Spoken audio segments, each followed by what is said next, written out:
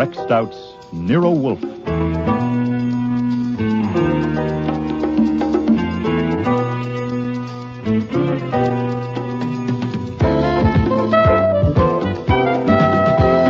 Starring Mabel Moore as Nero Wolfe and Don Franks as Archie Goodwin.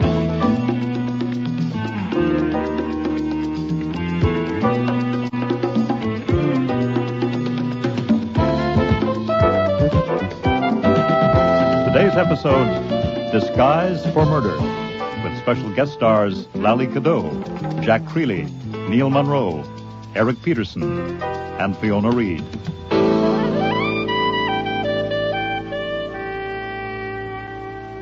I had made 2 mistakes.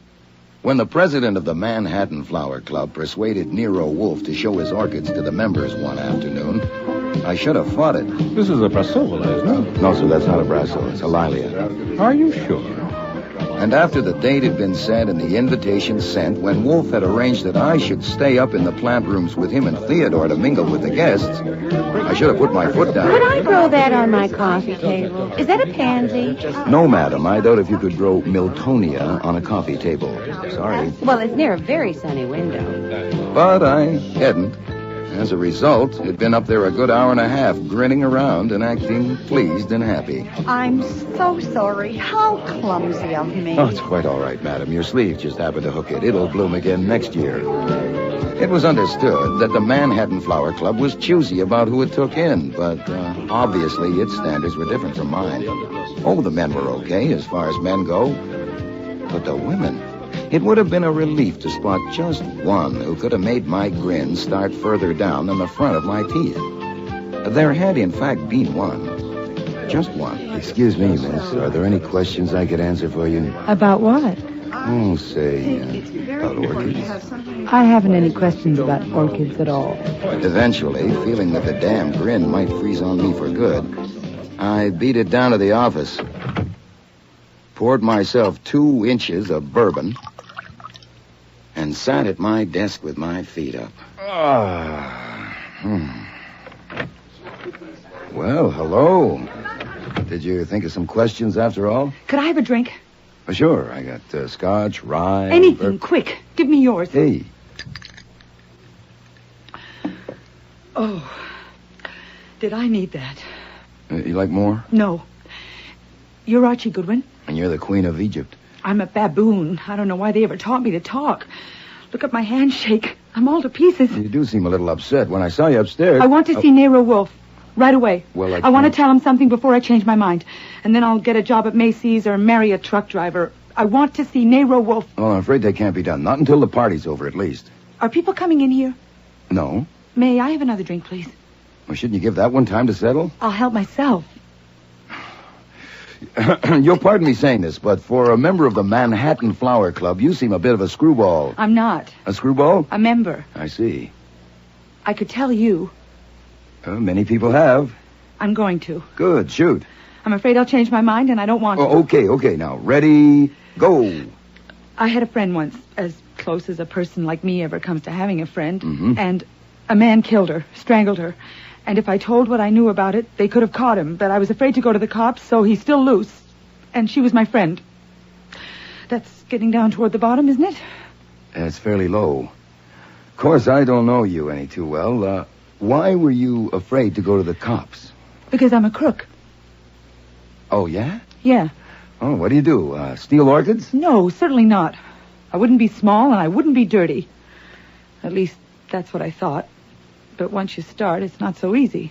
You meet people and you get involved, you know? Yeah, I know. I realized long ago that I'd made a big mistake. I wasn't what I thought I was going to be. A romantic, reckless outlaw. You can't do it that way. Or anyhow, I couldn't. About a year ago, I decided to break loose. A good way to do it would have been to talk to someone, the way I'm talking to you now. But I didn't have sense enough to see that. So you didn't break loose? No, I kept putting it off. And then I met this man in Florida who had a lead, and we followed it up here just a week ago. That's what I'm working on now. That's what brought me here today. Oh, God. If only I hadn't come here, I wouldn't have seen him. Seen who? I should have looked away from him, turned away, quick, when I realized who he was. But I was so shocked. I couldn't move. Oh, God, how dumb could I be? I just stood there staring at him, thinking I wouldn't have recognized him if he hadn't had the hat on.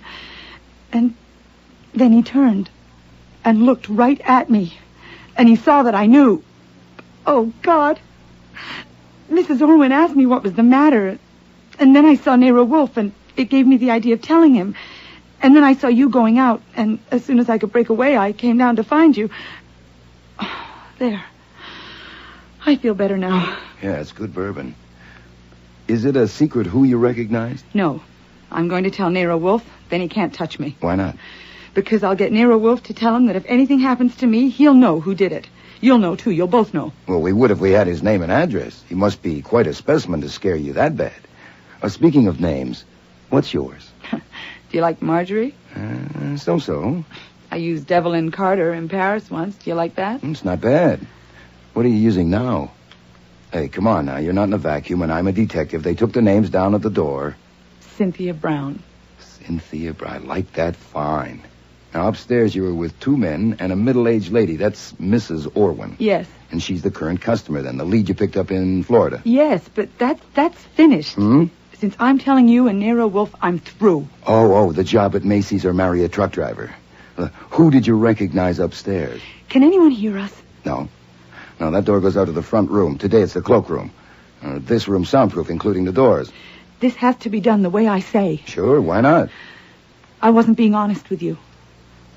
Oh, well, I wouldn't expect it from a crook. Start all over again. I don't just want Wolfe because I'm scared. Mm-hmm. I'm scared, all right, but I want him to get that man for murder. Will he do that? Well, he might. Now, what kind of evidence have you got? Have you got any? I saw him that day in her apartment. Whose apartment? My friend's, the one I told you about. I stopped in to visit her that afternoon.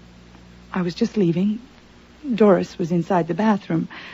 And as I got near the entrance door, I heard a key turning in the lock. And that man came in. When he saw me, he just stood and stared.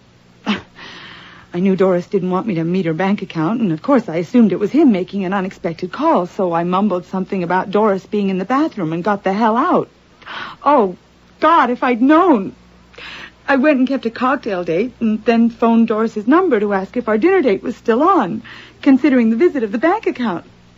There was no answer. They found her body the next day. There wasn't a word about the man in the papers. No one had seen him come or go. And I didn't open my mouth. I was a lousy coward. And you just saw that man again upstairs looking at the orchids? Yes. That's a pretty good script. Look, it is no script. I wish to God it was. Okay. He looked straight at me, and his eyes. Yes. Archie? Yes, sir. What the devil are you doing down there? Come back up here. Soon. I'm talking with a prospective client. This is no time for clients. Come at once. I have to go upstairs. Mr. Wolfe sounds a little pressed. Do you want to wait here? Yes. If Mrs. Orwin asks about you... I didn't feel well and went home. Okay. Now, it shouldn't be long. The invitations say 2:30 to 5. If you want a drink, help yourself. Well, keep the door closed. Well, what name does this murderer use when he goes to look at orchids? Come on, damn it. What's his name? I don't know. You don't? No. Well, describe him then. You wouldn't believe... Not now. I want to see what Nero Wolfe says first. Look, if you can't trust me... Oh, it's not that. Honest. Look, I might as well tell you. You'd never want any part of me anyway. This is the first time in years that I've talked to a man just straight. You know, just human. You know, not figuring on something one way or another. I've enjoyed it very much, Mr. Goodwin. You just call me Archie. But describe him for me. Just sketch him out. Not until Nero Wolfe says he'll do it. You'll understand why then. I had to leave it at that. Upstairs in the plant rooms, Wolfe shot me a look of cold fury, and I turned on the grin. I found the party Cynthia, if that was her name, had been with. Mrs. Orwin? Yes. Well, how did you know my name? The young lady that was with you. My sister? I guess so. You are... Colonel Percy Brown. Yeah, Miss Brown asked me to tell you that she went home. I gave her a little drink. It seemed to help, but she decided to leave. Oh, dear. Was she all right? She is perfectly healthy. There's nothing wrong For with her, you should have made it 3 drinks, 3 big ones. Just handed a pot. Be quiet, Jean. Certainly, Mama. Percy, perhaps you should go and see about It's her. not necessary, Mimi, really. Yeah, she's all right. I left Mimi, Percy, and Jean and moved around among the guests, being gracious and keeping my eyes peeled. I had been known to have hunches, and it would be something for my scrapbook if I picked up the killer of Doris Hatton, and it turned out to be Sunfast. Cynthia Brown hadn't given me the Hatton, only the Doris, but that was enough. The papers had given it a big play, of course. Beautiful young woman, no visible means of support, strangled in exclusive Manhattan apartment. A great deal had been made of the fact that the yellow silk scarf she'd been strangled with had the Declaration of Independence printed on it. I kept on the go through the plant rooms, leaving all switches open for a hunch, but it wasn't till nearly 5 o'clock when it happened.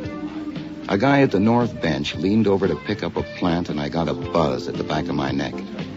It was the way his fingers closed around the pot, especially the thumbs. No matter how careful you are of other people's property, you don't pick up a 5-inch pot as if you were going to squeeze the life out of it. Nice flower. What color do you call the sepals? Nankeen yellow. Nanking yellow. How very persuasive. He put the pot back and marched off without another word. I followed him up to the landing and down 3 flights of stairs. There were only a few stragglers left in the hall, and Saul Panzer was at the door letting them out. My man went directly to the front room where Fritz was helping Mrs. Orwin with her coat. Could you hand me the brown tweed, please? Of course. Excuse me, but we're checking guests out as well as in. Your name, please? My name? Ridiculous. Stand aside, please. Problem, Archie? I don't know, Saul. I'd like to know that man's name. What the hell? In there! He's in there! What? On the floor! What is it? What is it? In there! Oh, Take care of her, Fritz. Fritz!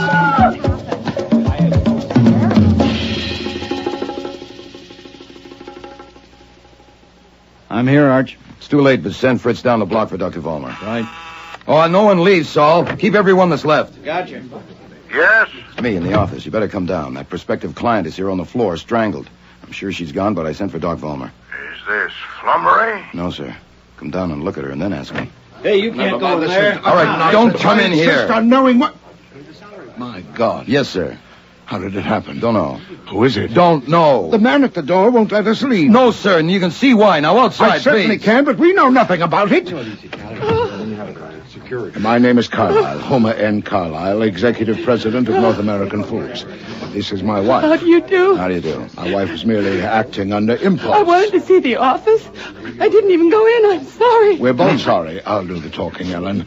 Now, we have an appointment, and there's no reason why we should be detained. Look, we're all sorry, but you can't leave. I insist. Look, if nothing else, your wife discovered the body. We're stuck worse than you are with a corpse in our office. We haven't even got a wife that had an impulse. Please do it the best. What's going on there, Saul? Guy insists on leaving. Of course I insist on leaving. You can't hold me here. Colonel Brown, I'm afraid... Saul, stop him. What the hell do you people think? You were warned, Colonel. Now, if you'll all... Guilt. What? Guilt. The compression got too great and boom, he exploded. I was watching him. Who the hell are you? My name is Morley. I'm a psychiatrist. Well, that's swell. Now go back in the front room and watch all of them. With a wall mirror in there, you can include yourself. This is illegal. You can't hold me here. Trying to... My appointment is very... Now listen to me. Make me stand. Oh, here's Nero Wolfe. My name is Homer N. Carlyle. I am president of North American Foods. I Quiet! only wanted to see your office, and there she was on the floor. Archie, get this tigress off me! Ellen, stop it! Oh. Hush! Madam, you have torn my lapel. My wife is distraught, sir. It's shut up! Distinguished group of sincere and devoted gardeners. Flee! Saul! Yes, sir. Are you armed? Yes, sir. Put them all in the front room and keep them there. Let no one touch anything around this door, especially the knob. Yes, sir. Archie, come in the office with me. Good God. Yes, sir, it's not pretty. Sometimes you can do something, but it wasn't even worth trying. Long ago, can you guess? I saw her alive an hour ago. I would guess she's been dead about half an hour. Finger marks? No, something soft like a strip of cloth was used. Say a scarf. You haven't called the police? No, I wanted a word with you first. Very well. Report quickly before we call Inspector Kramer.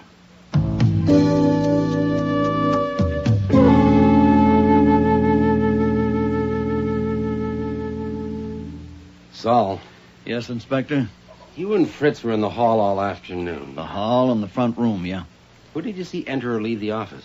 I saw Archie go in about 4 o'clock. I was just coming out of the front room with someone's hat and coat. I saw Mrs. Carlyle come out just after she screamed. And in between those two, I saw no one enter or leave. We were very busy at that time. What about you, Fritz? I saw no one. I didn't even see Archie go in. Excuse me, Inspector Kramer. Yes?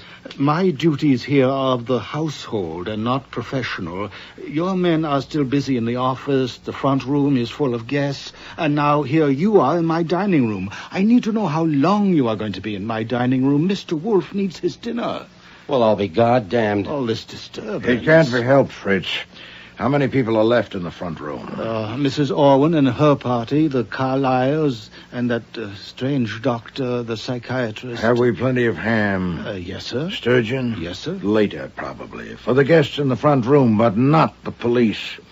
Are you through with Fritz, Mr. Kramer? Yes. Saul, you were at the door with Goodwin when that woman screamed and came running out of the office. But you didn't see her enter the office. Why not? We had our backs turned. We were watching a man who had just left go down the steps. Archie had asked him for his name, and he had said that was ridiculous. If you wanted, his name is Malcolm Vedder. What the hell it is? How do you know? I had checked him in along with the rest. Are you telling me that you could fit that many names to that many faces after seeing them just once? Hey, there's more to people than faces. I might go wrong on a few, but not many. I was at that door to do a job, and I did it. You should know by now, Mr. Kramer, that Mr. Panzer is an exceptional man. All right, that's all for now, Saul. Wait in the front room. Rowcliffe, you heard the name Malcolm Vedder. Check it on that list and send a man to bring him in. Yes, sir. Jesus, there are 219 names on that list. Yes. This house won't hold that many. Not all at once. They came and went. Oh, great. Goodwin's story. I mean, the girl's story as Goodwin told it. You got it exactly as she told it to me. Sure I did. Nothing saved, nothing held back. No. What do you make of the girl's story, Wolfe? What followed seemed to support it. I doubt if she would have arranged for her death just to corroborate a tale. I accept it. I credit it. What do you know about the killing of Doris Hatton? Oh, newspaper accounts. Love nest killing in Manhattan's most exclusive apartment building. Who paid the rest? Something like that. Yeah. Why can't police find them? Are they protecting I them? don't read the tabloids. 3 of our best men spent a month trying to start a trail. One of them is still working on it. Nothing. Not .1. Yes, I sympathize. Oh, you sympathize. Great.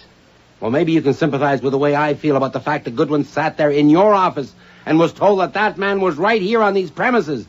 And did he pick up a phone and call us? No, he went upstairs and watched to see if anybody squeezed some flower pot. You're irritated, Inspector. Not that he was on the premises, but that he had been. Also, I was taking it with salt. The girl was a screwball. Also, she was saving specifications for Mr. Wolfe. Also, I know you. How many of the 219 guests were men? I'd say a little over half. And how do you like it? I hate it. Mr. Kramer, something has occurred to me that does not seem to have occurred to you. Naturally, you're a genius. What is it? Something that Mr. Goodwin told us. I want to consider it a little. We could consider it together. Later. Those people in the front room are my guests. Can't you dispose of them? Yeah, I'd like to dispose of them. Let's see the woman who found the body. What's her name, Carlyle?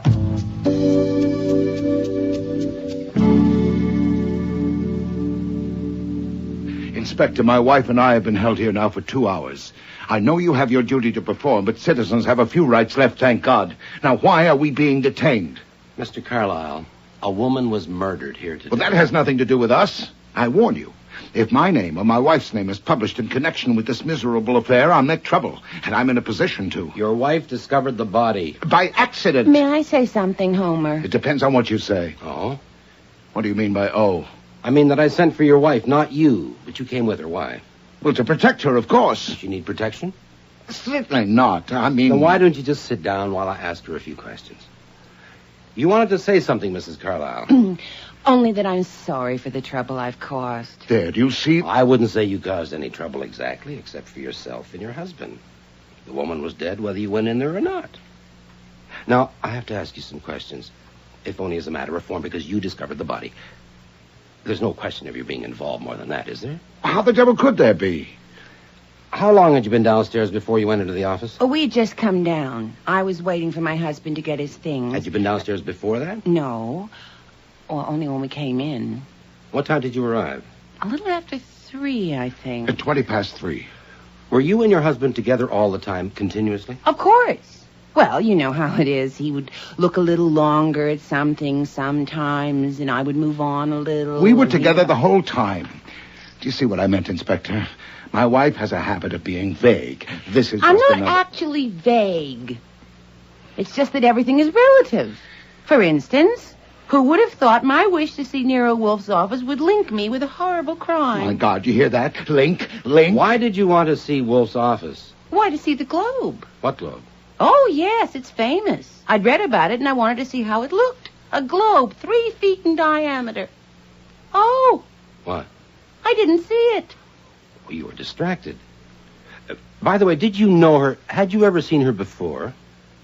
You mean her? Yes, her name was Cynthia Brown. We've never known her or seen her or heard of her. Had you, Mrs. Carlyle? No. Inspector, surely you can see how this has upset my wife. Haven't you asked enough questions? Oh, I suppose, for now. Thank you, both of you. We won't bother you again unless we have to. Rocliffe, pass them out. Oh, Inspector? Yes? I don't suppose... would it be possible for me to look at the globe now, just a peek? For God's sake, Ellen, come on. Excuse me, sir. What is it, Rocliffe? We're all through in the office, sir. We've covered everything. Nothing is being taken away, and it's all in order. We were especially careful with the contents of the drawers of Wolfe's desk. My desk? You went through my desk? Oh, yes. She was killed there. She was strangled with something, and murderers have been known to hide things. Did you get anything at all, Rocliffe? I don't think so. Of course, the prints have to be sorted, and there'll be lab reports. How do we leave it? Seal it up, and we'll see tomorrow. You stay here and keep a photographer. The others can go. What? Have that woman sent in, Mrs. Irwin. Orwin, sir? I'll see Wait her. a minute. You're going to seal up what, the office? Certainly. You don't mean that. We work there. And we live there. All our stuff is in there. Go ahead, Lieutenant. Mr. Kramer, have you the effrontery It's routine. That's a lie. It is not routine. It's my routine. Your office is not just an office. It is the place where more fancy tricks have been played than any other spot in New York. When a woman is murdered there, sealing it is routine. No, Mr. Kramer, I'll tell you what it is. It is the malefic spite of a sullen little soul and a crabbed and envious mind. It is the childish rancor of a primacy too often challenged and offended. It is the feeble wriggle of a word. I've been hearing about you for years. I'm Eugene Orwin. This is my mother. Inspector. My mother's not feeling well. At the request of your men, she went in with me to identify the body of Miss Brown. Take this chair, Mrs. Orwin. I would like to make a statement on behalf of my mother and myself. I hope you'll permit it. Mr. Orwin, I sent for your mother. I am a member of the bar. A statement would be welcome if it's relevant. I thought so. So many people have an entirely wrong idea of police methods. We come across that. Now, since Miss Brown came here today as my mother's guest, it might be supposed that my mother knew her well. But actually, she doesn't. That's what I want to make clear. Go ahead. Then here are the facts. In January, my mother was in Florida. You meet all kinds in Florida. My mother met a man who called himself Colonel Percy Brown. Colonel in the British Reserve, he said. Later, he introduced his sister Cynthia to her. My mother saw a great deal of them. My father is dead, and the estate, a rather large one, is in her control. She lent Brown some money. Not much. That was just an opener. But a week ago... It was only $5,000, and I didn't promise him anything. Mother. A week ago, she returned to New York, and they came along. The first time I saw them, I knew they were imposters. He didn't sound like an Englishman. Certainly she didn't. I was in the middle of a yarn when Wolfe passed me a slip of paper on which he'd scribbled, "Bring sandwiches and coffee for you and me. Tell Fritz to serve those left in the front room, no one else." I left the room, filled the order, and returned to the dining room with trays for Wolfe and me. Most of the others had gone because I wanted to persuade Mr. Wolfe to sell me some plants. But after Miss Brown left you, your group was never separated at all? My mother and I were never separated, but I believe Colonel Brown did wander off by himself once or twice. I see. Well, I think that'll be all for now, Mr. Orwin. You and your mother can return to the other room. You won't keep us much longer, Inspector. I think we'll be through quite soon now. I do appreciate your consideration. Goodwin, you told me you had seen Orwin and his mother separated from each other during the afternoon. Pass the Dijon mustard, would you please, Mr. Wolfe? Here. Oh, thank you so much. Yes, Inspector, I saw them separated several times. So he lied. Oh, yes. The pepper, please, Archie. Oh, of course, sir. Thank you. Is that imported ham? Oh, no, it's Georgia. Fed on peanuts and acorns, cured to Mr. Wolfe's specifications. Smells so good, but it tastes even better. I'll copy the recipe for you. Oh, no, damn it, I can't, because the typewriter's in the office. I am sorry. Rowcliffe, get that Colonel Brown in. Yes, sir. That man you wanted, Vedder, he's here. The flower pot strangler? And I'll take him first. Bring in Mr. Vedder, please. You know I can't make up my mind which of these sandwiches is the best. Ham or sturgeon. So I like to alternate. First a bit of ham, then sturgeon, then ham, then... Typical. Typical of what? Typical of police clumsiness. Pulling me into this. The newspaper men out front recognized me, of course. And the damned photographers, my God. Why do they recognize you? I am Malcolm Vedder. Oh, yes? I am not unknown. I am currently starring in The Primitives on Broadway. Oh, an actor. Yeah. Oh, it'll be tough for you having your picture in the paper. We need help, us clumsy police, and you were among those present. You remember this flower club? I am not, sir. I came at the kind invitation of a friend, Mrs. Arthur Beauchamp. And were you with this Mrs. Beauchamp this afternoon? I was not. Mrs. Beauchamp had to leave early to keep an appointment. I chose to remain to look at more orchids. If only I'd left with her, I would have avoided this dreadful publicity. Were you acquainted with Miss Cynthia Brown or her brother, Colonel Percy Brown? Did you see them upstairs? I saw no one that I had ever known or seen before, except for Mrs. Beauchamp. Did you know Doris Hatton? Who? Doris Hatton. Doris Hatton? She was also strangled. I remember now. Yes? God, imagine strangling a beautiful woman. Put out the light. What? And then put out the light. Did you know Doris Hatton? Othello. No, I didn't know her. I only read about her. Damn it all. I only came here to look at orchids. God. A little more mustard, please, Mr. Wolfe.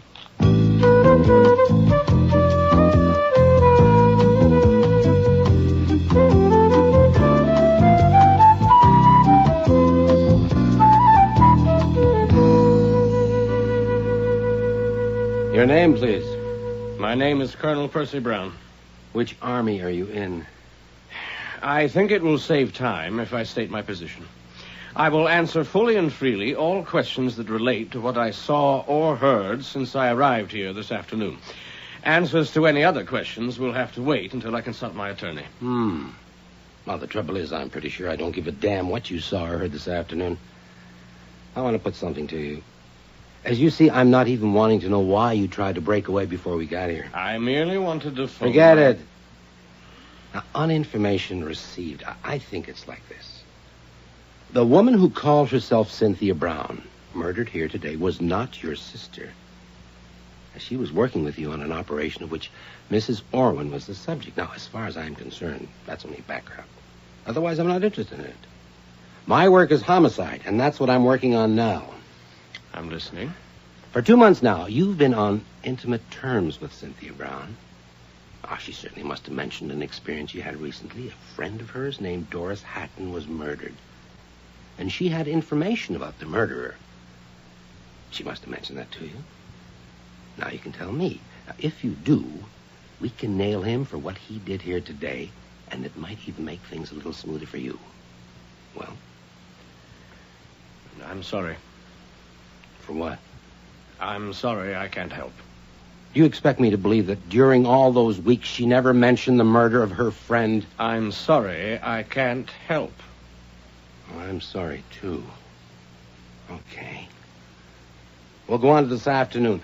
On what you said you'd answer fully and freely, do you remember a moment when something about Cynthia Brown's appearance, some movement she made, or the expression on her face, caused Mrs. Orwin to ask her what was the matter with her? No, I don't believe I do. I'm asking you to try. Try hard.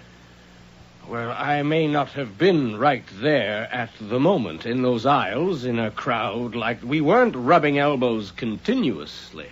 You do remember when she excused herself because she wasn't feeling well? Yes, of course I do. Well, this moment I'm asking about came shortly before that. She exchanged looks with some man nearby, and it was her reaction to that that made Mrs. Orwin ask her what was the matter. Now, if you saw that look and can describe the man, I wouldn't give a damn if you stripped Mrs. Orwin clean and 10 more like her. I didn't see it. You didn't? No. You didn't say you're sorry. Well, I am, of course, if it helps. Oh, to hell with you. Levy, take him out and tell Stebbins to send him down and lock him up. Material witness. And he's got a record somewhere. Find it. Yes, sir. I wish to phone my attorney. There's a phone down where you're going. If it's not out of order, take him, Levy. And tell the men to start gathering up. We're leaving. Everybody out to my office. But there's one more, sir. One more what? In the front room, a man. Who? His name is Nicholson Morley. He's a psychiatrist. Oh, let him go. This is a goddamn joke. Yes, sir. Clear up, Rocliffe. Oh, before I go, Wolf, earlier you said something had occurred to you. Did I? Something in Goodwin's report of what Cynthia Brown said to him. Was that just before you ordered my office to be sealed? Come on, Rocliffe, let's get out of here. Excuse me, sir. That man Morley insists on seeing you. He says it's vital. What is he, a screwball? I don't know. He may be. Oh, bring him in. Come in, Dr. Morley. You have something to say, Doctor? I have. Something vital. Well, let's hear it. The talk in the front room is that the murder of Cynthia Brown may be connected with the strangling some months ago of Doris Hatton. May I assume that is so? If you want to, why do you ask? And may I ask if you have a definite object of suspicion? If you mean, am I ready to name the murderer? No. Are you? I think I may be. Go ahead. Oh, not quite so fast. I must first make one more assumption, that these were not commonplace crimes with commonplace discoverable motives, or the murderer would have been vulnerable to your very efficient police techniques. Now, assuming those techniques have failed, we must ask why. Must we? Okay, why? Because the most powerful motives on Earth are motives of personality, which cannot be exposed by any purely objective investigation. If the personality is twisted, distorted as it is with a psychotic, then the motives are twisted too. Get down to it. Very well. You know the names of all the people who were here today. I am willing to offer my services. I don't think there are more than 3 or 4 men in New York qualified for such a job. All you have to do is have them brought... Wait a minute. Are you suggesting that we deliver everyone that was here today to your office for you to work on? Oh, no. Only the men, of course. There's an excellent chance that I can tell you who the strangler is, and when you know that... Excuse me. Sorry to cut you off, Doctor, but I have to get downtown. I'm afraid your suggestion won't work. I'll let you know. Come on, Rocliffe. Mr. Wolfe, you are intelligent and literate. I should have had you more in mind. May I count on you to explain to that policeman why my suggestion is the only hope for him? No. Mr. Wolf's had a hard day, so have I. Would you mind closing the door after you? But... This way, please.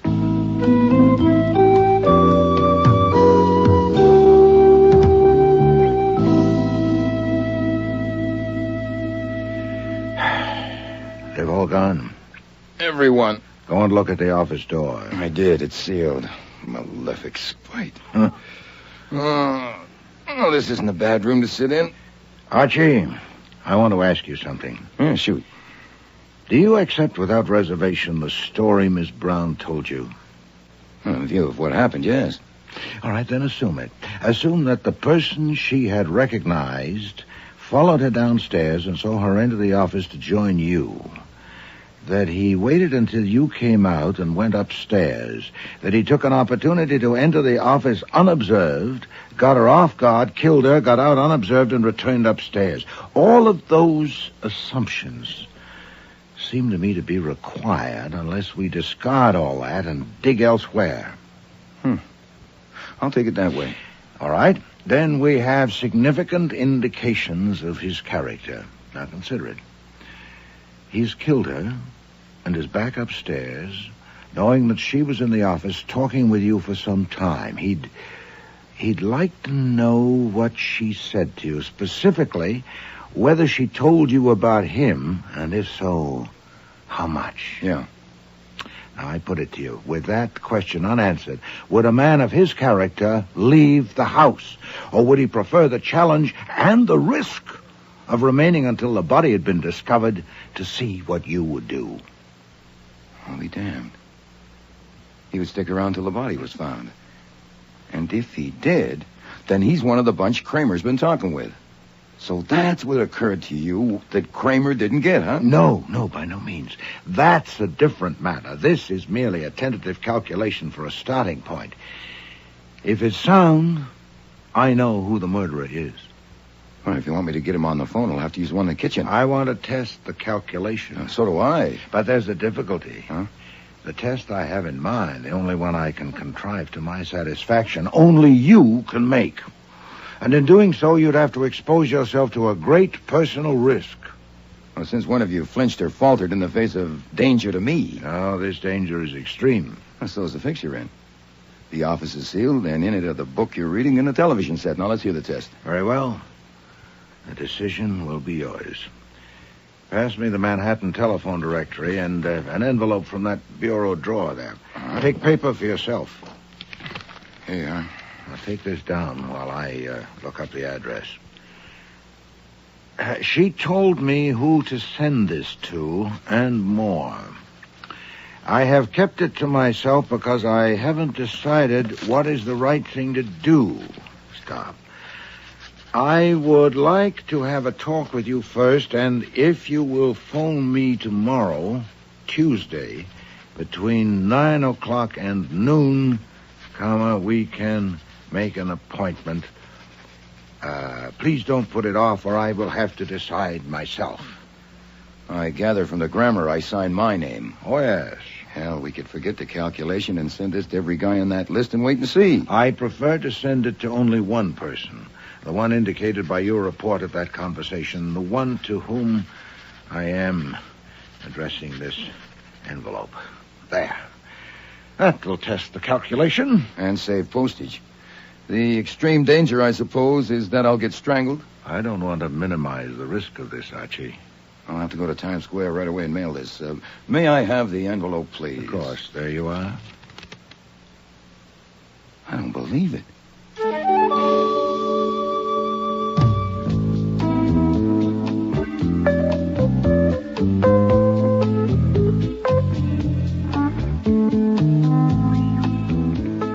I was with Wolfe in the plant rooms the next morning when the call finally came. Nero Wolfe's residence, Archie Goodwin speaking. You sent me a note Did I? What about?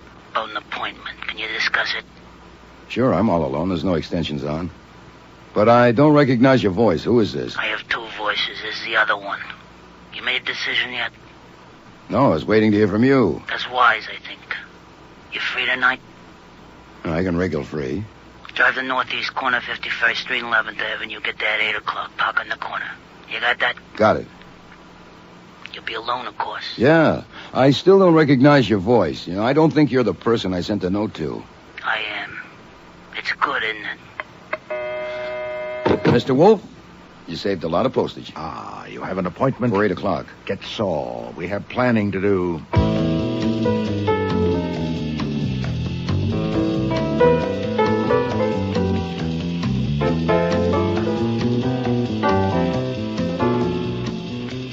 By the time I left to keep the appointment, we had no less than 7 contingency plans. I parked at the meeting place at 7:47 and cranked down the window for a good view of the filling station across the street. At 7:59, exactly on schedule, a taxi pulled in and stopped by the pumps. And the driver got out, lifted the hood, and began fiddling around inside. Saul was in the passenger seat. I rolled up my window and waited. A kid, barely old enough for high school, was motioning to me to roll down my window. You, Goodwin? Yeah. This is for you. Hey, wait a minute. Come back here.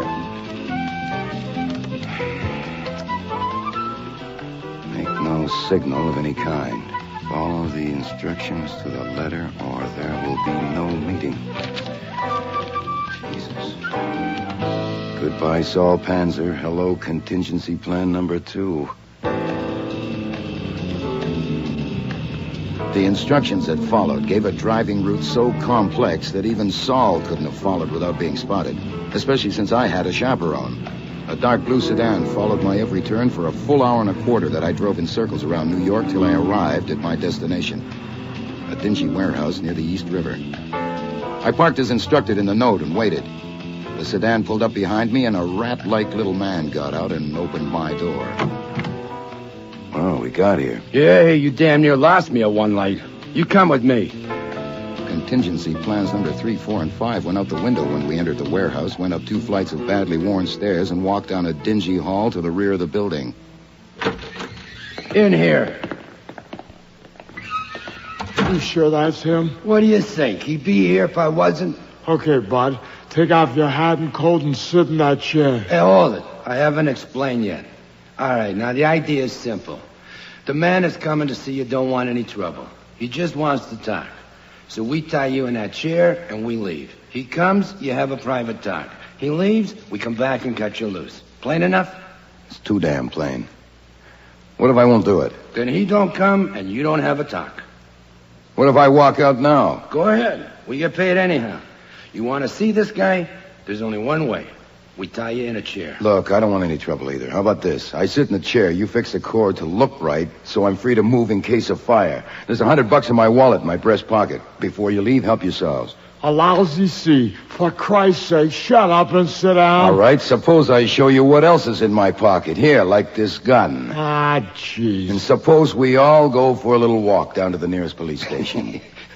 Okay, wise guy. And then what do we do? Hey, look. You either want to see this guy or you don't. Seeing how you got the gun out, I guess he's got to know you. I don't blame him for wanting your hands arranged for.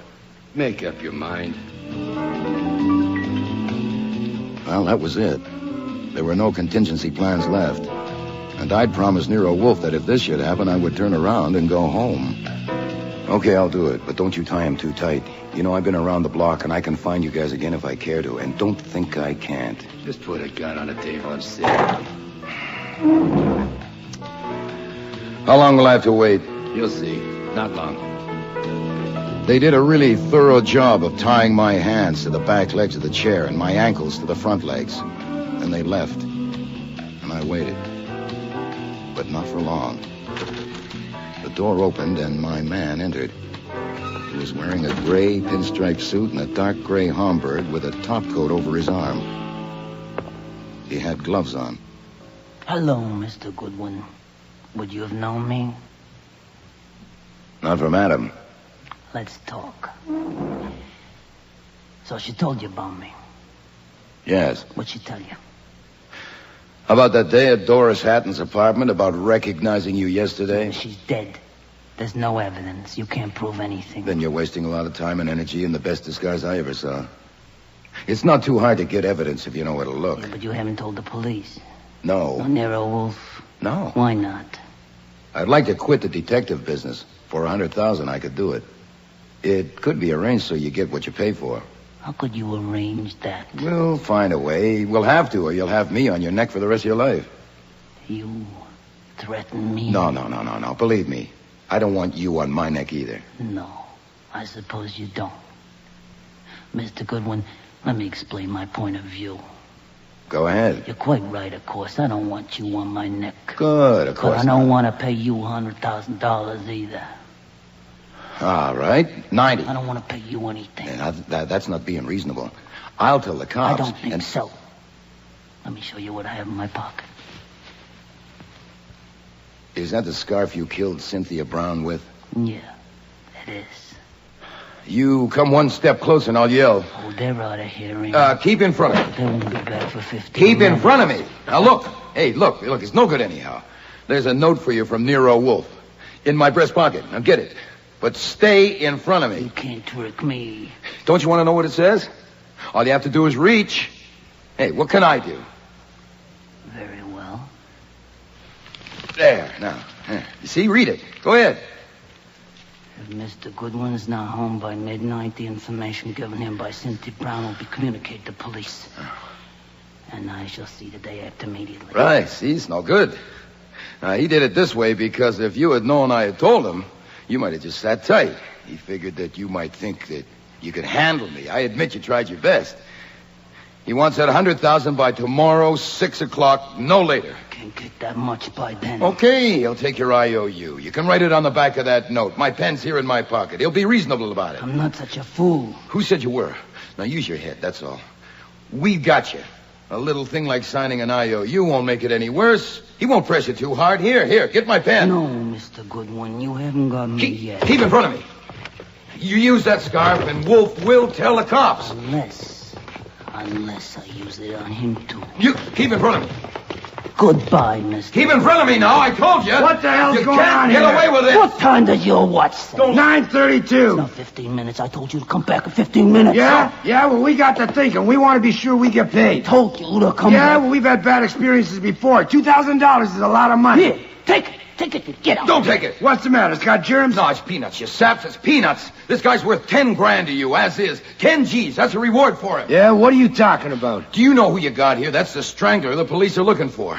You read today's papers? You see the scarf in his hand? Look, he's trying to hide it. Yeah, he's crazy. He's trying to make a fool. Do you want to know his name? I'll give you his name. Mrs. Carlyle. Mrs. Homer N. Carlyle. You want her address? Mrs. Did you say Mrs.? That's a woman. Watch her now. Keep her away from me. Keep her away. Don't let her touch me. Okay, pal, hold it right there. Let me go. Jesus, it could be a woman. There's one way to find out. Yeah. Don't you touch me. No. Don't you touch me. Don't touch me.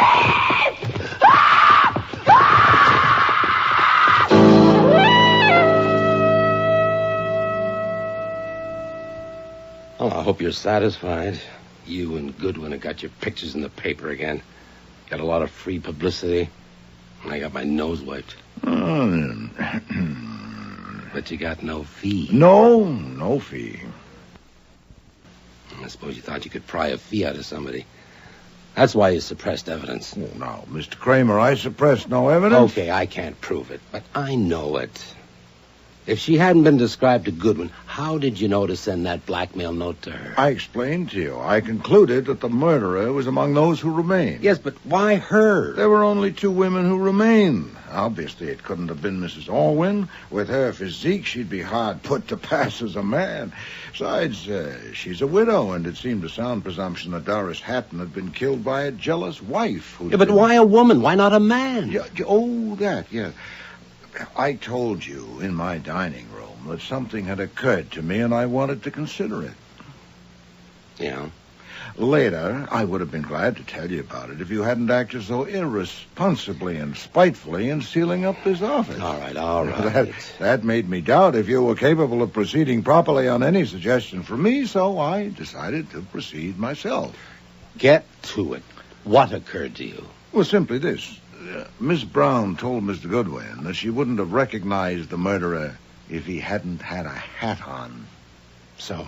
She used the masculine pronoun, naturally, throughout that conversation, because it had been a man who'd called at Doris Hatton's apartment that October day, and he was fixed in her mind as a man. But it was in my plant rooms that she had seen him the other day, and no man wore his hat up there. But nearly all the women had hats on, so it was a woman. I don't believe it. You have a record of Mr. Goodwin's report of that conversation. Consult it. I still wouldn't believe it. Well, there were other little items. For example, the strangler of Doris Hatton had a key to the door. But surely the provider who had so carefully avoided revealment wouldn't have marched in at an unexpected hour to risk encountering strangers. And who's so likely to have found an opportunity or contrived one to secure a duplicate key as the provider's jealous wife? You can talk all day. I still don't believe it.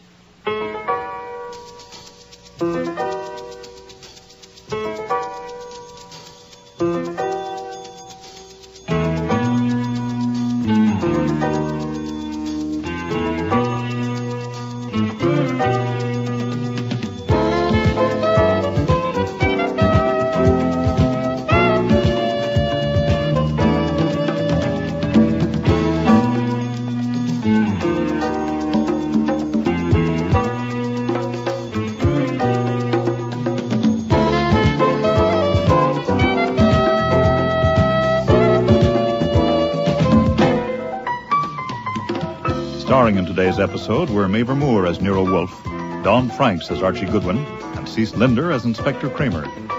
Lally Cadeau was Mrs. Carlyle, Jack Creeley, Malcolm Vedder.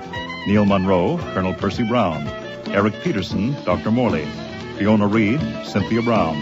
Denise Ferguson, Mrs. Orwin. Michael Tate, Gene Orwin. Henry Raymer, Homer N. Carlyle. Nick Nichols, Charlie. Jim Morris, Skinny. Alfie Skopp, Saul. And Frank Perry was Fritz. Music was composed and conducted by Don Gillis. Technical operations by John Jessup. Sound effects, Bill Robinson. The production assistant was Nancy McElveen, and casting consultant was Ann Weldon Tate. Disguise for Murder was written and produced in Toronto by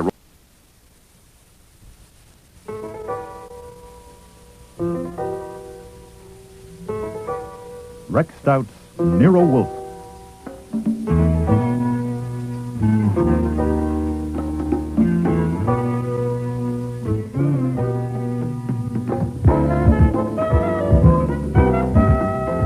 Starring Mavor Moore as Nero Wolfe and Don Franks as Archie Goodwin.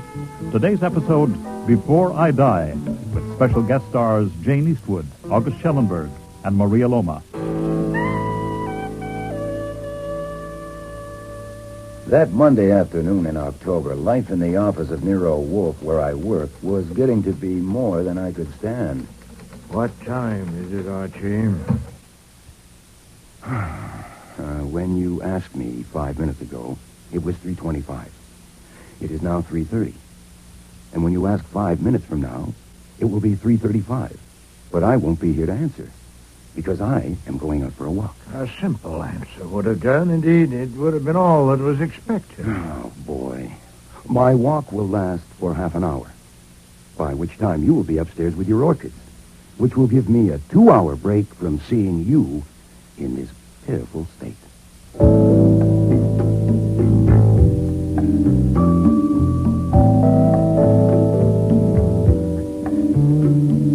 I wasn't blaming him. I was merely fed up with him. You see, it was smack in the middle of the great meat shortage after the war. And to my 270-pound boss, a meal without meat was an insult. He'd got so desperate that he started taking long walks, as, for instance, back and forth between his chair and the bookshelves. Anyway, I got my coat on and was just reaching for the front door. Your name's Archie Goodwin. Thanks. How much do I weigh? Come on out. Guy here in a car wants to see you. The black Cadillac. Yeah. Uh-huh. Oh, hold it for a minute.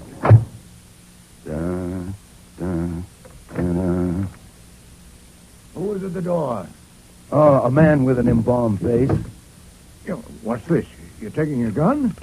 I was asked to step down to the curb and see a man in a car. I recognize the man since he is one of our most famous citizens, Tizio Parito, also known as Daisy Parrott. His latest title is the King of the Black Market. Look, when he phoned this morning, I told you I wouldn't see him. Yeah, and I told him. I guess Daisy Parrott doesn't take no for an answer.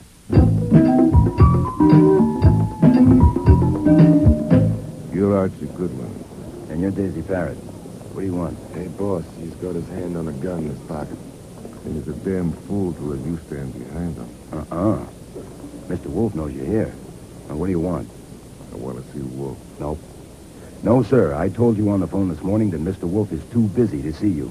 He's got more work than he can handle now. I intend to see him. Bring him out here. Now, look. Don't think I'm laughing you off. People who laugh you off are apt to show up at a funeral playing the lead, okay? But whatever you have in mind, Mr. Wolfe wants no part of it. Now, that may make you sore, which I'd like to avoid if possible. Archie! My God. Archie, what does Mr. Parrott want? Nothing. He just stopped by. He wants to see you. Then confound it, Archie. Bring him in here. What? Bring him in.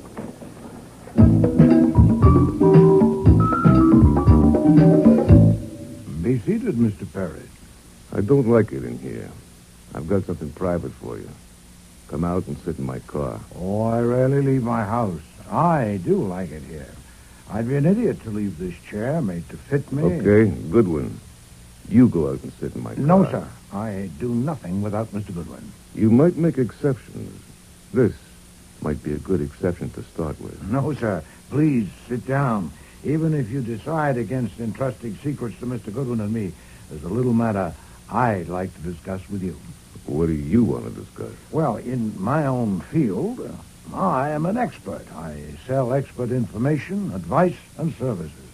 I understand that you are also an expert in a different field. Presumably, you know where certain things are and how they may be got. I am, on the whole, a respectable and virtuous citizen, but like everyone else, I have my smudges. Where is some meat?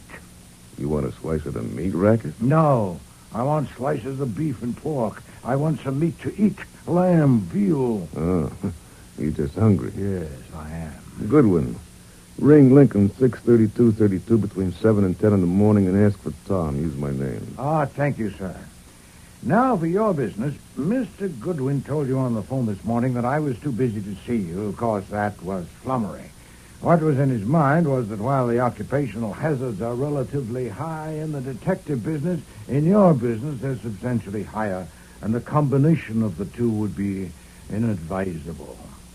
I must admit regretfully that I agree with him. It would be foolish for you to entrust me with secrets only to be told that I can't undertake a job for you, so I tell you in advance I'm sorry. I need help. Doubtless, or you wouldn't have I don't often need help, but when I do, I get the best there is, and I pay for what I get. There. 50 C's. $5,000. That will do for a start. I'm being blackmailed, and your job is to stop it. But I've told you, Mr. Perry. I'm being blackmailed by my daughter. Hold it. Nobody in this world knows about that except me, and now... I said, hold it. Now, I want to warn you that Mr. Wolfe is every bit as stubborn as you are. This is damn dangerous. We're all concerned. Now, he's told you he doesn't want to hear it, and neither do I. Now, Mr. Wolfe, what's wrong with egg salad sandwiches? But she's not really my daughter. The one who's blackmailing me. Now you know that, too. I have got a daughter, a real one. She'll be 21 next month. And where you going? You'll have to excuse me, Mr. Parrott. You walking out on me? I always spend from 4 to 6 upstairs with my plants. Always. If you insist on confiding your troubles to me, tell Mr. Goodwin about it. I'll phone you later. You know something? Who's that pot? Huh? You're crazy, both of you. What's that gun in your hand for? Crazy as bed bugs.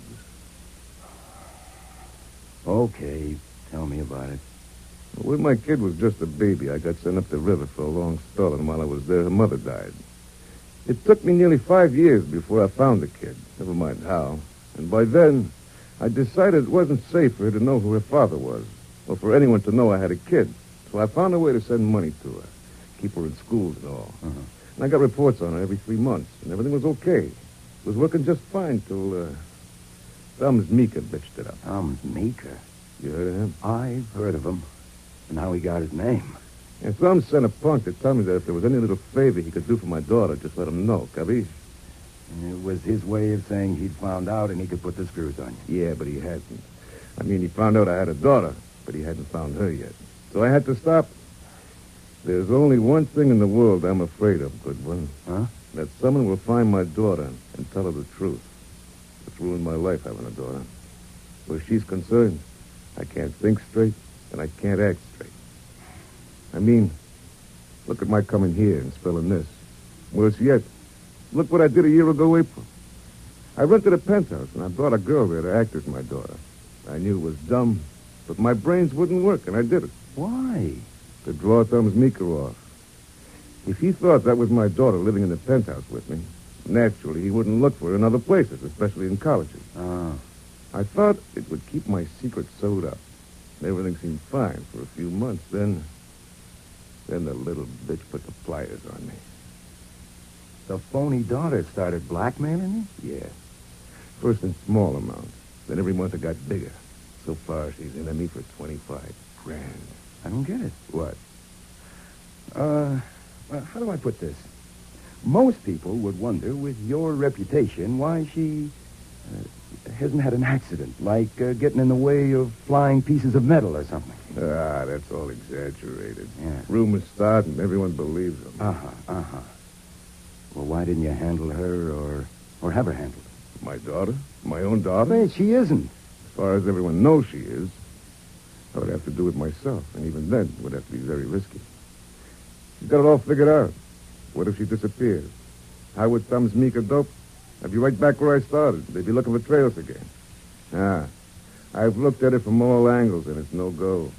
Then you're stuck with an expensive daughter. Like hell I am. Last night she hit me for $50,000. That settles it. I've got to have help. I picked on Nero Wolfe, but from what I know of him, he's got brains, and mine won't work on this. That $5,000 is just for a start. I'll pay what it's worth, and it's worth plenty. Look, he won't touch it. Her name is my daughter, is Violet Parrott.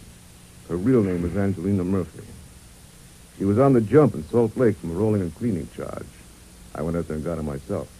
See, I doped it that I'd have her sewed up because the Salt Lake Fuzz would like to have her back if she got tricky. But it didn't take her long to realize that I couldn't unload her. Okay. You'll have to deal with her. Is it true Wolf never leaves the house? Absolutely true. So you see... Violet will be here at 9 o'clock tonight. Mr. Wolf will have to call you. Now, after he's seen Violet, there's another job he'll have to do. With my real daughter. He'll have to be very careful. Look, that can wait. Her name's Beulah. Beulah Page. I'll write her address down for you. Look, Mr. Parrott, there's no point... Goodwin. Yes? I know I can trust you. I'll be in touch. Ciao. Ciao. Why are you disturbing me, Archie? I'll be down at 6 o'clock. This is urgent. A question for you to mull. Well? What color do you like in shrouds?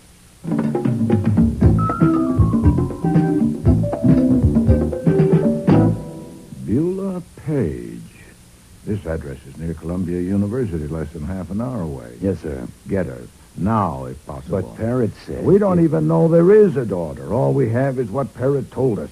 Miss Beulah Page is registered at the university. Medical and Social Services Studies honor student. I checked. I want to see her. At the very least, I want you to see her. You can introduce me to her? Boy, she's 20 years old. Flummox her.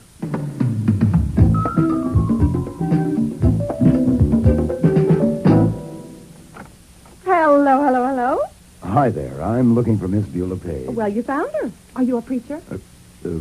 No, I'm not exactly. My name is Stevens, Harold Stevens from Dayton, Ohio. May I have a moment? Sure. Only it's too bad you're not a preacher. It certainly is, if you want one. What I want to ask, I would like very much to have a talk with you this evening because, well, I'll only be in the city a short while, and I want to tell you about the Dayton Community Health Center. How did you know I was interested in health work? Oh, Miss Page, we keep our ears to the ground at all universities. Your outstanding record is known to us, and of course we've read your thesis. You've read my thesis? Indeed we have. It's outstanding, which is why I would like to have a talk with you. Oh, well, that's very exciting, but... Oh, come in, please. Thank you. This is Mr. Shane, Morton Shane. Mr. Stevens, is it? Harold Stevens. How do you do? Oh, well, I've got to tell him, Mort. The reason I asked you if you were a preacher. Oh, yeah. Because we're going to be married.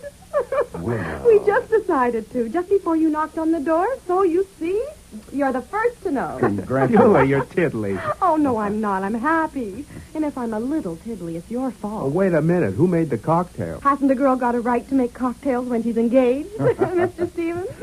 Oh, wait, there's a little left. You are good luck. You have to have one with us. Well, wait a minute. Wait, I've got a better idea.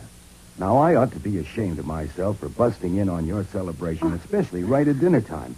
Why not let me help you go on celebrating? How about a betrothal dinner? Well, I don't know. Oh, that sounds just great. Morton, it's fate. Look, I'm staying with a friend in town who happens to be a very famous man, and he's also very hospitable.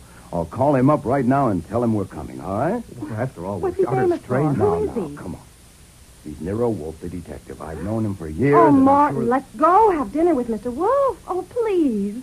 You can't refuse my first request as your bride-to-be. Oh, let's make him go, Mr. Stevens. He has a strong sense of propriety because he's in his last year at law school. He thinks lawyers are the guardians of everything from social conventions to moral righteousness. Not righteousness, right? There, he accepts. Let's go.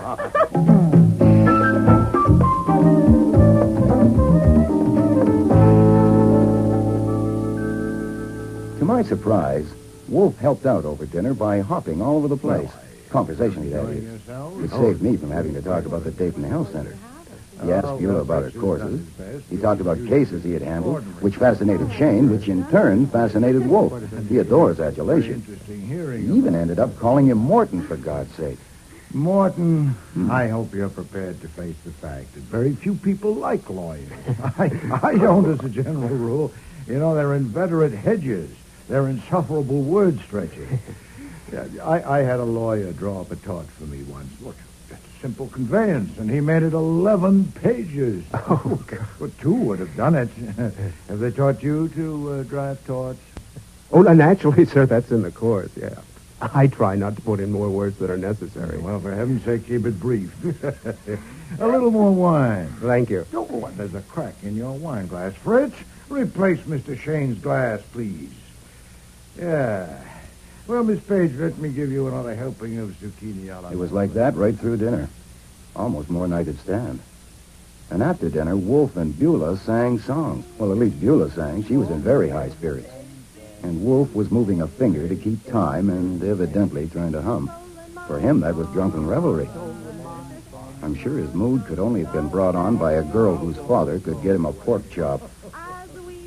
I had to remind Wolfe of our appointment, or he would have ended up with both daughters in the house at the same time.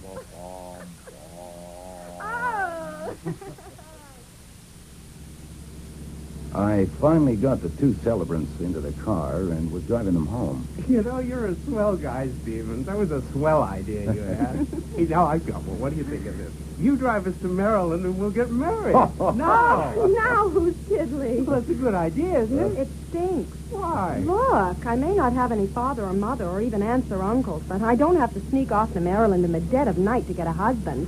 I'm going to have flowers and white things and sunshine if I get a break. Anyway, what about that test tomorrow? You said it was important. Well, it is. Home, Stevens. Him first, because he has to study. And then you can come up to my apartment and tell me about your health center. You haven't said a word about it all evening. Well, I didn't want to spoil the celebration. Brides-to-be should not discuss business on their betrothal night. I'll phone you tomorrow, okay?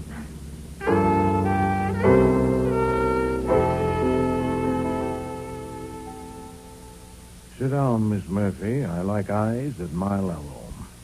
The name is Parrott, Violet Parrott. No, Miss Murphy, it won't do. Mr. Parrott told me who you are.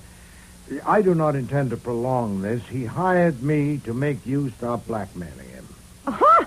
My father told you that? Mr. Parrott sat there... Daisy Parrott telling anyone I'm not his daughter? Now, you think I believe that?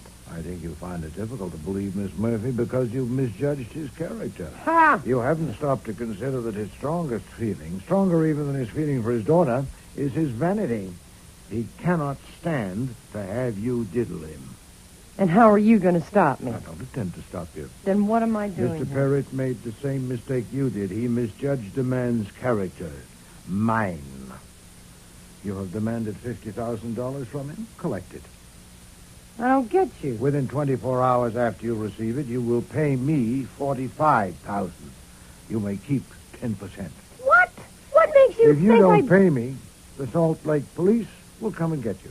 But you goddamn fool. You can't do that to Daisy. He doesn't have to let you alone like he does me, you know. All I have to do is tell him. Naturally, I prepared for that. He won't believe you. I get it. I give it to you, and you hand it to him, and he gets off cheap. Well, now, wouldn't that be sweet? And Daisy thought I'd fall for that. I assure you, Miss Murphy, Mr. Parrott knows nothing of this. This is my own idea, and I intend to profit from it. So will you. You can keep 10,000 out of every 100,000 we get. Oh, look, come on. I've got more brains than that.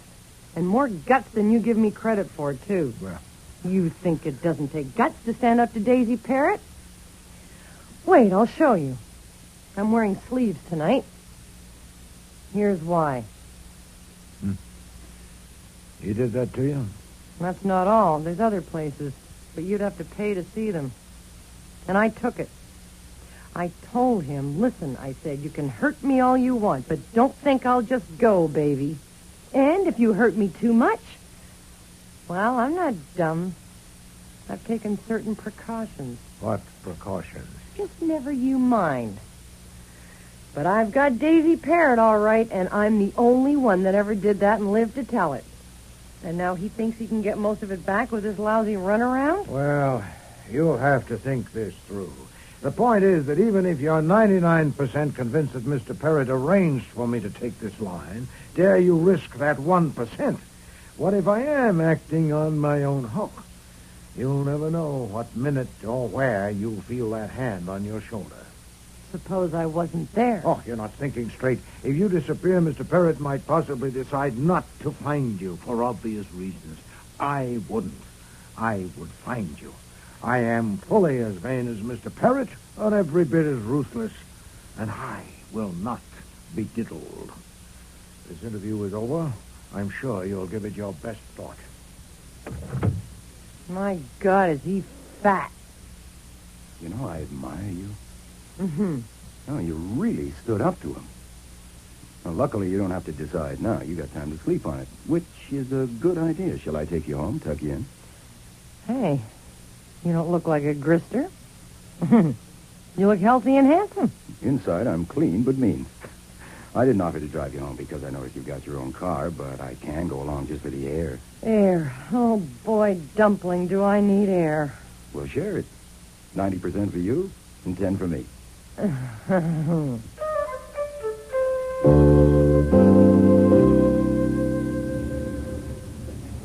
You know, Angelina, you're sunk.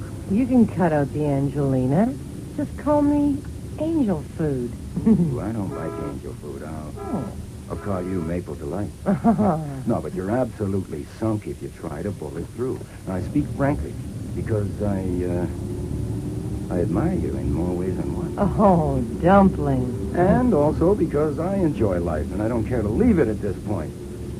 If you go on putting the B on Parrott and don't give Wolf his 9/10, Parrott will find out sooner or later. Then not only will Wolf get it, but I'm liable to get it, too.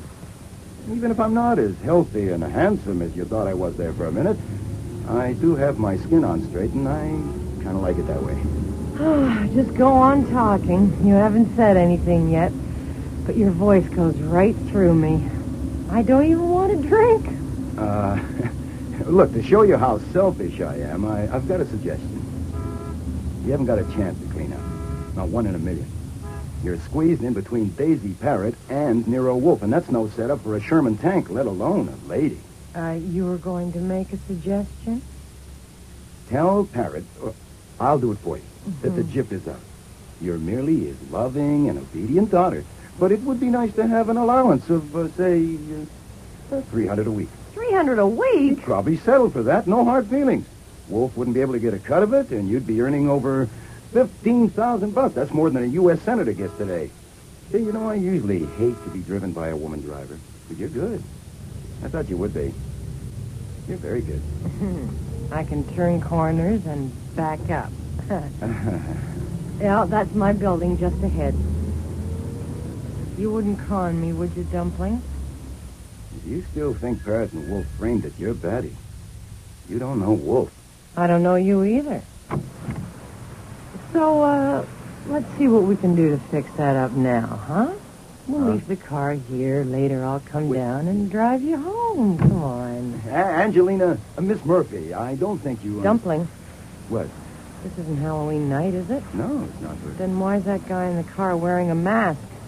Get down! Ah!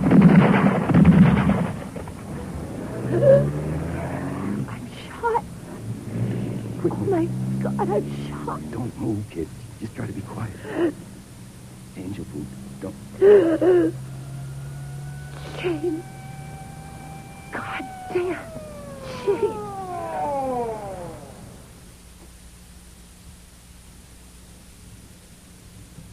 Okay, Goodwin, we lock you up. Oh, Inspector Kramer, you said that 4 times. I don't like the idea, and neither will Mr. Wolfe or his lawyer, but I prefer it to more of this. Go ahead. Oh, damn you. Look, let me summarize it for you. Daisy Parrott came to see Mr. Wolfe to consult him. If I had information for you on that, which I haven't, it would only be secondhand. Then in the evening, Parrott's daughter arrived, apparently to consult Mr. Wolfe about the same thing as her father, and I've told you you'll have to get that from Wolfe, too. And I've told you Wolf's door is bolted, and Fritz says he can't be disturbed. He's asleep. Try him after breakfast. Say 11 o'clock. course, I won't be there to let you in if I'm in that cell. Then I escorted Miss Parrott home with her driving the car. We arrived at her apartment building Where's Daisy Parrott? You mean now? Now. I have no idea. Is he holed up in Wolf's house? Oh, good God, no. It makes my teeth chatter just to think of it. Did your teeth chatter when he was there yesterday? Now, look. It will soon be dawn. Now, I told it over and over. All I know. You know damn well the man to tell you what Parrott and his daughter wanted is Wolf. You know damn well I can't tell you. You also know if you hold me, Mr. Wolf will resent it, and you won't be able to depend on a thing he says. Now, Kramer, what do you want to do? Get in another jab in a private feud or solve a murder? Okay. I warn you. I'm going to take a nap. Either in a chair, or on a cot, or home. In bed. Get out of here. Go on, get. In the cab on the way home, I was trying to add it up, but I couldn't even begin. Why had Parrott decided to erase Violet? And what was the big idea of dragging Wolf in? Not to mention me. I decided I would have to shoot Parrott. It wasn't merely a hangover from my sensation as I watched Violet die on the sidewalk. It was a realization of where Wolf and I were sitting. To be tangled up in a gang war between Daisy, Parrott, and Thumbs Meeker wasn't taking a risk. It was checking out. But then as we pulled up to the house, I changed my mind. Killing Parrott was the worst thing I could do. The guy I really wanted to shoot was Wolf. All this for a pork chop. Hold it right there, Goodwin. No funny moves, Goodwin. That's a gun in his pocket. Is it the one he used last night? Don't be too smart. I want to ask you about last night. My car's around the corner. Go ahead. We'll come behind. We can talk here. I've often talked here. What do you want to ask me? Get going. I like it here. What's that? A taxi. Hey, we shouldn't be out in the open like this. I said get going, Goodwin. I was about to say I like it here. You can relax, Parrott. Even if I had ideas, which I haven't got my gun. They took it away. Hey, that cab! Get down, boss! I didn't duck or dive. I just dropped. This time I didn't see the man in the cab at all, even to see if he was wearing a mask. I was moving too fast, rolling to get around the corner to safety. When it was safe, I stuck my head around the corner and saw two forms as flat as mine. Only they were much quieter. I crawled over to them. Parrott and Face were never going to be dangerous to anyone again. Archie, is that you? I think so, Fritz. Do you need help? Just to get in, Fritz. Take the chain off the door. Did you kill somebody? Archie! What the devil is it now?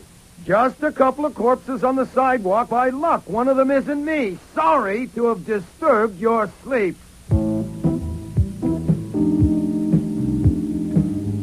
So Kramer didn't have to wait till after breakfast to see Wolf. He and his squad of scientists arrived within minutes and stayed for hours. Wolf told him almost everything about Parrott's visit, but he saved items like Violet being a phony and the kind of lever she had in her father. Her real daughter was left out entirely. And when the company finally left, the sunlight was entering the window beyond Wolf's desk. It may have well been the longest night I ever spent. I hope it. Nero Wolfe's office. Archie, Saul here. I want the boss. Hold on.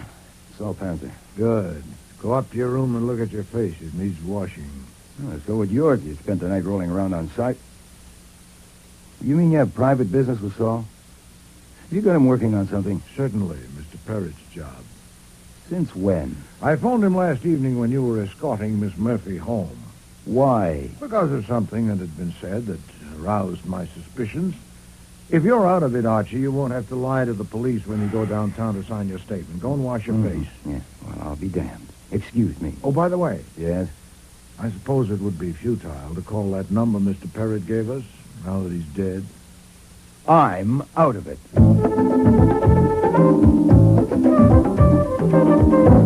My breakfast was interrupted 4 times by phone calls, and that went on all morning. That wasn't so bad. Stalling journalists had to be routine with me over the years, but one of the calls was a sample of what might be expected from life from then on, as long as it lasted. Goodwin?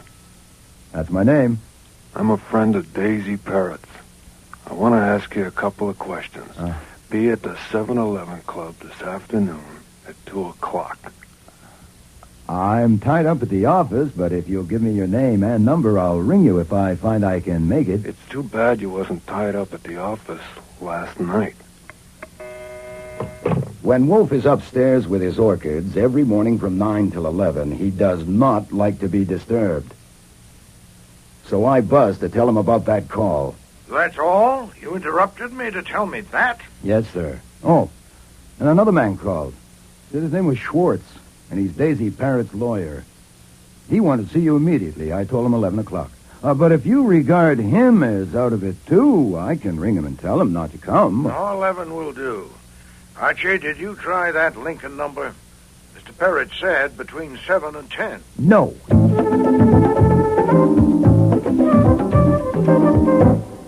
Sit down, Mr. Schwartz. Thank you. Mr. Wolfe, I must apologize for being urgent about this appointment, but I felt there should be no delay. I gathered from Mr. Parrott last evening that you had not explicitly given your assent, and therefore... Assent to what? Why, to your appointment in his will as executor of his estate, in effect the guardian of his daughter. Huh? Did you? Utterly preposterous. I was afraid of that. It will complicate matters. You see, there is a question whether the $50,000 provided for that purpose will go to the executor if the executor is not you. Did you say 50,000? Yes. Tell me about it. In the past, I have attended to a few matters for Mr. Parrott of a minor legal nature. But last evening, he came to my office, my apartment. He has never been to my office, and asked me to draw up some papers at once in his presence. What time was this? Oh, he arrived about 9. Was there until after midnight. I'm afraid it took a long while. You understand, it's a difficult business, extremely difficult to convey property by testament to a daughter without naming or identifying her in any way. Your functions are limited strictly to the legacy of his daughter. There are only 2 other provisions in the document under consideration. $50,000 to you as executor, and the same in amount to me. Let me see it. In a moment, yes, sir. I should explain that the large sum left to me was not to compensate me for drawing up some papers.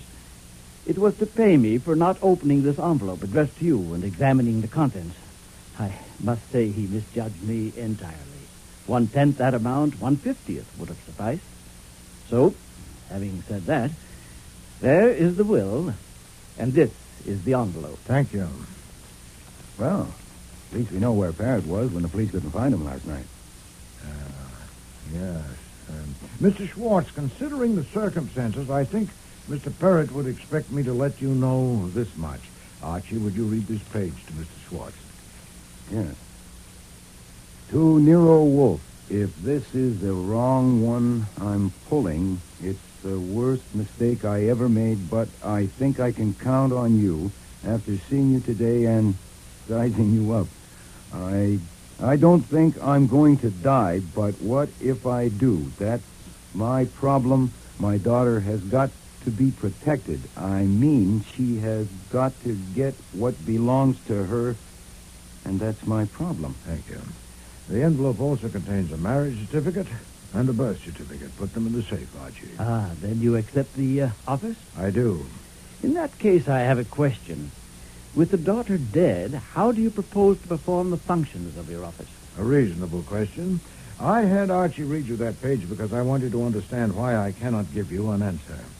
Since Mr. Parrott trusted you, he would expect me to give you this much satisfaction. The daughter is not dead.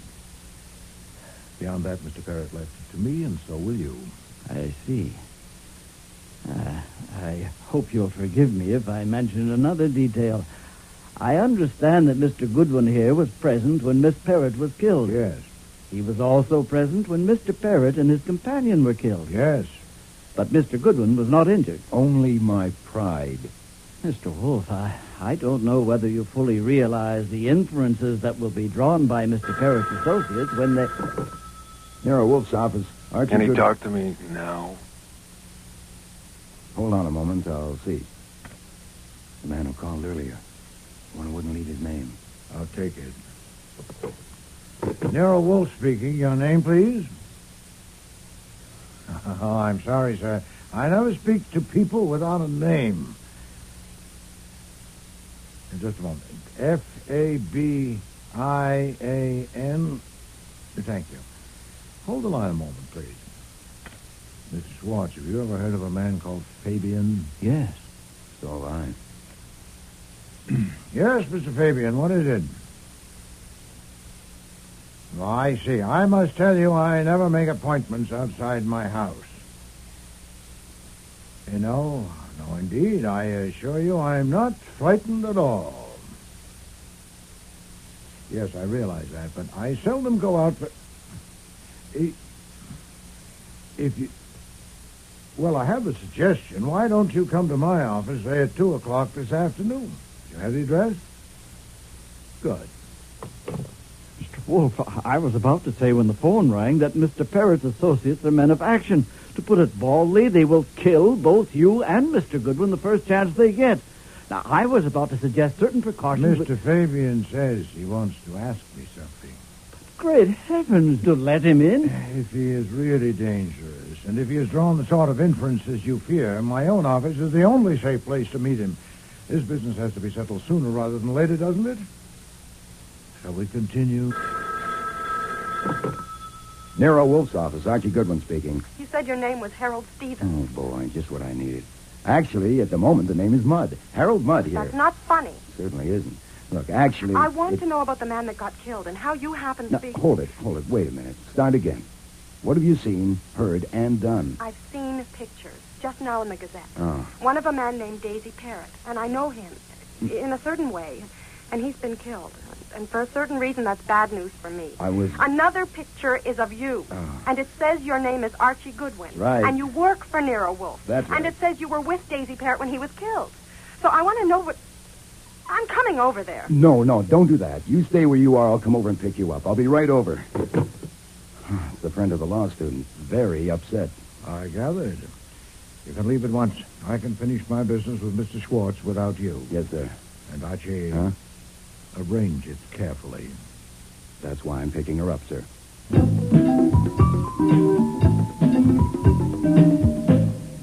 How do you do, Miss Page? And, Morton, I wasn't expecting you. He wouldn't let me come alone. I certainly wouldn't. I'd like to know what this is all about. Goodwin saying his name was Stevens. And why were we sneaked in the back way like this? The sidewalk in front of our house was the scene of 2 murders, and quite conspicuous. I demand to know what is going on. Miss Page deserves an explanation, and she'll get it. Doubtless you'll get it later from her. Mr. Goodwin and I are taking Miss Page up to the plant rooms to show her my orchids and have a talk with her. Now, there are books and magazines down there. I must insist. No. Don't try. Archie, tell Fritz there'll be 2 luncheon guests at one shop. My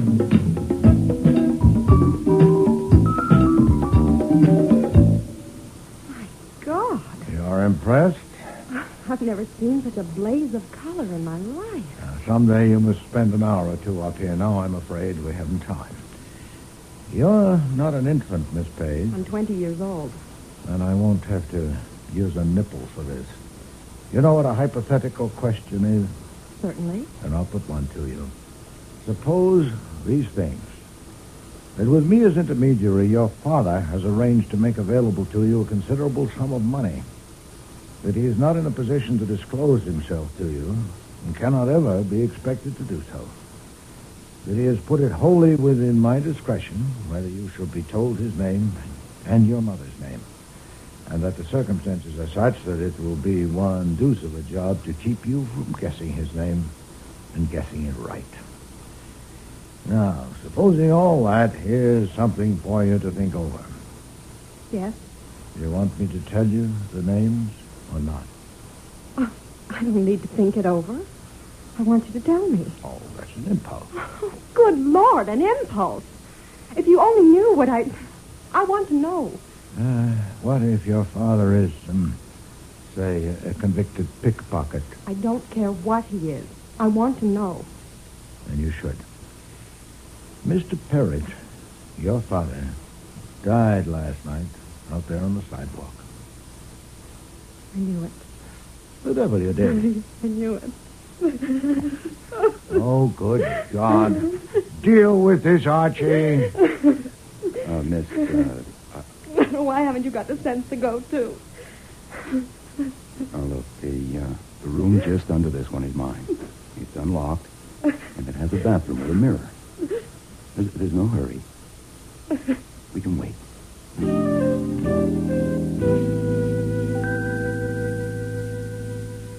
Down so soon, Archie? Is she all right? She needed a shoulder to cry on, but with her fiancé under the same roof, I didn't think it would be fitting. Morton's in the front room, pacing. Nero Wolfe's office, Archie Goodwin. Let me talk to him. It's Kramer. Mr. Kramer, how are you? I'm fine. You? The way I always am before lunch. Hungry. Enjoy it. This is just a friendly call. I wanted to let you know that you were right as usual when you decided to keep it all to yourself and tell us only one thing that was worth a damn about Parrot's daughter being wanted in Salt Lake. We got onto her through the Washington fingerprint piles, as you knew we would. I don't think she was the daughter at all. Her name was Angelina Murphy, though she used others. She had about 10 years coming. I suppose I might as well ask if you have anything to add. No. No, I think not. Nothing at all? But the job you took on from Parrot? No, nothing. Okay. I didn't expect it. Enjoy your lunch. Oh, at least I heard that before I died. What? Well, Kramer knowing you've got things he could use and merely telling you to enjoy your lunch. Do you know why? Yes. It was, in effect, an obituary. If I were a sentimentalist, Archie, I'd be touched. He thinks we haven't got long to live. Yes. What do you think? I think we should enjoy our lunch.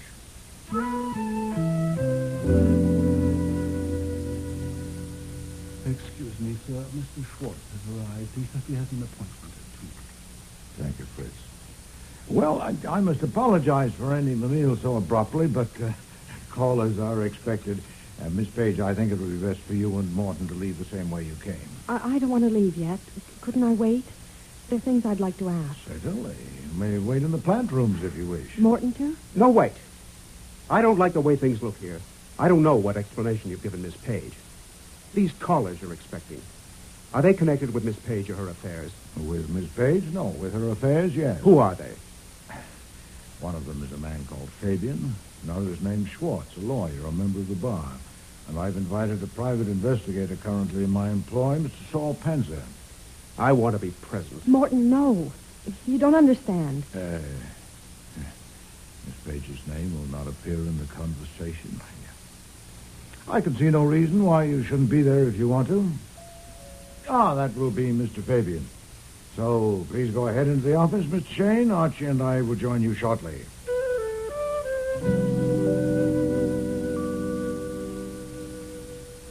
Mr. Fabian, it is part of your legend, sir, that you never go anywhere unarmed.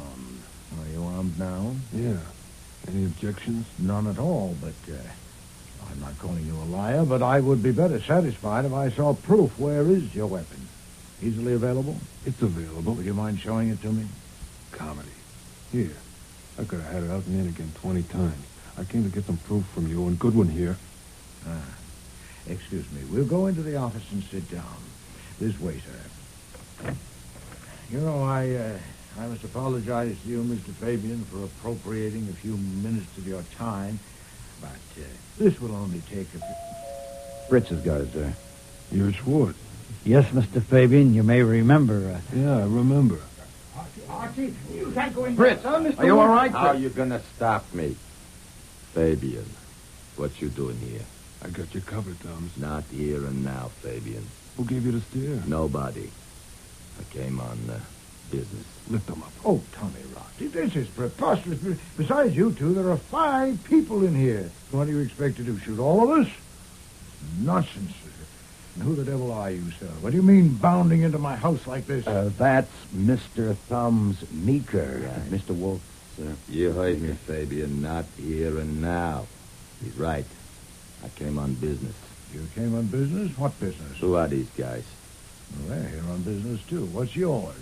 I want to know if it's true that you told the cops that your punk put a finger on Parrot and his daughter for me. No. They seem to have that idea. It isn't true. Oh. Oh, I'm a liar. I don't know whether you're a liar or not, but if the police have made any such statement or intimation, they are. I would have expected you to be sufficiently familiar with police methods not to come running to me with anything as silly as that. You didn't tell him that. Certainly not. You're Goodwin. Yeah? Did you? No, am I a halfwit? Mr. Meeker, now that you're here, I suggest that you stay. Please, be seated. I was about to tell these people who killed Mr. Parrott and his daughter, and how and why. It will be doubly interesting because the man who did it is present. I wouldn't want to miss that. Hey, I'm present. Yes, sir, but it wasn't you. Sit down.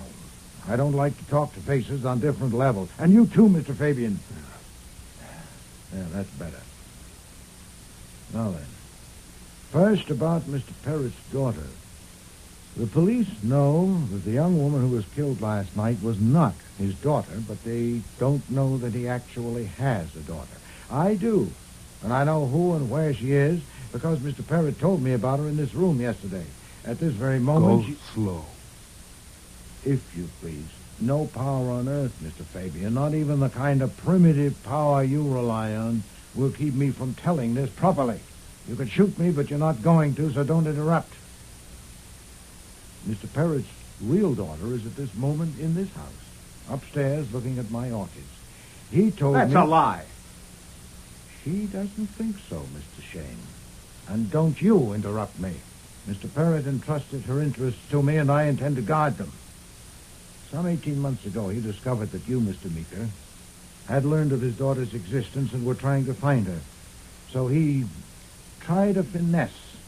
He went to Salt Lake City and arranged with a young woman named Murphy, a fugitive from justice, to come to New York and live with him as his daughter. Go slow. Oh, don't be absurd, Mr. Fabian. The police know all that.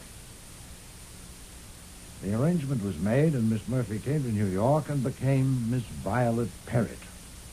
But before long, she began demanding sums of money, increasingly larger, with the threat that she would make a disclosure if he didn't pay, and he paid. That's crazy. Daisy Parrott would never pay blackmail. Oh, but he did, Mr. Fabian, because, you see, Miss Murphy had somehow found out who and what and where his daughter was, and that put his daughter in jeopardy. Daisy would never have put up with that. He would have handled it. Mr. Parrott couldn't handle this because Miss Murphy had taken precautions. To protect herself, she told someone else. Someone else? With Mr. Panzer's help, I have discovered the identity of that person. Who? Who was it? Miss Murphy, out west, had been attached to a man in some of her unsavory enterprises. That man came to New York, I don't know when, but it may be surmised that it was about the time Miss Murphy began demanding money from Mr. Parrott. Who is he? That man decided on a stroke of his own. Unknown to Miss Murphy, he contrived to meet the daughter, to pursue a friendship with her, to ask her to marry him, and to be accepted. He had enough temerity to masquerade as a law student.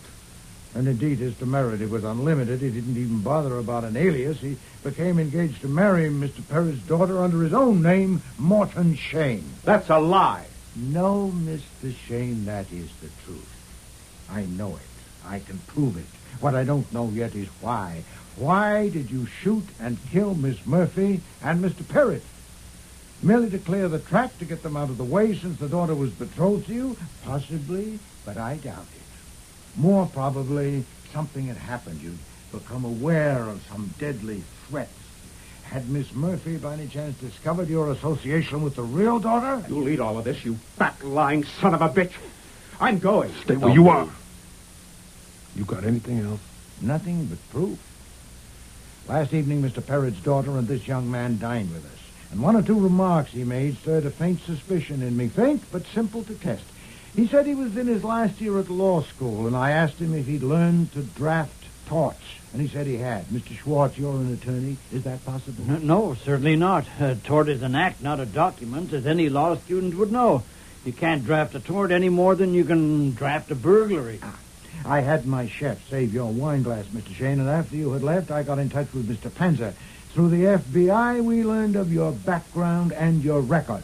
And I also arranged that Mr. Panzer should pick you up last evening in front of the building where Mr. Parrott's daughter lives and keep on your trail. I'll kill you, you son of a...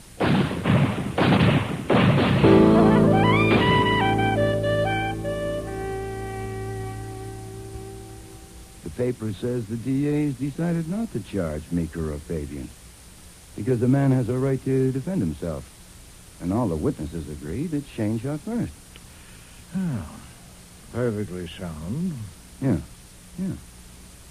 I hate to disturb your reading. Then don't. But I would like to make it clear that I don't believe Saul was on Shane's tail that night. I think you put that in to make Shane go for his gun. That's not sound at all. Uh-huh. Mere conjecture. You knew Fabian would get Shane. And you had to do it that way because you knew you couldn't pin the killings on Shane. Indeed. You had no proof. As a responsible guardian, you had a problem. Your ward was engaged to a murderer, and you were afraid that she was so wired to him that she might take him. Now, that's where you made your mistake. Oh, yes? Oh, yes.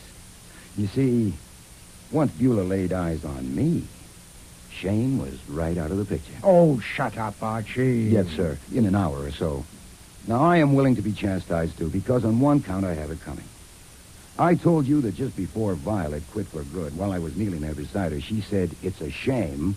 A shame. Of course she didn't. What she said was, "It's a Shane." Shane. Yeah, I fumbled that one. And hereafter, I'll wash my ears better. Archie. Okay, go on and read. Go on. Because I'm going up to change my shirt.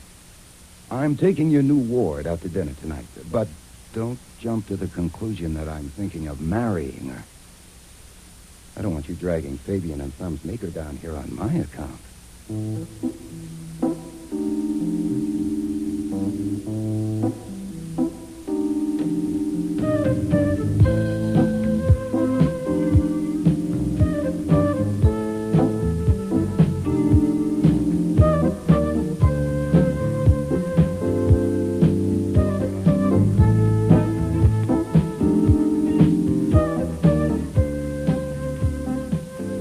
Starring in today's episode were Mavor Moore as Nero Wolfe and Don Franks as Archie Goodwin.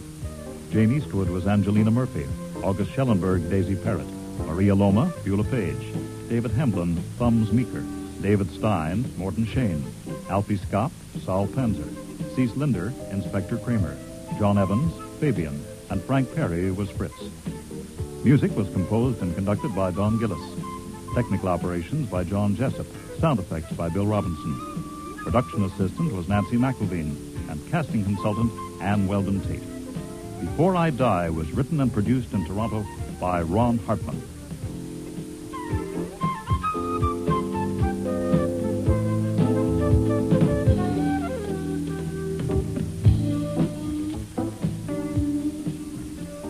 Next week, Listen, I wouldn't trust no cop if he was a baby and stark naked.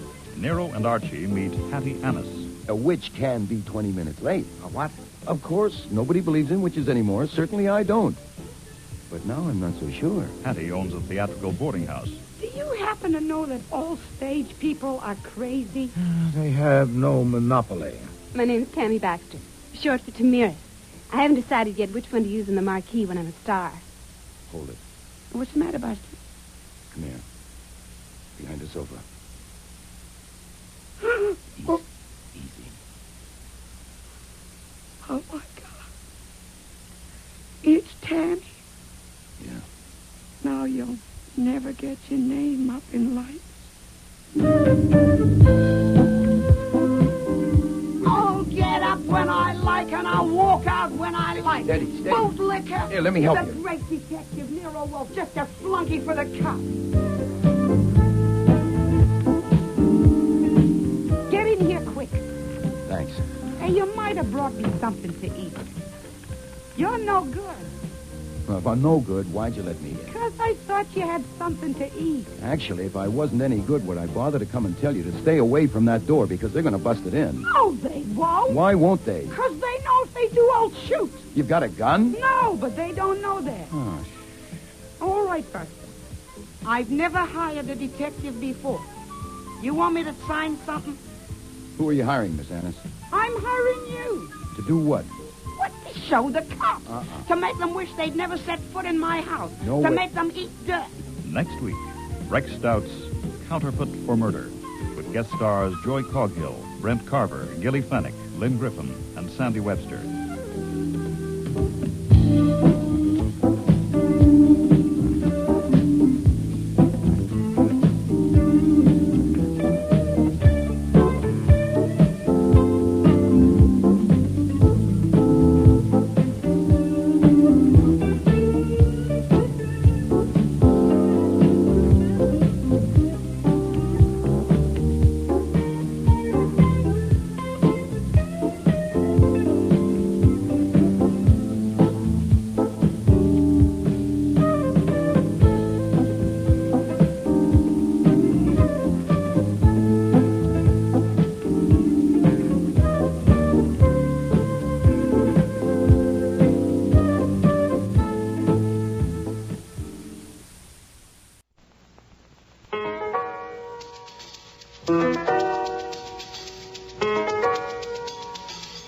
Rex Stout's Nero Wolfe.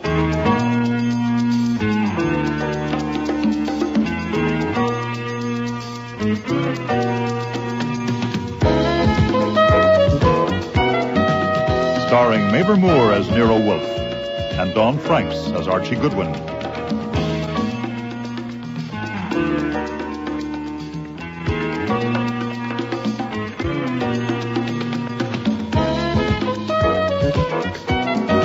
Today's episode, Counterfeit for Murder, with special guest stars Joy Coghill, Brent Carver, Gilly Fennick, Lynn Griffin, and Sandy Webster.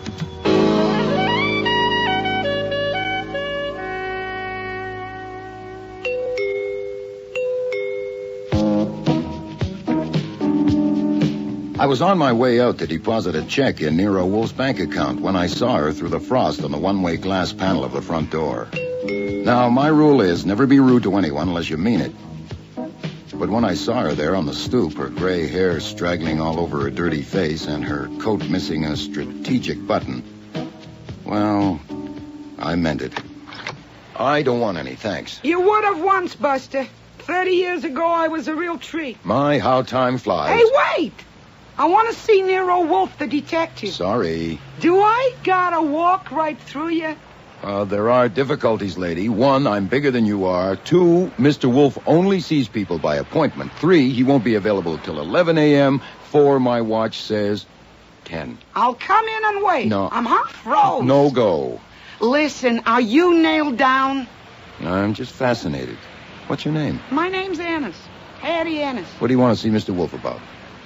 Listen, I'll tell him when I see him. You'll have to tell me, Mrs. Annis. Miss Annis. Oh, I'm sorry. My name's Archie Goodwin. I'm Mr. Wolfe's assistant. I know who you are. Oh. And if you think I look as if I can't pay Nero Wolfe, there's going to be a reward, and I'll split it with him. Now, you want a reward, you go to the police. Listen, I wouldn't trust no cop if he was a baby and stark naked. I got it. Right here in my purse. What have you got? I'll tell Nero Wolfe. Listen, Buster, I'm no Eskimo. Let the lady in, will you? No, it's no go. We got strict rules around here. Go around the corner and have a coffee, or duck into the cleaners and have them fix that coat button. What? Come back at 11:15, and maybe Mr. Wolfe will see you. That's all I can do. Okay, I'll be back. You keep this package for me, Buster. Oh, what's in it? It won't bite. And don't you open it till I get back. I don't want no cop to get hold of it.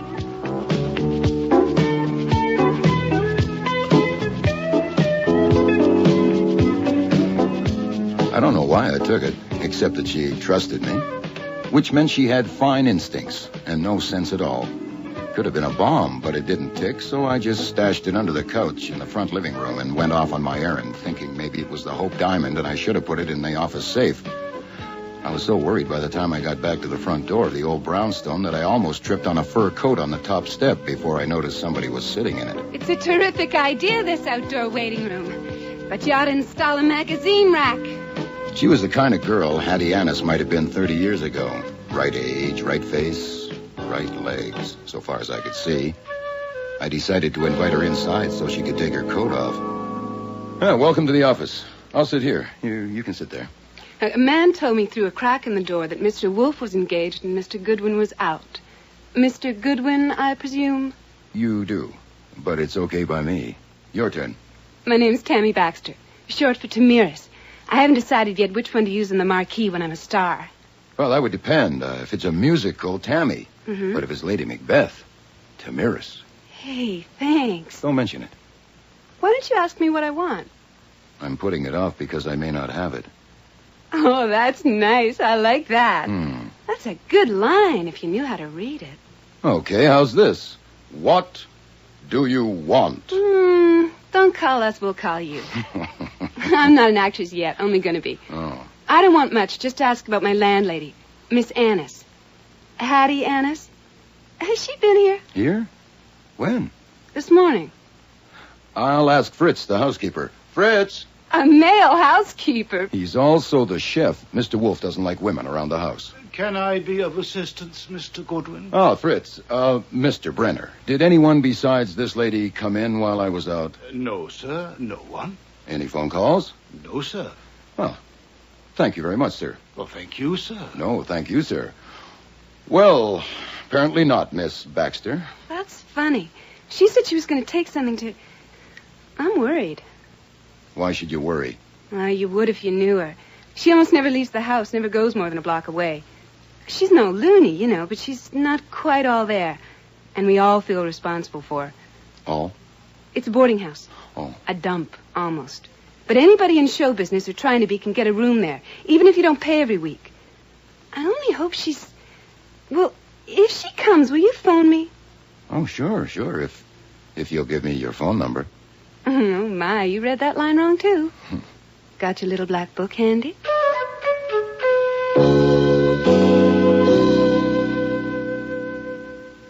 I don't care if it is the Hope diamond in that package, Archie. I will not see your Miss Annis. But when you see her, Mr. I'm Wolfe... not going to see her. I have letters to dictate to you, one about a rare orchid they found in Brazil, and no unpunctual elderly delinquent is going to interrupt... Maybe a witch can be 20 minutes late. A what? Maybe something happened to her broomstick. Now, no, of course, nobody believes in witches anymore. Certainly I don't.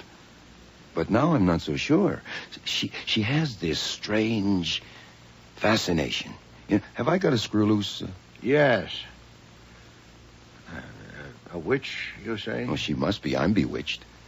All right, I'll give her 2 minutes, but not unless she flies here within the next 5. Otherwise, I shall go and sample Fritz's chestnut soup. That'll be her now. I'll go and get it.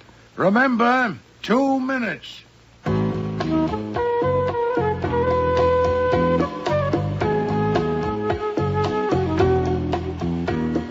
It was her, all right, looking as if she'd been hit by a car. Turned out she'd been hit by a car.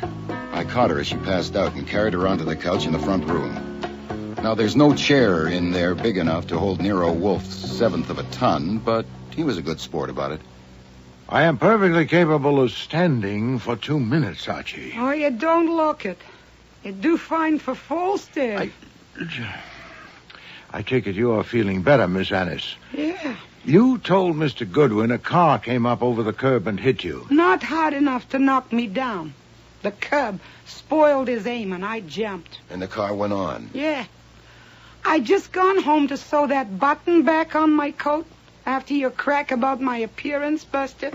And I almost got back here when they... Did you see who was driving the car? No, he come up behind me. Or she did. So I stumbled back here and I rang the bell. And I got you before you hit bottom. And I missed out again. What? Carried in the arms of a man, and I didn't even know it. Oh, what's life up to? Madam, I told Mr. Goodwin I would give you 2 minutes. Let us make the most of them. Oh, some wonderful day. Buster here carries me over the threshold, and Falstaff gives me 2 minutes. Hey, and here's another one with coffee. Oh, thank you, Fritz. You're quite welcome, sir. For the lady. Yeah, if you please, Fritz, yeah. Hey, I like him. Miss Annis, Mr. Goodwin tells me you have something you think is good for a reward. What is it? Do you happen to know that all stage people are crazy? They have no monopoly. Thank you, Fritz. Yes, sir. Hey, that's good coffee, Fritz. Thank you, madam. I like him. I was born in this house on 42nd Street. I always lived there. And my father owned a theater. You see, stage people are special. They always have been. And that house is only 8 minutes walk from Times Square. Hell, I only need 1 room and a kitchen, so they can live there. They pay me when they can. Well, who lives there now, Miss Annis? 5 of them. Huh? 3 men and 2 girls. And they all use the kitchen and keep their rooms decent. At least they're supposed to. I never go in. My room's on the 2nd floor front, you see. If you please, madam, to the point. I'll get there, Falstaff. Oh. That's good coffee. Yeah, it is. The ground floor is the parlor. And nobody goes in there much since my mother died 2 years ago. But once a week, I go in and I take a look around. When I went in yesterday, a mouse run out from under the piano and went in back of the bookshelves. You believe a mouse can run up a woman's leg? No. No, neither do I. No. So I got my umbrella from the hall, and I poke around behind the shelves. But he didn't come up. Oh, must we listen to a Beatrix Potter tale? So I took some books out. And in back of them was a little package I'd never seen before. Aha. And I opened it. And that's what I brought. It's under the sofa, sir. I'll get it. We can split the reward 3 ways. You, me, and Buster here. Open it, Buster.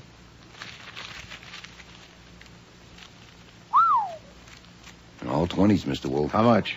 2 inches, 250 to the inch. That would make it about $10,000.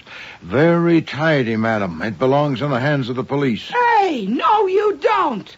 You take it to the cops and goodbye. Listen, whoever drove that car knew I had it and tried to kill me. I'll get it. All of a sudden, Grand Central Station.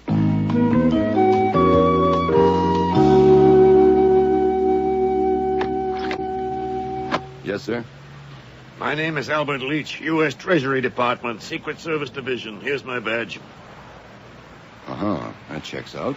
I'd like to speak with Mr. Wolfe and Mr. Goodwin. Mr. Wolfe isn't available. I'm Mr. Goodwin. Want to ask about a woman named Baxter. She here? Around 25, 5'4", light brown hair, 120 pounds, fur coat. That fits? No. What do you mean, no? She's not here. Then how do you know? She was here this morning for about 10 minutes. Has she been back? No. Another woman, Hattie Annis. She been here? You know, Mr. Leach, I don't mind being polite, but what the hell? Mr. Wolfe is a licensed private detective, and so am I. And we don't answer miscellaneous questions just to pass the time. I've heard of Hattie Annis because Miss Baxter asked if she'd been here, and I told her no. She asked me to phone her if she came, but I probably won't. I'm an officer of the law, Goodwin, and an agent of the U.S. government. As I said, that checked out. And I want to know if Hattie Annis has been here today. Why don't you ask her? Miss Baxter gave me the phone number. Here, you want it? I have it. I know your reputation, Goodwin, and Wolfe's. Good. You may get away with a few fancy tricks with the New York City Police Department, but I advise you not to try any with the Secret Service. We'll be seeing you.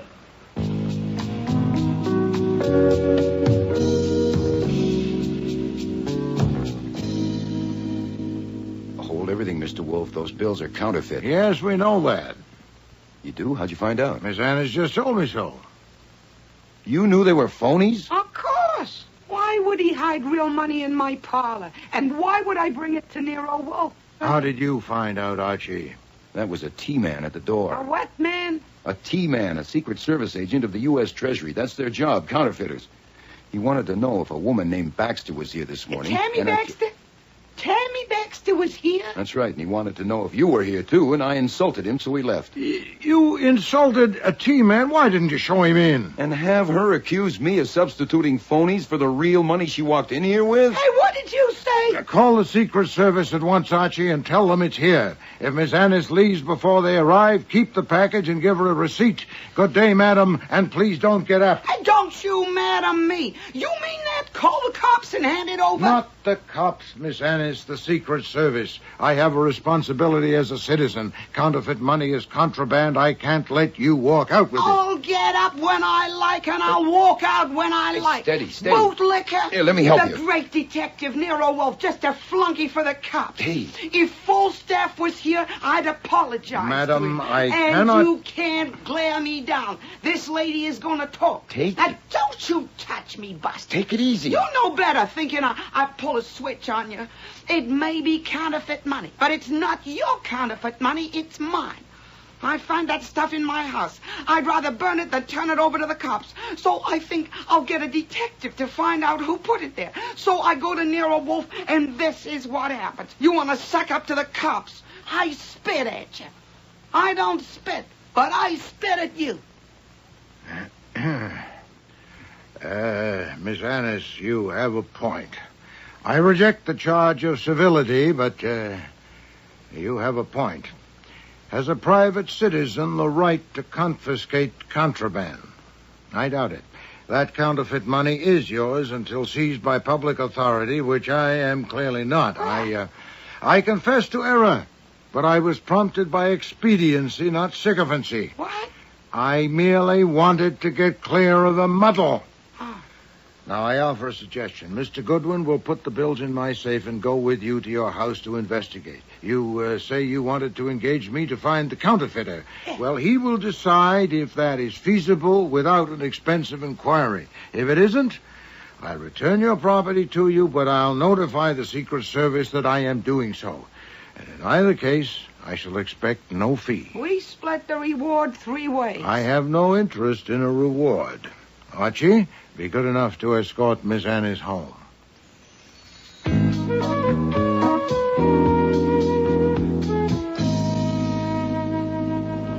Okay, there it is on the corner. Let's go. No. You wait for the green light. Can't you see that cop over there? That's all they're good for, waving their arms. Okay, now we can go. Why do you hate cops, Hattie? Now, don't you call me that. Not till I know I can trust you. Okay, Miss Annis. Why do you hate cops? My father. The cops shot him down. Huh? No provocation. He was just in the way. Never even apologized. Said it was a mistake. Mistake. That's all they ever make, mistakes. I'm sorry I opened the wound. Listen, tell me about this Tammy Baxter. She must be involved somehow because that T-man... It could have been Tammy, Buster.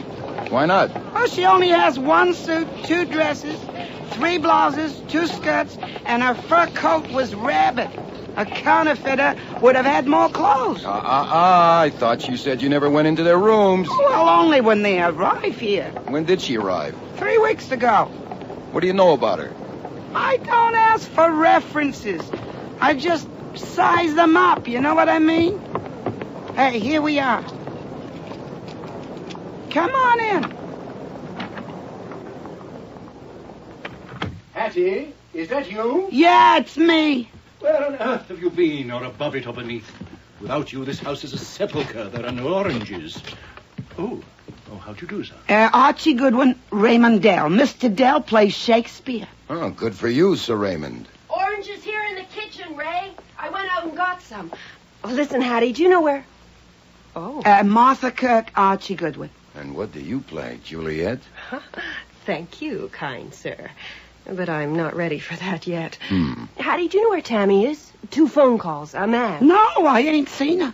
Are you looking for a room, Mr. Goodwin? Mr. Goodwin ain't in the theater, Raymond. He's a reporter. He come to write a magazine piece about me and my house. You mean we'll all be famous? Oh, something like that. Come on, Mr. Goodwin. He wants to see the house. I hope the beds are made. We'll see you both later. Come and have brunch, Ray. Listen, have you seen the kitchen knife anywhere? How was that? Was that okay? Just fine. They're interested, and that'll help. Is this the parlor? Yeah, I got the blinds down so it's dark. Oh. Hey, mind the sofa. I'll get the light. Oh, that's better. Hey, nice fireplace. Now, here we are. I put the books back like they were, but everything else is just... Hold it. What's the matter, Buster? Come here. Behind the sofa. Easy. Oh, my God. It's Tammy. Yeah. Now you'll never get your name up in lights.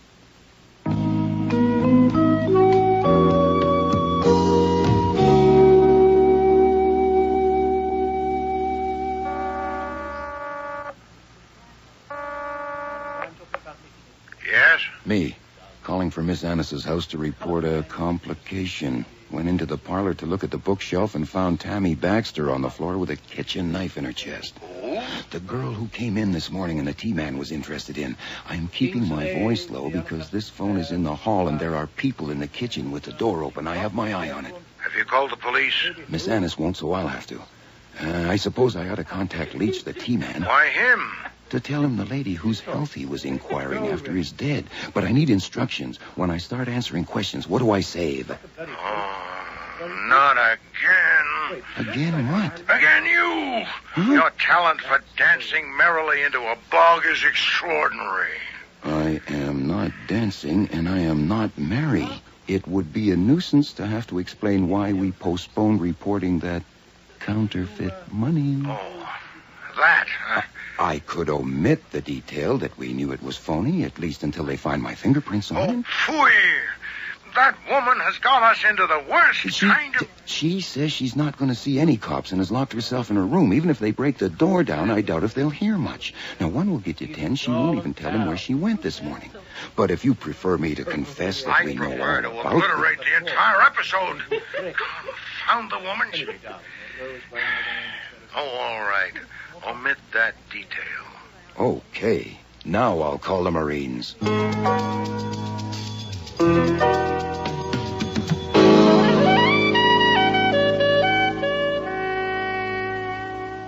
I know you, Goodwin. And I know Wolfe. You say Wolfe told her he wanted no fee and no reward, but he sent you here with her and you paid for the cab? Nuts. Inspector Kramer, I was just helping a nice old lady. Quit your clowning. It's nice to see you again, too, Mr. Leach. I told you we'd meet again, Goodwin. I want to know. Look, I'm in charge here, Leach. Now, exactly when did you discover the body? I didn't look at my watch. That's a lie. With your training, you'd look automatically. Raymond Dell and Martha Kirk say you and Miss Annis left the kitchen just after 1. And you call my office at 1:34 for half an hour. What were you doing? Getting Hattie Annis up to her room and talking her down off the ceiling so I could call you. She has a personal attitude toward cops. A cop shot her father. Yeah, 15 years ago. Hasn't she any sense? No. Oh, then I went to the John. Is that okay? No, it is not okay. You're getting into deep trouble, Goodwin. I warned you not to try any tricks with the Secret Service, Goodwin. That you did, Mr. Leach. And at that very moment, when I was asking you if Hattie Annis had been there, she was inside with Wolfe. You just admitted it. You withheld information required by an agent of the federal government in the performance of his duty, and you'll answer for it. I'll answer now. Why should I tell you anything about anybody?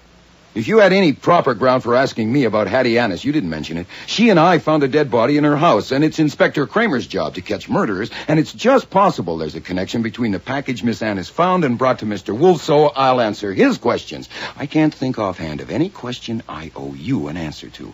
You want to try? I'll pick the time, Goodwin, not you. Inspector, I'll be in my office if you get anywhere with this bunch. Listen, Goodwin, we need your help here. What? Am I hearing you right, Inspector? Well, I'd love to help, honestly. I bet. Did you tell that Annis woman to bolt herself in? No, I told you just like it happened. Yeah. Well, she won't open the door. She won't open her trap. We don't want to smash the door unless we have she's to. not my client, nor Mr. Wolfe's. Yeah. But wouldn't she open the door if you asked her nice? Probably. Okay, ask her. Only if you and your men stay down here with the door shut. And I mean down here. Okay, Goodwin. It's a deal.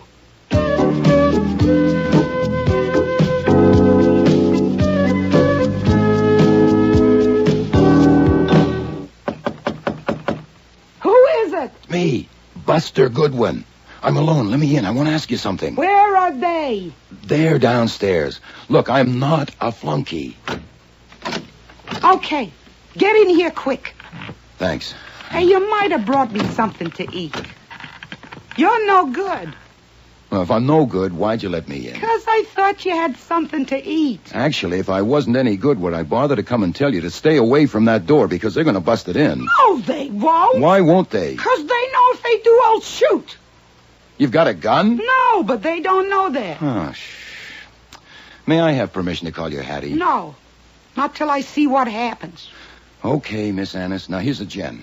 If Inspector Kramer and his football squad have to smash that door down to get at you, it's an absolute certainty they'll take you downtown and hold you as a material witness. A witness to what? They're investigating a murder that occurred in your house, and you're a suspect, whereas if you let them in polite... Wait a minute. I'm a suspect? Sure. Now, when you came home to sew the button on your coat, you could have done it then. You suspect me? No, of course not. Look, even if I'm no good, I'm not a half-wit. Aye, they'll have to carry me. They will. And in handcuffs. And they'll need them. All right, Buster. I've never hired a detective before. You want me to sign something? Who are you hiring, Miss Annis? I'm hiring you. Call me Hattie. Thank you. But you can't hire me. I work for Nero Wolfe. Then him. To do what? What? To show the cops. To make them wish they'd never set foot in my house. No to way. make them eat dirt. He wouldn't take the job. If you hired him to investigate the murder, he might fill your order on the side, but I doubt if you could afford it. I'll pay him $42,000, and that ought to be enough. What will you sell besides the house, the yacht? Now, don't try to be funny, Buster. It's in tax-exempt bonds in the bank. You want me to sign something or not? That's not necessary now that I can call you Hattie. All right. You may not be available later today, so we'll leave it that you've hired Nero Wolfe to investigate the murder. Now, if he doesn't take the job... Well, why wouldn't he take the job? Because he's a genius and he's eccentric, and geniuses don't have to have reasons. Now, you leave the door unbolted, and I'll tell Kramer... I will not. If they break in that door, they'll pay for it, Buster. Okay, you have it your way, Hattie. And before I go, I might as well start earning that $42,000. You got a stamp pad in that desk? Yeah. What for? Your fingerprints, Hattie. All 10.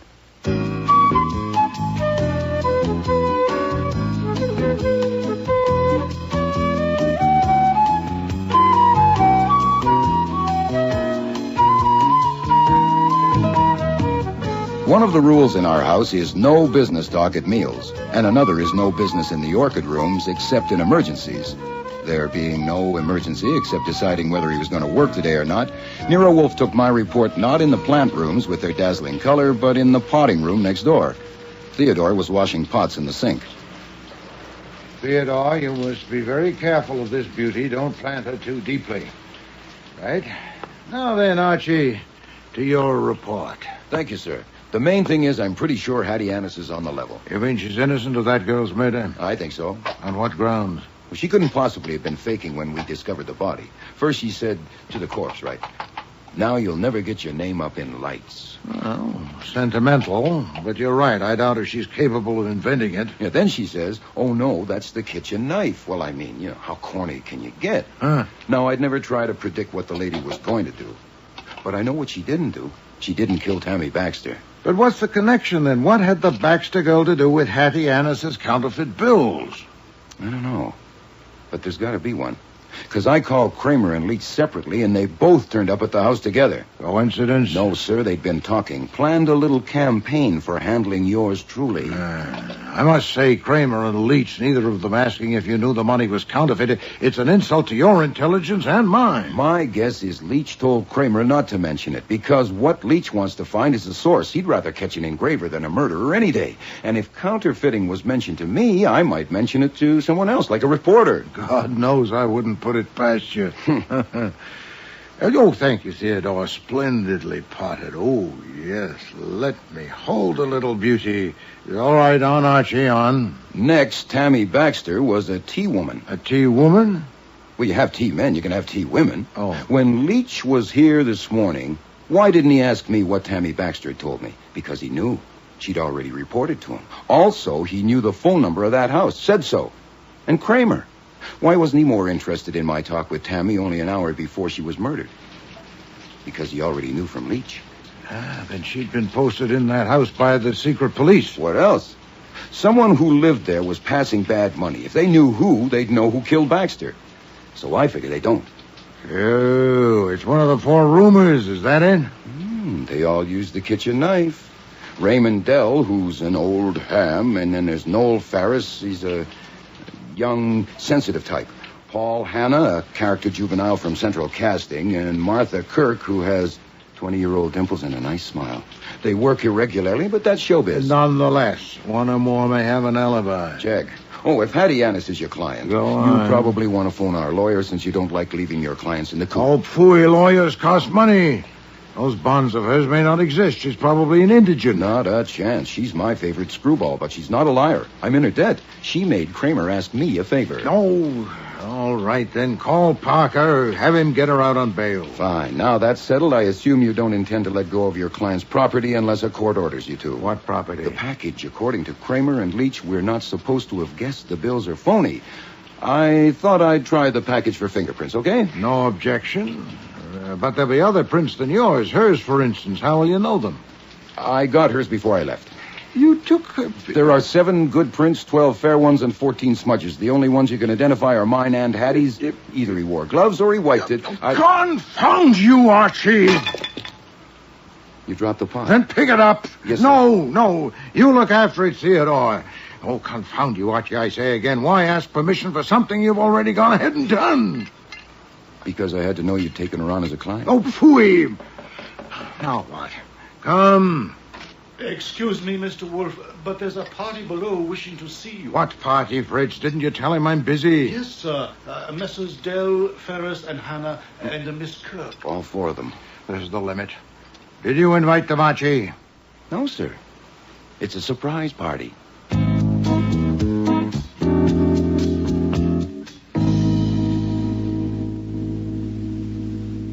Perhaps you'd be good enough to explain this intrusion. Are you the spokesman, Mr. Hannah? No.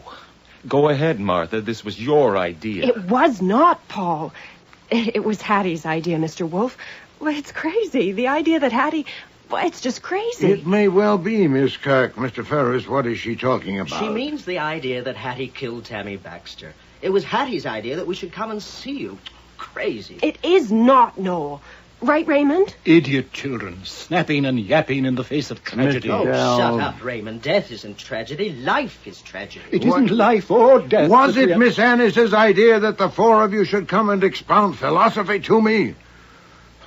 Miss Kirk, do I gather she spoke with you? I was coming downstairs, and they were carrying her out, and she saw me and said she had hired you and Mr. Goodwin to make the cops eat dirt, and we had to come and tell you everything we told the cops. They were carrying her, literally, bodily? Yes, 2 men. Had they forced the door of her room? Yes. Possibly actionable. For the record, Miss Annis is my client, but my job is not what she said. It's to investigate the murder committed in her house. It was committed by a sex maniac. Twice last week, a man followed Tammy right to the door. Well, I offered to ambush him, but she said no.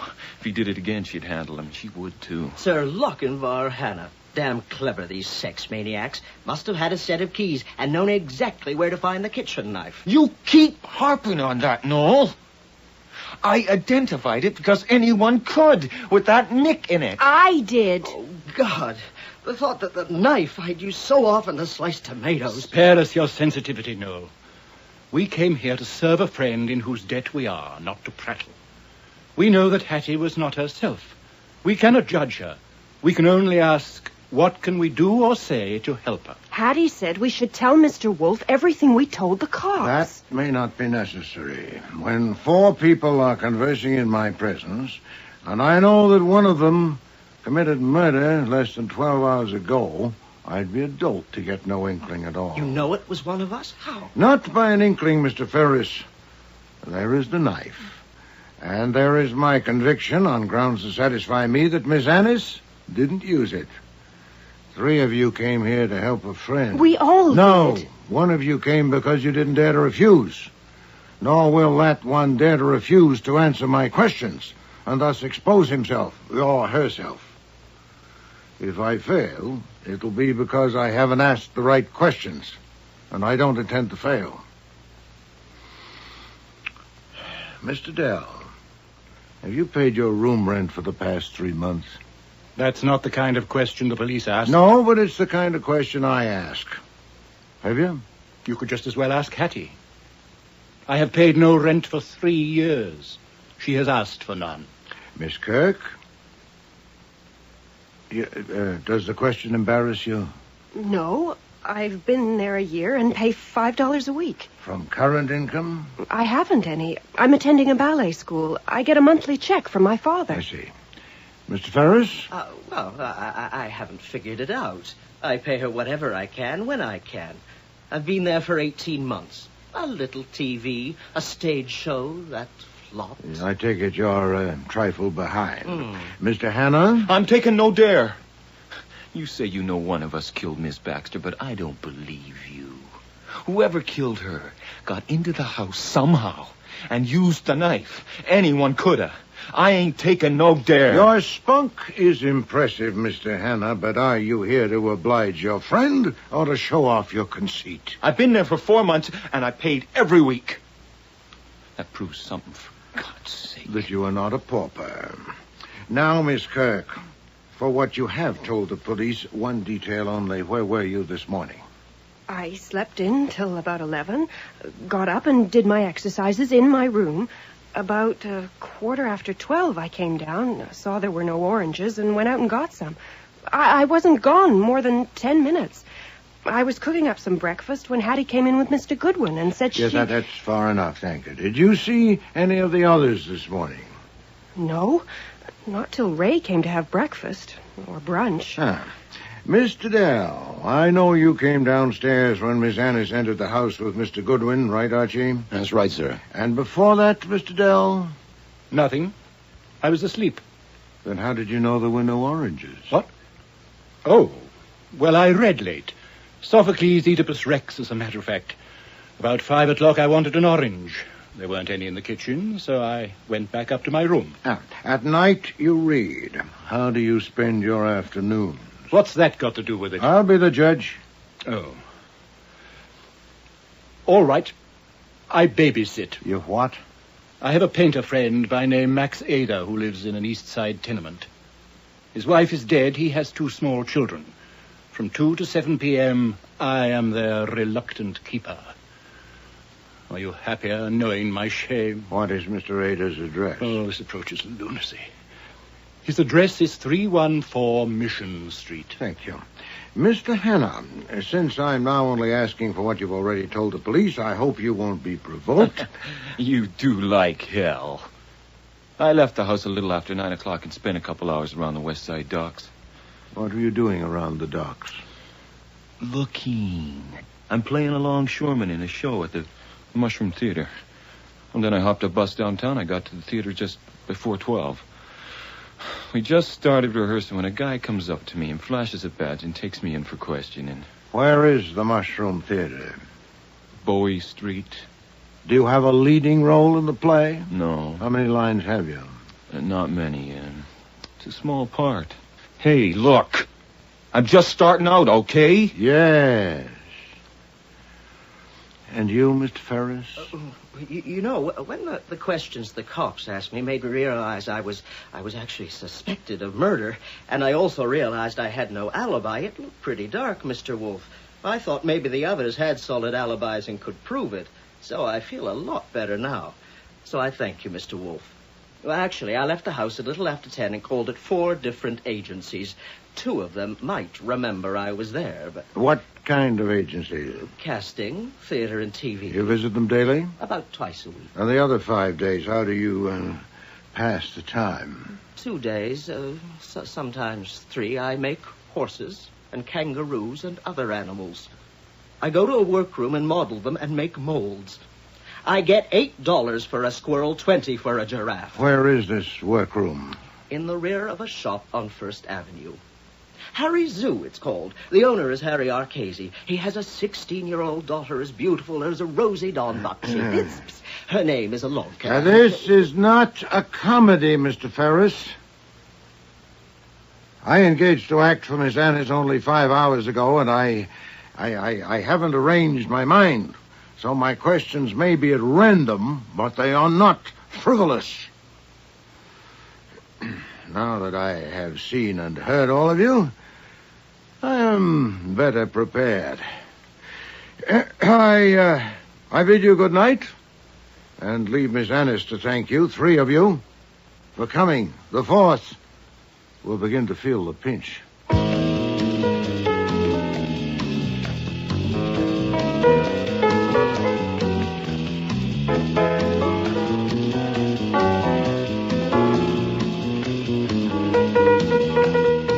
After I showed them out, I got back to Wolfe in his office. He was leaning back with his eyes closed, a sure sign that he was anything but asleep. Then he opened them and shot me an order. Get Saul and Fred and Ori at 8 in the morning in my room. Then he shut his eyes again. There's no use asking why he wanted to bring in the 3 best operatives south of the North Pole to the tune of a couple of $100 a day plus expenses, but Wolfe doesn't waste dough like that on a mere inkling. I never did get to find out why, because at 7:30 the next morning, Leach the T-Man turned up with a federal court order. He wanted the package. What the hell, I gave it to him. He gave me a receipt, and Kramer arrived with a state court order to pick it up as evidence in a murder case. All I could do was show him the receipt from Leach and suggest they split it half and half. Kramer became undignified. Damn you, Goodwin. Did you know that money was counterfeit? I told him point blank no, and felt better. It's always a relief to get a lie off your chest, but 10 minutes after he left, I got a phone call, an invitation I couldn't refuse to have coffee with the district attorney before it got cold. Goodwin, this is serious. Maybe the most serious trouble you've ever been in. It's up against stiff competition, sir. And I think you'll find it in your interest to overcome your tendency to crack wise. Yes, sir, we shall overcome. You dispose of evidence in a murder case. I have? You deliberately arranged for Mr. Leach to beat Inspector Kramer to that package. I did. But Leach asked for it first, that's all. And I don't suppose you have any idea why the Secret Service was interested in that package? He kept me there for 8 hours and didn't learn a thing. What I learned was that they hadn't got anything out of Hattie Annis either. They let her out on bail witness. I figured Parker, the lawyer, would have taken her back to Wolfe's. Her in mind. What I didn't have in mind was another surprise party. I think you know everybody, Archie. Inspector Kramer, Mr. Leach from Treasury, Miss Annis, her boarders, Mr. Dell, Mr. Hanna, Mr. Ferris, and Miss Kirk, and, of course, Sergeant Stebbins at the door. Happy Thanksgiving or whatever. I hope I didn't interrupt. You already have. Thank you. Okay, Wolf, we didn't come here just to hear you speak. Oh, yes, you did. Well, if you got something, let's have it. You know well enough I have something, Mr. Kramer, or you wouldn't have come. You told me on the phone that you had a stroke of luck. I did have, but I invited it.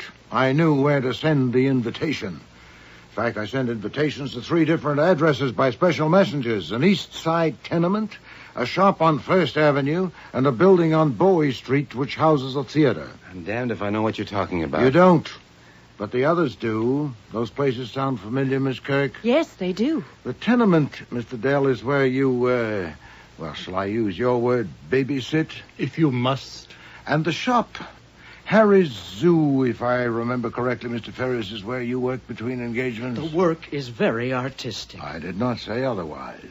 And the theater in the building on Bowie Street, Mr. Hanna, your stamping ground, I believe. You know I played there. I told you. Indeed you did. Okay. So where did you have this stroke of luck? In a sense, at all 3 addresses. But my expectation was centered on one of them. When my expectation was realized, I was faced with a question whether to notify you, Inspector, or to notify Mr. Leach. And, preferring not to choose, I asked both of you to come along with the others. Miss Annis, my client, was already here. Damn right I'm here. Yes. You, Miss Kirk, Mr. Dell, and Mr. Ferris had a right to be present. And as for you, Mr. Hanna, since you're both a counterfeiter and a murderer... That's a lie. Hold it, Hanna. Hey, you let go of me. Are you arresting him, Mr. Leach? No, Mr. Kramer. Are you? Nobody's arresting me. Let go. Sit down, Hanna. You're under arrest as a material witness in the murder of Tamiris Baxter. Watch that door, Sergeant. That's prudent, Inspector, since I have no conclusive evidence. Only, talking to these people last night, I had faint intimations. Miss Kirk. What about me? Unlikely. You go to ballet school, you exercise each morning, and receive a monthly remittance from your father, all of which can be checked. Mr. Dell? Have I done something right? Yes, you paid no rent for 3 years. Mr. Ferris? I knew you'd get around to me. Yeah, an interesting possibility. But your statement that 2 of the agencies you visited yesterday morning might corroborate your whereabouts makes it improbable that you followed Miss Annis here at the same time. So what? So, Inspector, my attention centered on Mr. Hanna. He'd lived there only 4 months. He'd paid for his room every week. He'd almost certainly lied when he said Miss Baxter had told him a man twice followed her to the door. Miss Baxter was an agent of the Secret Service of the Treasury Department. Who said so? No one, Mr. Leach. Mr. Goodwin inferred it, didn't you, Mr. Goodwin? Well, I ran it up the old flagpole. Listen, Goodwin. You have carried discretion to an extreme, Mr. Leach, in concealing your interest in the occupants of that house. What I told him. Finally, Mr. Hanna's account of his movements yesterday left him completely free up to noon. He could have followed Miss Annis here, then back to her house, stolen a car, and when she left the house a second time, tried to run her over, thinking she still had the incriminating package. Well, he failed. So that's of little consequence now. Damn little consequence in anything you've said so far. Oh, I could speculate further. Did he kill Miss Baxter because she'd seen him try to kill Miss Annis with the car? She was certainly in the neighborhood. And perhaps confronted him when he returned to the house? Oh, well, it's your job, Inspector, not mine to screw a confession out of him. I've got nothing to confess. You're going to regret this, Wolf. You're going to regret it good. I think not, Mr. Hanna. Following my speculations, I sent 3 men to 3 addresses. Saul Panzer here, who leaves less to luck than any man I know, went to the Mushroom Theater. 3 times he phoned to report, and the 3rd time asked for reinforcements. In a word, he'd nosed around, abetted by the superintendent whose palm he'd oiled, and discovered that the 3rd floor of the old building was occupied by a job printing shop with 2 presses and the usual engraving equipment. I gather there was a fight, as you may observe from Mr. Panzer's blackened right eye. The 2 printers were at length subdued and tied up and now lie under the devoted surveillance of Fred Durkin and Ori Cather. That's breaking and entering, aggravated by assault.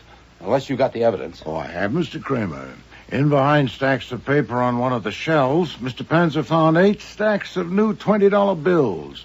And in a compartment in back of a cupboard are 4 engraver's plates that were probably used to make them. And one of the printers, Mr. Panzer is prepared to swear, aren't you, Mr. Panzer, said to his mate the words, "I told you Paul would squeal." I believe, Mr. Hanna, your first name is Paul. I'll get you, Wolf. Grab him, Sergeant. Hold it right there, Hanna. So, gentlemen, I was faced with a dilemma. Since he was both a counterfeiter and a murderer, I leave it up to you, Mr. Leach, who has the priority. But since Mr. Kramer seems to have him under arrest... You see, Falstaff, I told you, don't trust the cops.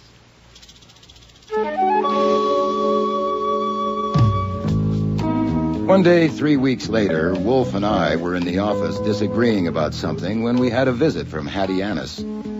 She opened her handbag and took out a little package wrapped in brown paper, and we both thought, good Lord, she's found another one. But she put it to one side and brought out an envelope. This check you sent me. Your letter says it's for my share of the reward, $100. Did you keep your share? Yes. Did you get yours, Buster? Oh, sure, yeah. Yeah, well, I don't believe either of you. And this bill, $5,000 for services and $621.65 for expenses. Buster, didn't I say I'd pay $42,000? I guess you did, yeah. Then here it is. Hey, last time funny money, this time bonds. I cannot accept these, Miss Anna. Oh, you can call me Hattie, Falstaff. I've held on to these bonds since my father died. First time I ever signed them over. But it was worth every dollar of that $42,000 to see you beat that Inspector Kramer at his own game. I didn't like what I saw in the paper, where that no-good Paul Hanna had confessed. I got no use for nobody that confesses to the cops. But you two made them eat dirt. You gave me the best day of my life. Well, thank you, Miss Annis. Hattie. Hattie? Yeah. Archie? I think a trust fund might be in order so that Hattie may have even better days to come.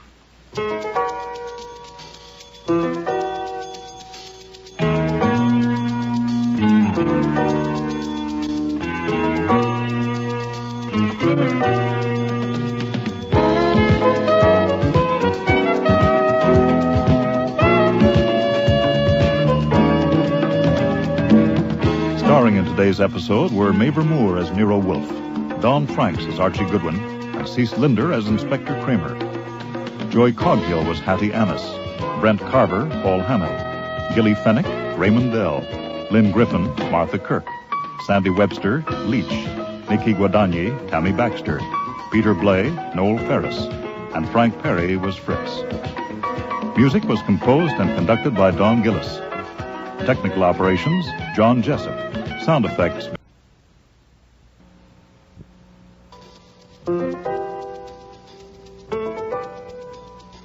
Rex Stout's Nero Wolfe.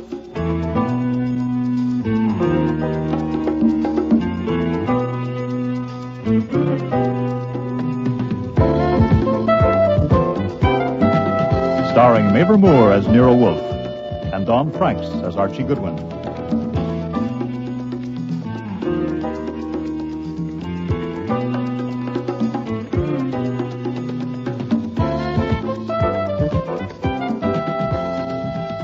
Today's episode, The Cop Killer, with special guest stars Jackie Burroughs, Brian George, Arch McDonald, and Marion Waldman.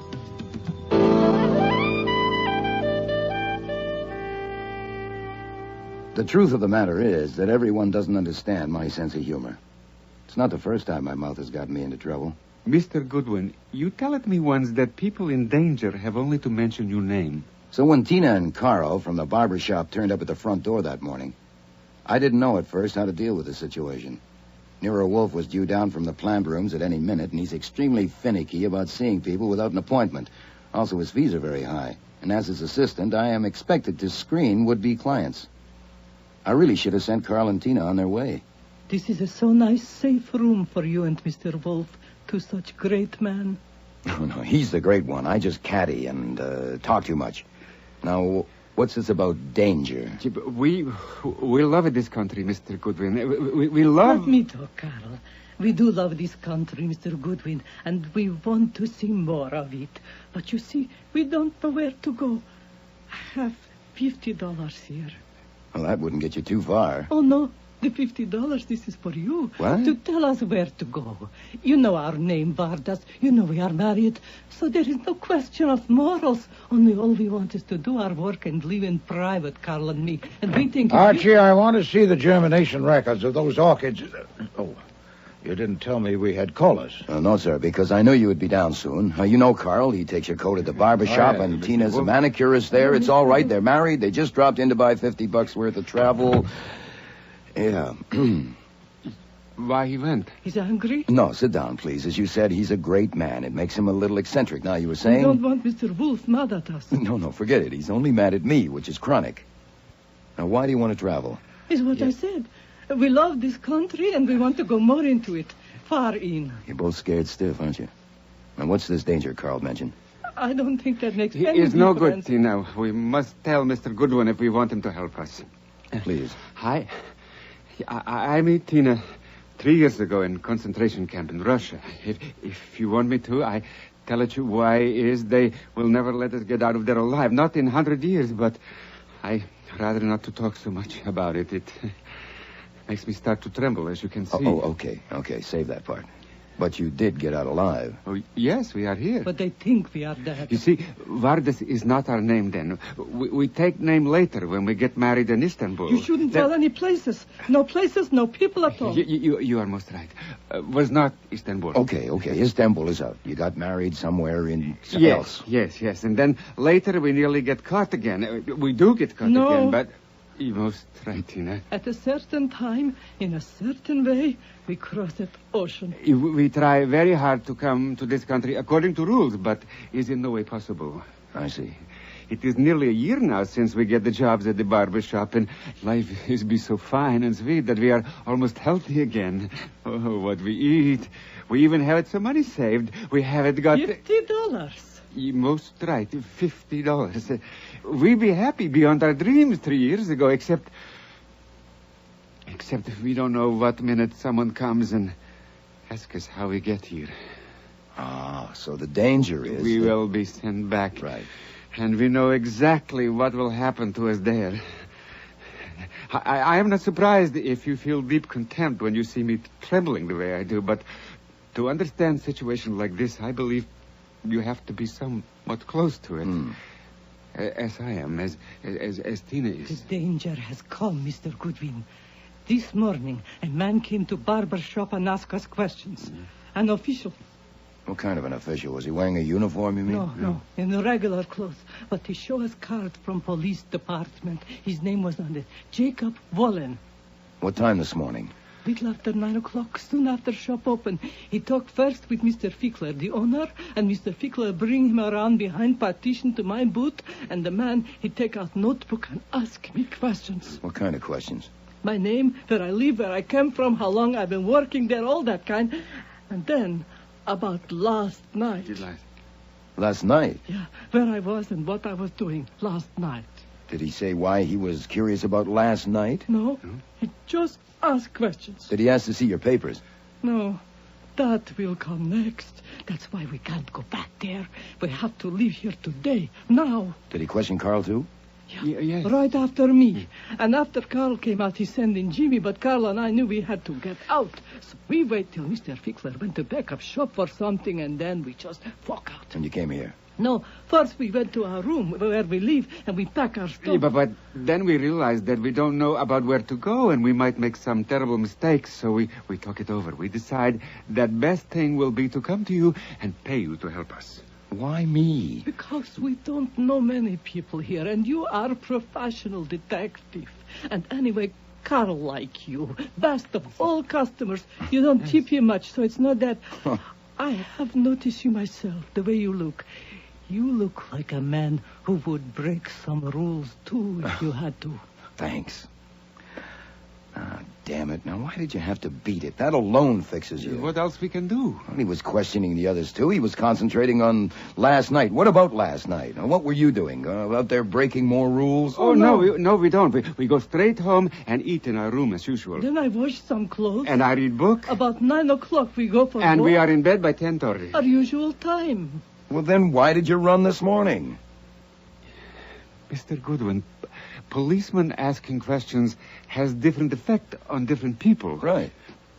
If you have a country like this one and you are innocent of crime, all the people of your country are saying with you when you answer the questions. Uh-huh. But two people alone can't answer policemen's questions anywhere in the world. Takes it whole country to speak to policemen, and Tina and I, we don't have it one. The country we had once, it is no longer a country. It is just a place to wait to die. Only if we are sent back there now, we will not have to wait. Please, Mr. Goodwin, take it $50. Take and tell us where to go. All little facts that will help us. Perhaps you can give us letter to some friends. It's not going to do any good. Now, if they're really after you, you'd be throwing your money away. Save it for a lawyer. Who are you phoning? Mr. Wolfe, in the kitchen. Yes? Are they gone? No, sir, they got themselves into a mess. I'm putting them in the front room till I get back. Where are you going? To get a shave. You can dock me. All right, you two. All right, in here. And keep away from the window, and don't budge from this room till I get back. Oh no. I don't think we can't. Carl? I like him.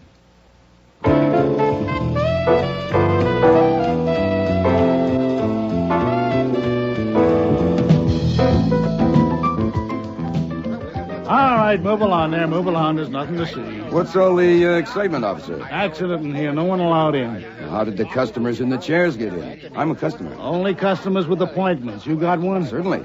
Jimmy, how soon? Now, who whistled for you? Sergeant Curly Stebbins. What's homicide doing here? Don't tell me you and Nero Wolfe are involved in this. I dropped in for a shave. I'm a regular customer. Uh-huh. Hey, Mr. Fickler, how long have I been leaving my hair here? Oh, hello, Mr. Goodwin. For over 6 years. Sergeant Stebbins. This is the famous detective, Mr. Archie Goodwin. Mr. Nero Wolfe comes here, too. Thanks, Arnie. Famous. It's just a burden. It's a damn nuisance. Yeah, well, don't let it get you down.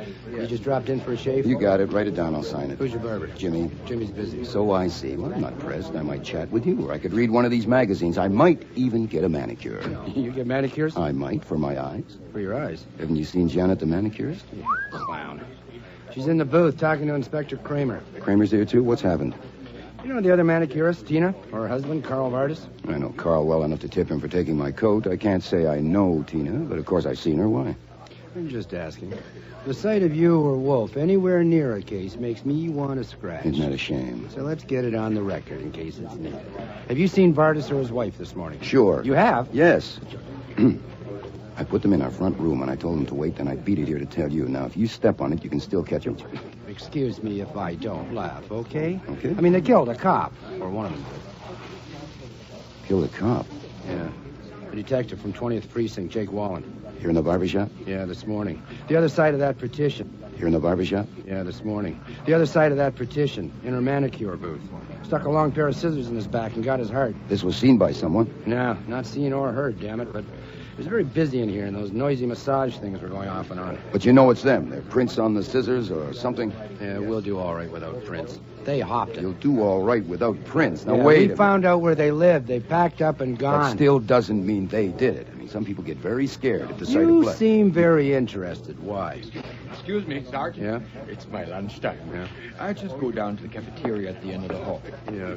Hey, Jeffy. Yes, sir. Mr. Fickler here is going to lunch. Go along, stay with him. I want to phone my wife. Why not? Stay with him, Jeffy. Yes, sir. Thank you. If you settle for Carl and Tina, why does Arnie there have to have company at lunch? We haven't got Carl and Tina. Until we do, we're checking out everybody and everything. Now, I asked you, why are you so interested? Oh, it's just natural curiosity. What else? You could have a client. No, we don't. Yeah, we're looking for Well, one. don't make me laugh. Who in this barber shop could afford Wolf's fees? Yeah, I suppose. But I guess still I'm think- curious because I can't believe you'd hang it on those two just because they ran. Come on now, you must have something else. We have. There, you see? We think Jake Wallen came to take Carl. For what? Well, last night around midnight, a couple of pedestrians, 2 women, were killed uptown by a car. The car kept going. We found it a few hours later abandoned with a dented fender, blood, other items which tagged. Carl's car? No, stolen. Reported earlier last night. 20th Precinct sent Jake Wallen to it. He was the first to give it a look. Wallen was supposed to go home when his shift ended at 8 this morning, but he didn't. He phoned his wife that he had a hot lead on a hit-and-run killer and was going to handle himself and grab a promotion. Yeah, but what led him to this shop? That's what we'd like to know. It had to be something he found in the car. We don't know what. The goddamn fool kept it to himself and got killed. Well, did he mention it or show it to anyone here? They say not. All he had with him was a newspaper. Today's News, the early edition out last night. We can't spot anything in it. There was nothing in his pockets, nothing on him that helps any. You know all the barbers here? Well, I know Arnie Fickler, the owner, Jimmy, who cuts Wolf's and my hair, Ed, who takes the appointments because he's next to the phone. The rest I only know to see. What do you know about them? To help you, probably nothing. Try. Okay. Fickler, the boss, was once attacked bodily in here in his shop by his ex-wife. Ed once slapped Fickler's face when Fickler accused him of swiping lotions. Jimmy has been here a year now, and he's the best barber, which is why Wolf and I go to him. But he plays the horses, and he infuriates Fickler because he sometimes takes magazines while they're still current. Now, Jimmy thinks Janet, the manicurist, must have a sideline like dope peddling. Oh, yeah? Why? Because she refuses his advances, which by him means she's got to be too independent. Oh, Jesus, Goodwin, I mean, Ask you for it, just... that's all I know. I mean, apart from that, they're all strangers to me. What the hell are you doing here, Goodwin? Good morning, Inspector Kramer. Ah, good. I see you finished with Janet. Now maybe I can get my manicure. Hello, Janet. Hello, Mr. Goodwin. I asked you what you're doing here. I'm just waiting for a shave. I'm an old customer here. Ask Burley. Go ahead. straight, Stebbins? Yeah, he comes here regularly. I checked. Come in here, Stebbins, for a minute. Yes, sir. Yes, sir. Well, Janet, I was wondering where you were. What? Did you say something, Mr. Goodwin? No, there's nothing vital. And call me Archie. I'm not married. You're a detective, aren't you? Yeah. How can I keep them from putting my picture in the paper? You can't if they already have it, have they? I think so. I wish I was dead. Oh, come on now. Pretty young girl like you. I mean it. My folks in Michigan think I'm acting or modeling. I keep it vague and here, oh my God. Oh, work is work. Anyhow, if your picture gets printed and it's a good likeness, who knows what'll happen? Yeah, this is my Gethsemane. You what? My Gethsemane, you know. I'm not sure. You know, where you have to make a decision. Oh, I see. What was the inspector asking you just now? I only wish I had some guts. Why? What would you do? I'd tell all about it. All about what? All about what happened. You mean last night? Why not try it out on me and see how it goes? How it happened this morning. How I was going back to my booth after I finished Mr. Levinson in Ed's chair. And he called me into Tina's booth and he seized me with one hand on my throat so I couldn't scream. And there was no doubt at all about what he intended. So I grabbed the scissors from the shelf and without realizing what I was doing, plunged them into him with all my strength. And his grip on me loosened. And he collapsed into the chair. That's how it happened? That's what I would tell them if I had any guts. See, I would have to be arrested and then have a trial and then... Hold it. Who called you into the booth? The man that got killed, of course. See? The marks on my throat. No, I don't. Too early for the bruises to show, I could say. Good Lord, that would get you top billing anywhere, wouldn't it? That's what I'm saying. Well, then go ahead and tell it. I can't. I simply can't. It'd be so damn vulgar. Yeah, it would be if it wasn't true. About your not being married, I hadn't even thought.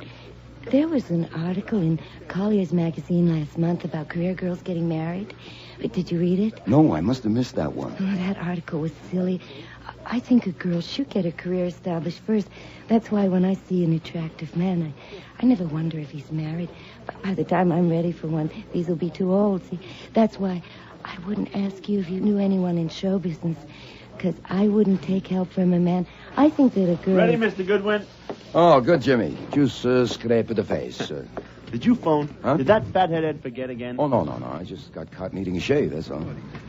You seem to have had some excitement here, Jimmy. We sure did. Hey, Carl. You know Carl? Sure. He killed a man in Tina's booth. What? Then they both ran. I'm sorry for Tina. She was all right, but Carl, I don't know. Hey, how's that? Too tight? No, it's fine. Jimmy, I'd watch it if I was you. You know, it's a little risky to go blabbing that Carl killed him unless you can prove it. Yeah, well, he had fits. Fits? Yeah, like he'd shake all over. And what did he run for? I couldn't say, but I mean, the cops are still poking around here. There's even an inspector. This towel's hot now. Oh, yeah, it sure is. Hey, they're after evidence. You gotta have evidence. For instance, they want to know that man who was killed. Did he show me anything? Or did he ask me anything about some article from the shop? That would be evidence, see? Yeah. What did he ask you? Hell, what didn't he ask? You'd think I was taking out insurance or something, you know? I told him where to get off. Oh, yeah? Yeah. He asked me what was I doing last night. Do you believe it? Come on. Yeah. Oh, you didn't tell him, eh? Nah, he kept on at me, so I figured, what the hell, and told him. Why not? That's my philosophy, Mr. Goodwin. Why not? It saves trouble. As long as my wife doesn't find out, huh? Yeah, all us in there asking questions. One at a time. Janet was the last. Well, who found him dead? Fickler. 10 or 15 minutes later, geez, he come yelling out of there. I damn near nicked my customer. How's the razor, all right? It's fine, just fine. Yeah, then the cops come. Man, it's been nothing but questions ever since. Who went behind the partition after Janet came out? They want to know. I tell them, how do I know? I had a customer at the time. When exactly did Carl and Tina leave? They must have asked me that 20 times. But I can't say and I won't say. Carl did it all right. But they can't prove it by me. They got to have evidence, right? But not me. Goodwin, Inspector Kramer don't like you being here. Neither do I, Sergeant. Neither do I. Yeah, thank God this didn't happen to be Wolf's day for a haircut. You never would have believed it. Speed it up just a little, Jimmy. Mr. Wolfe hates to wait lunch.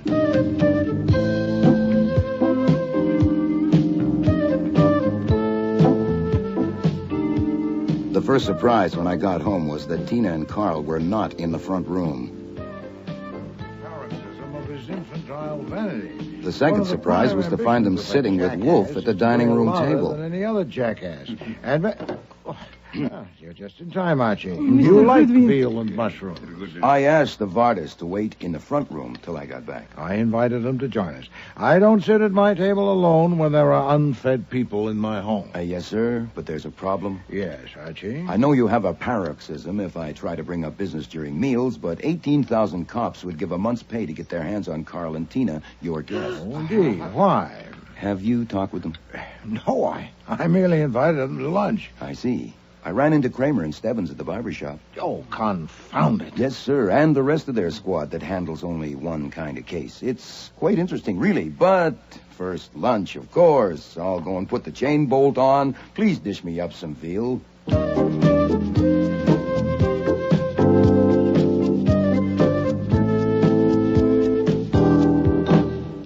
Please be seated. Mrs. Vardis, I think you'll find the red chair quite comfortable. Thank you, Mr. Wolfe. That was it fine cooking. Thank you, Mr. Vardis. Fritz takes great pride in his veal. Now then, Archie, what have you gotten us into this time? Us? Yes, I'm responsible for their presence since they were my guests at lunch. Okay, if that's how it is. I did not invite them to come here, let alone to have lunch. They came on their own, and I let them in, which is one of my functions. Having started it, I'll finish it. Carl, Tina, it's dangerous for you to stay here. Now, I know of a safe place up in the Bronx for you to lay low for a couple of days. You shouldn't take a taxi or the subway, so we'll go around the corner to the garage, get Mr. Wolfe's car, and you can drive it up there. Excuse me, you will drive us up there? No, I'll be too busy. Yeah, but I can drive car. I don't know how. Okay, then your wife will drive. Now, you can leave the car. No, she can't. She don't know it either. What do you mean you can't drive a car? Certainly you can. Everybody can drive a in car. In this country, yes, but we are new in this country. We have never had the chance to learn. You've never driven a car? No, never. And Carl? Never. What the devil is this? It has a bearing, as you'll soon see. Now, here's how it is. A precinct detective named Jake Wallen called at the barber shop this morning and began asking questions. Fickler took him into Tina's booth, and he questioned Tina first. Then the others had sessions in this order. Carl, Jimmy, Ed, and Janet. After Janet came out, there was a period of 10 or 15 minutes when Wallen was in the booth alone. Then Fickler went to see, and what he saw was Wallen's body with scissors buried in his back. Carl! No! Oh, no! Oh, Carl, you didn't! Archie, make us Tina, stop. Mrs. No, Vardis, no, please. You understand? No. Mrs. No. Vardis. Stop. And that man was killed there in Tina's booth? Yes. Then, of course, this is end for us. But please, I ask you not to blame my wife, because we go through many things together. She thinks I can do things that are not possible for me. But I do not kill that man. I do not touch him.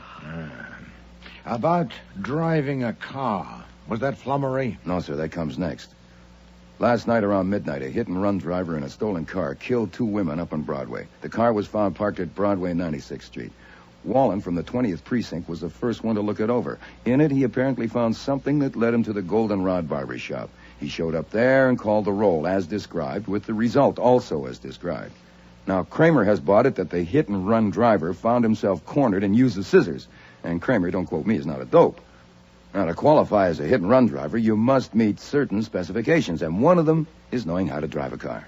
Then the best plan would be for Mr. and Mrs. Vardis to go back to the shop at once and submit to Mr. Kramer's questioning. Except for 2 things. What?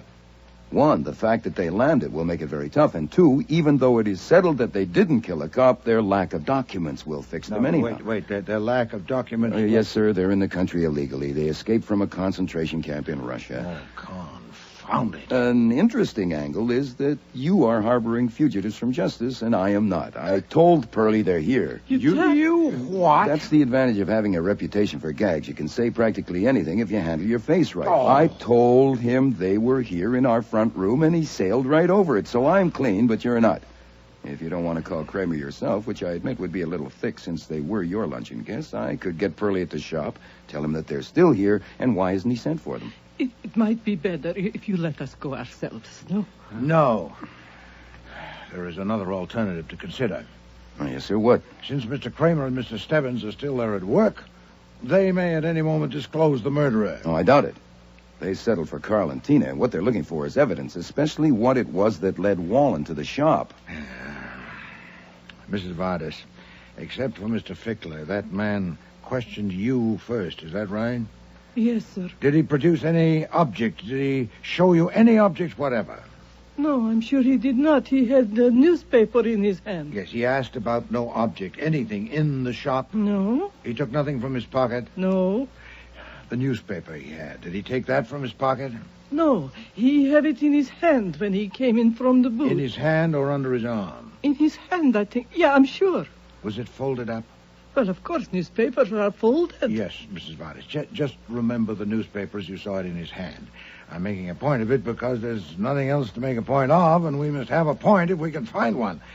Was the newspaper folded up as if he'd had it in his pocket? No, it was not. It was not folded that much. When he sat down, he put it at the table, and it was the way it is on newsstands, so that's how it was folded. But he didn't mention it? No. And you noticed nothing unusual about it? I mean the newspaper? No, it was only newspaper. What is it, Fritz? Inspector Kramer is at the door, sir. He insists on seeing you. Oh, confound it. Archie, quickly. See our guest to the front room. All right, now hurry, you two. Now, sit there in the corner. Don't go near the window or doors. This time, don't move until I tell you. Is that clear? But... No, there's no but. Is that clear? Yes. Now, bring Mr. Kramer in, Fritz. Yes, sir. Mr. Wolfe will see you now. Well, it took you long enough. Good afternoon, Mr. Kramer. Fritz, will you bring beer, please? You'll have some beer, Mr. Kramer? I'm here on business. Indeed. How can I help you? You can tell me what Goodwin was doing at that barber shop this morning. Oh, I understand he went for a shave. Isn't that right, Archie? Yes, sir. I have learned over a stretch of years that when I find you or Goodwin within a mile of a murder, something fancy can be expected. Let me finish. I know you've been going to that shop for 2 years, and Goodwin for 6 years. But the owner, Arnie Fickler, says that in the 6 years Goodwin has been going there, he has never once gone for just a shave. Not once. He goes only for the works. Haircut, shampoo, and shave. So today, 2 hours after a murder, he goes there just for a shave? I don't believe it. Then you don't? I'm not responsible for your credulity quotient. No one would believe it. I don't see how we can help you. I believe that Goodwin went to that shop because he knew a man had been murdered there. Then you believe wrong. Your credulity quotient needs an overhaul. Until I got there, I hadn't the slightest idea or suspicion that a man had been murdered there or anywhere else. Your going there had nothing to do with the murder? Put it that way if you prefer. I'll write it out and sign it for you if you like. I would like. Word it yourself, but say it right. You'll get it. Today. Okay, right now if you want. You know the law about withholding evidence as well as I do. You ought to by this time, the stunts you pulled. You thought that I had sent Archie to the shop on business? I still think so. Then you might as well have an affidavit from me, too. In it, I will say that I did not send him to the barber shop and that I heard and knew nothing of the murder until he returned and told me. You'll swear to that? As a favor to you, yes. Since you wasted your time, you might as well get a little something out of it. But, Mr. Kramer, I still don't know your real reason for coming here. According to Archie, the murderer is known. And all I have to do is find him. What could you expect to get from me? When I see Goodwin poking around, I want to know why. I don't believe it. Archie, I think you must be responsible for this. Me? How? You're brash. You talk too much. What? It must have been something you did or said. What was it? I don't get it. What did you say to Mr. Kramer? Practically nothing. I just answered a civil question. What did you say to Stebbins? Oh, I just asked what was going on, and he told me. And then I told you about it. Not verbatim. What did you say? Nothing. Damn it. Of course Pearlie wanted to know what brought me there, and I took... Oh, wait a minute. Maybe you're right at that. Pearlie asked me if I had seen Carl or Tina this morning, and I said sure. I'd put them up here in the front room and told them to wait, and if he would step on it, he could find them. I knew it. Your confounded tongue. Huh? So that's it, is it, Mr. Kramer? Sergeant Stebbins told you that. He mentioned it. Then why have you waited to pounce? Since Archie has rashly disclosed our little secret, it'd be useless for me to try to keep it.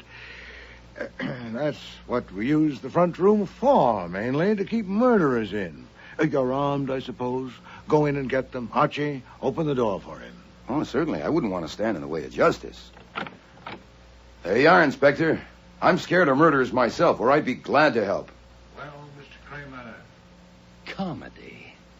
I just happened to drop in on my way down to my office. I'll expect those affidavits this afternoon. Whatever you say, just as long as we're not going to be jailed for harboring fugitives. Nero Wolfe's office, Archie Goodwin speaking. Goodwin, is Inspector Kramer there? Yeah, he's here, Pearlie. He just happened to drop in on his way downtown. It's for you, Inspector. Yeah, Pearlie, what is it? When? Bad? Does she know who? Goodwin. Well, why him? You're sure? Oh, Jesus. I'll be right there. Come on, Goodwin, you're coming with me. What is it? What's happened? The manicure is Janet. Someone tried to kill her. Who? She won't say. She says the only person she'll tell is you. Me? Why me? That's what I want you to tell me in the car on the way. Then come on. She was found on the floor of her booth out cold from a blow on her head. We brought her to, and she can talk, but she won't. She says she won't talk to anybody except her friend Archie Goodwin. How long have you known her? Until today, I merely leered at her. The only chat I've ever had with her was here today, under your eye, huh? But look what it did to her. Is it any wonder my opinion of myself is what it is? Yeah, you've never seen her outside the shop? Never. That can be checked. Yeah. Right now, we want you to get her to talk. Oh, God damn her, she stopped us cold. Come on. Hold it. If I'm going to ask her questions, I ought to know what happened. Oh, Jesus, Goodwin. There are only 3 of us left here. I was on the phone. Jaffe and Sullivan were there on chairs. The barbers were working on customers. Someone wanted a manicure. Fickler called Janet. She didn't come. Where was she? On the floor of her booth, out cold. She'd gone there maybe 15 minutes before. Alone all that time? Well, I think all the barbers had gone back behind the partition at least once during that time. You think? Goodwin, I said I was on the phone quite a lot. Oh, Jesus. How bad is she hurt? Well, not bad enough for the hospital. Doc let us keep her here. She was hit above the right ear with a bottle taken from the supply shelf. The bottle was big, heavy, full of oil. It was there by her on the floor. Any prints? Oh, come on, Goodwin. For God's sake, start a school. He had a towel in his hand or something. It is a barber shop. Come on. Just a minute. What did the doctor say when you asked him if she could have just been testing her own skull? Well, he said it was possible, but he doubted it. Come and ask her. Here's your friend, Archie Goodwin, Miss Stahl. Hello, Janet. Hi. How do you feel? Terrible? No, I don't feel at all. I'm past feeling. Can I have a look at that bump on your head? Oh, if you're careful. You tell me if it hurts. Oh. Oh, doing your hair is going to be a problem for a while. Who did it? Send them away and I'll tell you. Certainly. You men, come on, get out. What if is? I had been here, this never would have happened. Now leave us. Now look, Goodwin. Out. Come on, Sergeant. Wow. You sure showed them. Well, it was shocking. You could have been killed. It disfigured for life. It could have ruined your career. Thank God you got a good thick skull. I started to scream, but it was too late. What started you to scream? Seeing him? Hearing him? It was both. I was sitting in the customer's chair with my back to the door. I was just sitting there trying to think, you know. I know. And then there was this little noise behind me, like a stealthy step. Uh-huh. And I looked up and I saw him reflected in the glass right behind me with his arm raised, and I started to scream, but before I could get it out, he struck. Right. You were sitting in the chair, this chair, with your back to the door like this, right? That's it. I was thinking And you saw his reflection in that crinkly glass partition there? Yeah. And you recognized him? Yeah. The glass is crinkly. It'd be hard to get a clear reflection. You're sure you recognized him? Well, of course I'm sure. That's why I wouldn't speak to them. That's why I had to see you. Why did you have to see me? Because of who it was. Who was it? It was that one with the big ears and the gold tooth, the one they call Stebbins. Or they call him Sergeant. Are you telling me that Sergeant Stebbins hit you with that bottle? Well, I can't say it was him that hit me. I think people should be careful what they accuse other people of. I only know it was him I saw standing behind me with his arm raised, and then something hit me. From that, one can only draw conclusions. Yeah, but Janet... Besides, he was rude to me this morning, asking me questions, and all day he's been looking at me in a rude way. Not the way a girl is willing for a man to look at her, because she has to expect that. Yeah, but Janet, that doesn't make sense. Well, does it make sense for Mr. Fickler or Jimmy or Ed to want to kill me? Why would they? But why would Stebbins? I told I've you. never known him to strike a woman without a cause. Oh. What did he have against you? I don't know. When they ask me that, I'll just have to say I don't know. Now, that's what you've got to tell me, how to answer things to reporters. I can't keep on saying I don't know, or why would they print it? What hit you? I don't know. Who hit you? I don't know. Why did he want to hit you? I don't know. Oh, God. I mean, who'd want to read that? What should I say to them? I don't know. We'll come to that. First, we're No, we ought to settle it right now. That's how you'll earn your 10%. My 10% of what? Of everything I get as my manager. Shake on it. Hey, that's a darn good idea, but I think... I can tell the reporters to ask you about things I don't know. It's called referring them to my manager. Janet, you tell the reporters I'm your manager, and I'll give you a lump that'll make that one seem as flat as a pool table. Oh, but I need some answers to give. Well, just say it's a mystery. People love a mystery. That's it.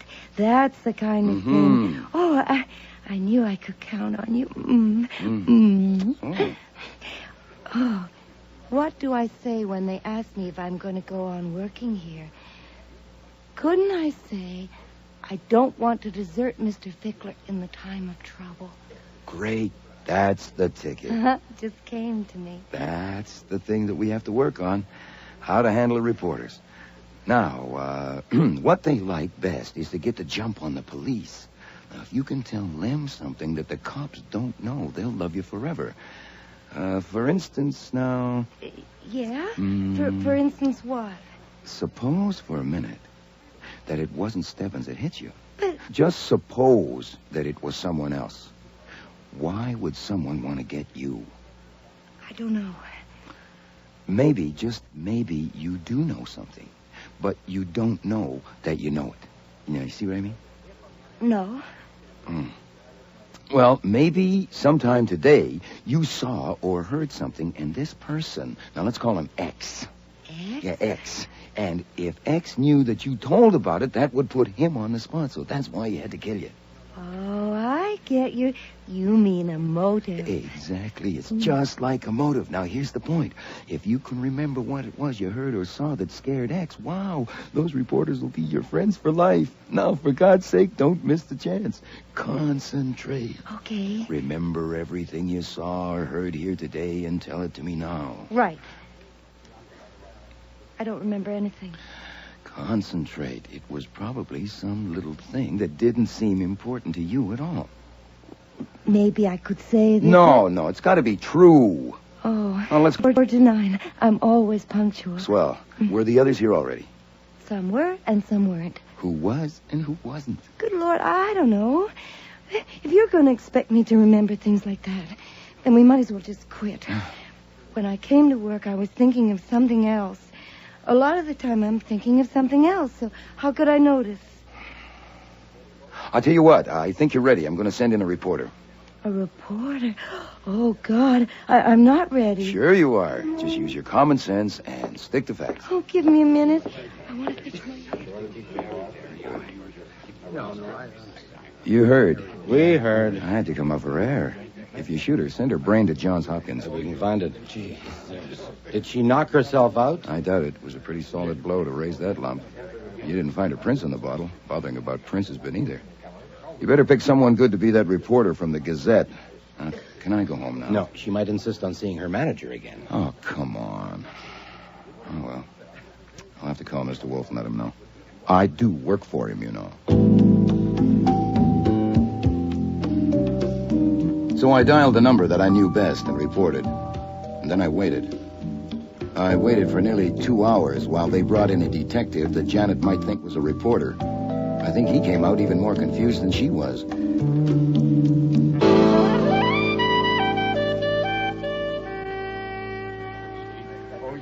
Mr. Kramer, will you ask this man to let me pass? Well, I'll be damned. I don't believe it. Let him in, Jaffy. Well, what happened? Dynamite? I came to get a haircut.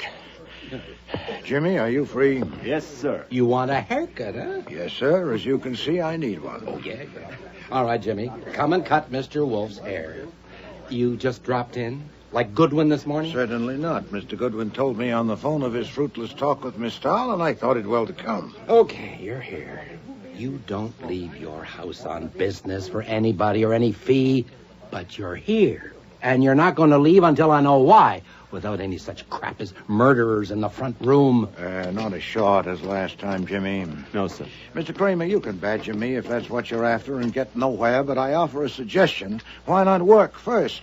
Why don't we see if we can settle this business, and then if you insist, go after me? Or would you rather harass me than catch a murderer?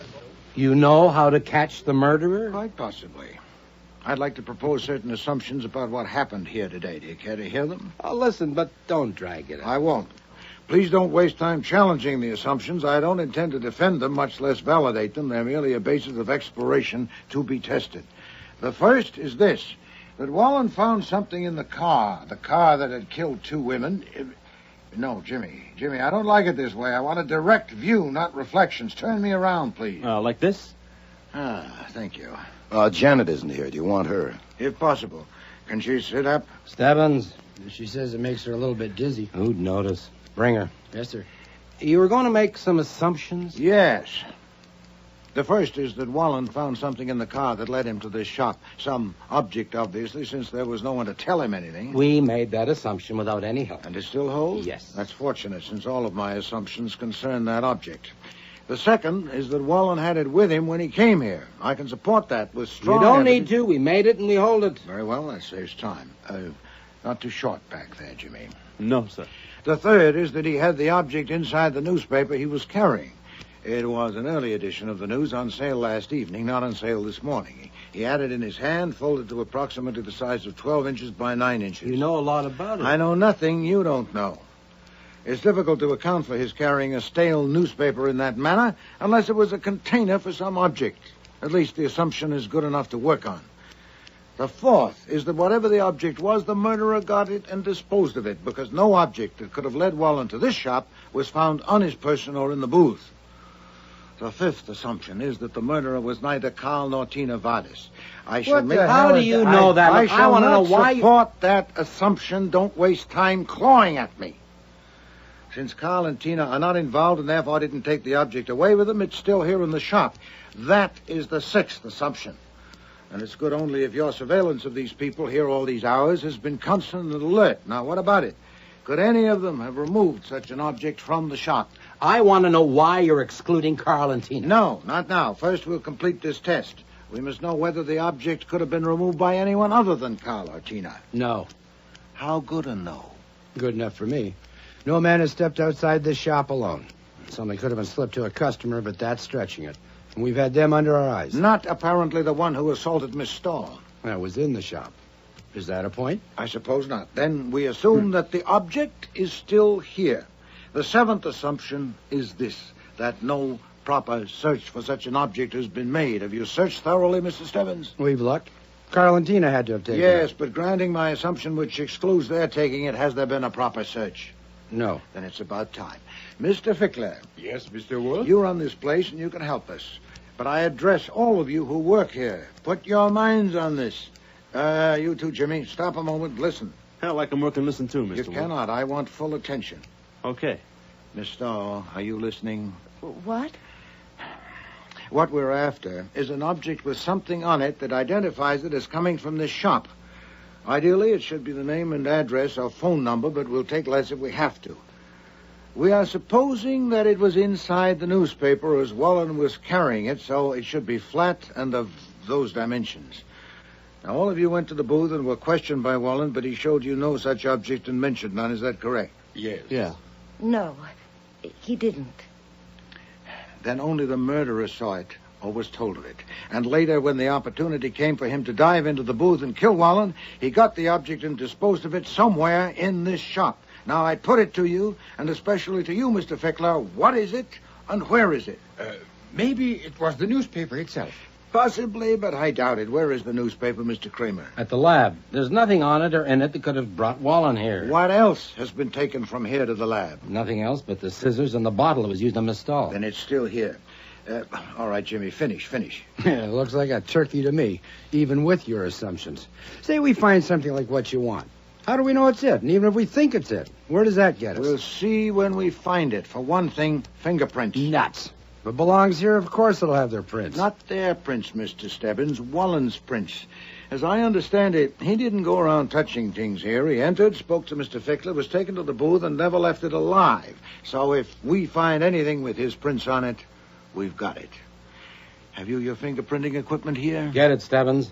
And Wallen's prints from our file. The search must be thorough and will take time. First, I ask all of you to search your minds. What object is here, belongs here, that meets the specifications I've described? Now, surely you can tell us, Mr. Fickler. I don't know. Unless it's a towel. But why would he carry a towel like that? He wouldn't. Anyway, a towel wouldn't help us, so I reject it. Miss Stahl. I think he may have been keeping the paper because there was something in it he wanted to read. I know I often do that. Say it's an evening paper and I don't have time to... Yes, we'll consider that. Jimmy? I don't know a thing like that in the store, Mr. Wolfe. Not a thing. Boy, either you have no brains at all, or they're temporarily paralyzed, or you're all in a conspiracy. I am looking straight at such an object right now. What? Where? On that table. The magazine? Of course. You subscribe to them, Mr. Fickler. They come through the mail. Then the name and address is on them. That Time magazine, for example, the addressee is on the cover. Surely it deserves examination, and others, too. What if he took it from here and had it in his pocket when he stole the car and drove up Broadway, and in the excitement of his misadventure, he failed to notice it had dropped from his pocket and was on the seat of the car. And Wallen found it there, took it, and saw the name and address on it. Eh? You sent for the equipment and the prints, Mr. Stebbins? Then we ought to be able... Oh, I remember. You remember, Jimmy? This morning I was standing here, and you came in with a hot towel, and you had that magazine. You tossed it under there, and then you asked... Shut up, I asked you you've been steaming it. Too late, What? Jimmy. We all... Dumb had it. brother. Get those scissors from him. I don't want anything else to happen. Found it. My barber.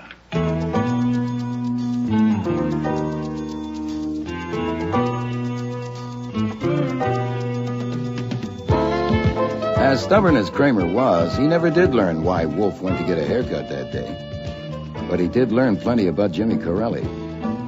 Jimmy was wanted as a bail jumper under another name in West Virginia on charges of car stealing, drunken driving, and assault, to name just a few.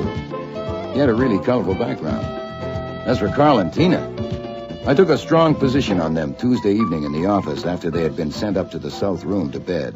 You know damn well what'll happen. They won't go to Ohio or anywhere else. They'll stay here, and someday, maybe next week, they'll be in trouble again. And they'll come to me again because Carl likes me and because I rescued them this time. You rescued them? And I'll try to help them again, and you'll have to butt in again because you can't get along without me, and it'll go on like that year after year. Why not take care of it now and live in peace? Oh, shut up, Archie. I'm reading. Yes, sir, in an hour or so. There are people in the government who owe you something. For instance, Carpenter. I have Carpenter's home number, and I might as well get him now.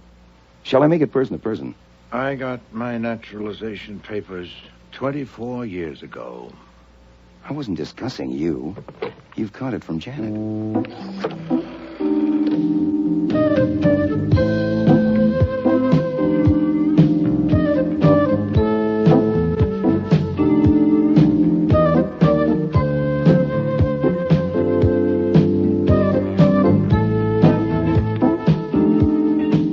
Starring in today's episode were Mavor Moore as Nero Wolfe, Don Franks as Archie Goodwin, and Cece Linder as Inspector Kramer.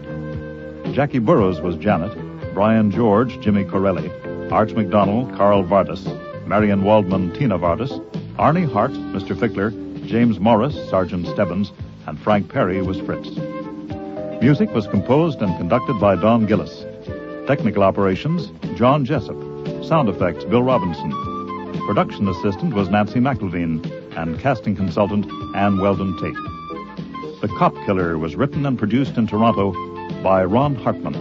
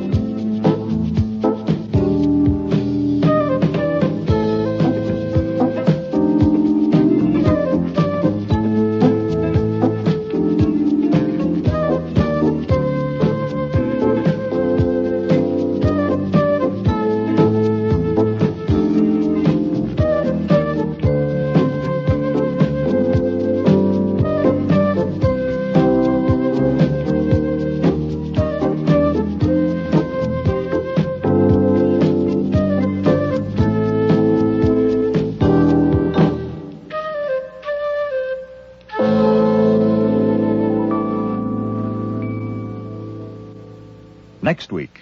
What's this? Well, as you see, it's a marriage license for Archie Goodwin and Margot Dickey. It cost me $2. Flummery. No, sir. No flummery. I mean, I could be mushy about it, but I won't. I will only say that I'm hooked at last. Margot intends to spread the tidings at the Christmas office party, so I have to be there. You are deranged. Sit down. I suppose it is a form of madness, but there, I've got it. It's like what Margot was reading to me the other night, some poem. I think it was Greek. Oh, love, resistless in thy might, thou mightest Shut shine. up and sit down. Yes, sir. We haven't set the date yet. We don't want to rush it. I don't believe it. You will. Archie goes to a Christmas party. There. That makes it unanimous. Thank you, Alf. My secret public place. I'll start again. There are times when love takes over. Santa Claus, where's yours? You have to drink, too. Well, he can't drink through the mask. No, I suppose not. There are times... When love takes over. Thanks, Alf. There are times when the little demons disappear down their rat holes, and ugliness itself takes on the shape of beauty. When the darkest corner is touched by light. When the coldest heart feels the glow of warmth. When the trumpet call of goodwill and good cheer drowns out all the babel of mean little noises. This is such a time. Merry Christmas. Merry, merry, merry. Merry Christmas. What a lovely toast, Kurt. Simply lovely. Well, I must write it down and have it printed. That part about the trumpet call. Kurt! Oh, Kurt, what is it, Kurt? Merry. Next week, Rex Stout's Christmas Party with guest stars Marty Mariden, Linda Sorensen, Patricia Hamilton, Gordon Thompson, and John Granick.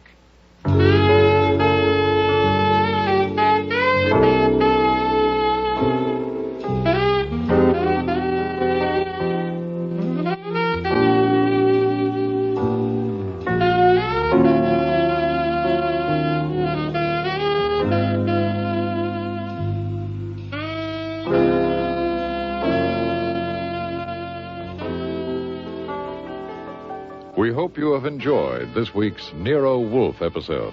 Be sure to join us for the remaining 9.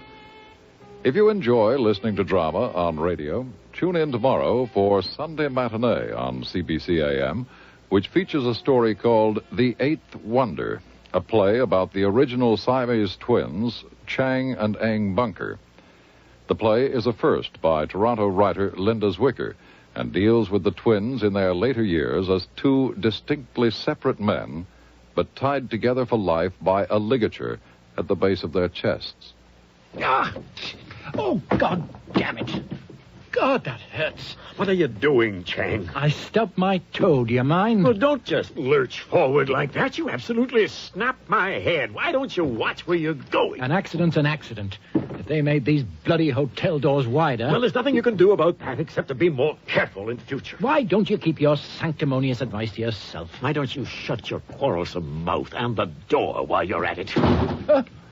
Now, where's that Christian philosophy? Where's that other cheeking? What a rotten thing to say. I get so tired of seeing you hide your true feelings behind that veil of piety. One day at a time, a season to all things in moderation. Why are you goading me, Chang? What's your problem? I'm just getting a few things off my chest. You have no subtlety, Chang. You never did have. It never occurs to you to handle anything but head on. You always just bash right ahead. At least I have feelings. And I don't. You've lived with me for 60 years, every minute, every hour, every second, and you don't think I have feelings? The Eighth Wonder by Linda Zwicker, tomorrow on Sunday Matinee. Also coming up on CBC AM on Friday, February 12th, our Playdate series features 2 plays. The first is Stopover Point by Audrey Thomas, and the second, The Answerer by Rex Deverell. Later that day, tune in for Nightfall, our horror series on CBC AM. We will be presenting a play called The Club of Dead Men, a dramatization by John Douglas of a short story by J. Wentworth Day. Please check your local listings for the exact times and dates of these programs. If you have any comments or suggestions about the radio dramas you hear, write to us at Post Office Box 500.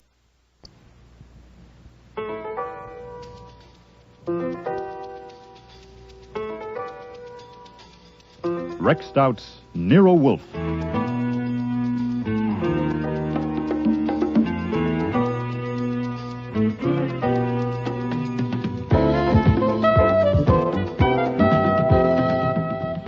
starring Mabel Moore as Nero Wolfe and Dawn Franks as Archie Goodwin.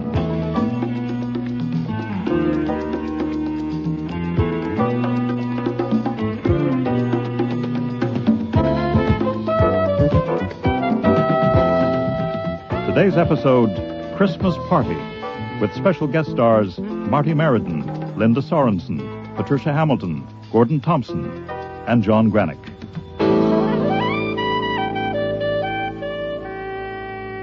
I'm sorry, Mr. Wolfe, but I told you 2 days ago that I had a date for Friday afternoon, and you said it was all right, so I'll drive you to Long Island on Saturday or Sunday. That won't do, Archie. Mr. Thompson will be at Mr. Hewitt's place only until Saturday noon. He's the best orchid hybridizer in England, and I'm grateful to be invited to spend a few hours with him. We should leave here about 12:30. I really am sorry, but I have to keep that date Friday afternoon. It's a Christmas party at the office of Kurt Bottweil. Now, you remember him. We did a job for him a few months ago. Yes. You may not remember a member of his staff named Margot Dickey, but I do. I promised her that I'd come to the party. Oh, pfui. A party? I have only one opportunity. Then take it. Your idea that a car is a death trap if I'm not driving is unsound. You can take a taxi. I hope to get some useful information from Mr. Thompson, and you will take notes. Not if I'm not there. Hewitt's secretary knows orchid terms as well as I do, and so do you. Archie, how many times in the past year have I asked you to drive me somewhere? If you call it asking, maybe 18 or 20. Not excessive, surely. If my feeling that you alone are to be trusted at the wheel of a car is an aberration, then I have it. We will leave for Mr. Hewitt's place Friday at 12:30. All right. All right. I didn't intend to spring this on you till tomorrow, but I guess it will have to be now. Here, take a look at this. What's this? Well, as you see, it's a marriage license for Archie Goodwin and Margot Dickey. It cost me $2. Flummery. No, sir. No flummery. I could be mushy about it, but I won't. I will only say that I'm hooked at last. Margot intends to spread the tidings at the Christmas office party, so I have to be there. You are deranged. Sit down. I suppose it is a form of madness, but there, I've got it. It's like what Margot was reading to me the other night, some poem. I think it was Greek. Oh, love, resistless in thy might, thou mightest shut shine. Up and sit down. Yes, sir. We haven't set the date yet. We don't want to rush it. Now, you may not want me to be here anymore, but that's up to you. As far as I'm concerned, I'd like to stay. I'd hate to end such a long association. The pay is okay, especially if I get the raise at the first of the year, which is a week from Monday. I'm used to my room upstairs, and I like Fritz's cooking, and the billiard table in the basement, and the one-way glass panel in the front door. Archie, sit down. I've told Margot all this, everything, including the fact that you're allergic to women, and we've discussed it, and we think it might be worth trying, say for a month. When we get back from the honeymoon, we could take over the second floor, and if the trial works out, the new furniture or the decorating would be up to us. I mean, since she works for an interior designer, we could get things wholesale. I don't believe it. You will. What about Miss Rowan? We won't drag Miss Rowan into this. What about the thousands of others you dally with? Not thousands. Not even 1,000. And I'll look up Dally. Oh, for heaven's sake, sit down. No, sir. Right now you're stirred up. We'd better discuss this some other time. In a few days, you may hate the idea of having a woman in your house, even worse than you do now, or you may have cooled down to a simmer. Could I have my license back, please? I want to go and show it to my bride-to-be.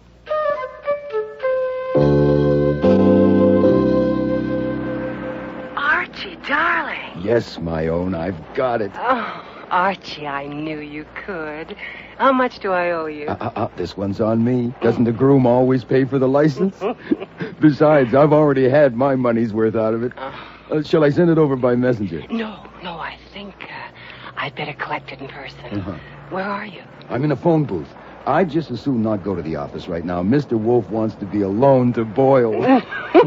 How about the Tulip Bar in 20 minutes? I feel like buying you a drink. Oh, no, lover. I feel like buying you a drink.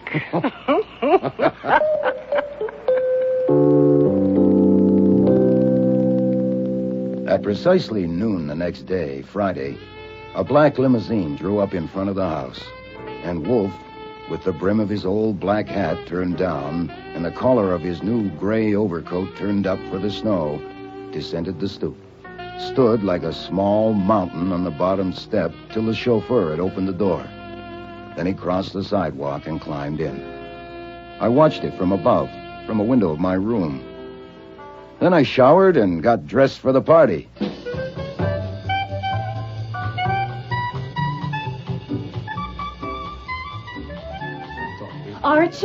Archie, lover, you got here. Margot, my own. Come on over to the bar and help us sample. Look, if I come too early, where is everybody?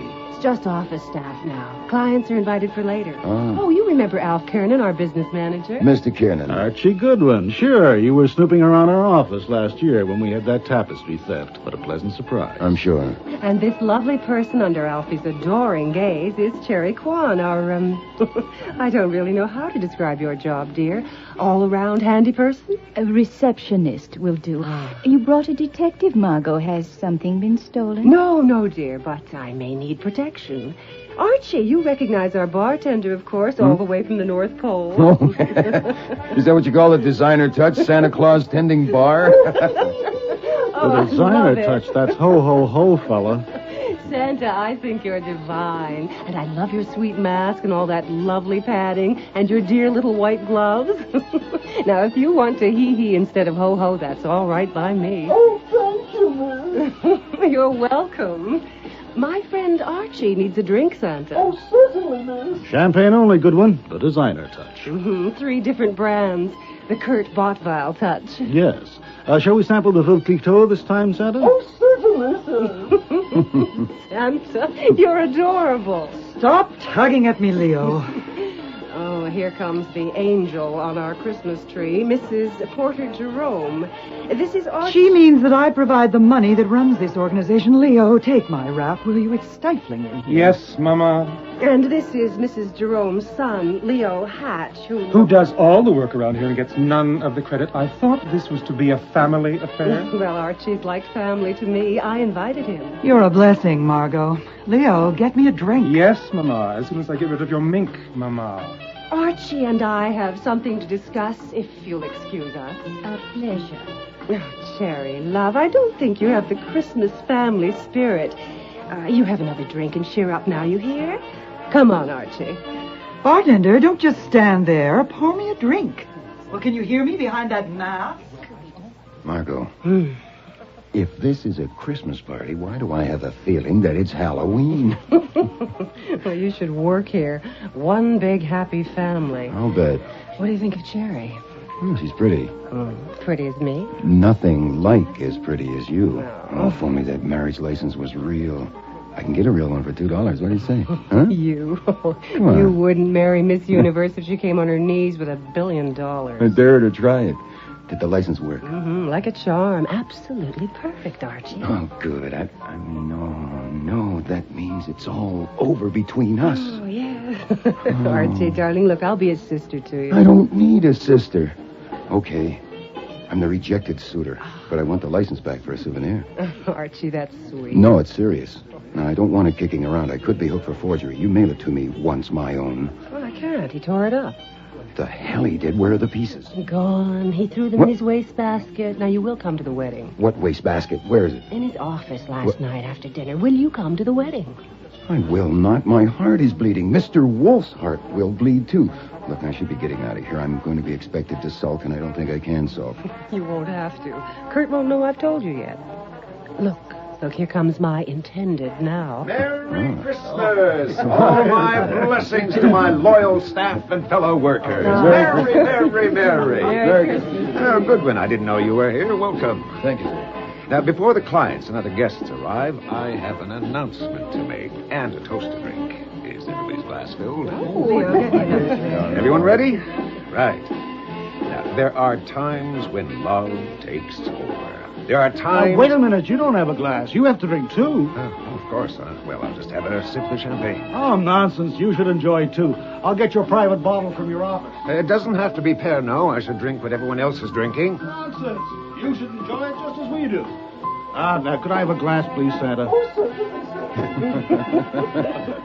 There. That makes it unanimous. Thank you, Alf. My secret public price. I'll start again. There are times times when love takes over. Santa Claus, where's yours? You have to drink, too. Well, he can't drink through the mask. No, I suppose not. There are times... When love takes over. Thanks, Alf. There are times when the little demons disappear down their rat holes, and ugliness itself takes on the shape of beauty. When the darkest corner is touched by light. When the coldest heart feels the glow of warmth. When the trumpet call of goodwill and good cheer drowns out all the babel of mean little noises. This is such a time. Merry Christmas. Merry, merry, merry, merry Christmas. What a lovely toast, Kurt. Simply lovely. Well, I must write it down and have it printed. That part about the trumpet call. It was... Kurt! Oh, Kurt, what is it, Kurt? Merry Get a doctor. Stand back, everyone. Get back. Now he needs air. Do something. Somebody do something. Cyanide has a very distinctive smell, and it must have been a big dose to hit him that hard and that fast. Kiernan was loosening Botvile's collar, and Margot was squatting at her groom-to-be's feet, taking his shoes off. I could have told her she might as well let him die with his boots on, but I didn't. I had 2 fingers on his wrist and my other hand inside his shirt, and I felt him going. His heart stopped and he's not breathing. Can't you do something? Look, I'm a licensed detective, and I'm supposed to know how to act in these Well, circumstances. do something. He's dead. Is it a heart attack? I'd say he was poisoned. Oh, my God. Yeah. It looks like his drink was poisoned. All right, until the police come here, no one will touch anything, especially that bottle of Pernod, and no one will leave this room. I want you... Wait a minute, where's Santa Claus? I don't know. He was here a minute ago. Did anyone see him go? He didn't go out the main door. No one passed my desk. The office. There's a private elevator in Kurt's office. I'll go. No, you stay. I'll go and take a look. Margot, you come with me. Kiernan, call the police. Spring 73100. Right. Look, the elevator just hit the main floor. Damn, we're too late. Push the button and bring it back. It's coming. Good. What are you looking for? The wastebasket. I can't seem to find a wastebasket. Well, it's right there, that gold leaf thing. That? That's a wastebasket? Archie, are you crazy? What are you doing? Is this where he threw the license? Yes, but what possible degree? Damn, it's not here. How can you worry about a license when the... Look, the elevator's here. Stand back. Look. Don't touch anything. Well, that's what's left of our Santa. Suit, hat, boots, mask, and he kept the white gloves, of course.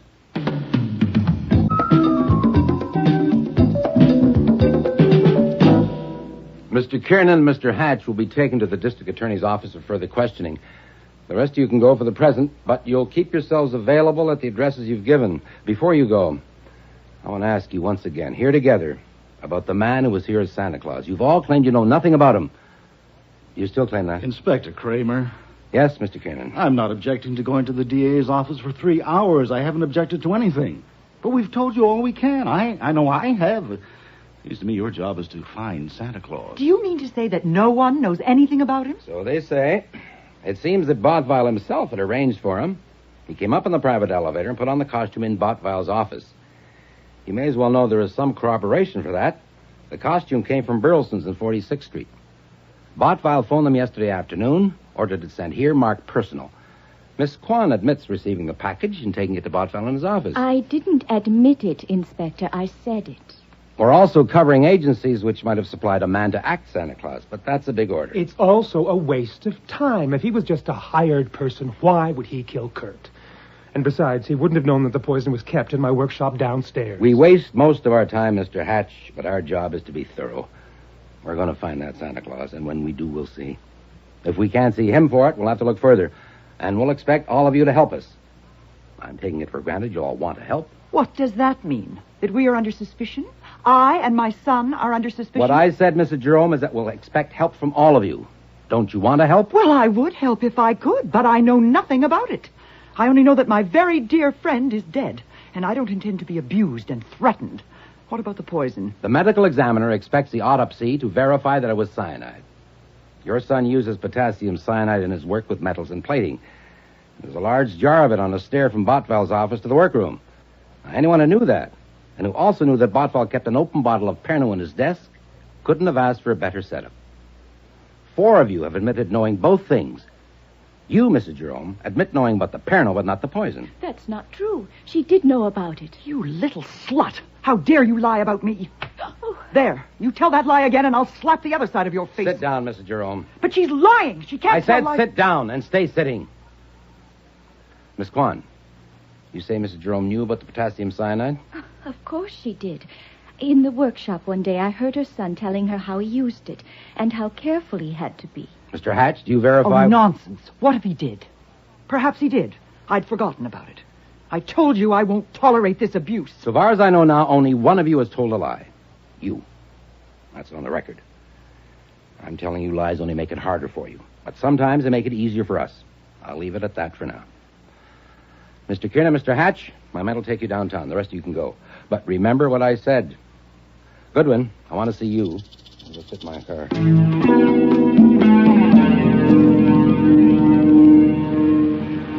Get in. Look, if you're taking me downtown, I want something to eat first. It's past my mealtime. You're not wanted downtown, not right now. Get in out of the snow. What were you doing there today? I told you, having fun, 3 kinds of champagne. Miss Dickey invited me. I'm giving you another chance. Huh? You were the only outsider there. Why? You're nothing special to Miss Dickey. She was going to marry Botvile. Why were you there? Ask her. We have asked her. She says there was no particular reason, that she stuttered around it. What I say, anytime I find you near a murder, I want to know. I'm giving you another chance. Oh, thanks. But I can't use it. I have nothing more to tell you. Lay off and go find your murderer. I know you, Goodwin. Yeah, you even called me Archie once. You know, I treasure that memory. I know you. Treasure it. Do you expect me to believe that guy got out of that room and away without you knowing it? Look, I was kneeling on the floor watching a man die. Huh? You're just talking to hear yourself. You don't think I was an accessory to the murder or the murderer's escape? I don't say he was the murderer. But if you knew who he was and didn't want him involved in it for some reason, like maybe earning a fee and let him get away, what about that? That would be bad. If I asked my advice, I would be against it. God damn it. Do you know who he is? No. Did you or Wolfe have anything to do with getting him there? No. All right, pile out. I'll be wanting you downtown sometime.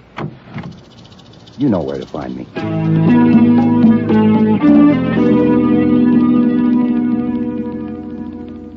You know, I approve of your rule not to discuss business during a meal, but this is my meal, and you finished yours.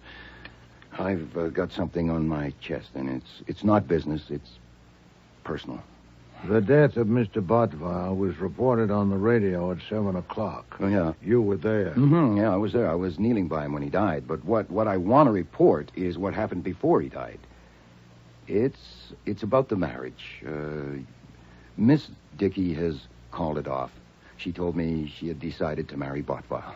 Oh, indeed. Yes, sir. It was a jolt, but I would have recovered in time. I'm going to blot her out. For me, of course, this is satisfactory. Oh, I know it is. Huh, how'd you make out in Long Island? Well, I Did Mr. Thompson have anything new to say about orchids? Have you finished your meal? Will you have any more? No, that should do it, except for this coffee here. It's satisfactory. Very well, then. I, too, have something on my chest. Oh, yeah? It's not easy. Perhaps the best way to begin is to show you something. Well, go ahead. What is it? These white gloves. Are those... Where did you get... Are those the white gloves? Yes. How'd you get them? Oh, my God, I don't believe it. You? You? Oh, my God. You wore the gloves so I wouldn't recognize your hands, and then you so I wouldn't recognize your voice, and all that dear sweet patting that Margot loves so much was all you. Have you finished? Sorry, I got something in my throat. Why? Huh? Why'd you do it? Oh, my God. Were you really that desperate? The thought of a woman living in your house, of losing an employee after you'd got used to me. You had to go and see for yourself. What were you going to do, anyway? Save me from a fate worse than death?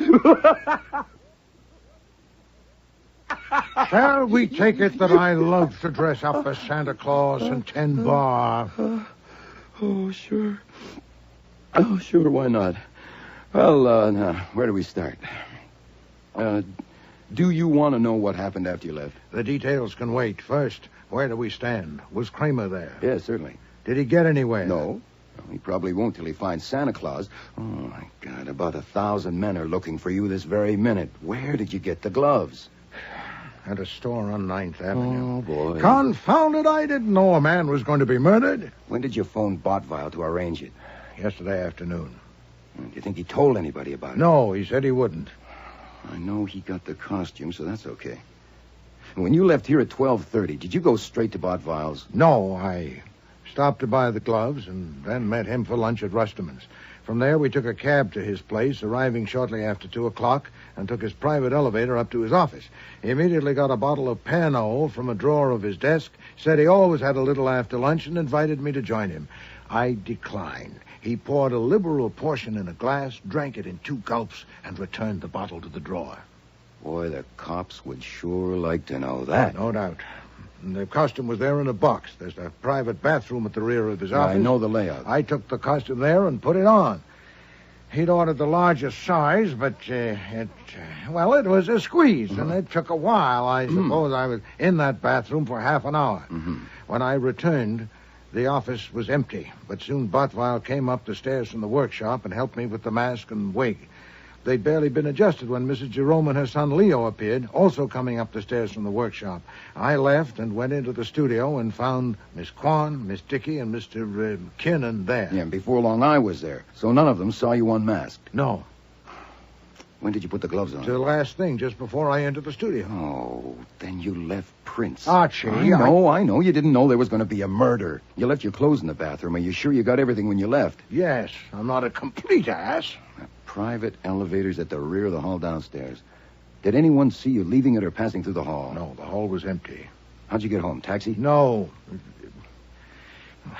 Fritz didn't expect me until 6 or later. I walked to the public library, spent some 2 hours there, and then took a cab. You walked all the way to the library because you couldn't admit to Fritz that you hadn't been to Long Island, that you had been confound it! Marry the woman and be damned! I beg your pardon, but you have to admit the situation is a little unusual. Shall I describe it, or do you want to? I would like to hear you try. Yes, sir. I suspect the only thing to do right now is phone Inspector Kramer and invite him to come and have a little chat. And when he comes, open the bag. No, I will not do that. Then, next best, I go to him and spill it there. No. Okay. They have 1,000 men looking for Santa. They'll check the prints they find in the office, and eventually they'll match it to yours. Now, they'll cover all the stores for sales of white gloves to men. They'll trace Botvile's movements and find that you lunched with him. Now, you're sunk. Kramer's been itching for years to lock you up, and any judge would commit you as material witness who would run out. And another thing. Yes? If you wait till they find you, you can't tell them that Botvile took a drink from that bottle shortly after 2 o'clock and it didn't hurt him, or they should book you for withholding evidence. Shall I call Kramer? No. I will not confess that performance to Mr. Kramer. I will not unfold the morning paper to a disclosure of that outlandish masquerade. Then you're just going to sit here and read a book till they come with a warrant. No, that would be fatuous. I am going to find the murderer and present him to Mr. Kramer. There's nothing else. Oh, that's fine. Well, then, we may have 2 weeks and we may have 2 minutes. At this very minute, some fingerprint expert is comparing the prints of Wolfe, Nero, number 709... Do I answer? Of course. Nero Wolfe's office. Archie Goodwin speaking. Goodwin? Well, Inspector Kramer, what a pleasant surprise. I want you down at my office at 10 o'clock tomorrow morning. All right, sure. Anything special? 10 sharp. Well, I've already told them 6 times I know absolutely nothing about Santa Claus. They may not ask again. Now, I want a complete report of what happened there after I left. But first, I want background. In your intimate association with Miss Dickey, you must have learned things about those people. What? Not much. I guess I have to explain something. My association with Miss Dickey was not intimate. Oh, choose your own adjective. I meant It's no not an innuendo. adjective. This isn't going to be easy. See, Miss Dickey's a very good dancer. She's an exceptionally good dancer, and for the past couple of months, I've been taking her here and there, and last Monday she asked me to do her a favor.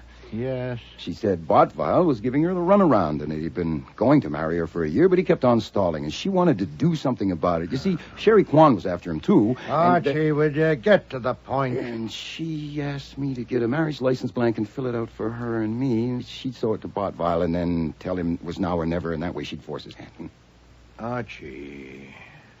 Yes, sir. Are you telling me that license was... Yes, sir. I want to make it clear that I had no intention of showing it to you. I did that on the spur of the moment because you were being so stubborn. I was being stubborn. Sir, yes, sir.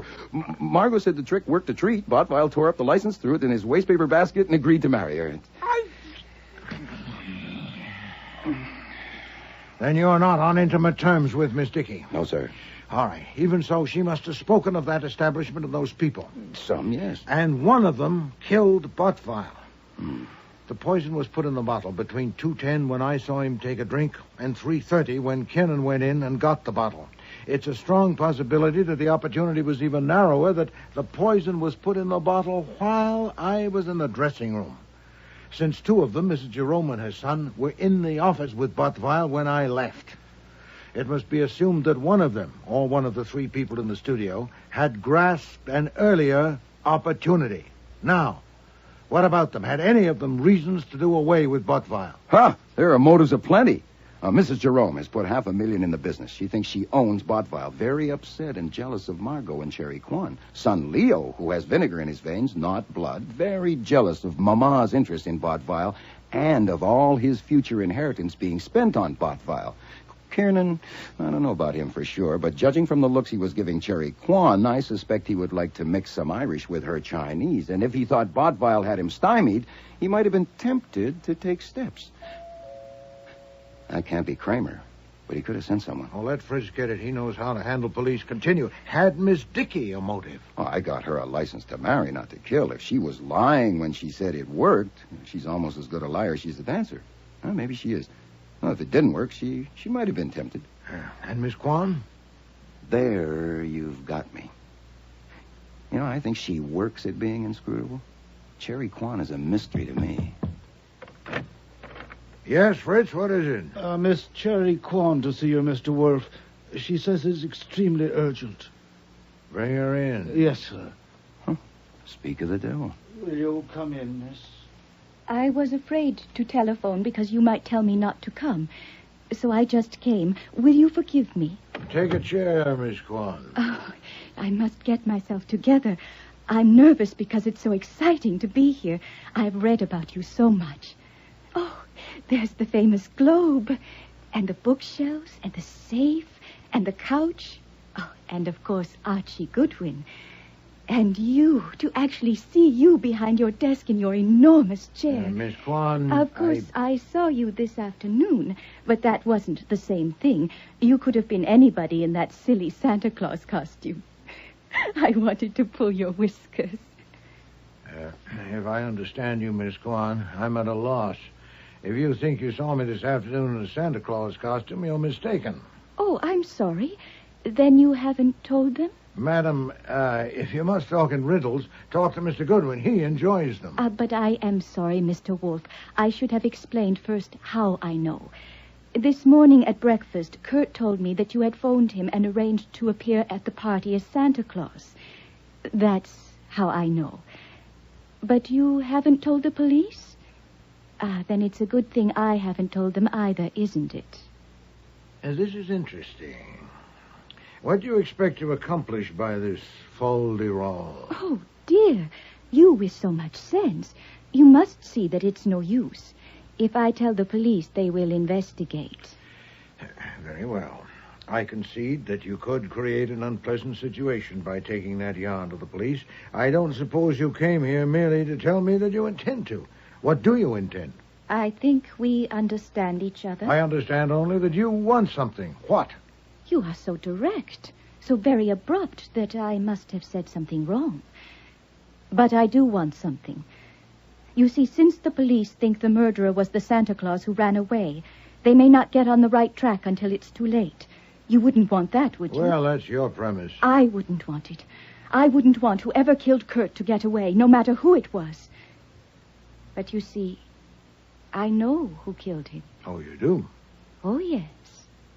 I have told the police, but they wouldn't listen until they find Santa Claus. Or if they listen, they think I'm just a jealous cat. Who killed him? I'll tell you.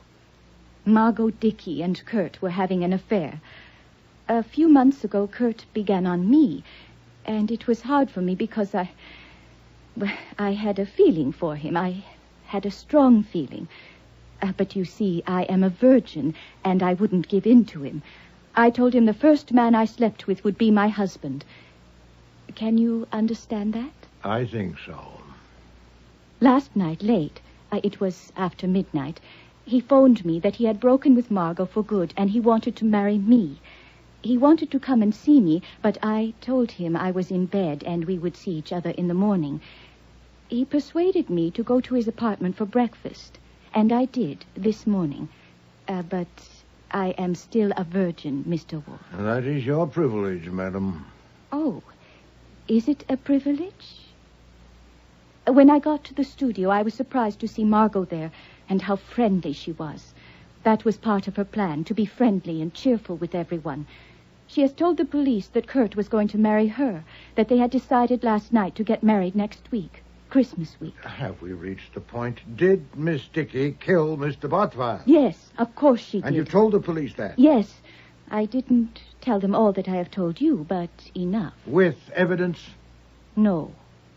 I have no evidence. Then you're vulnerable to an action for slander. Does that matter? When I know I am right, when I know it? But she was so clever, the way she did it, that there can't be any evidence. But it has got to be proved somehow. There has got to be evidence to prove it.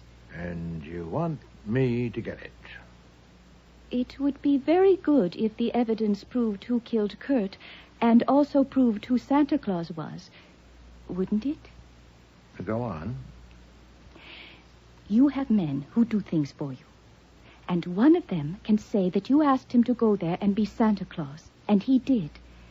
He can say that while he was in the dressing room putting on the costume, he heard someone in the office and peeked out to see who it was. And he saw Margot Dickey get the bottle from the desk drawer and put something in it. I see. He can say that he ran away because he was frightened and wanted to tell you about it first. I don't think they would do anything to him if he went to them tomorrow morning and told them all about it, would they? Oh, just like me. I don't think they would do anything to me if I went to them tomorrow morning and told them that I had remembered that Kurt told me that you were going to be Santa Claus. And that's what you want.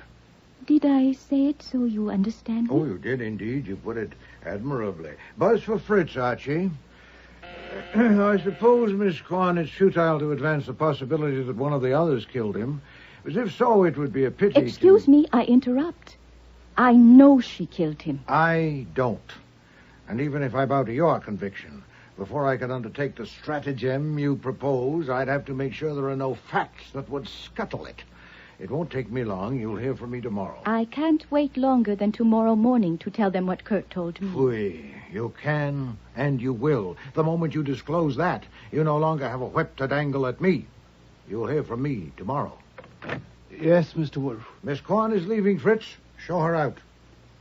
It was very exciting to be here. I hope it will be early tomorrow. Oh. Who do you think will be best for it? Saul, Fred, Ori Cather? Sit down. You see through women? Huh? Well? Oh, no, not that one. I pass.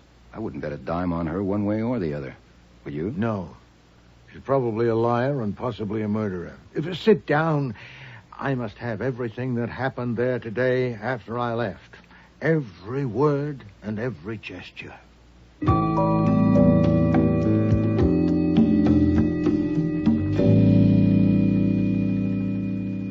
You read your statement over?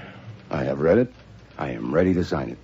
And you've left nothing out? Nothing I can think of. Nothing in any way relevant. Goodwin, I'm going to give you a break. Again? That statement says specifically that you have reported everything you did there yesterday afternoon. Yeah, as I said, I've read it. So? So who put your fingerprints on some of the pieces of paper in Botval's wastebasket? Well, I'll be damned. I forgot to put gloves on. You don't forget things. So you have deliberately left it out. I want to know why, and I want to know what you took from that wastebasket and what you did with it. Yeah, I'm also damned because I thought I knew how thorough you are, and apparently I didn't. I wouldn't have supposed you would go so far as to dust the contents of a wastebasket when there was nothing to connect them. But I see I was wrong. Oh, boy, I hate being wrong. Well, we learn something new every day. You haven't answered my question. Now, look. Santa Claus had run. Kiernan was calling the police, and I guess I was a little rattled. And I must have looked around for something that might give me a line on Santa Claus, and my eye lit on the wastebasket, and I went through it.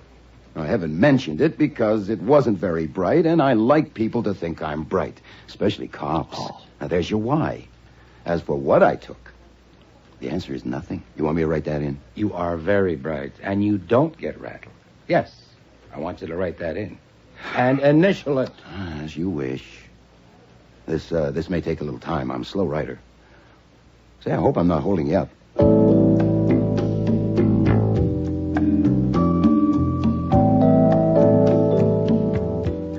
Wolfe wasn't in the office when I got home, of course, because his afternoon session up in the plant rooms is from 4 to 6 without fail. There was no note on my desk from him, so apparently there was still no instructions.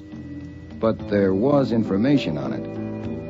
My desk ashtray, which is purely decoration, since I seldom smoke, had 3 cigarette butts in it, Faro brand. The kind Saul Panzer smokes. Yes, Fritz. It's not Fritz, it's me. I'm back. Oh, you. Yeah, me. There's nothing urgent to report. They found my prints on the stuff in the wastebasket, but I escaped without loss of blood. Is it all right for me to empty my ashtray? Yes, please do so. But then what do I do? I'll tell you at 6 o'clock, possibly earlier. Damn. Nero Wolfe's office. Archie Goodwin. Archie, it's Saul. Glad to hear you're back home safe. Well, I'm glad somebody is. What's up? Message for Mr. Wolfe. Yeah. Tell him everything is set. No snags. That's all? Right. Be seeing you.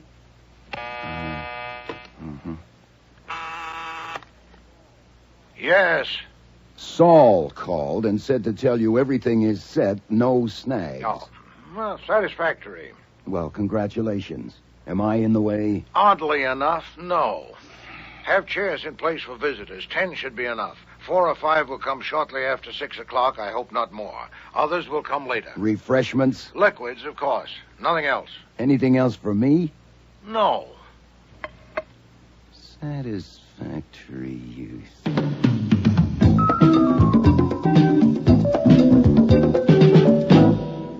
I don't thank you for coming because you came in your own interest, not mine. My mother and I came to find out what you're up to. You will, Mr. Hatch. I sent each of you an identical message saying that Mr. Goodwin has certain information which he feels he must give to the police not later than tonight. But I have persuaded him to let me discuss it with you first. Before I didn't know Cherry Kwan would be here. You do now. I hope Miss Dickey and Mr. Kiernan will join us soon. Before I tell you what Mr. Goodwin's information is, I need a few facts from you.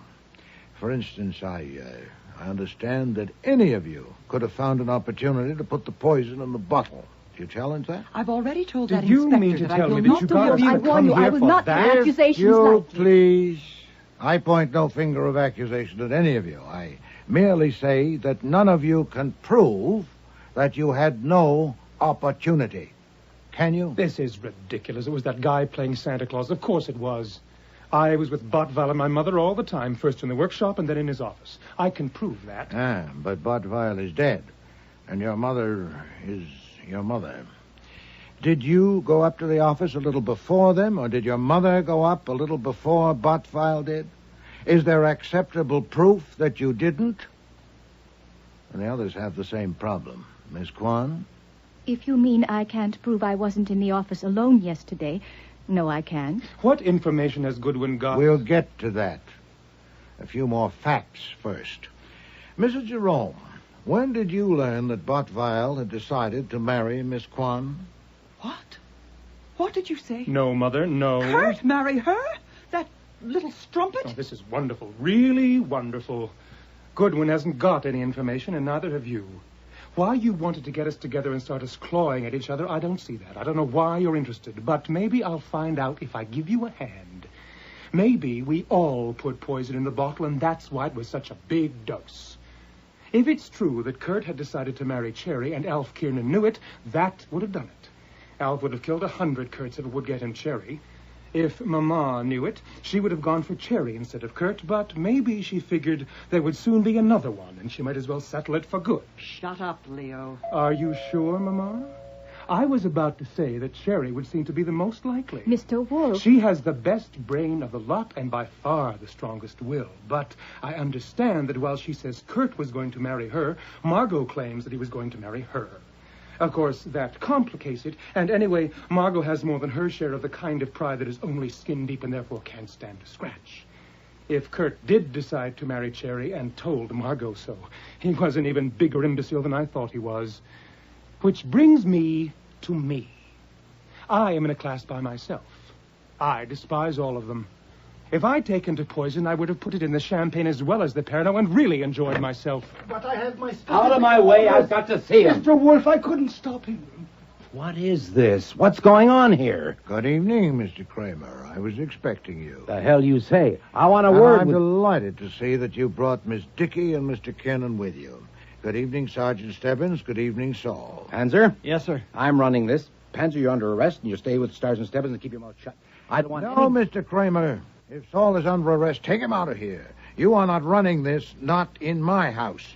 If you have warrants for anyone present, take them and leave these premises. Would you bulldoze me, Mr. Kramer? You should know better. I want to talk with you. Certainly. Be seated. Not here, alone. It would be a waste of time. My way will be quicker and better. You have a choice, sir. Either go with whomever you can lawfully take, or sit down while I tell you who killed Kurt Bottfile. Now, Miss Kwan, if you don't mind moving, Mr. Kramer likes that chair. You know who killed Kurt Bottfile? I confess that I stretched it a little, but I soon can and will. First, some facts for you. I assume you know that for the past 2 months, Mr. Goodwin has been seeing something of Miss Dickey. He says she dances well. Yeah, you can save that for later. I want to know if you sent Saul Panzer to meet whoever... You will. I'm headed for that. But you may prefer this firsthand. Archie, if you please, what Miss Dickey asked you to do last Monday evening and what happened? You want me to tell... Yes. We were dancing at the Flamingo Club. She said Bottfile had been telling her for a year that he would marry her next week, but next week never came, and she was going to have a showdown with him. She asked me to get a blank marriage license and fill it out for her and me and then give it to her, and she would show it to Bottfile and tell him it was now or never. I got the blank on Tuesday and filled it in and gave it to her. Well, go on. And yesterday afternoon? She told me that the license trick had worked perfectly. That was about a minute before Bottfile entered the studio. I said in my statement to the DA that she told me Bottfile was going to marry her. But I didn't mention the marriage license because it was immaterial. Did she tell you what happened to the license? She said Bottfile had torn it up and put the pieces in a wastebasket by the desk in his office. That was the night before, Thursday evening. And what did you do when you went to the office after Bottfile had died? I dumped the wastebasket, put the stuff back in piece by piece. No part of the license was there. You made sure of that? Yes. Any questions, Mr. Kramer? No. Goodwin lied in a statement. I warned him. I'll deal with that later. What I want to know Then Cherry took it. You took it, you professional virgin. I did not. Mr. Wolfe, I am not going to wait any longer. Miss Kwan, I'm doing this. Another fact, Mr. Kramer. Yesterday, I had a luncheon appointment with Mr. Bottfile at Rusterman's restaurant. He had once dined at my table and wished to reciprocate. He'd asked me to do him a favor on the way, to stop at a shop and pick up a pair of white cotton gloves, medium size, for a man. You bought the white gloves? It struck me as a peculiar request, but Mr. Bottweil is a peculiar man. At lunch, he explained somewhat vaguely what he wanted them for. I gathered he'd taken pity on some derelict he'd seen on a park bench and had hired him to serve refreshments at the office party, costumed as Santa Claus. And he decided that the only way to make his hands presentable was to have him wear gloves. You shake your head, Inspector. You're damn right I do. You would have reported that. No reason on earth not to. I didn't report it because I thought you'd find the murderer without it. The derelict Santa had obviously skedaddled out of fright, since he couldn't possibly have known of the jar of poison in the workshop, among other things. And, as you know, I have a strong aversion to involvement in matters where I've no concern or interest. You're reporting it now. I am indeed, because I understood from Mr. Goodwin that you were intensifying your search for the man who was there as Santa Claus. And with your army, it probably wouldn't take long to get to me, and I'd be under inquisition. I must report the episode now and suffer your rebuke for not reporting it earlier, but in the meantime, I wanted to make use of my singular advantage. I knew that the man who acted Santa Claus was almost certainly not the murderer, and I needed first to have a talk with one of these people, and I did so when Miss Kwan came here last evening. Why, Miss Kwan? Mr. Wolfe. You can decide later whether such details matter. With Miss Kwan, I discussed her associates at that place and their relationships, and I became satisfied that Bottweil had, in fact, decided to marry her.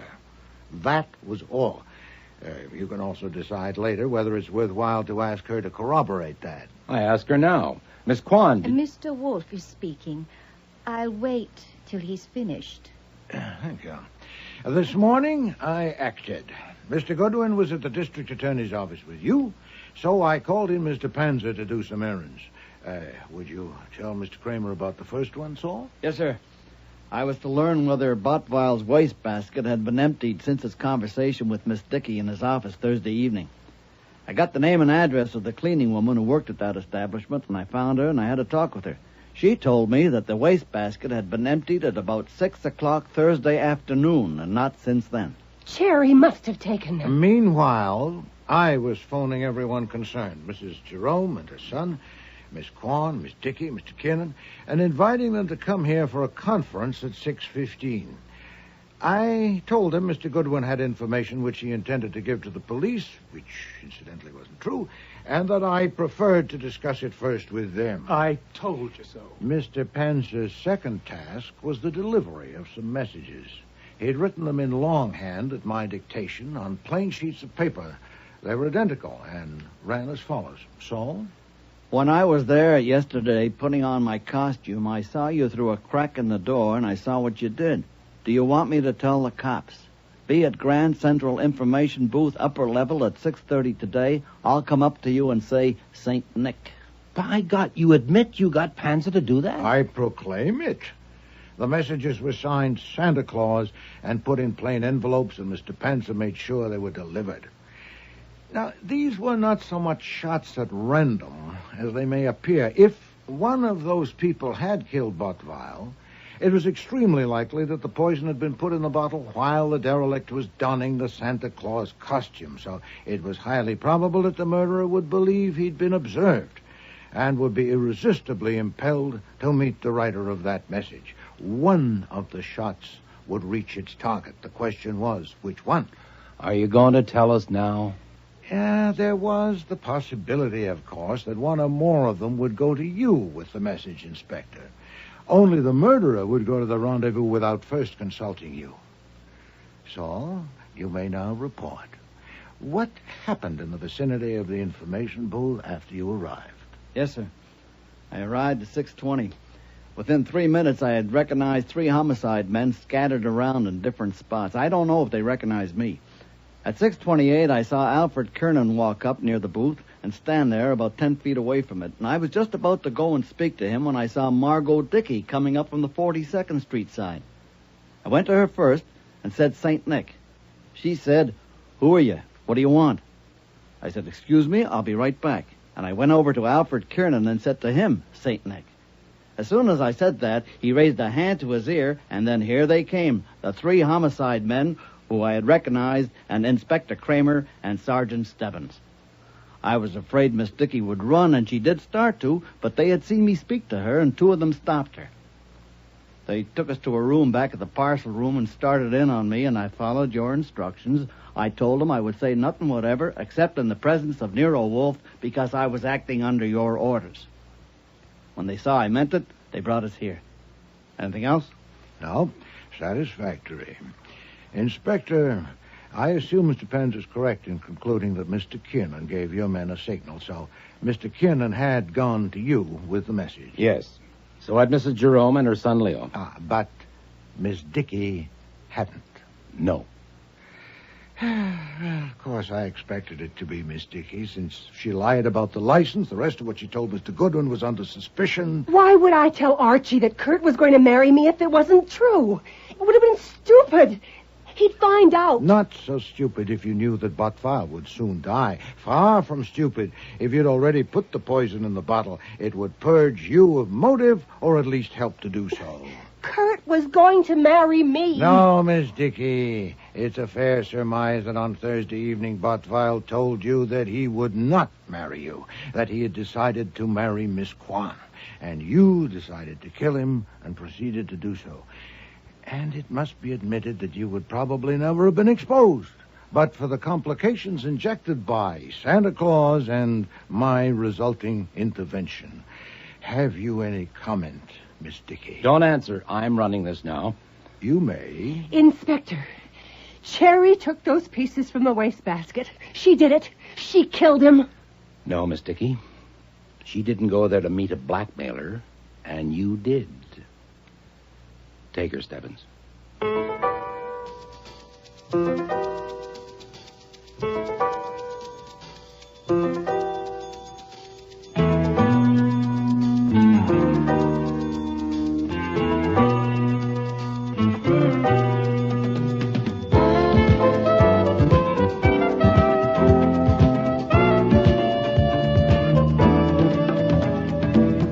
Starring in today's episode were Mabel Moore as Nero Wolfe and Don Franks as Archie Goodwin.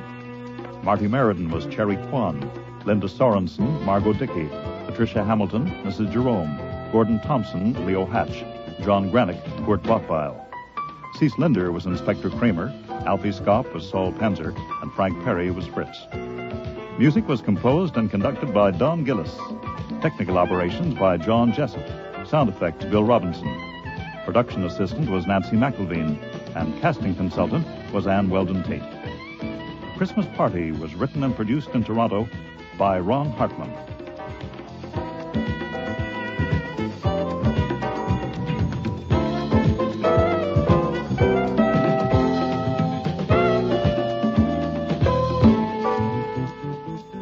Next week. Is that Amphagel you're taking? It is. I haven't had to take this stuff since that hideous experiment with eels in the spring.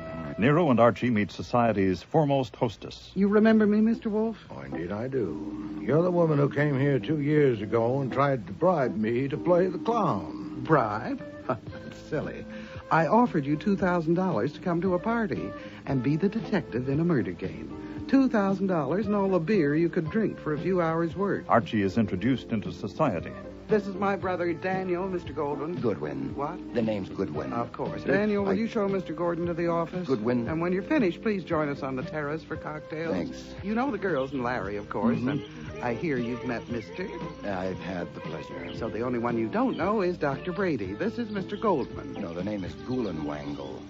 The party game was murder. Are you going to faint? No, I'm all right you? now.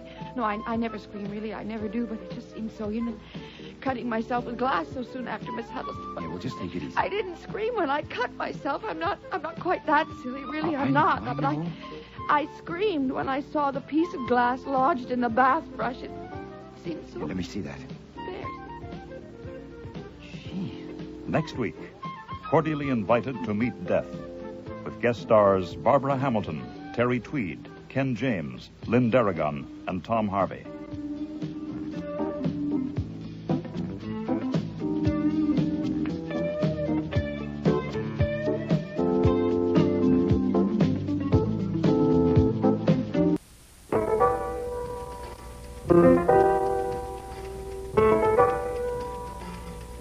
Rex Stout's Nero Wolfe.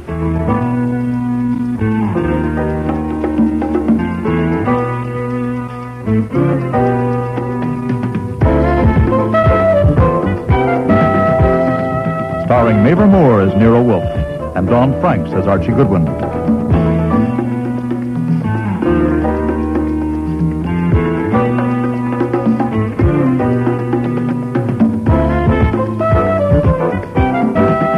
Today's episode, Cordially Invited to Meet Death, with special guest stars Barbara Hamilton, Terry Tweed, Lynn Darragon, Ken James, and Tom Harvey.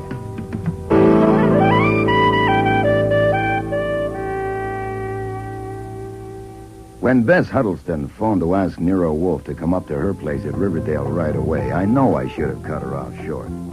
But I suggested that if she came up to our office about 3, Mr. Wolfe would be delighted to see her, which was a lie. After her other visit to him, Wolfe would not be delighted to see Bess Huddleston at any time. But what the hell?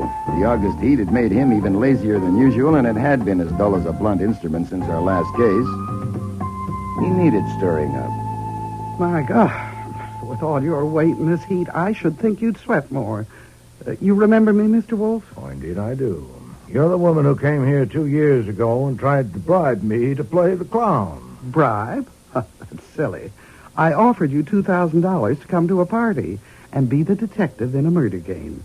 $2,000 and all the beer you could drink for a few hours' work. Now, surely that was a reasonable offer. If you have come, madam... Relax. I don't want you for a party this time. I wish I did. Someone is trying to ruin me. Ruin you? What, financially, physically? Just ruin me. You know what I do? I do parties. I know what you do. Very well. My clients are rich and important people. So what do you think the effect would be? Wait, I'll show you. Oh, you dropped something. Oh, down there. That's nothing. Just toss it in the wastebasket. Oh, into the wastebasket. Here it is. What do you think of this letter? Archie. This is confidential. So is Mr. Goodwin. Read it to me, Archie. The envelope is addressed to Mrs. Jervis Horrocks, New York City, and the message reads, was it ignorance or something else that caused Dr. Brady to prescribe the wrong medicine for your daughter? Ask Bess Huddleston. She can tell you if she will. She told me. It's all in fancy type and there's no signature. There was another one, but I haven't got it. It was sent to a very rich and prominent man, and it said, where and with whom does your wife spend most of her afternoons? Ask Bess Huddleston. She told me. The man showed it to me. His wife is one of my Please. Are you consulting me or hiring me? I'm hiring you to find out who sent those things. It's a mean kind of job. Often next to impossible. Nothing but greed could induce me to tackle it. Certainly. I know how to charge, too. I expect to get soaked. But where will I be if this isn't stopped, and stopped quickly? Very well. Your notebook, Archie. I can save you some time. The paper and envelopes are the kind used by my assistant, Janet Nichols. Your assistant at... At arranging parties. Very clever girl, really. She thought of the Stryker Giant and Dwarf party. Giant and Dwarf... Go on, please. Both messages were typed? On my typewriter, owned by me, I should say. It's used by my secretary, Mariella Timms. Both of the girls live in my house. And both had access to the typewriter? Oh, yes. My office is never locked. Anyone else? Servants? No use to bother about servants. No servant ever stays long enough to develop a grudge. Yes, the newspapers are full of the stories of the alligators, bears, and other disturbing elements in your home. Publicity is important in my line of work. You grow plants. I grow orchids, but not for publicity. Does anyone else live in your house? Well, there's my nephew, Larry. He's on my payroll, too, but there's no point in even thinking about him. He'd never do a thing like that. What about the insinuations in the letters, the wrong medicine and the questionable afternoon? I know nothing about those things, and anyway, they're irrelevant. The point is that some malicious person is trying to ruin me by spreading hints that I'm blabbing secrets about people. Whether the secrets are true or not has nothing to do with it. Yeah, well, Okay. Now, forget about where Mrs. Richman spends her afternoons. Maybe at the ball game. But just as a matter of record, did Mrs. Jervis Horrocks have a daughter? And had she been sick and had Dr. Brady attended her? Yes, Mrs. Horrocks' daughter died a month ago, and Dr. Brady was her doctor. Died of what? Tetanus. She scratched her arm on a nail in a riding academy There is stable. no wrong medicine for tetanus. It was terrible, but it has nothing to do with this. The point is that someone is trying to ruin me, and it's got to be stopped. And if you're as smart as you're supposed to be, you can stop it. Of course, I ought to tell you, I know who did it. You know? Yes, I think I know. No, I do know. Well, then why, madam, are you annoying me? Because I can't prove it. And she denies it. What, you charged her with it? I discussed it with her. And also with Mariella, and my nephew, and Dr. Brady, and my brother. I asked them questions. I saw I couldn't handle it, so I came to you. By elimination, the culprit then is Miss Nichols. Yes. But you have no proof. What do you have? I have a feeling. Oh, phooey. Based on what? I know her. Do you? By divination? Phrenology? What specific revelations of her character have you observed? Does she pull chairs from under people? Cut the glitter. You know quite well what I mean. I say I know her, that's all. I see. Flatly, you don't like her. She must be either remarkably stupid or extremely clever to have used her own stationery for anonymous letters. Had you thought of that? Certainly. She's clever. How long has she worked for you? 3 years. You pay her adequately? I certainly do. Then why does she want to ruin you? Sheer cussedness? She thinks she has a grievance. Which is? A private matter. Wouldn't help you any. Look, I'm willing to pay you for finding out who sent those letters and getting proof. You mean you pay me for fastening the guilt on Miss Nichols? Not at all. On whoever did it. No matter who it is? Certainly. But you're sure it's Miss Nichols? I'm not sure. I said I have a feeling. Look, I have to go. I'll be late for an appointment. Can you come up to my place tonight? No, I cannot. As you know, I rarely leave this house. Then how can you... First, I'd like to see the young women. Send them here. I'll be free at 6 o'clock. Oh, God. You would have made a wonderful party. If I could sell it to the Crothers, I could make it $4,000. Good day, Miss Huddleston. Don't bother to see me out. You couldn't move fast enough to suit me anyway. Archie. The reason I gave her an appointment was quite simple. You haven't accepted a case Bring since... me that thing that she dropped. Well, the thing I threw in the wastebasket? Yes. What is it? Well, it's a snapshot of a girl's face. Nothing special in my taste. Trimmed off so it's six-sided in shape. It's about the size of a $50. Interesting. You want it for your album? See that those young women are here at 6 sharp, Archie.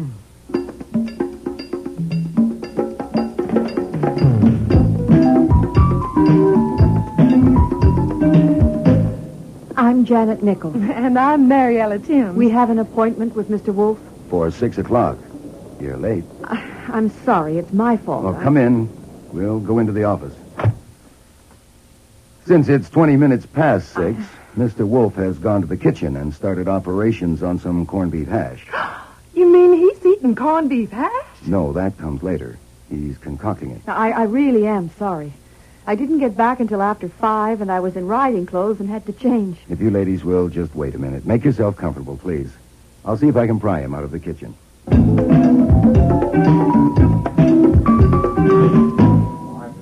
Seasoning, Fritz. It's only the dryness, the texture. Mr. Wolfe, you won't let me use olive oil. Well, if I could interrupt this cabinet meeting, Miss Nichols and Miss Timms are here. They're late. Tell them to come back tomorrow. Fritz, I will not allow you to put olive oil. Well, I hear y'all making corned beef hash. Archie. I asked them to wait in the office. Excuse me, but corned beef hash is one of my specialties. Well, now, let's see. Well, there's nothing in this bowl but meat, is there?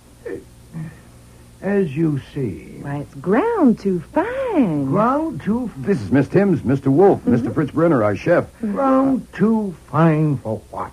This is not a tender fresh meat with juices to lose. Oh, now, honey, you just calm down. It's not ruined, only it's better if it's coarser. Oh, and that's far too much potatoes for that meat. But if you don't have chitlins, well, then Chitlins? Fresh pig chitlins, of course. That's the secret secret of it. Fried shallow in olive oil with onion juice. Good heavens. I've never heard of it. It's never occurred to me. Fritz? It might go. We can try it as an experiment. Yeah. Archie, go to Kretschmeyer and see if he has pig chitlins. 2 pounds. Oh, you better let me help, Fritz. It's sort of tricky.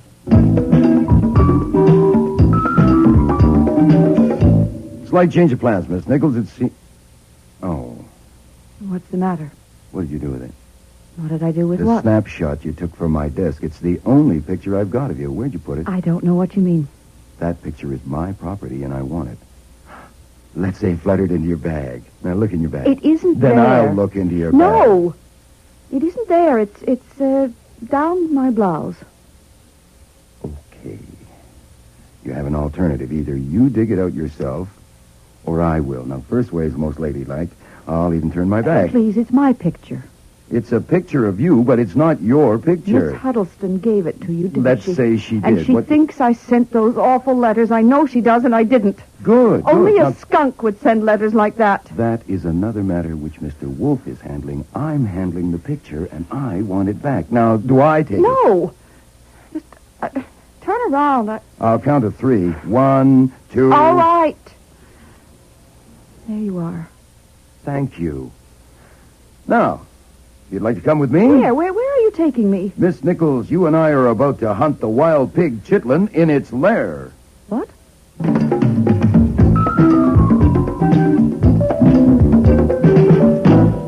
I won't have any hash, thank you. No hash? No, thank you. Could I have Fritz slice some ham for you? Oh, yes, thank you.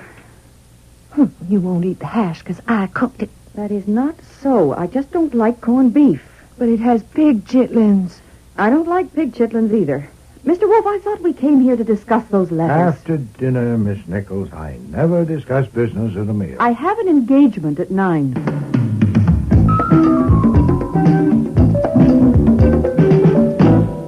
Now, that was what I call a truly productive evening. We have them here for 3 hours, and what do we got?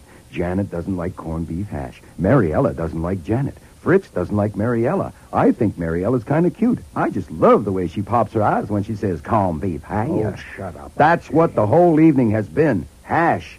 If you think you're going to solve this case... Look, go up there tomorrow and look around. Check the servants, the typewriters. Talk to the nephew and decide if I must see him, and if so, bring him. And get Dr. Brady here. After lunch would be best. Right.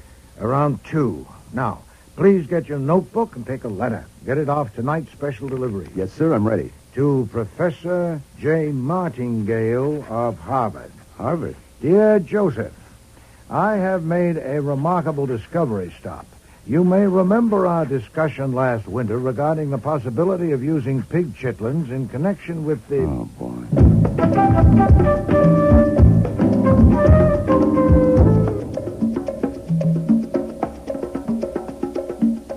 If I had taken a gun with me that afternoon, I swear I would have found a use for it.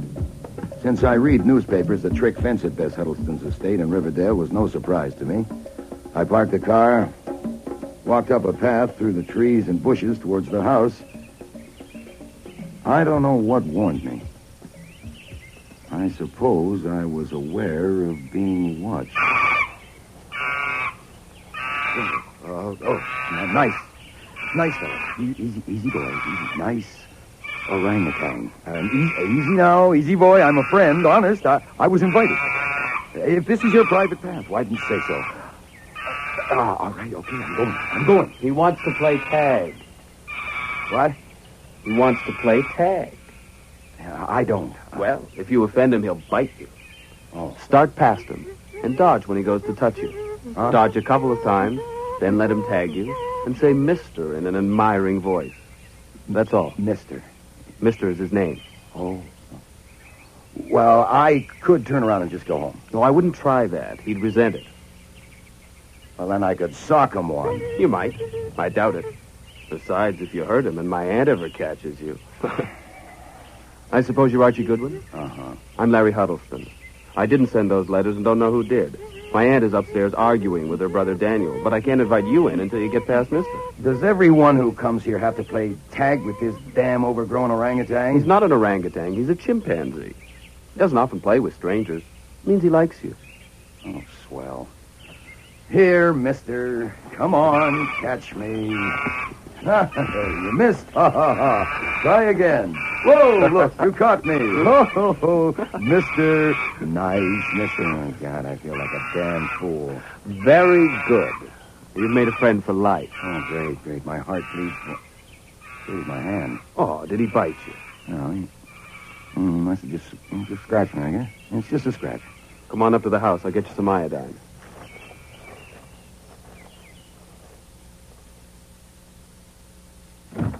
You keep a first aid outfit beside the front door?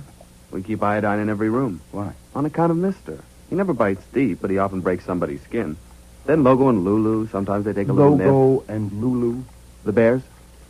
Oh, yeah, the bears, yes. Where are they now? Having a nap somewhere. They always nap in the afternoon. They'll be around later. Great, I can't wait. That's all there is to This it. is my I've aunt told you now. 1,000 times. Oh, you've come. How are you? Fine. This is my brother Daniel, Mr. Goldwin. Goodwin. What? The name's Goodwin. Of course. How did you make out? Shouldn't we go up to your office? Heavens, you can talk in front of Daniel and Larry. We've discussed the whole thing. Oh, okay. We talked with Janet and Mariella. Dr. Brady was requested to call at our office at 2 o'clock today, but he was too busy. Huh. He wasn't too busy to come up here and ride one of my horses. They ought to be back soon. He's with Janet now. You can meet him then. Okay, now, if I can see where Janet keeps her stationery and take a sample from that typewriter... Daniel, will you show Mr. Gordon to the office? Goodwin. And when you're finished, please join us on the terrace for cocktails. Thanks. Larry, you come with me. We need to settle about the Furstenberg. There's nothing to settle until... So, you're a detective.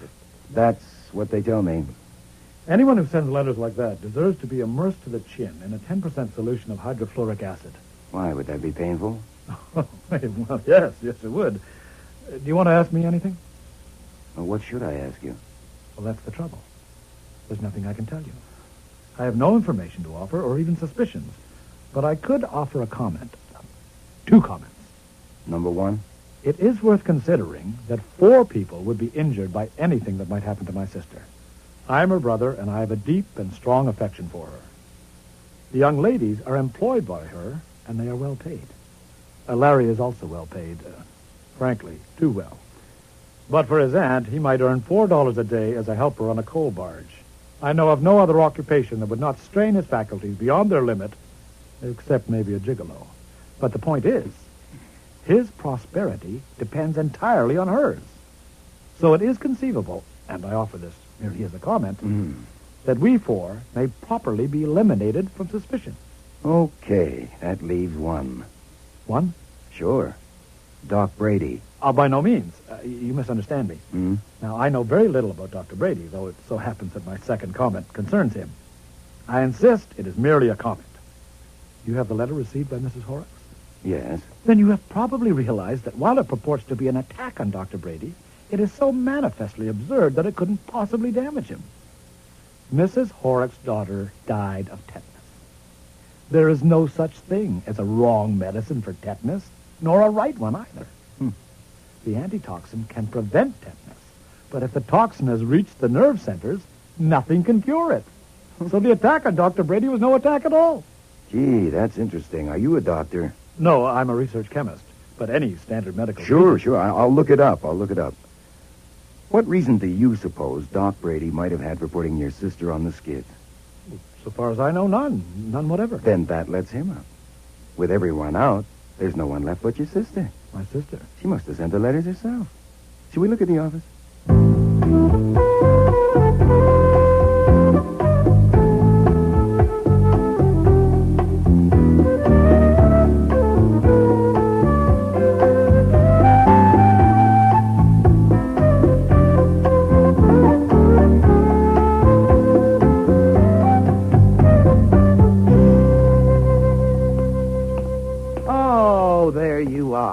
And just in time. Haskell will bring drinks out in a minute. You know the girls and Larry, of course, and I hear you've met Mister. I've had the pleasure. So the only one you don't know is Dr. Brady. This is Mr. Goldman. No, the name is Goolenwangle. Don't mind her, Mr. Goodwin. It's a pose. She pretends she can't remember the name of anyone not in the social register. Since her entire career is founded on snobbery... Oh, snob yourself. You were born to it and believe in it. With me, it's business. But for heaven's sakes, let's not... Oh, mister! Oh, mister, you devil! Oh, mister! Don't you dare tickle my feet! Give me back my slipper! Now, don't mind them, Mr. Goodwin. It's a game they play. Mister loves to tickle her feet. Yes, I know how playful he is. Mister, now you stop it! Stop it! Oh, now here comes Haskell with our drinks. Now you be a good boy or Mummy won't. Look out! Oh. Now, see what you've done, you naughty boy. You've upset Haskell's tray and smashed the glasses. Oh, Haskell, for God's sakes, don't leave now with guests coming for dinner. Go to your room and have a drink and lie down. We'll clean this up. My name is Hoskins. Oh, so it is. Of course it is. Go and have a drink, Hoskins. Yes. Oh, it's all right, baby. It's all right. Mommy's not mad at you. You just wanted your drink, didn't you? Oh, there's a baby. You give him a drink? Oh, yes. Just fruit juice, of course. Oh, good, good. I can imagine him with a boy. martini under his belt.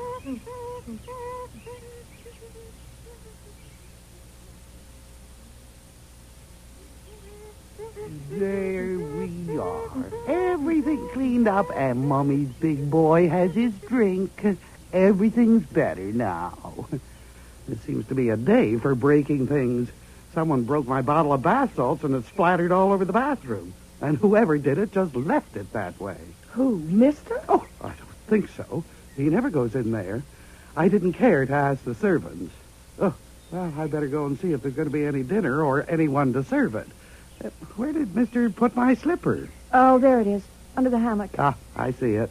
Oh, damn! What is it? A piece of glass in my slipper. Cut my toe. I'll get the iodine. Here, have a look at that. Not too bad. Oh, ouch! It's bleeding a lot. Well, we'll stop that in a minute. Just a shallow gash in the bottom of your toe. Oh, well, mister, for heaven's sakes, be quiet. Mummy's all right. Here's the iodine and bandages, Doctor. Thank you. Now, this will sting for a moment. Ouch! Ooh. It's all right, mister. Dr. Brady isn't hurting Mummy. The iodine is making it better, see? And, hey, bring that back, mister. Give Mariella the bottle, mister. Keep it here. Oh, my.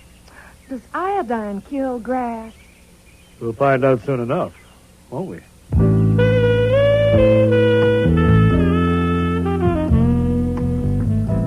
That was Tuesday, August 19th. On Wednesday, the 20th, Dr. Brady came to the office for an interview with Wolfe. The next day, Brother Daniel and Nephew Larry came. But all we got out of that was that among the men, nobody liked anybody. Wolfe was fed up and refused to budge further on the case. The call came from Mariella on Monday morning, and I went straight upstairs to the plant rooms to tell him. Vince Huddleston is dead. Oh, let me alone, Archie. I've done all I can. I've seen them all, and it's nothing. Someone will probably get another letter before long. No, sir, and there'll be no more letters. I'm stating facts. Friday evening, tetanus set in from that cut in her toe, and just about an hour ago, she died. Mariella just called to tell me. Tetanus? Yes, sir. That would have been a large fee. Well, it would have been if you'd seen fit to do a little work. Oh, it was no good, and you know it. I was waiting for another letter. Well, filed it away, including the letter to Mrs. Horrocks to be delivered to her upon request. I'm glad to be rid of it.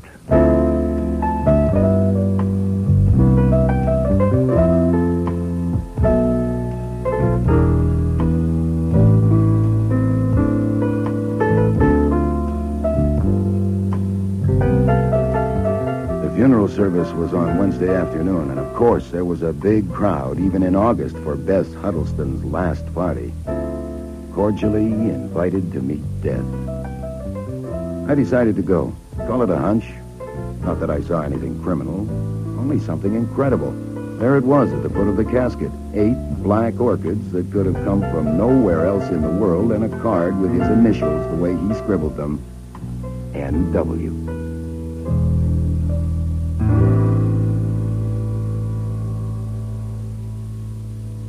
Inspector Kramer, this is a surprise. What can I do for you? Well, you can tell me what you were doing for Bess Huddleston. You? The Homicide Bureau? Why do you want to know? Because a guy is making himself a pest down at headquarters, her brother. He says she was murdered. Murdered? Yes. Offering what evidence? None at all. Well, then why bother me about it, or yourself either? Because we can't shut him up. There's an argument. Oh, yeah? Look, I don't need to tell you about that cut on her toe, since Goodwin was there. Yes, I've heard about it. The brother Daniel says she couldn't have got tetanus from that cut. He says it was a clean piece of glass that dropped into her slipper when that tray of glasses fell on the terrace. He saw it. Yeah, so did I. And the slipper was nearly new and clean. And she hadn't been walking around barefooted. Now, he claimed there couldn't possibly have been any tetanus germs in that cut. At least not enough to cause so violent an attack so soon. You had the slippers tested? And the bandages, even the iodine in the house. No tetanus. So, under the circumstances... Subsequent bandages? No. The dressing Brady found on it when he was called up there Saturday was the one he had put on it originally. Wait, well, listen. I know. When that damn orangutan tickled her No, feet. we went into that, too. Highly unlikely. Now, even if it could have had enough germs on its paw, Dr. Brady cleaned the wound and applied iodine. But he didn't give her antitoxin. No, and he regrets he didn't. But he doesn't blame himself because no doctor alive would have done so.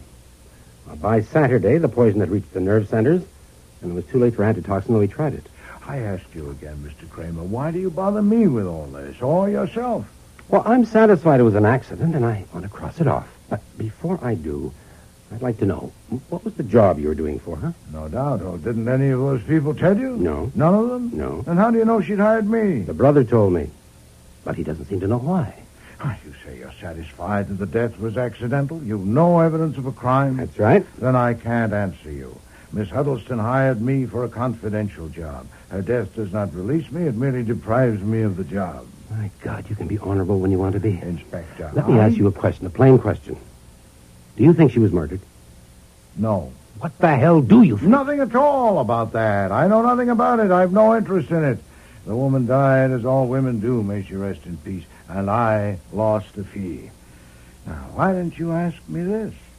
If you knew what I know, if I told you all about the job she hired me for, would you feel that her death required further investigation? Okay, I ask. The answer is no, since you've discovered no single suspicious circumstance. Now, do you have some beer? No, I don't want any beer, damn it. And don't bother to see me out. You know, I think he's miffed. Well, you were a little patronizing after all. He was just being thorough. Phooey. Either he didn't have sense enough to learn everything that happened that afternoon, or he missed his best chance to expose a crime if there was one. It hasn't rained the past week, has it? No. Then he wasn't being thorough.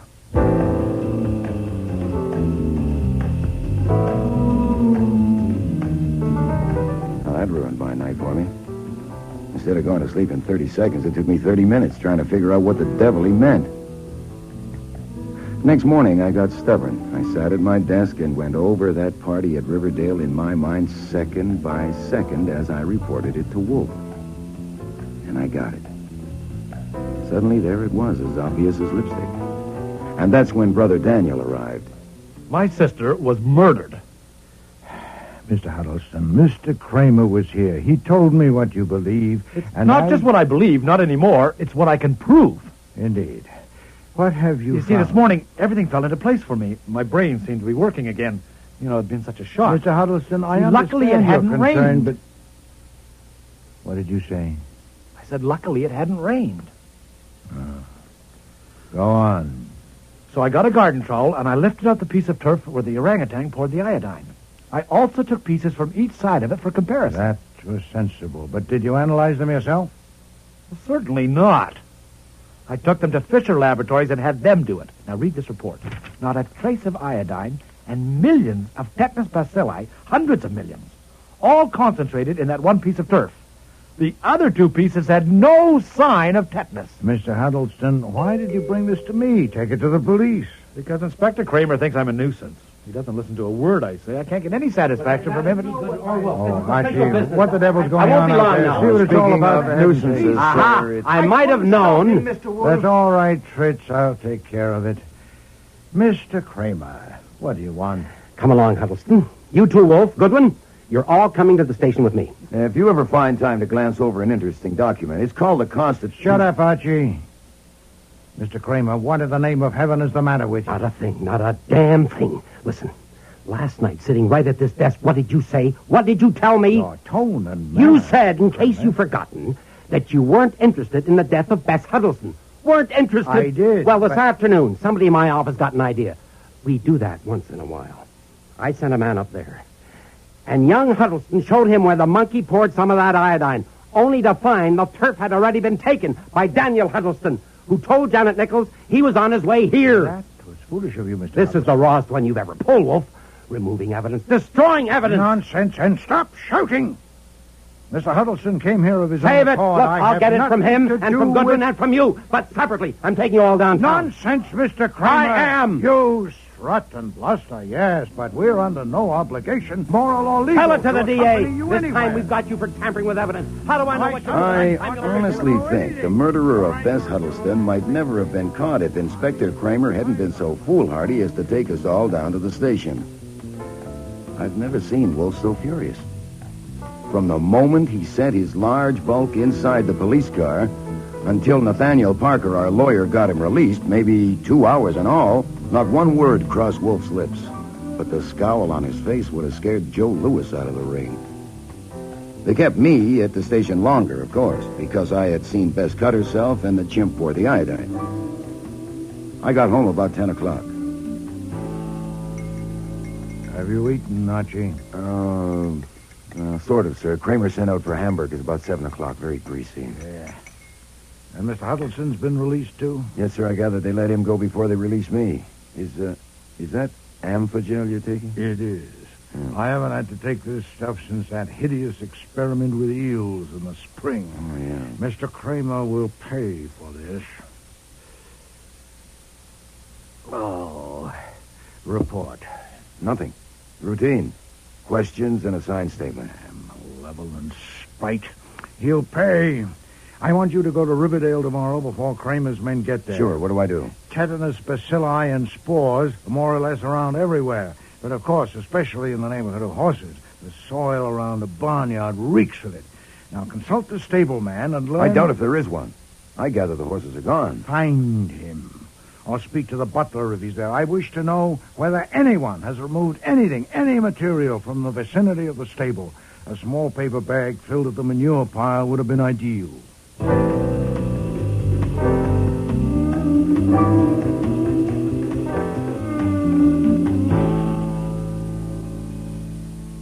The only container I could find was a candy box. Dr. Brady said that would do. The stableman helped him fill it.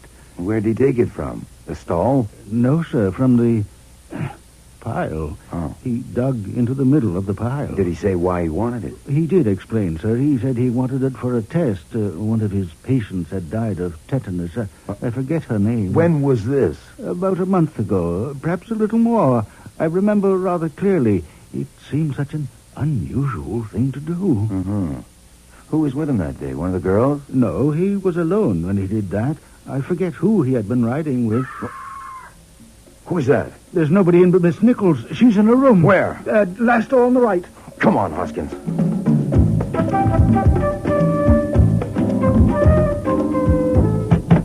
Janet? Janet? Who is it? It's Archie Goodwin. What happened? Can I come in? No, I'm not dressed. We heard a scream. Do you need any rescuing? No, I'm all right now, really. What happened? Well, it's nothing serious. I was having a bath and I cut my arm with a piece of glass. You what? I'm coming in. No. Don't look, I'm not Hoskins. dressed. No, sir. Here, now put this towel around yourself, Janet. I'm It protects all right, civilization. Let me see that arm. It's not much, really. It's barely an inch long. Are you going to faint? No, I'm all right you? now. I never scream, really. I never do, but it just seems so, cutting myself with glass so soon after Miss Huddleston. Yeah, well, just take it easy. I didn't scream when I cut myself. I'm not quite that silly, really. I I'm not. know. But I screamed when I saw the piece of glass lodged in the bath brush. It seemed so... Here, let me see that. There, see. Gee. Have you got any idea how this could have gotten in the brush? No, none. Nothing's been broken in here. I'll take it. And let me have that iodine bottle. It's all right, really. I've already put some on. Yeah, I can see that. I'll take this iodine, too. Hoskins, I want you to bandage your arm as tightly as possible to stop the bleeding. Girlie, I do like you in that towel, but I think you better get dressed. I'm going to take you for a shot of antitoxin. Antitoxin? Just a precaution. It's nothing to worry about. I'll be making a phone call downstairs. Did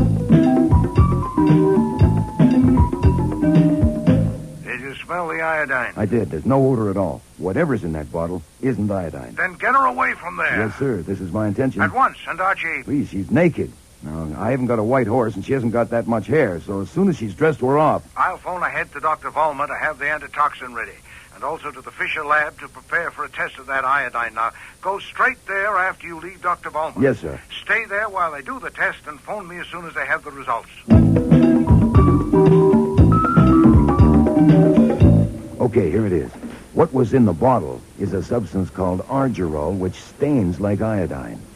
And it's alive with tetanus bacilli. Of course. And I didn't tell you earlier because of all the rush, but Dr. Brady took a sample of that barnyard soil about a month ago. Satisfactory. Come home at once, Archie, and bring Miss Nichols with you. Miss Timms, Dr. Brady, and the two Mr. Huddlestons are on their way here now at my urgent request. I'll delay proceedings until you arrive. Proceedings? What's going on? I am about to unmask a murderer. Please hurry.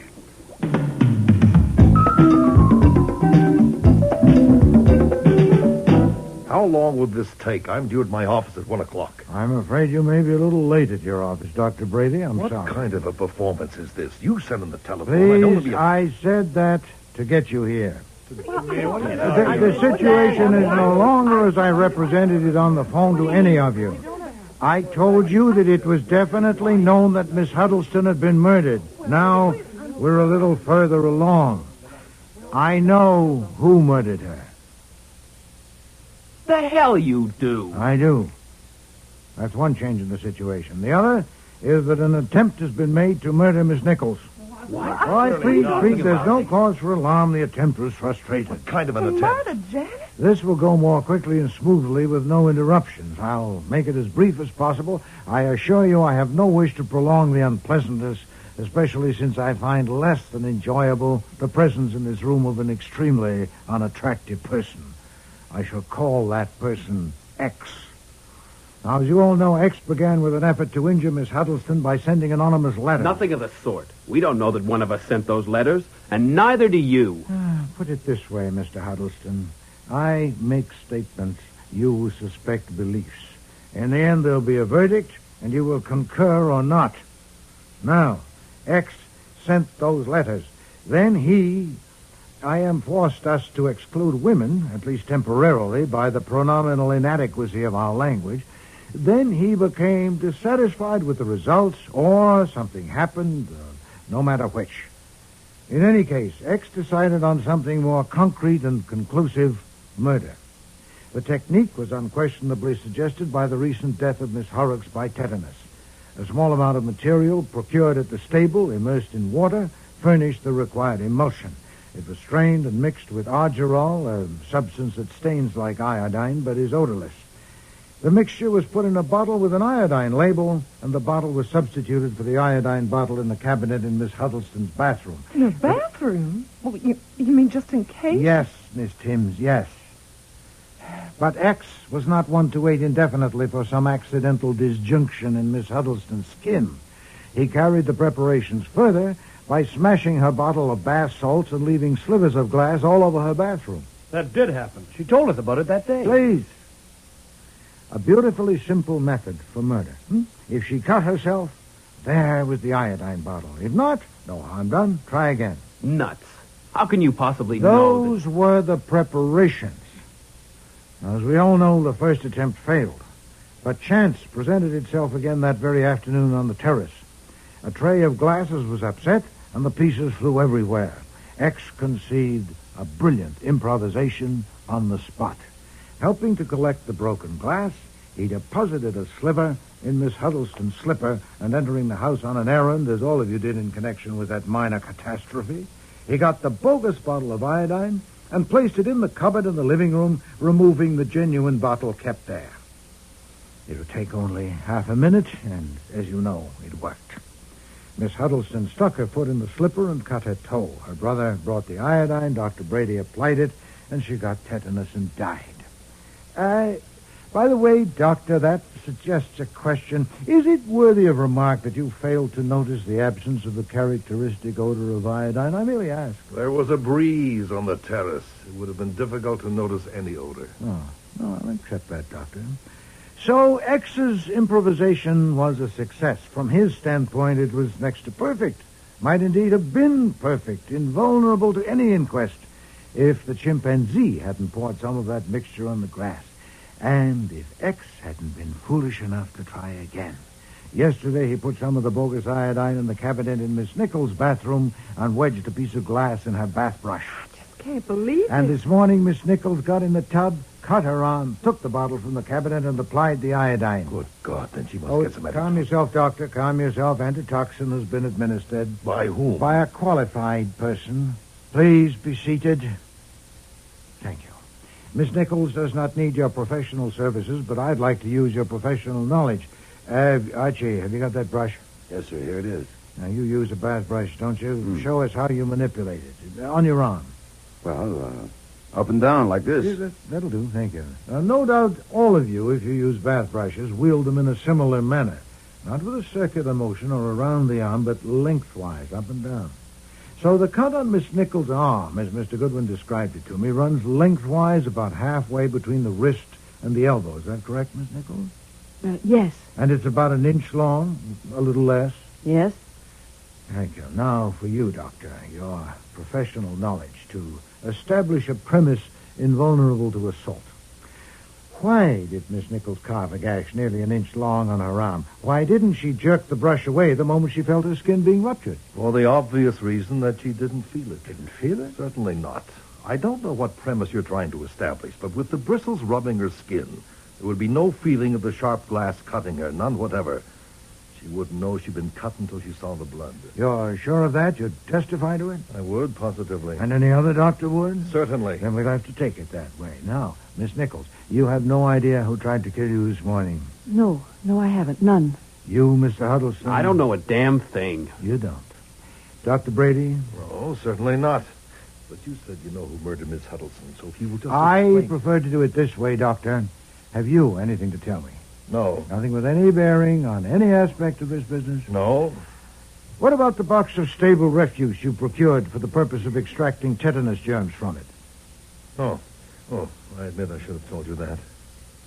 Well, is that all you have to say about it?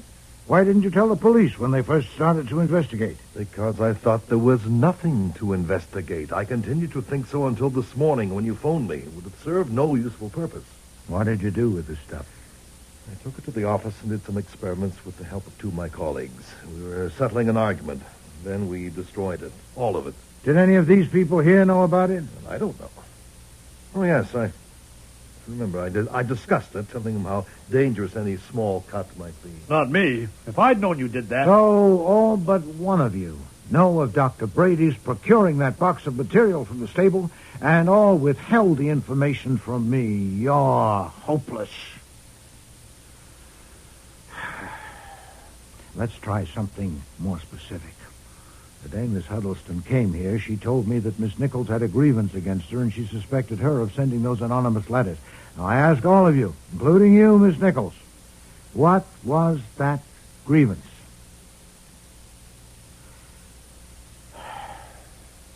No one? All right, I ask you individually. Miss Nichols? Nothing. It was nothing. Mr. Daniel Huddleston? I have no idea. Miss Timms? I don't know. You hesitate? I don't know.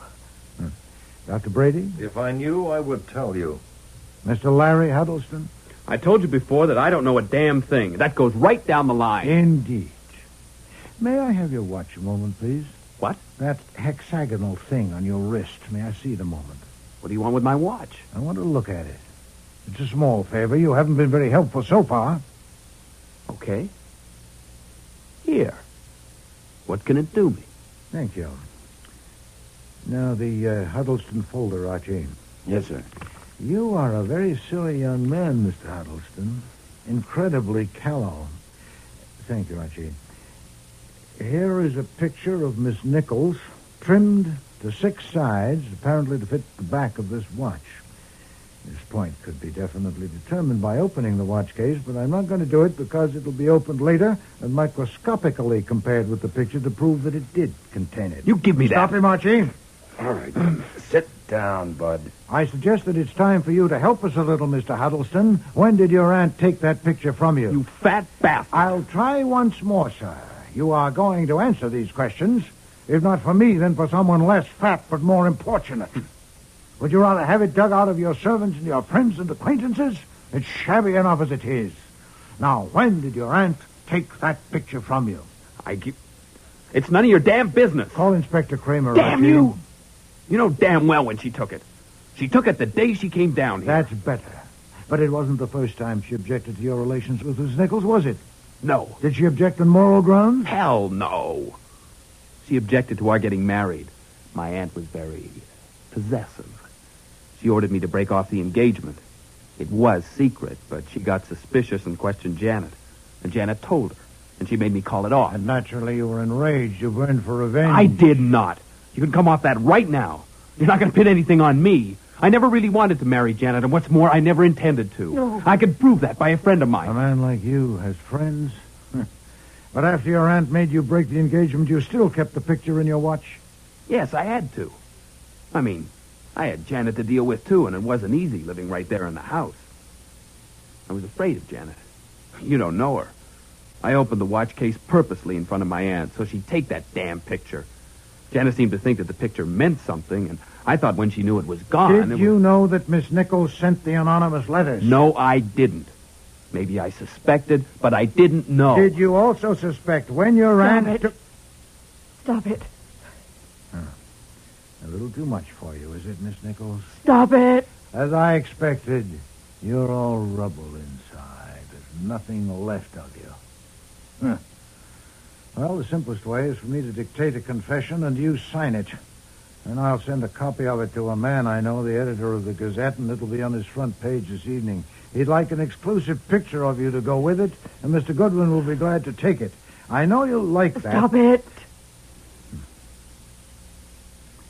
For your satisfaction, I ought to tell you that your guilt was by no means obvious. I became aware of it only when Mr. Goodwin telephoned me from Riverdale this morning.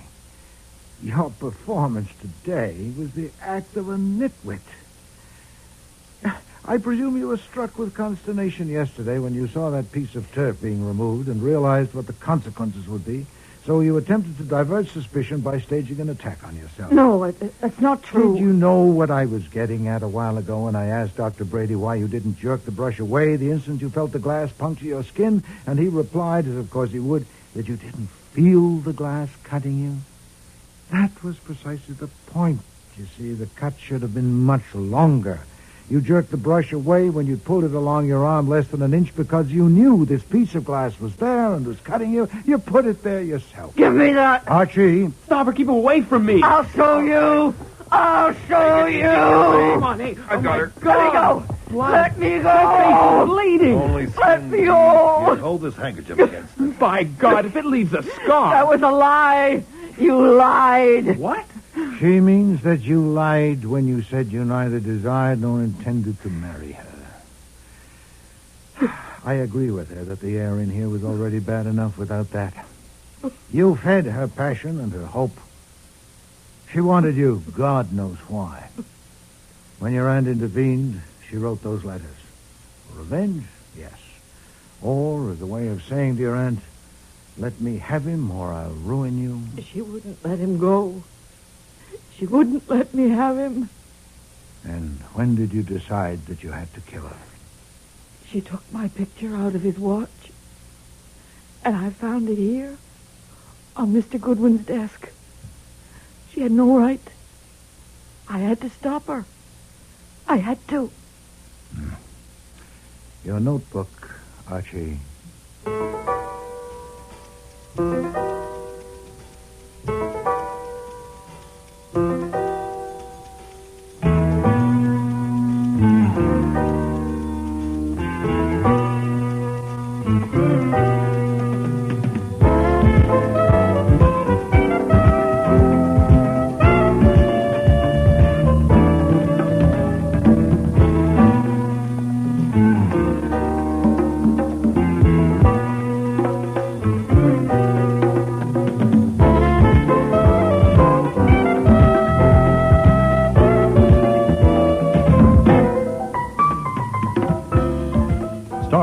year's episode were Mavor Moore as Nero Wolfe and Don Franks as Archie Goodwin. Barbara Hamilton was Bess Huddleston, Terry Tweed, Janet Nichol, Lynn Darragon, Mariella Timms, Ken James, Daniel Huddleston, Tom Harvey, Dr. Brady, Alan Fawcett, Larry Huddleston. Cease Linder was Inspector Kramer, and Frank Perry was Fritz. Music was composed and conducted by Don Gillis. Technical operations by John Jessup. Sound effects, Bill Robinson. Production assistant was Nancy McElveen, and casting consultant was Ann Weldon Tate. Cordially Invited to Meet Death was written and produced in Toronto by Ron Hartman.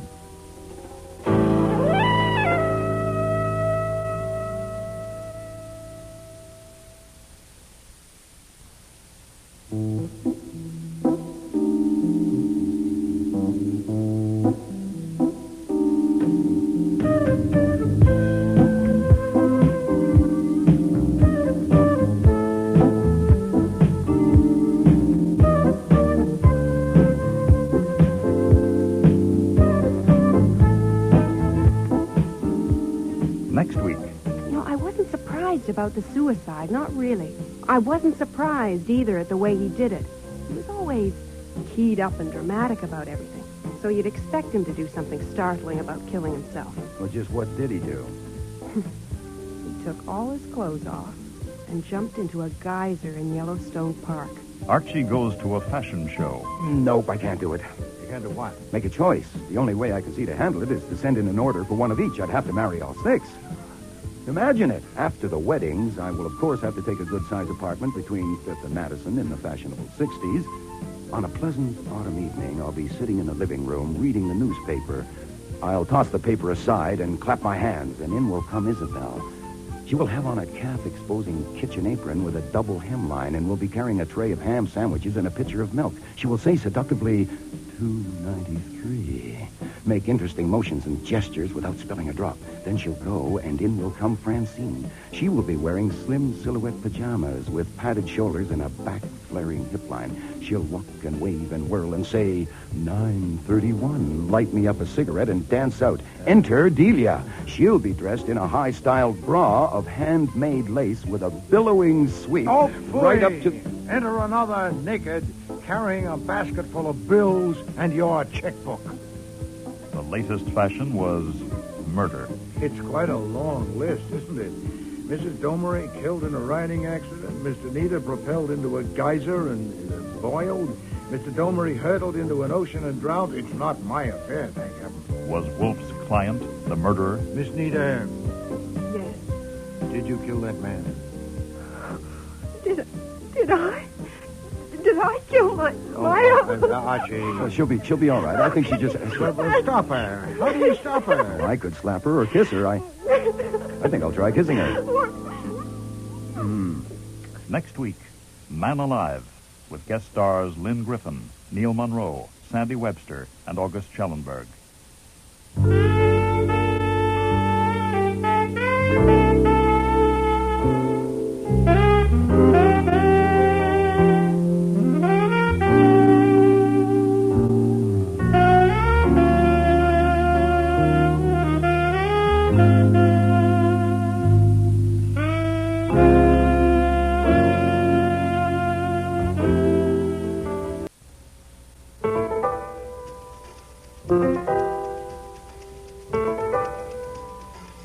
Rex Stout's Nero Wolfe.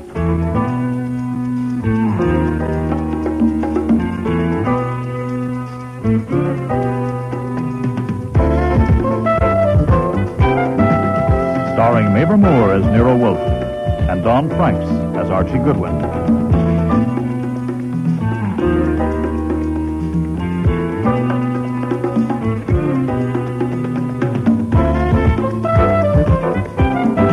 Episodes Man Alive, with special guest stars Lynn Griffin, Neil Monroe, August Schellenberg, Michael Tate, Marion Waldman, and Sandy Webster.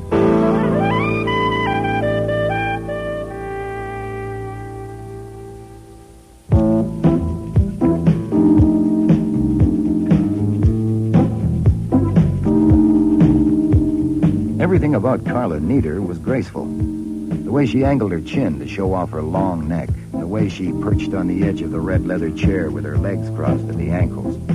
And the way she managed her voice when she suspected me of kidding her. You want me to spell it? No, just the domery part, please. I already have the neater. D-A-U-M-E-R-Y. D-A-U. Well, that's what we get for being so cocky about how famous we are. Now, what if somebody asked you how to spell Nero Wolfe? Well, go ahead and try it. Put your fingers on my pulse and ask me, but don't ask me how to spell Archie Goodwin, which is me. That would hurt. Anita, you made an appointment to see me. I suppose you needed a detective. Now, if so, tell me what for without encouraging Mr. Goodwin to start caterwauling. It takes very little to set him off. Who or what are Domery and Nita? Domery and Niter is as good a name as there is on 7th Avenue. But, of course, if you're not in the garment trade and know nothing about it, I imagine your wives would know the name, all right? Why? No wives, neither of us. That's why we caterwaul. Well, if you had one, she'd know about Domery and Niter. The business was started 20 years ago by two men, Jean Domery and my uncle, Paul Niter. Excuse me. Will it save time to tell you that I don't do industrial surveillance? Oh, yeah, I know you don't. Now, look, it's about him, my uncle. Uncle Paul was the designer, the creator, and Jean Domery was the businessman, the manager. And they own the business as a 50-50 partnership. Now, I inherited my uncle's half when he killed himself. Anyway, that's how it was announced that he committed suicide a little over a year ago. Boy, that was a surprise to me. What, suicide, you mean? No, that I inherited. Oh. Even though I was his only living relative. But I suppose he wouldn't have made me his heir if he hadn't known I had an unusual talent. What kind of talent? As a clothes designer, of course. You know, I wasn't surprised about the suicide, not really. And maybe I should tell you why. Maybe you should. Because I knew how unhappy he was. You see, my uncle was in love with Helen Domery, his partner's wife, and she just died. She was thrown from a horse and killed. It broke him up completely. He didn't leave his apartment day or night for 3 days. It was right in the middle of getting ready for the showings of the fall line. Then he says he's going away for a rest. 4 days later, the news came that he committed suicide. Under the circumstances, it didn't occur to me to question it then. Huh. Do you question it now? Yeah, I certainly do. You know, I wasn't surprised either at the way he did it. He was always keyed up and dramatic about everything. So you'd expect him to do something startling about killing himself. Well, just what did he do? He took all his clothes off and jumped into a geyser in Yellowstone Park. What? Huh? You know, under the surface of that geyser, the temperature would be far above the boiling point. Yes, it would seem to be conclusive.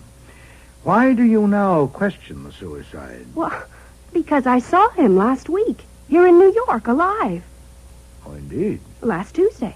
We were showing our fall line to the press, and there was a large audience. Now, I was modeling one of my own designs when I saw him in the 5th row. Now, if you ask me how I recognized him, I can't tell you.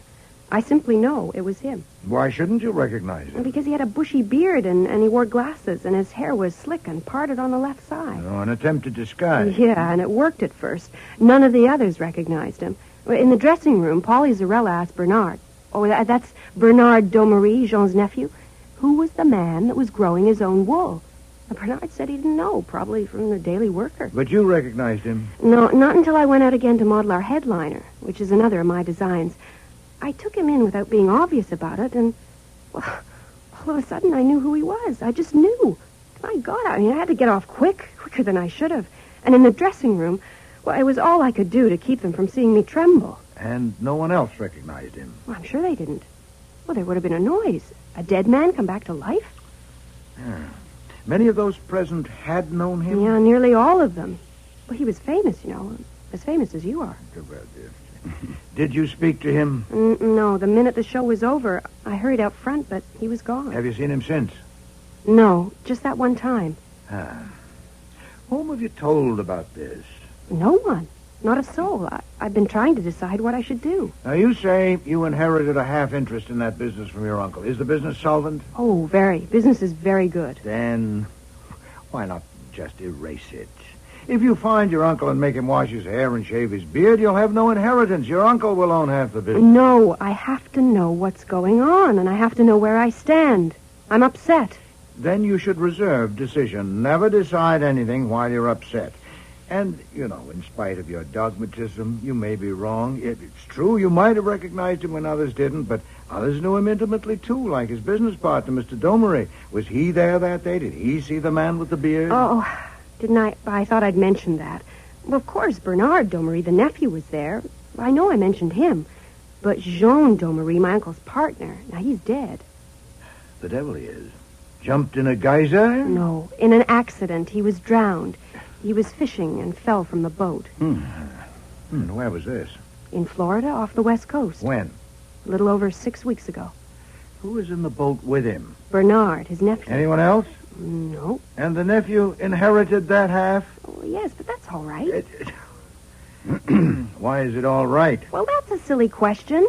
I merely mean that if there'd been any question of anything wrong, well, the Florida people would have attended to it. Yeah, perhaps. Only it's quite a long list, isn't it? Mrs. Domery killed in a riding accident. Mr. Nita propelled into a geyser and boiled. Mr. Domery hurtled into an ocean and drowned. It's not my affair, thank heaven, but if it were, I should want better testimony than that of what you call the Florida people. About your uncle, what did you want me for? I want you to find him. I want to see him. No, it could take time. It would be expensive. Oh, yes, I know. I'll give you a check now. I suppose it's understood that this is extremely confidential. No reports are to be mailed or phoned to me.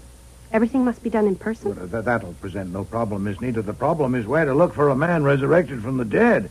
I'd need to know all about his former associates. No, that won't help. He had no really close friends. The only person he ever really loved was Helen Domery, unless he had some affection for me. I have a suggestion, though. Yes? The one thing he loved was his work, the business. Now, I believe he came there last Tuesday because he couldn't stay away. So why wouldn't he come again? Now, our next showing is this afternoon, so if Mr. Goodwin or you could come, I could arrange tickets and we could plan a signal for me to give if I spot him. Which explains what I was doing sitting in the third row when Domery and Nieder showed their fall line to buyers. 293. 293. 293. My seat gave me a clear view of the 200 customers, but there was no one answering the description of Carla's uncle. Carla appeared about a dozen times, but she didn't signal me once.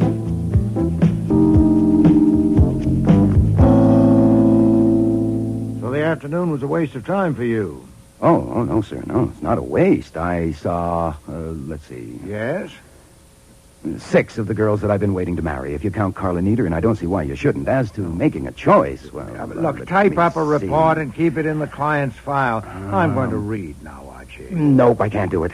You can't do what? Make a choice. The only way I can see to handle it is to send in an order for one of each. I'd have to marry all 6. Imagine it. After the weddings, I will, of course, have to take a good-sized apartment between 5th and Madison in the fashionable 60s. On a pleasant autumn evening, I'll be sitting in the living room reading the newspaper. I'll toss the paper aside and clap my hands, and in will come Isabel. She will have on a calf-exposing kitchen apron with a double hemline and will be carrying a tray of ham sandwiches and a pitcher of milk. She will say seductively, 293. Make interesting motions and gestures without spilling a drop. Then she'll go, and in will come Francine. She will be wearing slim silhouette pajamas with padded shoulders and a back-flaring hip line. She'll walk and wave and whirl and say, 931. Light me up a cigarette and dance out. Enter Delia. She'll be dressed in a high-styled bra of handmade lace with a billowing sweep right up to... Enter another naked, carrying a basket full of bills and your checkbook. You have a very personal slant on women, sir.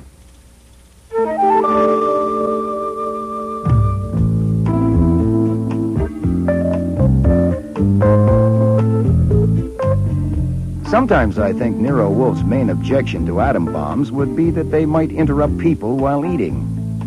So when the doorbell rang during lunch the next day, Fritz answered it and... Oh, no, Mr. Kramer. Mr. Wolfe can't be disturbed at a meal. If you would be good enough to wait in the office. He's just having his dessert now. Please, Mr. Kramer. Sorry to break in on your mail. I'm sorry, Mr. Wolfe. I couldn't stop. It's all right, Fritz. I heard. Inspector Kramer, if you haven't had lunch, we can offer No, you thanks. some I'm in a bread. hurry. A woman named Carla Nieder came to see you yesterday. I'll have another rice cake, please, Fritz. Yes, sir. Well... Well, what? You stated a fact. I'm eating lunch. Fine, it's a fact. What did she want? Now, you know my habits and customs, Mr. Kramer. I never talk business at a meal. I invited you to join us, and you declined. if you'd be so kind as to wait in the office. No, I'll get this one, Fritz. Oh, thank you, Archie. Look, I don't give a damn about your habits and customs. I asked you a straight question. I want a straight answer. You had it. I don't have time to wait for you to finish stuffing your face. Of course, my ears were burning at the mention of our client, because Kramer only handles one kind of case, homicide. But I figured I'd better not let Fritz try to handle another interruption. What I saw through the one-way glass panel in the front door relieved me a lot. Our client, alive and unhurt, was standing on the stoop. I have to see Nero Wolfe right away. Don't turn around. What? Don't. There's a car pulling up to the curb with city license plates. Do you know if you're being followed? Followed? Oh, I don't think so. Listen, Why would anyone... Listen to me. When I let you in, we're going across the hall to the front room. I don't want you to make a sound until we're there, all right? Well, yes, but come on. Come in. What is all this? Quiet. What's the point of that? The point is that a police inspector named Kramer is here. He's in the dining room asking about you. Now, do you want to see him? I've already seen him. What? They've been asking me questions for hours. Why? What happened? My uncle, Yeah? No. Take a deep breath. Come on. That's it. I want to see Nero Wolfe. All right, you stay here and sit tight till we get rid of Kramer. This door connects with the office, and they may go in there, so please don't make a sound. Are you feeling all right? Huh? Yes. Yes, I'm all right now. It's all right. I've not finished my gobbling yet, as you put it. I would have eaten 2 more cakes, and I've not yet had my coffee. Come into the office. You broke in, and you're still here. If you weren't an officer of the law, Mr. Goodwin would knock you unconscious and drag you out. Okay. Come on, forget it, all right? All I want is to find out why Carla Nieder came to see you. You know perfectly well. I know you have a right to be told why I'm asking, and I would have told you if you hadn't lost your temper just because I arrived while you were stuffing it in. Mr. There has been a murder. Oh, indeed. Indeed. Last night, between 8 and midnight, at the office of Domery and Nieder on the 12th floor at 496 7th Avenue. Carla Nieder was there last night between 9 and 9:30. She admits that. And nobody else as far as we know now. She says she went to get some drawings, but that's got holes in it. The body was found this morning lying in the middle of the floor of the office. He'd been hit in the back of the head with one of those hardwood poles used to raise and lower windows. At the end of the pole has a brass hook on it. Been jabbed into his face a dozen times or more, like spearing a fish. Well, you haven't said who he was. A complete stranger to all the world, apparently. And nothing on him to tell. You described him. Oh, nuts. Who was it? The medium-sized man around 40 with a brown beard and slick brown hair parted on the left side with glasses that were just plain glass. Can you name him? Sorry, never met him. Under the circumstance, you may concede that I have a right to ask what she came to you for. It was only after she tried 2 lies on us about how she spent yesterday morning that we finally got it out of her that she came here. She wouldn't tell what she came for, so I came to ask you. Is Miss Nieder under arrest? Nero Wolfe's residence. Archie, let me talk to Inspector Kramer, Archie. It's for you, Inspector. Me? Thanks. Yeah, Levy. Here. Answering your question, Mr. Wolfe, Miss Nieder is not under arrest. They turned her loose and put a tail on her, and the tail was just on the phone telling Kramer that she came here. She's in the front room. I put her there because I know how you are about having your meals interrupted. Shall I bring her in? You snippy little bastard. I am not little. So the minute we let her go, she comes here. Archie? Yes, sir. Did Miss Nieder say why she came? No, just said she wanted to see you. She spent hours down at the station, and her tongue is tired. Bring her in here. Yes, sir. Inspector Kramer is here asking about you, Miss Nieder. Will you come in, please? I told you I'd already seen him. Miss Nieder, I am working for you, and you have paid me a retainer. Is that correct? Yes, certainly. Then first, some advice. The police could have held you as a material witness, and you'd have had to get bail. Instead, they've let you go to give you an illusion of freedom, and they're following you around. But why? Should you at any time want to go anywhere without their knowledge, Mr. Goodwin's an expert on that, and he can tell you what to do. I understand that Mr. Kramer and his men have dragged it out of you that you came here yesterday, but that you have refused to tell them why. Is that correct? Yes. That was sensible. You are suspected of murder. But that puts you under no compulsion to disclose all the little secrets you have locked up. My position, though, is quite different from yours. What you said to me was not the privileged communication. In my business, I need to have the goodwill, or at least the tolerance of the police, in order to keep my license. And besides, I respect and admire Mr. Kramer and would like to help him. I tell you all this so that you will not misunderstand what I'm about to do. What? Mr. Kramer, since your army has had several hours to poke into corners, you've learned, I suppose, that Mr. Goodwin went to that place yesterday and sat through a show. Yeah, I know about that. You didn't mention it. I hadn't come to it. Oh, you're reserved, eh? Well, you heard what I just told Miss Nita. She came yesterday morning to consult me about her uncle. Yeah? What uncle? Mr. Paul Nita. He's dead. Miss Nita inherited half of that business from him. Back files of newspapers will tell you that he committed suicide a little over a year ago by jumping into a geyser in Yellowstone Park. What? Miss Nita told me about that and many other things. I don't remember everything she said, and I don't intend to try. The only thing I can furnish that might help you is the conclusion I formed. You want to hear it? Yes. I concluded that Miss Nita had pushed her uncle into the geyser and, becoming fearful of exposure, had come to me to get her out of it. Why, you... Shut up. Archie, was that the impression you got? Precisely. Thanks for the conclusion. Did she tell you that she had killed her uncle? Oh, no, indeed. Exactly what did she want you to do? Well, that's why I came to that conclusion. She left it vague about what I was to do. I couldn't possibly... Try telling me what you told Goodwin to do when you sent him up there. You remember, Archie? Oh, sure. Sure, I remember. You told me to keep a sharp lookout and report everything that happened. And what happened was I saw 6 of the girls that I had been waiting to marry. Now, after the wedding... You're a goddamn liar, Get a nice Mr. apartment. Kramer, I'm tired of this. Mr. Goodwin can't throw you out of here once you're in, but we can leave you here and go upstairs, and you know the limits of your license as well as I do. I said you're lying. Prove it! All less provocation than you've given me by your uncivilized conduct in my dining room, I'd lie all day and all night. Regarding this murder of a bearded stranger, where do I fit? Oh, Mr. Goodwin, connect us if you can. Should you be rash enough to constrain us as material witnesses, we'd teach you something of the art of lying, and we wouldn't squeeze out on bail. We'd dislocate your nose with a habeas corpus and a sub judiceandum. Now, will you leave my house at once, or do we leave you here and go upstairs? You won't get away with this, Wolf. Believe me, you won't. Good day, sir. Oh, well, we won't invite him to lunch again, will we, sir? Shut up, Archie. Miss Nita. Yes? Did you kill that man? Did I? Did I kill my Archie. Well, she'll be all right. I think she just... Well, stop her. How do you stop her? Well, I could slap her or kiss her. I think I'll try kissing her.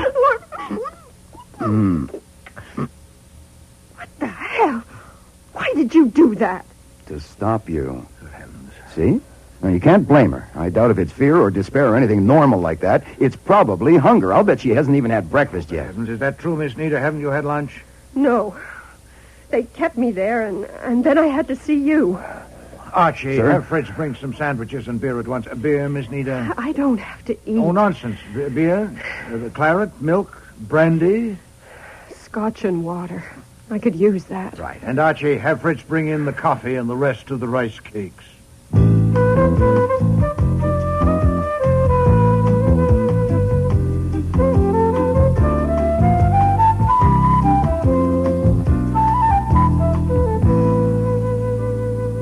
Do you feel better now? Yeah, much better, thanks.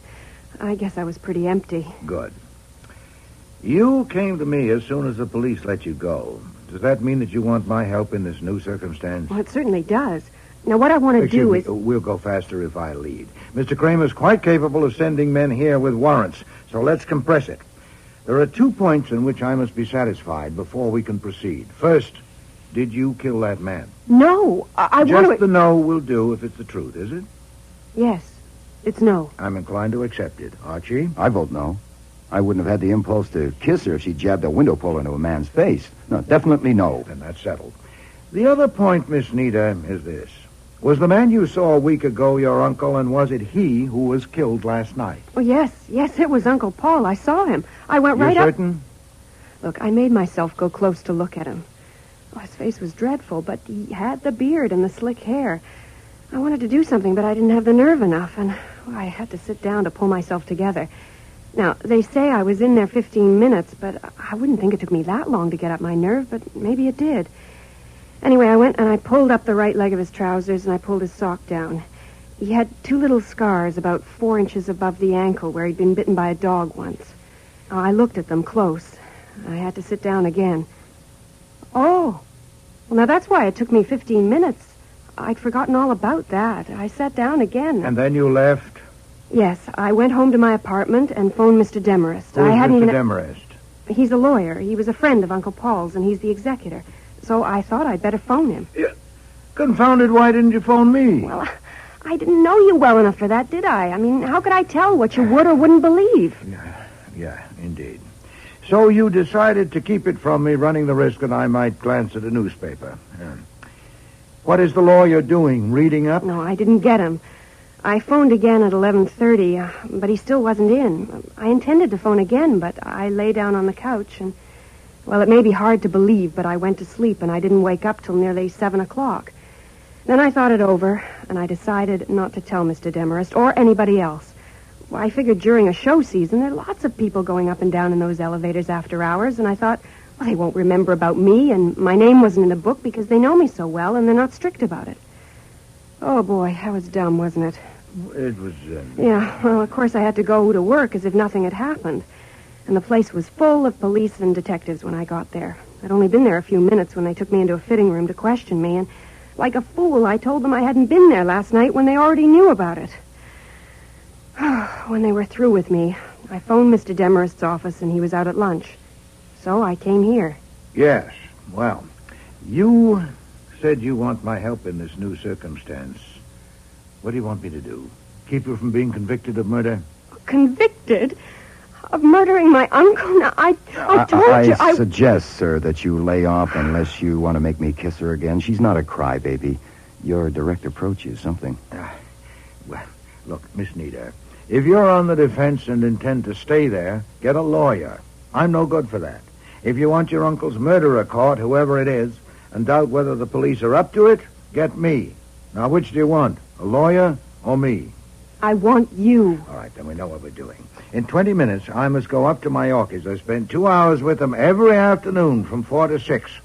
The most urgent question now is this. Who knows that the murdered man was Paul Nita? Who besides you? Nobody. As far as you know, no one has said or done anything to indicate knowledge or suspicion of his identity. No, they all say they never saw him before, and they have no idea how he got there or who he is. Of course, the way his face was, you wouldn't expect anybody I suppose not. But we'll assume that whoever killed him knows who he was. We'd be donkeys if we didn't. Also, we'll assume that he thinks no one else knows. That gives us an advantage. Now, are you sure you have given no one a hint of your recognition of your uncle last week? Yes, I'm positive. Good. Now, do you think you know who killed your uncle? Well, no, of course not. You've no idea at all? No. How many people work there? Right now, about 200. Oh, phooey. Can any of them get in after hours? Not unless they have a key, or they're let in by someone who does have a key. Well, who has keys? Oh, let's see. Now, I have one. Bernard Domery, Polly Zarella, Ward Roper. That's all. Oh, no. Mr. Demarest has one. As my uncle's executor, he's in legal control of the half-interest. Who opens up in the morning and locks up at night? Polly Zarella. She's been doing that for years, since before I came there. So there are just 5 keys? Yeah, that's all. Then we know of 4 people with keys besides you. Now, can you get them here this evening? What? You want all 4 of them here this evening? Yes. Oh, good Lord, I can't just order them around. What can I say? But they're much older than I am. Oh, but Bernard. Anyway, they think I'm just a fresh kid. I'm only 21. That is, I will be. My God. What now? Tomorrow's my birthday. Really? I'll be 21 tomorrow. You will? Oh. Yeah. Happy birthday. Archie. Yes, sir. Go up there with Miss Nita. Get those people here by 8:30.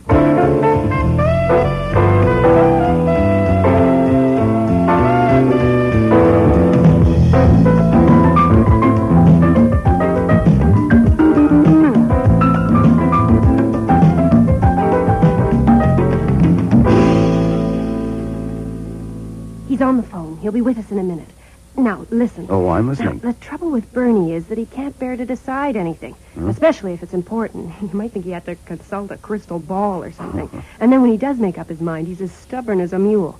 So now what I do when I want him to agree about something is I act as if it isn't very important. I keep very calm. Very calm. I'm sorry, Carla. That was Miss Doherty from Bloomingdale's on the phone. She thinks your work is better than ever. She's completely lost her head over your three...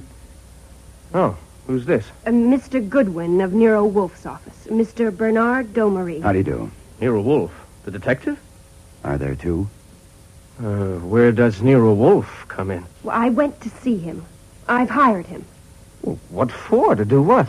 Well, I think I need somebody. The police came within an inch of arresting me. You're joking. No, I'm not. They kept me there all morning, and then they even had me followed. Then you need a lawyer, not Nero Wolfe. Have you seen Demarest? No, not yet, but I will. Well, damn it, you should have seen him first. Bernie, I'm not taking your time to ask you what I should have done. I'll tend to that, thank you. Miss Nieder. I want to ask you to do something. May I join in this calm discussion? This thing is crazy, absolutely crazy. I think what we ought to do is just ignore it. Just simply ignore it. Yeah, that would be innocent and brave, but it might get complicated if one of you gets charged with murder. Charged with murder? That's right. How could we be charged? Why would any of us kill a man we never saw before? That's nonsense. Carla, what you want is Demarest. I'm going to phone him right now. Bernie, don't tell me what I want. I know what I want, thank you, and it's not Demarest. Oh, I'm sorry to hear that. Henry, I was just saying... Yes, I heard. Have I come at an awkward moment? No, certainly not. I was just about to phone you. Carla thinks she's in trouble with the police about the body that was found here this morning. I was nearly arrested because I came here last night and stayed 15 minutes. My dear child, you should have called me at once. I tried to phone you last night, but you weren't at home, and I couldn't get you this morning either, so I went to Nero Wolfe instead. Nero Wolfe? Maybe Why? I can clear this up, Mr. Demarest. I'm Archie Goodwin, Nero Wolfe's assistant. Miss Nieder has engaged Nero Wolfe primarily to keep her from being arrested. She is... How would Nero Wolfe do that? He sent me to arrange a meeting tonight to discuss it. Miss Nieder, Miss Zarella, Mr. Domery, Mr. Roper, and you. The 5 people who have keys to this office. That's right. You figured that quickly. I spent most of the afternoon at the DA's office. Then I guess you can see the point to this meeting. 8:30 would suit him fine. Refreshments served.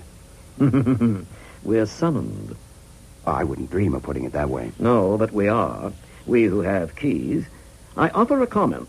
You say that Wolfe's primary function is to prevent Miss Nieder's arrest. Yes. Obviously, he intends to perform it by getting someone else arrested. That may prove to be difficult and expensive and possibly quite unnecessary. Oh? I would engage with the situation as it is now to get the same result with 1/10 the effort and expense. It's only fair to her, isn't it, to give her that alternative? You could try it, yes. What about it, Carla? It's your money. Do you want to pay Wolfe to do it his way? Yes, I do. Did you say 8:30, Mr. Goodwin? That would be best. Mr. Wolfe works better when he isn't looking forward to a meal. You'll come? Certainly I'll come to save energy. To save energy? It will take less to attend the meeting than it would to argue Miss Nieder out of it. Good. How about it, Mr. Domery? You'll be with us. I don't know. I'll think it over. Oh, Bernie! Carla, it may be inadvisable. I don't know. How long do you think you'll need to think? An hour, half an hour? By 6:30. I'll let you know. There are 2 more to invite, Miss Zarella and Mr. Roper. It might help if you would get them in here, or would that require some thinking too, Mr. Domery? You do your thinking, and I'll do mine. Polly, Ward, would you come in here right away, please? Just as soon as I finish this. No, now. I need you both now. But I am behind already, all day long. Well, The what police is are it? done. What's so important? This is Mr. Goodwin. He wants to ask you something. How do you do? You're very busy. I can see that. I'll cut it short. Miss Nieder has hired my boss, Nero Wolfe, because she's in danger of being arrested. Mr. Wolfe would like to have a talk with you. Why? He wants to talk with everyone who carries a key to this place at his office at 8:30 this evening. Will you come? No. No. No.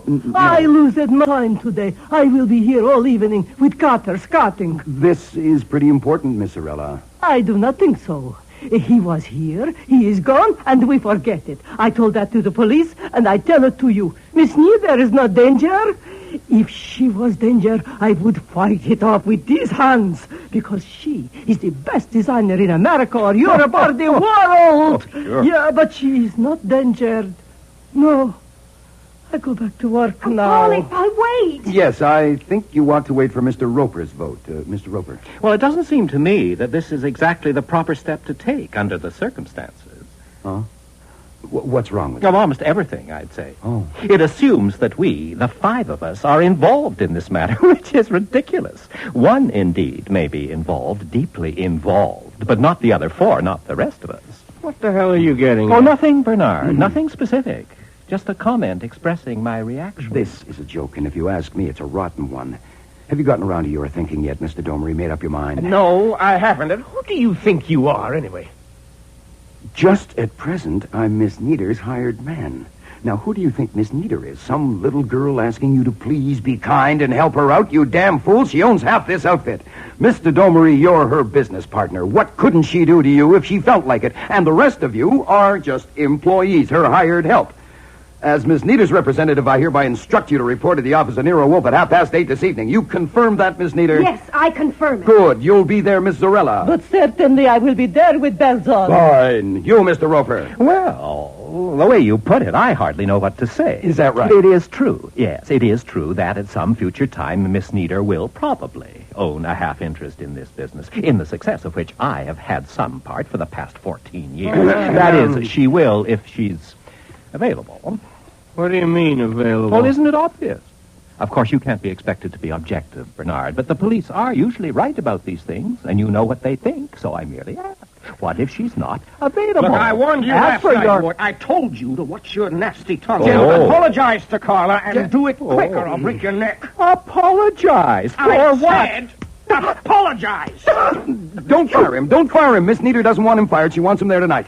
You'll be there. Oh. You'll be there, Ward. Do you understand? Answer me. Yes. Fantastic. Which leaves only you, Mr. Domery. You'll be there, too, won't you? I'll decide later, and I'll let you know. Oh.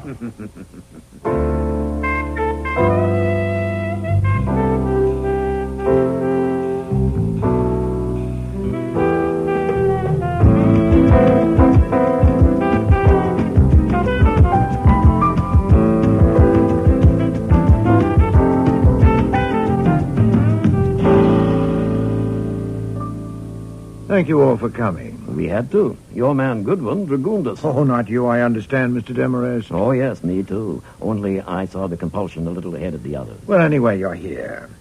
I believe Mr. Goodwin has explained the circumstances to all of you, so I think we might start by clearing up one point. How you spent your time last evening from 8 o'clock to midnight. Will you begin, Mr. Demarest? If your man had asked that question this afternoon, it might have simplified matters. Oh, indeed? Well, it's been asked now. And now I'll simplify it. You want it all, of course. Please. The showing of the fall line yesterday brought a situation to a climax.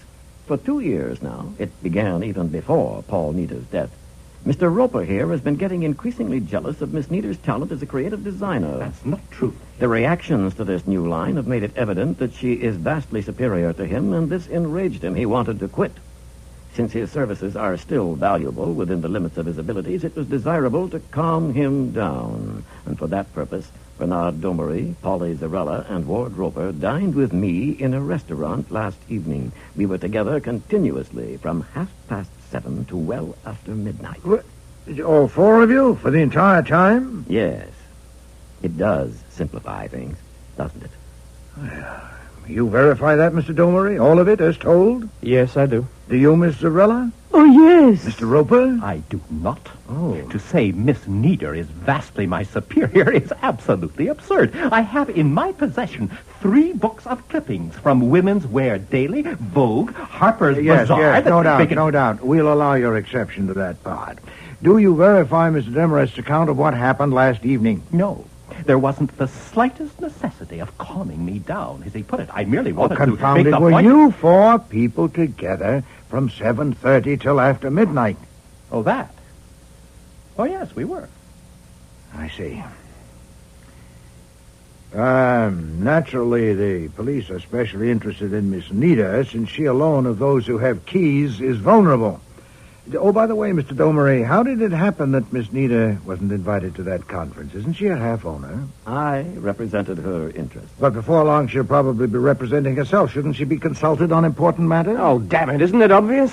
If she'd been there, we couldn't have handled Roper at all. He can't bear the sight of her. I did not. Even so, isn't it true that Miss Nita has been deliberately and consistently ignored in the management of the business? Yes. No. Oh, yes, it is Oh, so. please. You are... This will finish sooner if you let me dominate it. I'm not implying that Miss Nita is unappreciated. You all admit her designing talent, all but Mr. Roper. And just this afternoon, one of you was quick and eager to resent an aspersion on her. No, I refer, Mr. Domery, to your assault on Mr. Roper. You leapt, hot-headed, to Miss Nita's defense. Now, it isn't easy to reconcile that with your reluctance to come here this evening at her request. Well, I wasn't reluctant. I had to think it over, that's all. You, often have to think things over, don't you? Oh, what's it to you if I do? Oh, it's a great deal to me. I have engaged to prevent Miss Nita's arrest for murder, and I suspect that your habit of thinking things over is going to show me how to do it. Mr. Demarest, how long have you known Mr. Domery? 6 years, ever since he started to work in his uncle's business. Please give me a considered answer to this. Has he always had to think things over? Have you noticed any change in him in that respect at any time? I don't have to consider it. He was always a very decisive young man, even aggressive, until he became the active head of the business some weeks ago. But that was only natural, wasn't it? A man of his age suddenly taking on so great a responsibility? Perhaps. Miss Zarella, do you agree with what Mr. Demarest has said? Oh, yes. Bernard has been so different. And do you, Miss Nita? Well, I suppose people might have got that impression. Oh, you're but... hedging. Was there a change in Mr. Domery as stated about 6 weeks ago? Well, yes, there was, but Mr. Demarest has explained why. He thinks he has. Now we're getting somewhere. Mr. Domery, I wish to ask you some questions as Miss Nita's agent. They may strike you as irrelevant or even impertinent, but if they're not actually offensive, will you answer them? What are the questions? Are your parents alive? Yes. Where are they? In Los Angeles. My father is a professor in the university there. Is either of them conversant with your business affairs? Not especially. Well, in a vague, general way. Have you any other relatives that you see or correspond with frequently? Carla, do you want me to go on with the autobiography? She has no opinion in the matter because she doesn't know what I'm after. Can you object that my questions are offensive? No, they're only silly. Ah. Then humor me. Or humor Miss Nita through me. Any other relatives that you see or correspond with frequently? None whatever. For help in making decisions, manifestly it's not Mr. Demarest you turn to, nor Miss Zarella, nor Mr. Roper. Is there a banker, a lawyer, a friend, any other person or persons on whose judgment you rely for guidance in your business? Anyone at all? Well, no special person. No, I discuss things with people, naturally, including Mr. Demarest. Oh, not Mr. Demarest. He has noticed a change in you. Now, this is your last chance, Mr. Domery, to drag somebody in. I don't have to drag anybody in. I'm sound mind and body and over 21. I know you are, and of a decisive and aggressive temperament, and that's why I'm making progress. Thank you, Mr. Domery. What for? Well, up to a few minutes ago when I got my head battered in by being told that you four people spent last evening together, I'd no idea of where my target was. Now I know. Where is he? What? Where is he, Mr. Domery? Who? No, sir, it's no good. I know. Even if I only guessed it'd be enough, I could give it to the police as a suspicion deserving inquiry. How long do you think it would take the police to find him? Mr. Domery, I cannot stress this strongly enough. Miss Nita is in serious danger of being arrested for a murder she did not commit. Look, I've had enough of this. I'm leaving. No, sir, you will not be permitted to leave this room until either you told me where he is, or I've given the police time to start on his trail and cover my door. Oh, unlawful restraint with witnesses. Where is he, Mr. Domery? You can't take time to think it over now to consult him on this one. Where is he? This is awful. This is an awful thing. Stop it. You can't do this. You can't threaten and keep him here. It's unlawful. Now, just stop it now. It's too late, Carla. You hired him. And I must admit, you're getting your money's worth. You'd better tell him, Bernard. It may be hard, but the other way's harder. Where is he, Mr. Domery? The address is 816 East 90th Street. Look, I want to phone him. No, you will be unlawfully restrained if you try. What is it, an apartment building? Yes, apartment 10C. I rented it for... Is he there now? Yes, I was to phone him there when I left here. I said I'd go to see him, but he said I might be followed, and I'd better phone from a booth. What is the name? Dixon. George Dixon. Thank you. Archie? Yes, sir. Get Fritz in here and give him a revolver. I don't know how some of these minds might work. Then get Mr. Dixon and bring him here. The address... I have it written down, sir. Don't alarm him any more than you have to. I don't want you killed, and I don't want a suicide.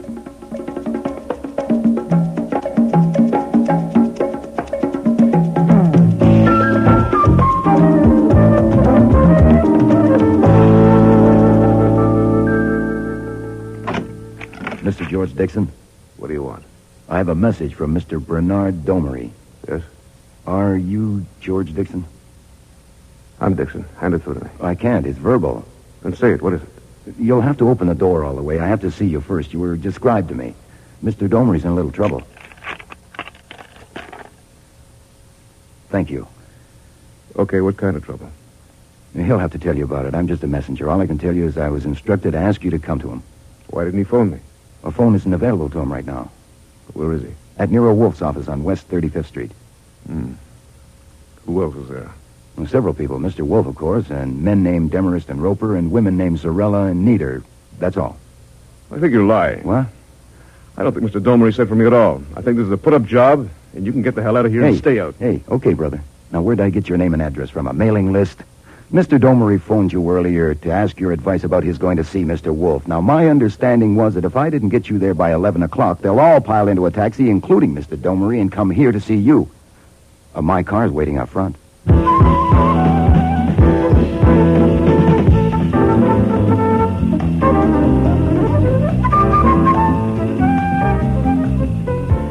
I took it for granted that by the time I got back, everyone there would know who was coming with me, even if one or two of them hadn't caught on before I left. I thought it would be interesting to see how they would welcome Mr. Dixon. But he took charge of the script himself as he entered the office. What the hell's the matter with you, Bernard? Can't you handle anything at all? Not this, I can't. This man Wolfe is one for you to handle. I only hope to God that you can. Well, I'm back, everybody. I would have been back soon anyway, but Bernard has hurried it up a little. Ward, you're looking like a window display in a fire sale. Surprised to see me? Still putting up with them, Paulie? Now you'll have to put up with me again. Carla, I hear you're on the way to lead the whole pack. You're all so quiet. Can't got your tongues. Where's Henry? I thought he'd be here. He's in the other room with Wolfe. I don't know this gentleman. This gentleman is Inspector Kramer of the New York Police. You didn't tell me the police would be here. Now, believe me, I didn't know. Nero Wolfe called and invited me. I just got here. What's going on, Goodwin? I'm still catching up. You'll have to ask Mr. Wolfe. Who's this man? George Dixon, so I'm told. What kind of charade is Wolfe pulling now? Oh, why don't you ask him? Here he is. Archie, you're back. Yes, sir. Excellent. And Mr. Kramer, your timing was impeccable. My apologies for keeping you waiting. Mr. Demarest and I needed to discuss something. Nero Wolfe, I'm Jean Domery. This is a real pleasure. How do you do, Mr. Domery? Please sit down. I was told that my nephew sent for me. He didn't. You got me here by a trick. What do you want? Sit down, sir. This may take some time. I can't give you much time. What do you want? I want to present some facts, offer my explanation of them, and get your opinion. There's a chair beside your nephew. What facts? You all have a right to know, I think, that the man who was killed last evening was a former partner in the business, Mr. Paul Nieder. What the hell? Why, my mother's milk, it was. Now, this time you've gone too far. Be quiet. Everyone be quiet. You have deliberately withheld knowledge of the facts. Nonsense, Mr. Kramer. I have withheld nothing. You knew that when I was here this morning? No, sir, I did not know it then. I was given reason to suspect it later. You could have told me then. Oh, phooey, if I told you then what I suspected but didn't know. You'd quite reasonably have focused on the most likely seeming culprit, my client. I've been led straight down a blind alley. I'm saving you time, Mr. Kramer. I'm giving you something. You said on the phone you could name the murderer. And I will, sir, if you'll sit down. Go ahead. We have here a situation that reads like a Wilkie Collins novel. Two men presumed dead, both returning to life. Now, some explanation is needed. Mr. Dixon Domery, won't you help us? You were going to give us some facts. So far, you've given us fantasy. I see. You won't help, then? Certainly not. Why should I? It's your fantasy. Well, we'll have to go about it the other way, then. When did you last see Paul Nieder? About a year ago. just before he left for a vacation. Well, that's not a very intelligent lie, sir. It can be checked. Mr. Kramer here has an army of men whose job it is to check such things. I'll ask you again. When did you last see Paul Neder? You won't answer, eh? Then I will. Mr. Kramer, if you put your men on it, I think you'll discover a meeting between Mr. Dixon and the deceased sometime after last Tuesday's showing of the Domery and Neder fall line. Quite possibly it was at Mr. Dixon's apartment. The address... He won't find anything. Oh, indomitable, are you? Ah. Then how about your meeting with Mr. Neder last evening at the offices of Domery and Neder when you killed him? Killed him? You accuse me in front of all these witnesses of killing that man? Oh, yes, sir. I'm certain of my ground.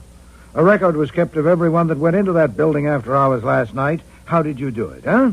A false name? A different floor given as your destination? Well, your face is known now. The elevator operator or the commissionaire will be able to recognize you.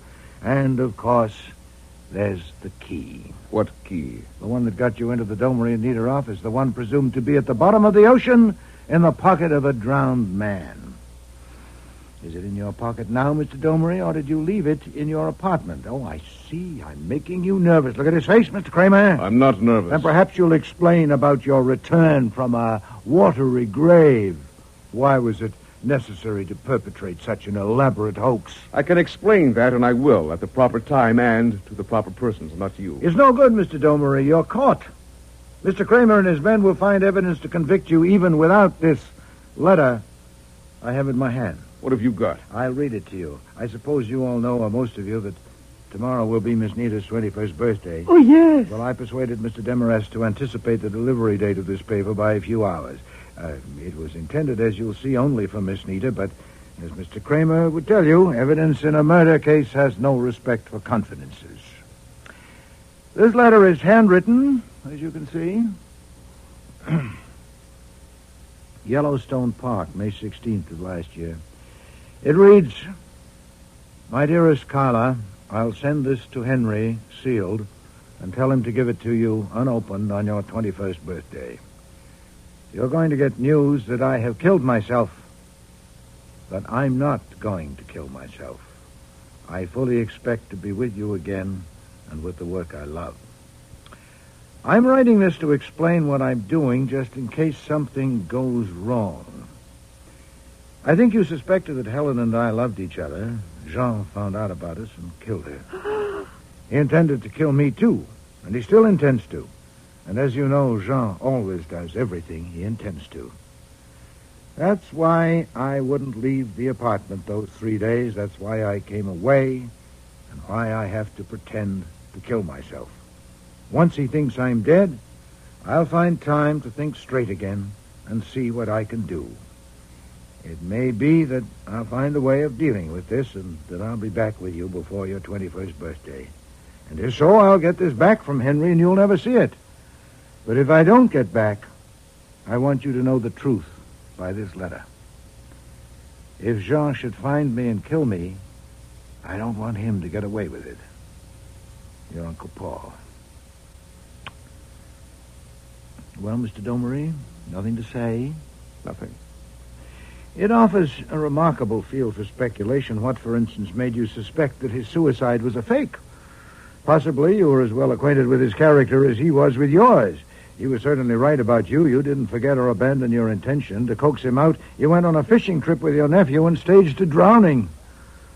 Another speculation. How much did you tell your nephew? Did you have to let him in on all the... Listen to me, Carla. Whatever my uncle has done, that's up to him, but this is my part, and you've got to get it straight. He told me that someone had it in for him, and his life was in danger. He said nothing about Paul Neder. Of course, I thought he was dead. Shut up and sit down. You lied to me. You said your supposed death would force this person to take certain steps and that the situation would soon be changed so that you could reappear. You lied to me. Yes, I lied to you because you're a weak-natured fool. Could I have told you the truth?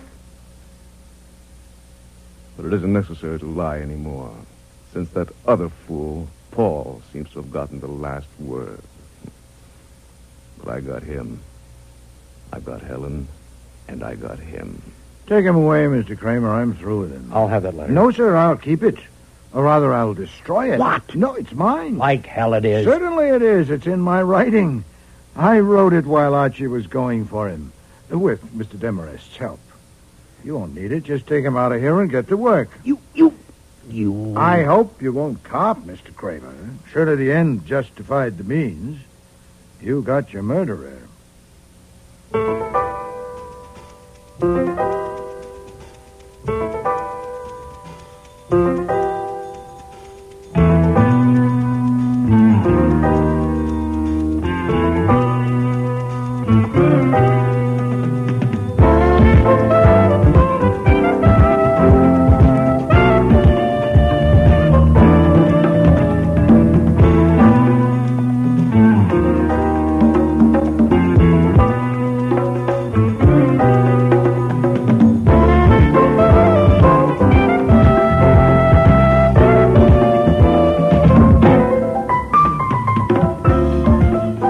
Starring in today's episode were Mavor Moore as Nero Wolfe, Don Franks as Archie Goodwin, and Cease Linder as Inspector Kramer. Lynn Griffin was Carlin Nieder, Neil Monroe, Bernard Gomery, August Schellenberg, George Dixon, Michael Tate, Ward Roper, Marion Waldman, Polly Zarella, Sandy Webster, Henry Demarest, and Frank Perry was Fritz. Music was composed and conducted by Don Gillis. Technical operations, John Jessup. Sound effects, Bill Robinson.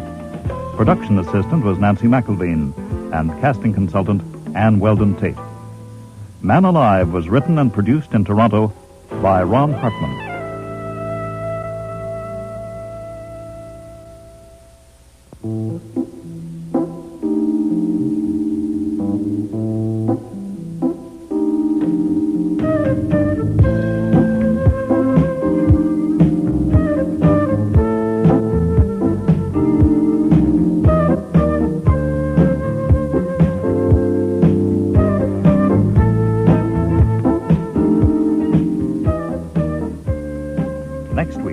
Mr. Wolfe, I've come to you because I'm going to be murdered by a man called Conroy Blaney.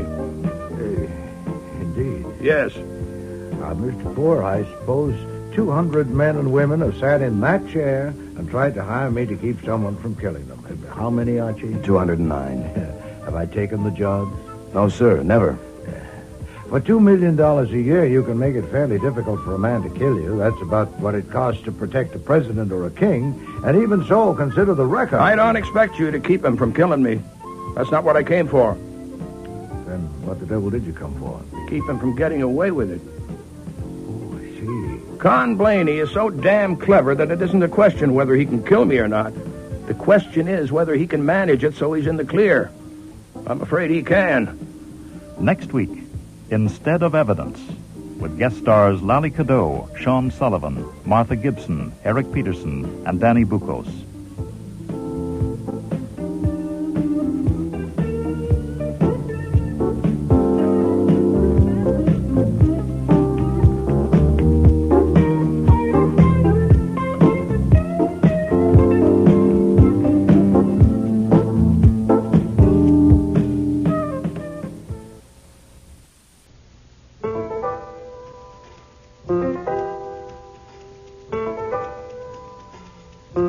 Stout's Nero Wolfe.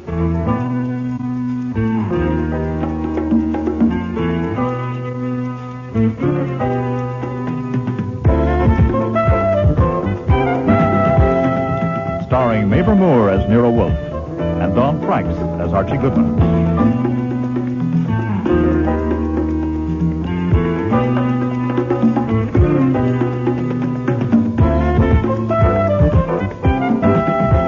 Today's episode, Instead of Evidence, with special guest stars Lally Cadeau, Sean Sullivan, Eric Peterson, Martha Gibson, and Dan Bucos.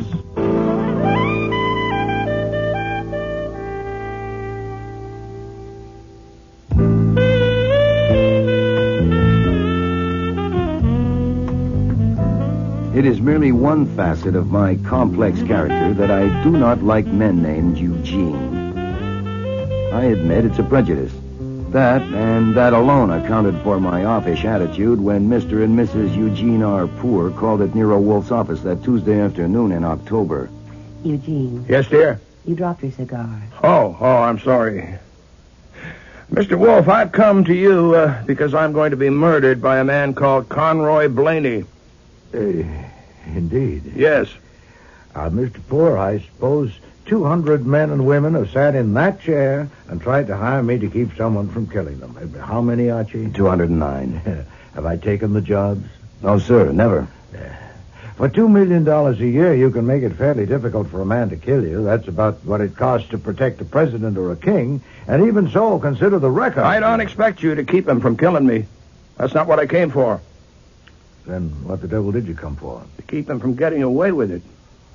Oh, I see. Con Blaney is so damn clever that it isn't a question whether he can kill me or not. The question is whether he can manage it so he's in the clear. I'm afraid he can. I would bet he can. Eugene. Yes, dear. You've got to try to relax. I came here, Mr. Wolfe, to give you the facts, to get the facts down, and to pay you $5,000 to see that he doesn't end up in the clear. I want someone to know about it. Your wife knows about it. What if he kills her, too? There's no one else I can trust. Then why not go to the police? The police? I'm not sure they'd even remember I'd been there if it happened in a year or maybe 2 years. I can't pay them to remember. What's the matter? Don't you want $5,000? I wouldn't get $5,000. As my income tax now stands, I'd keep about 10%. If Mr. Blaney's as clever as you say he is, I wouldn't consider trying to uncover him on a murder for $500. No, sir. Mrs. Poor, may I ask why that makes you look so pleased? Because I need help, and I think you're going to help me. I don't approve of this. I didn't want my husband to come here. Where did you want him to go? To the Atlantic Detective Agency? Oh, no. If I'd been in favor of his going to any detective, it would have been Nero Wolfe, but may I explain? I am due in the plant rooms at 4 o'clock. I have 18 minutes. Then I'm going to use them. Eugene, please. It won't take 18 minutes, Mr. Wolfe. My husband and Mr. Blaney have been business partners for 10 years. They own the firm of Blaney & Poor, manufacturers of novelties. We make things like matches that won't light, chairs with rubber legs, and bottled drinks that taste like soap. Good heavens. It's the biggest firm in the business. Mr. Blaney gets the ideas and handles the production. He's a genius and my at it. husband handles the business part. Sales and so on. But Mr. Blaney is really just about too conceited to live. And now that the business is a big success, he thinks my husband isn't needed. He wants him to get out and take $20,000 for his half. It's worth a great deal more than that, 10 times as much. I won't do it. The argument has gone on and on. Until now, my husband is convinced that Mr. Blaney is capable of doing anything to get rid of him. Of killing him. And you don't agree? Oh, no, I do agree. I think Mr. Blaney would stop at nothing. Has he made threats? Oh, no, he isn't that kind. He doesn't make threats. He just goes ahead. Then why didn't you want your husband to come to me? Because he's simply too stubborn to live. There's a clause in the partnership agreement. They signed it when they started the business.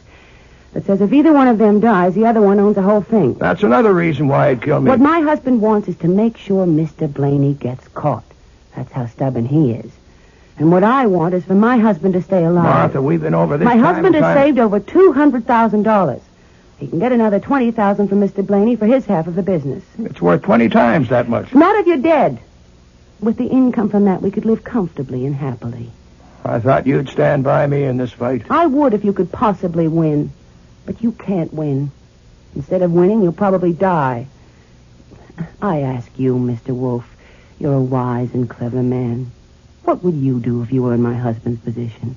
You put that as a question? Yes, I do. Well, granting that you've described the situation correctly, I would kill Mr. Blaney. What? But that's silly. Of course, you're joking, but this is no joke. I'd kill the bastard in a second if I thought I could get away with it. Maybe you could, Mr. Wolfe, but I couldn't. And I'm afraid you couldn't hire me for that. Your wife's advice is sound. Are you going to take it? No. Are you going to kill Mr. Blaney? No. And you still want to pay me $5,000? Yes, I do. Well, I advise you against that, too, under the circumstances. Here are the circumstances. Archie, take your notebook. Yes, sir.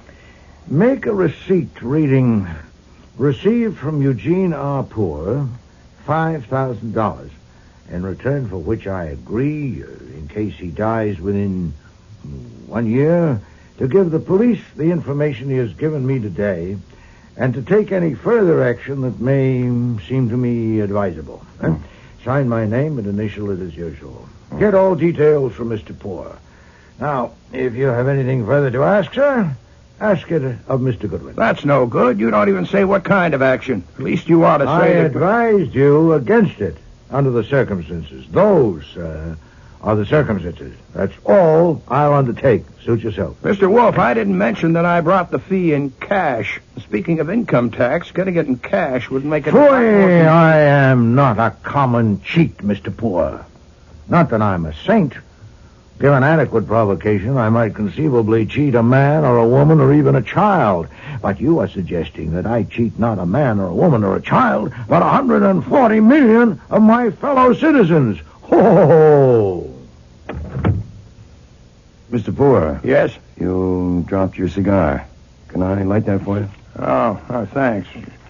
Is he always like that? Oh, always. Yeah. I'm the one that does all the work around here. I'm also an admirer of your wife. Your what? I admire your wife as an advice giver. Life is more fun outside the grave than in it, and with over $200,000. I've had enough advice. My mind is made up. Okay. Now, give me everything you think we'll need.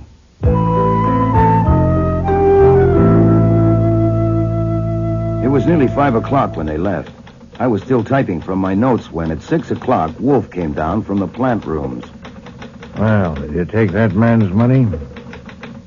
If I say I took it, you'll claim that your attitude as you left plainly indicated that he had insulted you and you wouldn't play. If I say I refused it, you'd claim I'd done you out of a fee. Now, which do you prefer? Did you word the receipt properly? No, sir. I worded it the way you told me to. No. The loot is in the safe. I told him you'd prefer a check, but he said there it was. He'd taken the trouble to get it, so why not take it? He still thinks you'll forget to report it to your 140 million citizens. Oh, by the way, if Blaney does perform, I'm going to marry the widow. You saw her legs. I did not see her legs. Do your typing, Archie. I like to hear you typing. Huh? If you're typing, you can't talk. Yes, sir.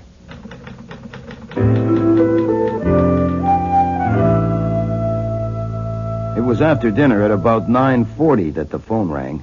For you, Inspector Kramer. Oh, thank you. What can I do for you, Mr. Kramer? I'm at Eugene Poor's apartment. I've got a paper here taken from his pocket, a receipt for $5,000, signed by you, dated today. It says you have information to give the police if he dies. All right, what's the information? He's dead. What killed him? An explosion. A cigar blew up in his face. Archie will be there in a few minutes.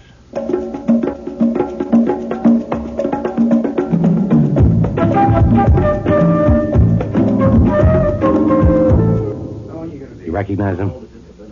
Well, it's the same suit and tie anyway. Jeez, a cigar did that to him? So the wife says he lit a cigar and it blew up. I don't believe it. Yes, I guess I do. She says so. They make novelties. That's a novelty. Yeah, we're all through here. Take it away, boys. Where's Mrs. Poor? Bedroom. I want to see her. The hell you do? I want to see our client. So you've got a client? You've seen the receipt. You've read my report. Give her a chance. I am. Let her pull herself together. Is this the box the cigar came from? Don't touch I'm that. just pointing, Inspector. I'm not touching. I just want to satisfy my curiosity. He smoked 2 cigars this afternoon in the office. Same brand? The same, Alta Vista. It's a fresh box, only one gone. You suppose the rest of these are loaded? The lab will answer that. You picked up the partner, Blaney? He's been sent for. Oh, I hope to God it's a wrap-up. Maybe it is. How did Poor seem this afternoon? Nervous? Scared? What? It was mostly stubborn. Mine made up. What about the wife? Stubborn, too. She wanted him to go on breathing. You, want to talk to this young woman, sir? How do I know? Do I? Well, she came here just after we got here. She won't tell us why. I did tell you why. I had an appointment with Mr. Poor. Yeah? At first you said you just came here. Well, that wasn't true. I had to say that. Why? Look, I work for Mr. Poor. That is, I work for Blaney and Poor Novelties. Mr. Poor called and he asked me to meet him here. What for? Well, I can't tell you that. It's a confidential matter. Nothing is confidential in a murder case, miss. Please, you don't understand. If Mr. Blaney knows I came here, I'll lose my job. Oh, no. Dora, what the hell's happening here? We found this guy hanging around outside. I have a right to be here. Oh, Helen, there you are. Well, you didn't lose any time, did you? Now you think you can have her. What's going on here? Who are you? My name is Joe Grohl. I work for Blaney and Poor, factory foreman, and I have a right to be here. Why were you hanging around outside? Tell him. I followed Helen Vardis when she left home tonight because I wanted to know where she was going. She came here, and I saw all the police outside. Now, where's Conroy Blaney? He's been sent for. Why did you That is not true. What's not true? That he was following me. Why would he follow me? He came here to...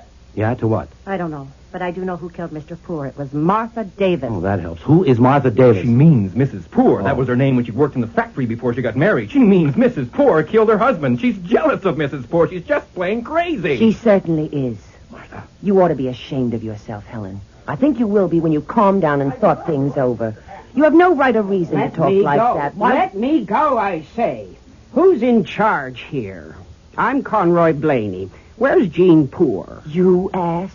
Of course I do. Why have I been brought here? You know perfectly well that Jean is dead. Murdered. Good heavens. Who did it?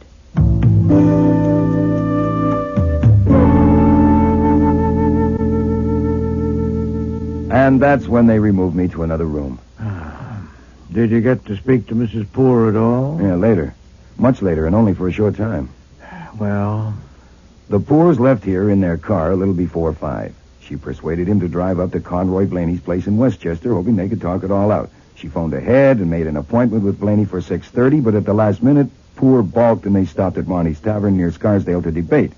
Poor won the debate. He wouldn't go. So she left him at the tavern and went on to Blaney's place alone. She got there at 6:15. Are you awake? Oh, yeah, sure. It's hard to tell when you close your eyes like that and don't move. Do you want me to go on? Go on. Blaney wasn't there. He lives alone, and the doors were locked. Now, she waited around until 10 minutes to 7 and then went back to the tavern.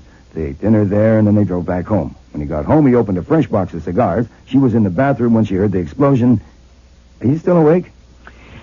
You say the face was unrecognizable? Yes, sir. From something concealed in a cigar?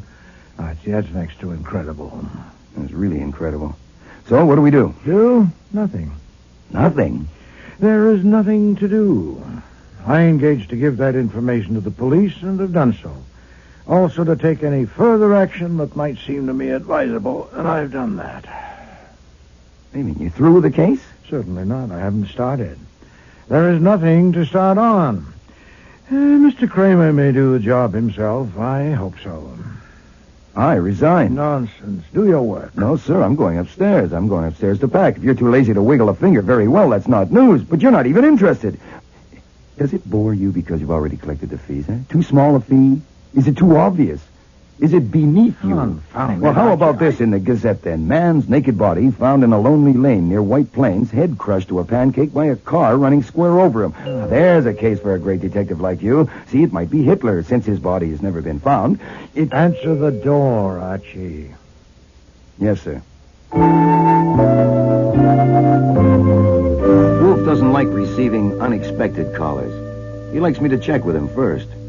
So I didn't. Inspector Kramer. Good morning, Mr. Kramer. To what do I owe I this? told him to hell with him. You wouldn't see him. Since he's working on the poor case and you're not interested. Oh, shut up, Archie. Sit down, Mr. Kramer. Why do you put up with him? He saved my life once. Once? Have you forgot? What can I do for you, Inspector? I dropped in on my way uptown because I thought it was only fair. I think I'm going to arrest your client on a charge of murder. You can't arrest my client on any charge whatever. Oh, no? My client is dead. And by the way, is he? I presume the corpse has been properly identified. Certainly. With a face as blown apart as that, it's routine. Fingerprints, dentist, doctor, the works. Why? What do you think it was? Insurance fake? No, I didn't think. Then you can't arrest my client. Goodwin says Mrs. Poor is your client. Oh, Mr. Goodwin is impulsive. You read that receipt? Yeah. Huh. So you are going to charge Mrs. Poor? I think I am. Indeed. Now, don't indeed me. God damn it, didn't I take the trouble to stop by and tell you about it? Well, go ahead and tell me. Okay, but first, why did you ask if we established the identity? There's not the slightest doubt it was Poor. Not only the corpse itself, other things like the elevator man who took them up when they came home, and the people up at the tavern where they had dinner. They identified him from photographs? No, he was known there. There are no photographs of Poor, apparently. Oh, I wondered why the papers were carrying none. Are you doubting the identity of the corpse? No, that would be silly since you're ready to make an arrest. Goodwin told you about the box of cigars. Something. Well, that was it, all right. Poor smoked about a box every 2 days, boxes of 25. He bought them from a place near his office and factory.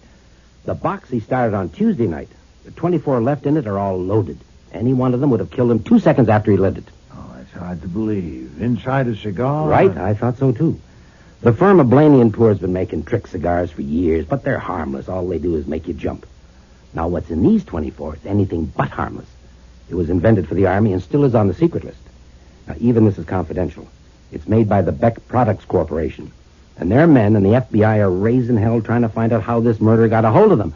That's not for publication. I am not a publisher. Okay. Of course, the Alta Vista tobacco people deny all knowledge. Sure. They say the fillers are theirs, but the wrappers are not. Now, they say whoever sliced them open and inserted the things and rewrapped them was an expert. Now, there are 4 people connected with Blaney & Poor who are good at making trick cigars. Helen Vardis, one of their most highly skilled workers. Joe Grohl, the foreman. Blaney himself. And Mrs. Poor, who worked there for 4 years before she married Poor. Oh, good at making trick cigars. Well, how did you narrow it down to Mrs. Poor? How do you like this? Underneath the cigars in the box, we found 2 human hairs. They came from the head of Mrs. Poor, unquestionably. I think I'll charge her. Oh, I wouldn't do that if I were you, Mr. Kramer. Oh, you wouldn't? No, sir. Let me put it this way. You have her on trial. The hairs have been placed in evidence. I am the defense attorney. I'm speaking to the jury. Shoot. Ladies and gentlemen, I respect your intelligence. The operation of turning those cigars into deadly bombs has been described to you as requiring the highest degree of skill and the most minute attention. Deft fingers and perfect eyesight were essential. The slightest irregularity about the appearance of that box of cigars might have attracted the attention of a veteran smoker. And you can imagine the anxious scrutiny with which each cigar was inspected as it was arranged in that box. And you can realize how incredible it is that a person so intently engaged on anything and everything the eye could see could be so careless as to leave 2 of the hairs of a head in that box of cigars. Now, ladies and gentlemen, I appeal to your intelligence. I put it to you that those hairs, far from being evidence that Martha Poor killed her husband, are instead evidence that Martha Poor did not kill her husband. So she is your client after all. No, sir, she is not. It was Mr. Poor who paid me. Now, Inspector, you said you came here because you wanted to be fair. Well, I say phooey. You came here because you had misgivings. You had them because you are not a ninny. What about motive? Mrs. Poor was tired of smelling the smoke from her husband's cigars, perhaps? No. Or, money. She gets the whole works, plus insurance. Or, according to that girl, Helen Vardis, she wanted Joe Grohl, and now they'll get married. Huh. Proof? Talk. Goes way back to when Mrs. Poor was working there. I'll tell you this, whether she's your client or not. We've been having conversation with everybody at Blaney & Poor's, and the females all go thumbs down on her. The idea being that she's a man-eater. The specifications by the females? None. But it's unanimous. Oh, it would be. They never forgive a woman for marrying the proprietor.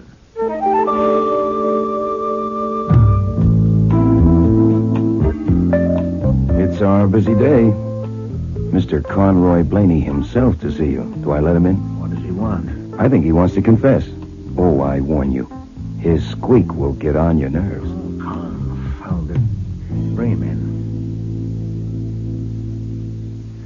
We meet at last, Mr. Wolfe. I was thinking on my way here, fate has thrown us together. You dominate your field and I dominate mine. We were bound to meet. Your field? That's right. I am supreme. I imagine you and I are alike in more ways than one. Now, I like to see things done in an orderly manner. So do you, don't you? Mr. Blaney, So first I'll give you my 4 reasons for coming here, and then we can take them up one at a time. 1, I want a copy of the report you gave the police of what Jean Poor and Martha, his wife, told you about me. 2, discussion of whether your giving that report to the police was publication of a libel and whether your withdrawal of it will satisfy me.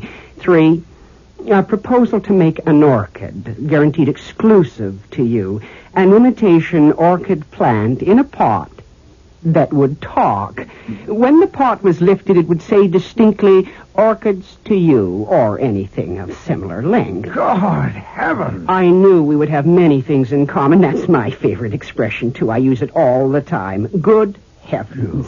But you probably want to know where I stand. I would if I were you. Tuesday evening up at Jean's apartment, I heard a man saying to another man, I presume they were detectives, something about Mrs. Poor being Nero Wolfe's client, and in that case, Mrs. Poor was as good as out of it, so Blaney might as well get his legs shaved for the electrode. Now, I really think it would be a shame to make yourself ridiculous, and I don't think you want to, so I'm willing to take this trouble. You're not a man to reach a conclusion without reasons. That wouldn't be scientific, and you and I are both scientists. Tell me your reasons one by one, and I'll prove they're no good. Go ahead. Archie, get him out of here. The truth is, you have no reasons, isn't that right? All right, then, about this talking orchid. When I get hold of a creative idea, I can't concentrate on anything else. You will have to give me 3 or 4 orchid plants to work from, and they ought to be your favorite plants. Now, here's the stroke of genius. I was saving this. The voice that does the talking will be your voice. Whoever you send it to, preferably a lady, she will lift the pot, suspecting nothing, and your own voice, the voice of Nero Wolfe, will say to her, orchids to you. Probably she'll drop the pot, but... I think you just performed a miracle, Mr. Blaney. Oh, yes? Yes. You caused Nero Wolfe to disappear. I don't understand. Oh, overlook it. He's eccentric. So am I. Geniuses are. Does he really think I killed Jean Poor? He does now. Why now? Oh, forget it. I'm eccentric, too. There's another possibility. The idea of the orchid having his voice doesn't appeal to him. Then how about it having your voice? What? You have a good baritone voice. I could let you have it at cost, and you could give it to him for Christmas. Let's hear how it would sound. Say it in a medium tone. Orchids to you. Hi there. Archie, is that man gone? No, sir. Now he wants Get him me... out of there at once. Phone Saul and tell him to come here as soon as possible. Yes, sir.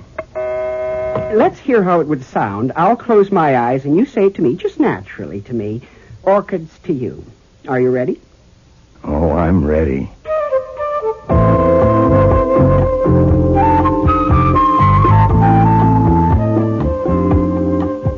Did you get Saul? Yes, sir. He can't be here till 6 o'clock, so maybe I could... No, I need you here. Yes, sir. Working on the orchid file. To find out whether it seems advisable for me to talk with that man, Joe Grohl. Yes, sir, with tea leaves, or there's a palmist over on... When he was at the scene of the murder on Tuesday, he asked where Blaney was. Now find out why and anything else. As for instance, when does he marry Mrs. Poor, and did she... Anything. Just see him.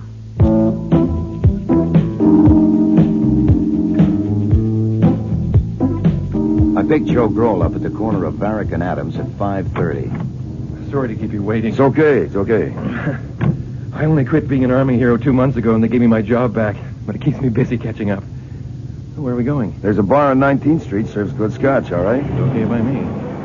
As we pulled away from the sidewalk, I couldn't help noticing that behind us, someone's desire to find a taxi became frantic.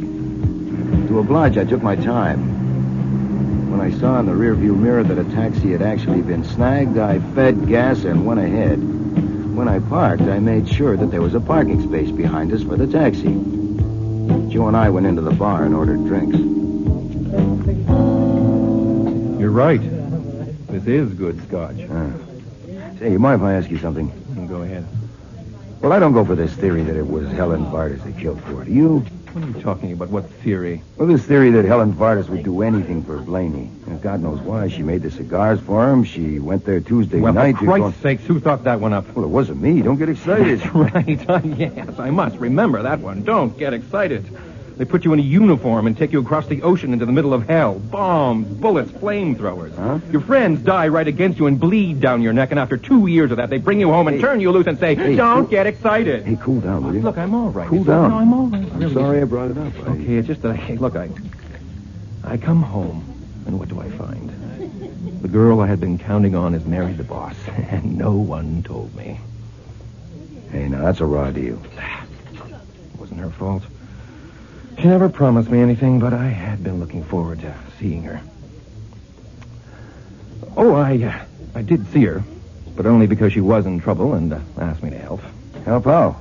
She thought her husband was going to get killed by Blaney. And knowing Blaney as I did, I saw no reason to doubt it. She asked me to watch Blaney, and...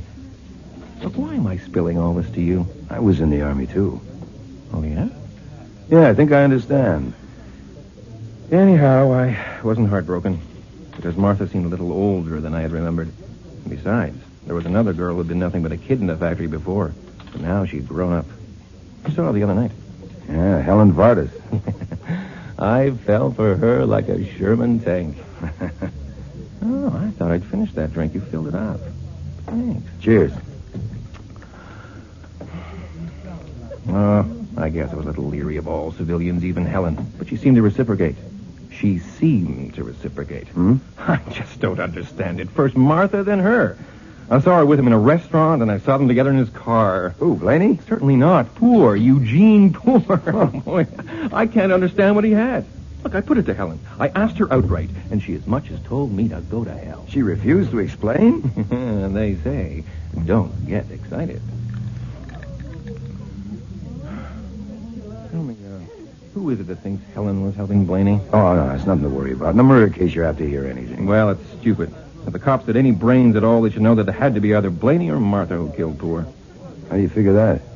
Martha went up to Blaney's place in Westchester at 6:15 on the night of the murder. She says Blaney wasn't there. That's right. Blaney says he was there that whole evening. So one of them is lying, and the one that's lying killed Poor. So it's Blaney. Why? Because Martha wouldn't lie? Why would Martha kill him? He had everything going for him that he had 2 years ago when they got married. Anyway, it was Blaney. And he knows I was keeping an eye on him for Martha, so I'll be out of a job, and so the hell with him. Tell me, do you want to come along and help me do something? Well, if you describe it, I promised my mother I would always be helpful to people. You're very witty, you know that. Well, Nero Wolfe tells me that all the time. Say, what are we going to do? I'm going up to Blaney's office, look through his abditories. Look through his what? Abditories. Secret hiding places. His office is full of them. I'm going to search them. Do you want to come along? You got the keys? Hell, I'm foreman. Okay. Finish your drink and let's go.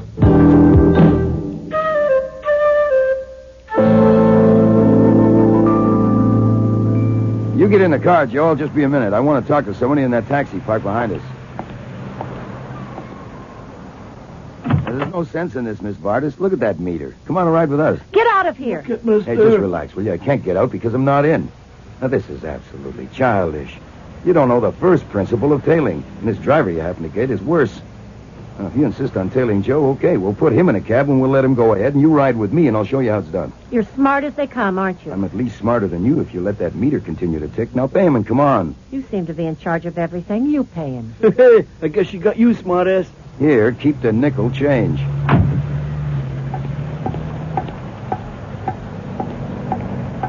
Move over a little, Joe. There's room for 3. What is this? What are you doing here? If I were you folks, I would incorporate and call it the Greater New York Mutual Tailing League. I don't see how you keep track of who is following whom on any given day. Of course, if one of you gets convicted of murder, that'll put a stop to it. You have now, however, one good reason that I know of for getting married.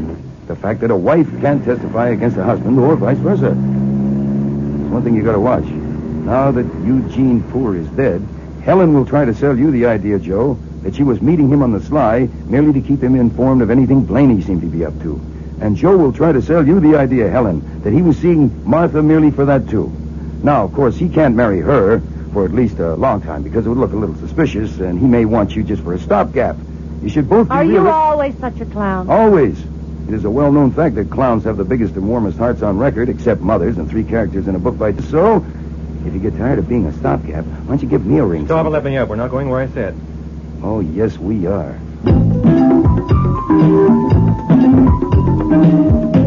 Trick dice, trick pencils. These are trick pencils? When you press, the perfume comes out. Perfume? Why would he bother hiding these in one of those... Abditories. Abditories. Conroy Blaney is a strange man. Tell me about it. Here, I need more light. Wait, that's not a... Oh. That is not a light switch. No, it's a water squirter. You know, that is really interesting. Oh, yeah? Yeah. Some customers say that the person won't be standing in the right place. But you were exactly.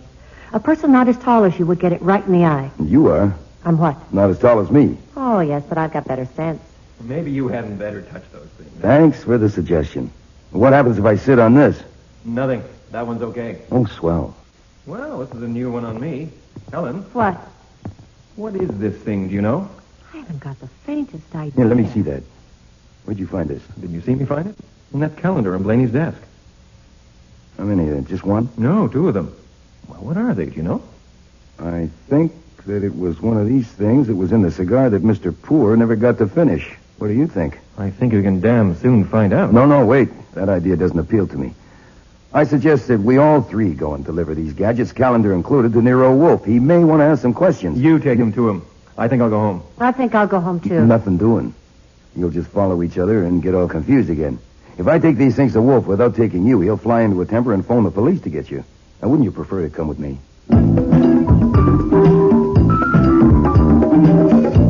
Mr. Grove. Yes, sir? I don't know how much sense you have. If you have slightly more than your share, you must realize that if I hand these things to the police with Mr. Goodwin's story, they'll conclude that you are a liar. Why would Miss they? Vargas, please, I'm speaking to Mr. Grove. They will ask, why did you wait until witnesses were present to explore those... abditories. Hiding places. Is it even remotely credible that Mr. Blaney would leave such incriminating evidence in a hiding place that a dozen people knew about?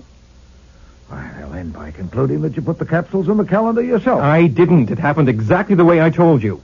But listen. Oh, I am. You seem to know that these things are the same as the loads in the cigars. And if you do, okay. But I don't. Neither do I. And what the hell? Maybe they're full of Chanel No. 5. I was coming to that. Archie, do you remember that metal coffee percolator that we were fools enough to try? Yes, sir. It's in the basement. Bring it here, please. Now, Mr. Grove, perhaps we can prevail on your expertise.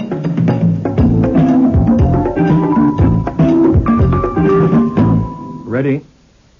Good. All right, now, the rest you go out in the hall and I'll light it. But I want to see it. Oh, no, wait a minute. I saw Poor's face. You didn't. You go out in the hall. Oh, nonsense, Archie. That little thing, I'll be quite safe here at my desk. Okay. You've been warned. All right, here goes.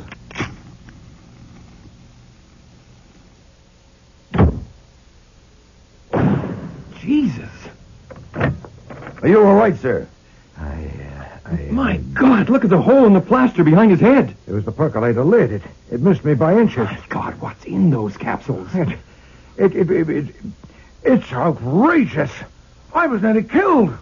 Now, this settles it. Against Mr. Poor, there may have been a valid grievance, but against me, none. I'm going to bed. Archie, you put that other thing in the safe. What was that about? Is he mad at us? Geez, you'd think Mr. Wolfe is a genius, as you well know. Geniuses can be eccentric.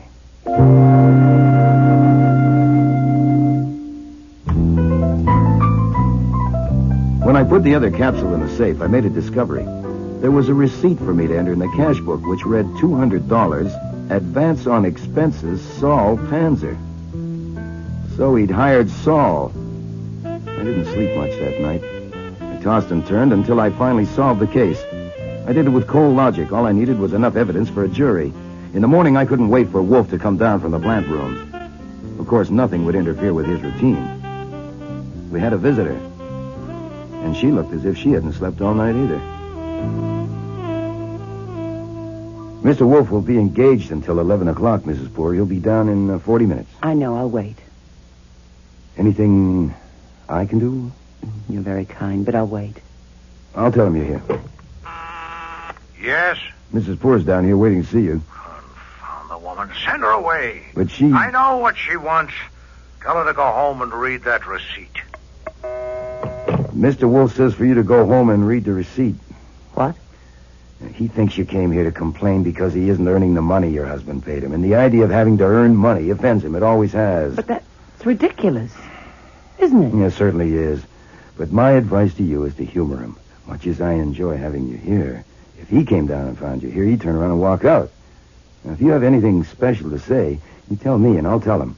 He'll listen to me because he has to, or fire me. And he can't fire me because then he'd never do any work at all. And eventually he'd starve to death. Well, I shouldn't think... I shouldn't think a cold-blooded murder is something to joke about. Oh, I'm not joking. They're plain facts. What did you want to say to him? I just wanted to talk with him. He hasn't come to see me. Neither of you. Oh, well... You You haven't even phoned me. I don't know what's happening. The police asked me about 2 of my hairs being in that box of cigars. They must think don't that worry. Mr. Wolfe knows about that. In fact, I think he's proved to Inspector Kramer that those hairs are evidence that you did not kill your husband. Listen, isn't the funeral this afternoon? Yes. Okay, that's enough for you for one day. Leave the rest for me. I mean, if anything occurs that would help you to know about, well, I'll see that you know, right? Oh, thank you, Mr. Goodwin.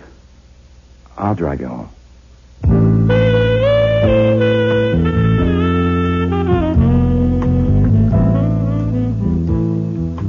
We didn't speak at all in the car.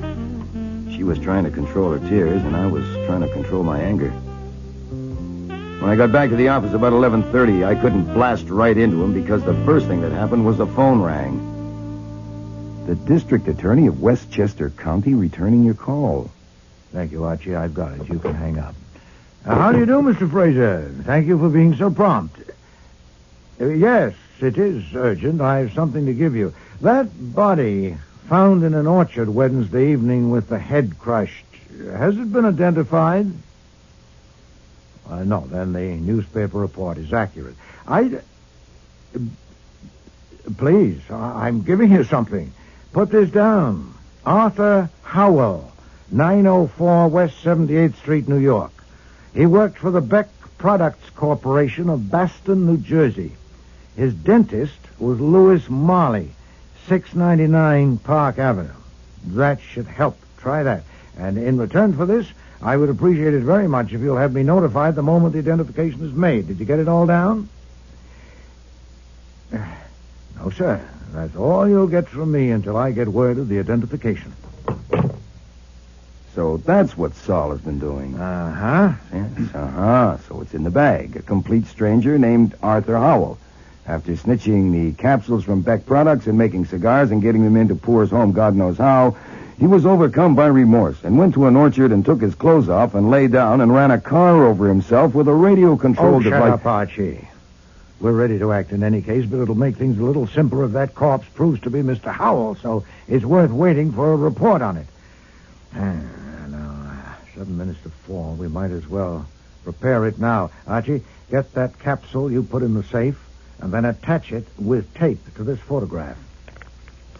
This is Eugene Poor. I thought there were no Oh, no wonder you're looking so pleased, even if Saul did have to pay $200 for it. Place the photo with the capsule attached in an envelope and replace it in the safe. Yeah, but why? You wait for my instructions. Call me the moment you hear from Mr. Fraser.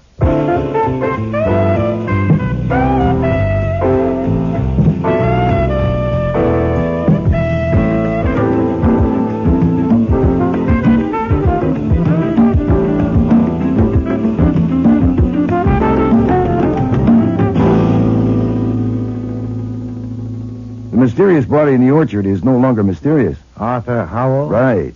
Mr. Fraser was rather persistent. Indeed? He's on his way here right now with a couple of detectives. I think he wants to talk to you. Archie, you'll have to pay a call on Mrs. Poor. No, it's nearly 10 o'clock. She's probably tired. The funeral's this afternoon. Can't be helped. Saul will go with you. Saul? Yes, he's up in the guest room asleep. He didn't go to bed last night. You'll take her that photograph with its attachment. You should leave as soon as possible before that confounded Westchester lawyer gets you. I don't want to see him. Tell Fritz to bolt the door after you go. Get Saul to come down at once, then I'll give you instructions.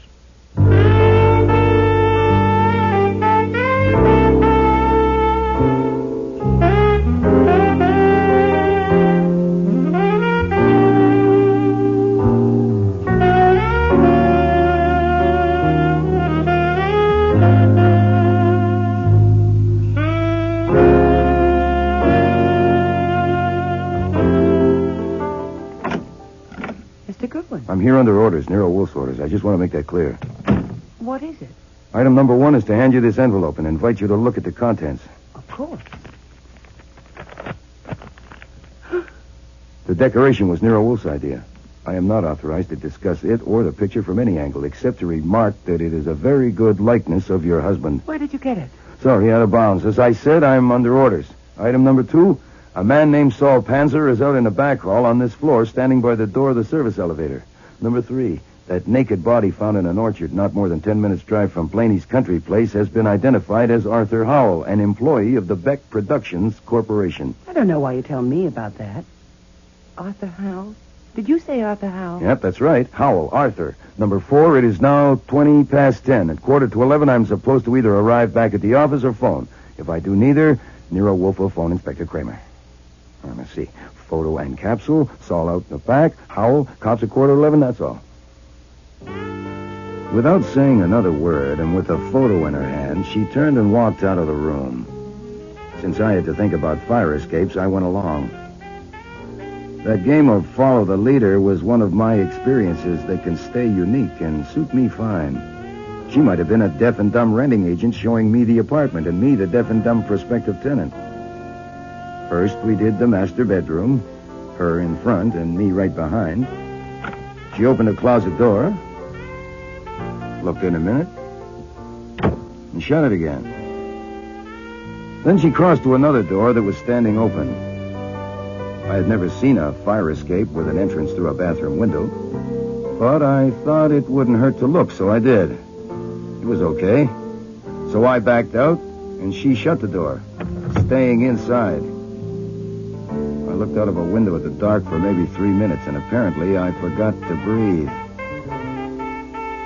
When the door opened and she came out, I pulled in enough oxygen to fill a barrel.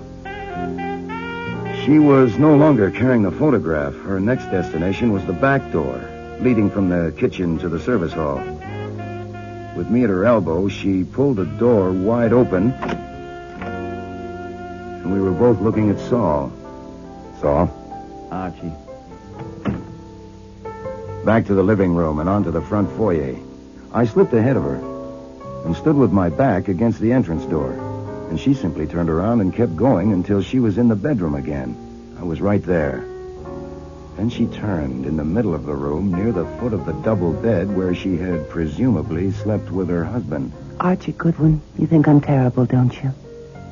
You think I'm an awful woman, don't you? I'm not thinking, lady. I'm just an errand boy. You've had lots of experience. You know what women are like. I know you did when I first saw you. You know I'm a man's woman, but it has to be the right man. Just one man's forever. But I didn't find the man until it was too late. I didn't find him until this morning when you were so kind to me. You could have had me then, forever yours. You could have me now if anything like that was possible. I mean, we could go away together. You wouldn't have to promise anything. Only you could find out if you want me forever, too, the way I want you. Hold me, Archie. Listen, you are extremely good. There's no question about it. When you turn it on, it flows, but... As you say, it's too late. In 7 minutes now, Nero Wolfe will be phoning the police, so... You better fix your hair. You'll be having your picture taken. You... Oh, I hate men. God, how I hate men. She turned and walked into the bathroom. I sat down on the edge of the bed and did nothing but breathe. I suppose I did actually know what was going to happen.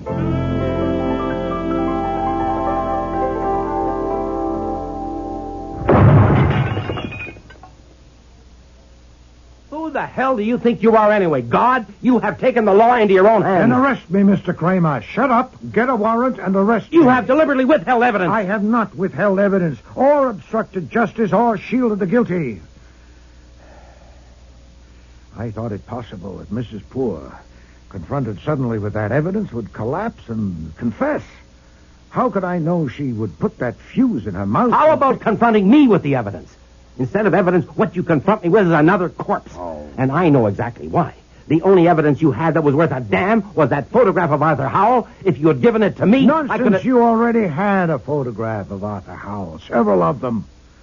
The Beck Products Corporation people gave them to you on Thursday. So they told Saul Panzer. And what good would one more do you? Okay, but I didn't know that Howell had come to see you on Tuesday with Mrs. Poor, passing himself off as her husband, dressed in the same kind of suit and tie that Poor was wearing that day. Only you and Goodwin knew that. I knew it. Mr. Goodwin didn't. He thought it was a photograph of Mr. Poor. Protecting your health, eh? How did you know it wasn't Poor, and when? You told me that Mr. Poor smoked 10 to 15 cigars a day. Mr. Kramer, you said the same thing. But the man that came here Tuesday calling himself Poor didn't even know how to hold a cigar, let alone smoke one. Oh, that's right, because when you left the room, he dropped his cigar again. It was a ludicrous performance, and he should never have tried it. When I learned that Mr. Poor was a veteran cigar smoker, the only question was who had impersonated him in this office. And the complicity of Mrs. Poor was obvious, especially with the added information, also furnished by you, Mr. Kramer, that no photograph of Mr. Poor was available. There are photographs of everybody nowadays. Mrs. Poor was an ass. She was supremely an ass when she selected me to bamboozle. She wanted to establish the assumption that Mr. Blaney was going to kill Mr. Poor. Well, that was intelligent. But it was idiotic and insulting to choose me as the victim. She hated men. She certainly had a low opinion of men. In order to get what she wanted, presumably something like $500,000, counting her husband's fortune, the insurance, and a half share in the business, once Mr. Blaney was executed for the murder of Mr. Poor, for this, she was willing to kill 3 men. Her husband and Howell by direct action, and Blaney indirectly. But, except for the colossal blunder of picking on me, she was not a fool. The hell she wasn't. She was absolutely bad. No, sir, she was not. She was extremely clever at using what she had. The hostility between the partners, and her acquaintance with a man named Arthur Howell who had access to a supply of explosive capsules capable of concealment in a cigar, and who also resembled her husband sufficiently for her purpose. She didn't, of course, inform Mr. Howell that she hated men. Quite the contrary, she persuaded him to help her kill her husband, offering, I presume, a strong incentive. And she was good at offering incentives. She persuaded Mr. Howell to masquerade as Poor for the meeting in my office. They left here a little before 5 o'clock. Mr. Howell then made his way separately to Grand Plains, while she met her husband, and they drove to Westchester to see Mr. Blaney. She talked him out of that, left him at the tavern, and drove somewhere to meet Arthur Howell, probably a railroad station. Then they drove off to that orchard, an isolated spot, where she killed him, removed his clothing, and ran the car over him to obliterate his face. Then she proceeded, first to Blaney's place to make sure by looking through windows that he was alone there, so she could safely say she'd gone to see him and couldn't find him. I really don't understand. She was providing for all contingencies. If Arthur Howell's body was, after all, identified, known as that of a man who was with the Beck Corporation and had access to those capsules, it would help to have it established that Mr. Blaney had not been at home during the time that Arthur Howell had been killed. And Mr. Blaney would be blamed for that, too. Jesus. Then she returned to the tavern, dined with her husband, drove back to their apartment, and got him a nice, fresh cigar from a new box. And she was your client? No, sir. You've got the $5,000. Oh, I have. But Poor didn't pay it to you. You never saw Poor, so you weren't hired by him. Mrs. Poor paid it. Do you take money from murderers? Very feeble, Mr. Kramer. Whether Mr. Poor paid me or not, he got his money's worth.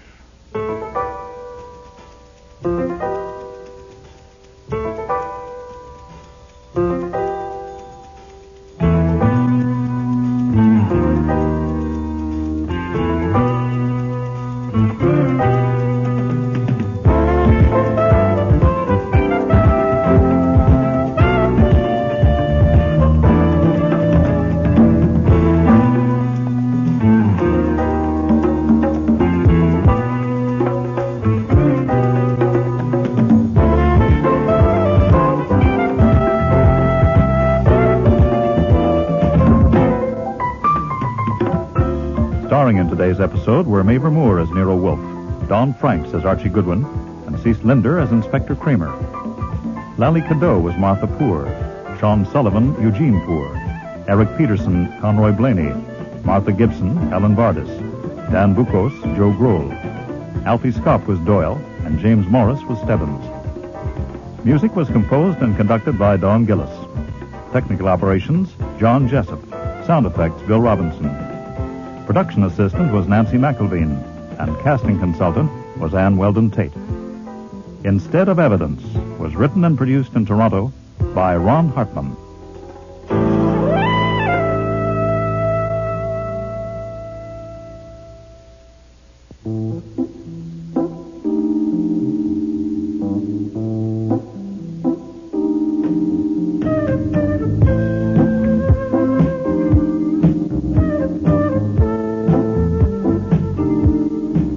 Next week. She's dead? Very. I presume that she was alive when you left her to come up to me. Yes, sir, sitting in that chair. She was alone. No one came with her. The door was locked as always. Fritz is out shopping. When I found her, she was on her side. I turned her over to test for breathing. After I cut the necktie off, What necktie? The one you left on your desk. It was around her throat. Everybody's gone, Fritz. I've locked up. Thank you, Archie. Hey, 3 empty wine bottles. We didn't even eat dinner. I drank them, Archie. You're pie-eyed. No, Archie, I have tried, but no. Oh, boy. Go to bed. It's nearly midnight. No, he will be hungry. He may never be hungry again. Can you sleep? You probably always have. I can't even read. Archie, have you ever known me to show rancor? I'd have to look up in a dictionary. Vehement ill will. Intense malignity. No, I've never known you to show rancor. I have it now. And it's in the way. I can't think clearly. I have one thought. Go ahead. Will the police tackle Mrs. Sorrell? I doubt it. Not right away. She is young and comely. Oh, yeah. I've never seen her off stage. Well, you've seen pictures of her. Archie, you have a flair for dealing with personable young women. I thought that now you left your husband, I might be able to do something, render some little service that would earn me a smile. Mr. Goodwin, I hardly know how to take you. You overwhelm me, really, you do. Have you any particular service in mind? Well, I can sew on buttons. So can I. I could walk along behind you and carry an umbrella in case it rains. I don't walk much. It might be better to carry a gun. Next week, Eeny Meeny Murder Mo, with guest stars Charmian King, Bud Knapp, Aileen Seaton, Neil Monroe, and Dan McDonald.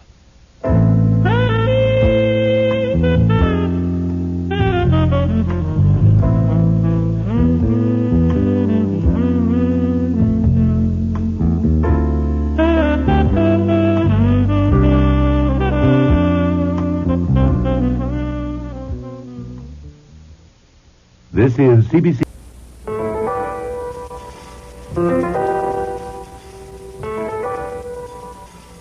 Rex Stout's Nero Wolfe.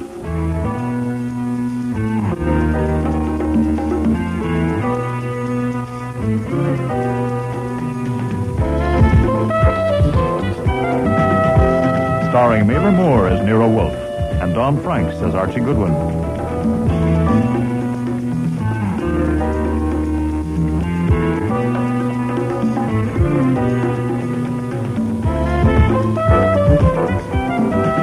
Today's episode, Eeny Meeny Murder Mo, with special guest stars Charmian King, Bud Knapp, Dan McDonald, Neil Monroe, and Aileen Seaton.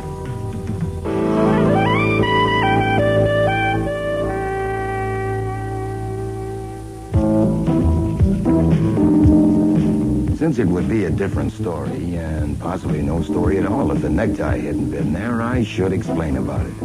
Nero Wolfe is a fastidious man. He's too fastidious to wear a brown silk four-in-hand decorated with tiny yellow curlicues and a large spot of Fritz's hollandaise sauce smack in the middle.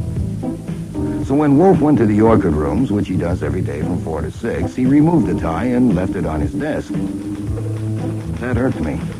I'm going shopping, Archie. I should be back. Oh, Fritz was hurt, too. He has left that tie just sitting there on his desk. He certainly has. Oh, what if someone should come in? It doesn't look right, Archie. Is this schlampig, yeah? Oh, yeah. The desk of a great detective and a great man should not have a soiled tie on it. Certainly not. There is a limit to the duties of a chef and housekeeper. One has to draw the line somewhere. My list of functions from confidential assistant detective down to errand boy does not include being a valet. Besides, there's my arthritis. You haven't got arthritis, Archie. Arthritis is beside the point, Fritz. Consider the dignity of man. Yes. He could have taken it upstairs on his way to the plant rooms. Someone is here. You could put it in a drawer. That would be evading the issue. I suppose so. I agree.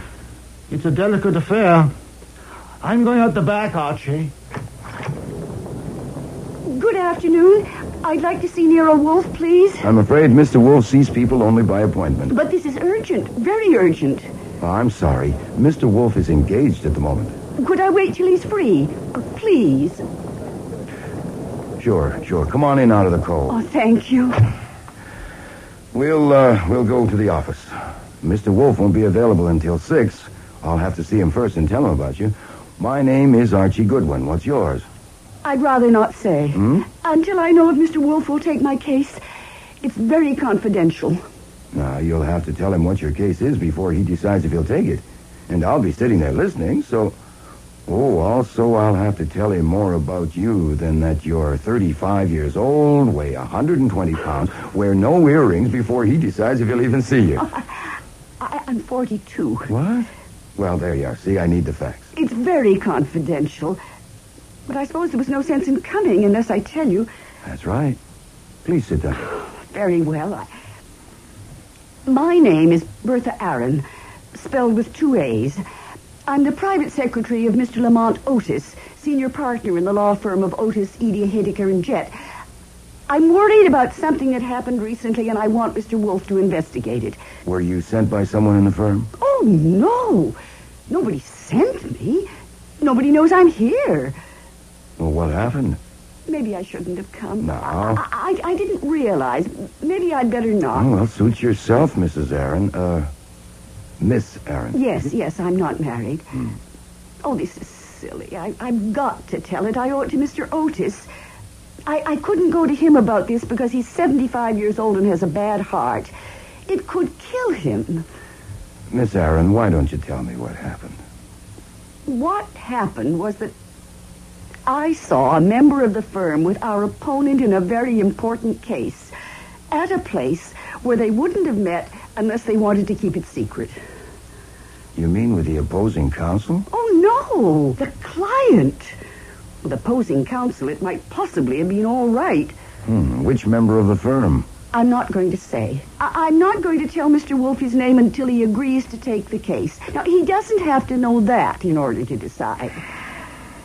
Oh, dear, I'm in such a difficult position. I was afraid to go to any of the others in the firm because if one of them was a traitor, another one might be in it with him. Well, how could I be sure? Well, you could be wrong. Well, of course, that's unethical, a lawyer meeting with an enemy client, but there could be exceptions. It might have been accidental. No, it couldn't have been an accident. When and where did you see them? Last Monday, a week ago today, in the evening. They were together in a booth in a cheap restaurant. The kind of place she would never go to, never. I only went in there to use the phone. They didn't see me. Then one of them is a woman. Oh, I said she. Yes, the opposing client is a woman. Well, isn't it possible, just possible that the member of your firm wasn't a traitor? And that there's some explanation? Well, of course. I worried about that for a week. And this afternoon I couldn't stand it anymore, so I faced him with it. There is no question. He's a traitor. What did he say? It wasn't so much what he said as how he looked. He said he had a satisfactory explanation, but that he couldn't tell me what it was. And that's when I thought of Nero Wolfe. So I put on my hat and coat and came. Now, it's urgent. You can see it's urgent. It could be. Look, Mr. Wolfe would have to know first what your firm's case is about. Oh, I couldn't tell you that. There are some kinds he won't touch, even indirectly. Now, come on. You can tell me. Does he have to know? Yeah, he does. Anyhow, I read the papers, and you told me the name of your firm and that it's a big, important case, and the opposing client is a woman. So is your client Morton Sorrell? Yes. And the opposing client is Rita Sorrell, his wife. Yes. Mm-hmm. It's just 5:39. Cross your fingers and sit tight. I'll go up to him.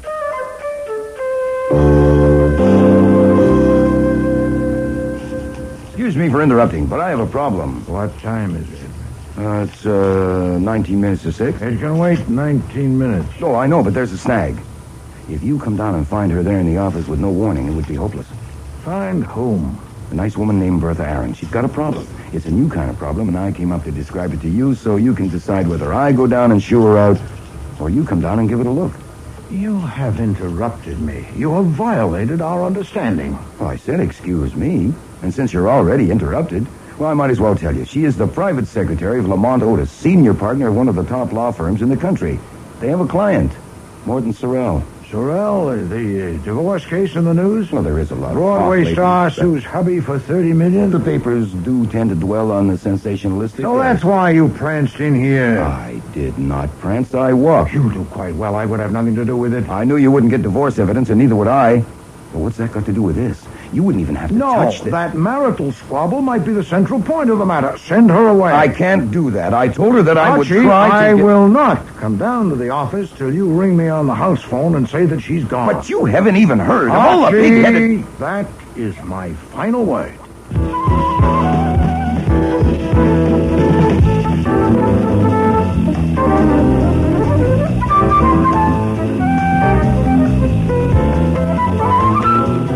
Back at the office door, I stopped for a moment and arranged my face so Bertha Aaron would know the answer as soon as she looked at me. Then I entered. Jesus.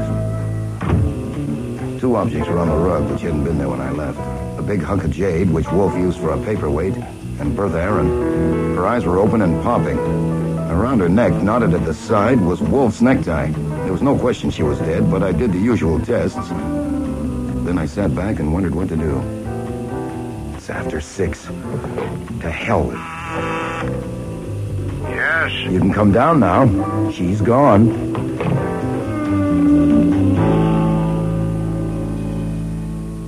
These germination charts, Archie, I want you to say... You said she was gone. She is. She's dead? Very. I presume that she was alive when you left her to come up to me. Oh, yes, sir, sitting in that chair. She was alone. No one came with her. The door was locked as always. Fritz is out shopping.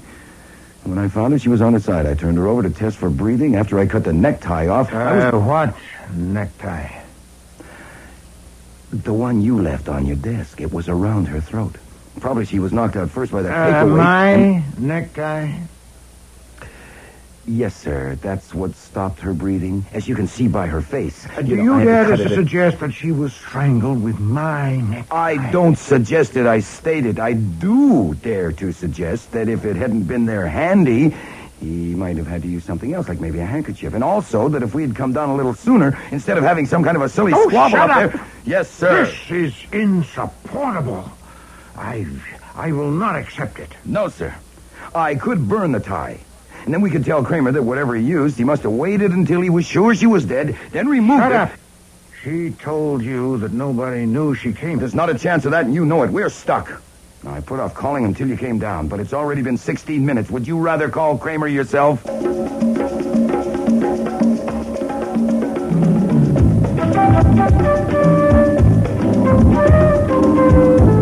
I still think you're lying, Goodwin. Inspector Kramer, you've been questioning me now for 5 hours. Now, look, you know me well enough. I know you well enough to know you're capable of saving something for your private use. You asked me to believe that she didn't... Excuse me, I don't care a single measly damn about what you believe. If you know what she said better than I do, then that's just fine with me. I was talking. I was interrupting. You say that she gave you all those details, but she didn't name the member of the firm? I don't believe it. And I'm telling you this, Goodwin.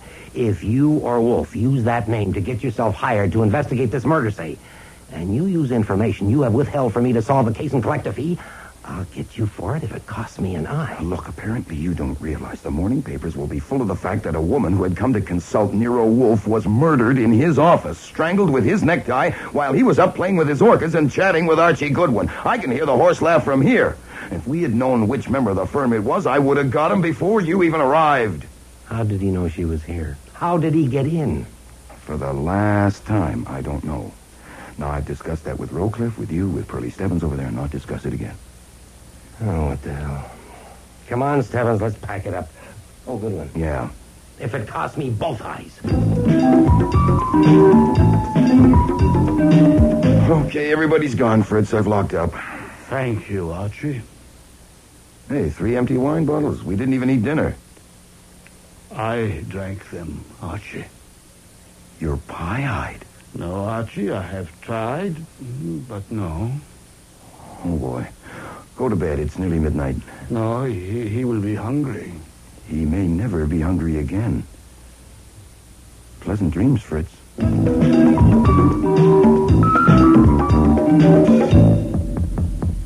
Yes? Everybody's gone. Last one's out. Fritz is standing watch in the kitchen, expecting a call for food. You better buzz him. Can you sleep? You probably always have. I can't even read. Archie, have you ever known me to show rancor? I'd have to look it up in a dictionary. Vehement ill will. Intense malignity. No, I've never known you to show rancor. I have it now. And it's in the way. I can't think clearly. I intend to expose that wretch before the police do. I want Saul and Fred and Ori here at 8 o'clock in the morning. Okay. I don't know how I'll use them yet, but... Oh, now what? I'll be right back.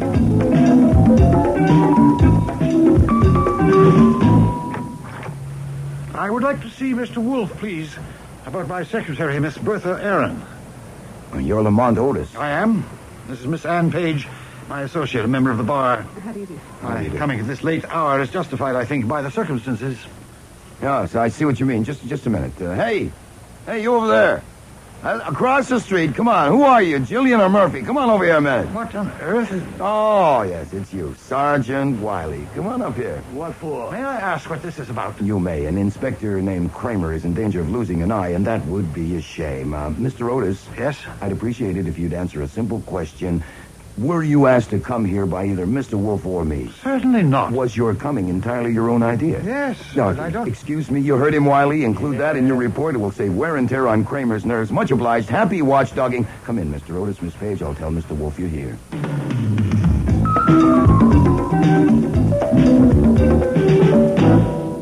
Mr. Otis, I owe you an apology. A valued and trusted employee of yours has died by violence under my roof. If you came to reproach me, proceed. I didn't come to reproach you. The police have told me how she was killed, but not why she was here. I think I have a right to know. How old are you, Mr. Otis? I'm 75. Why? I don't intend to have another death in my office, this time induced by me. Miss Aaron told Mr. Goodwin that the reason she didn't go to you with her problem was that she feared the effect on you. Her words, Archie? He has a bad heart, and it might kill him. Bosh. My heart has given me a little trouble, and I've had to slow down, but it would take more than a problem to kill me. She exaggerated it. She was so devoted to Mr. Otis that she had an exaggerated idea about his heart condition. Miss Page, why did you come here with Mr. Otis? Not because of his heart. Because he asked me to. I do shorthand. And if I tell Mr. Otis, will you take responsibility for the effect on him? I take the responsibility. It's my heart. I doubt if the effect of telling him would be as bad as the effect of not telling him. I take no responsibility, but you have me as a witness that he insisted. Very well, Archie. Give Mr. Otis a copy of the statement you typed up for the police. Yes, sir. Perhaps if you looked at this paragraph first, Mr. Otis. I shouldn't have brought you, Anne. You'll have to leave. Believe me, Mr. Otis, you can trust me. On anything, believe me. If it's that bad, you shouldn't be alone with it. I must be. I couldn't trust you on this. You'll have to leave. You can wait in the front room, Miss Page. The wall and the door are soundproof. If you'll follow me, please. Yes, all right.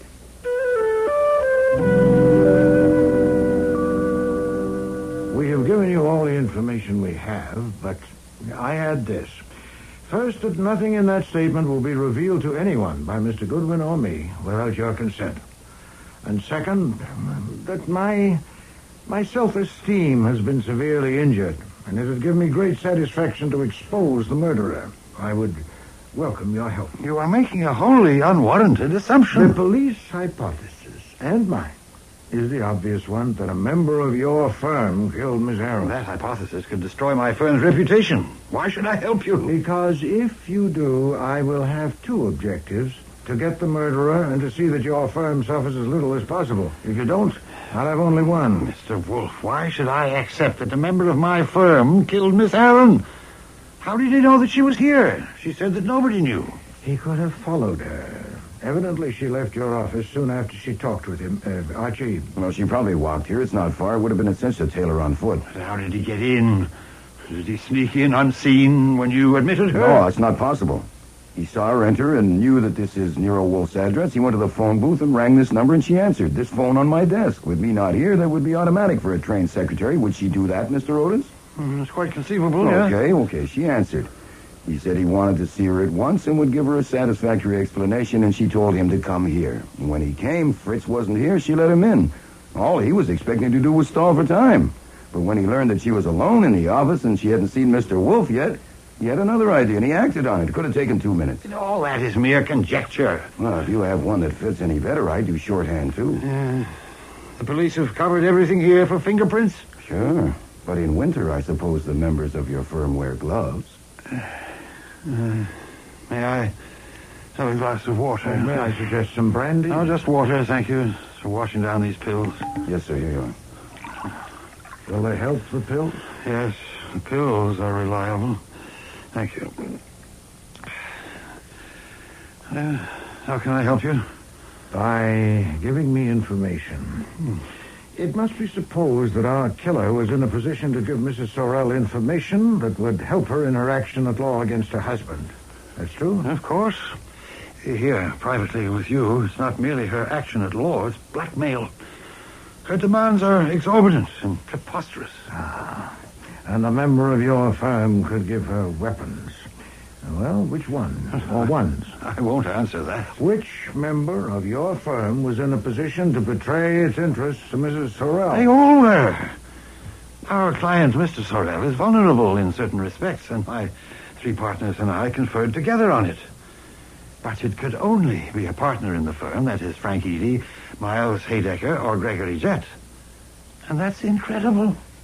Is it equally incredible for all 3 men, or are there preferences? Please, you're asking me to Had talk... any of them any problems? Say with money, women, whatever. Certainly not. At least I shouldn't think so. Frank Eady, who is the oldest partner next to me, would be in a very sound financial condition. He's a family man. Interests in other women? I think so, yes, definitely. It's very discreet. And Mr. Haydecker? Miles is extremely clever with money and has, I should think, amassed a considerable amount of it. Women, well, I think Miles is too interested in his work and his hobbies, chess and behind-the-scenes politics, to bother with women, including his wife. Now, Mr. Jett? Gregory is our junior partner. We made him a member of the firm just 2 years ago after he had made a spectacular success in 2 big corporation cases. Oh, yes? His financial condition is... I am in an extremely unpleasant position, Mr. Wolfe. You are indeed, sir. You'll find it worse when you talk with the police. Gregory is in the red. In his account with the firm last year, he made a bad investment, a Broadway show. Seems that a friend of his, a female, was in the cast. Have there been any other expenses connected with female friends? Not that I know of, for certain. Not recently. He seems to have settled down. Miss Aaron told me recently that he has been paying more attention to Miss Page than their professional association required. Is that why you asked her to leave? Because you couldn't count on her loyalty in a matter concerning Mr. Jett? Yes, Mr. Wolfe, I cannot continue this at the moment. It's been quite a shock. I'm afraid I overestimated my stamina. I would like to accept, tentatively at least, your offer of help. May I answer your questions tomorrow? At your convenience, of course.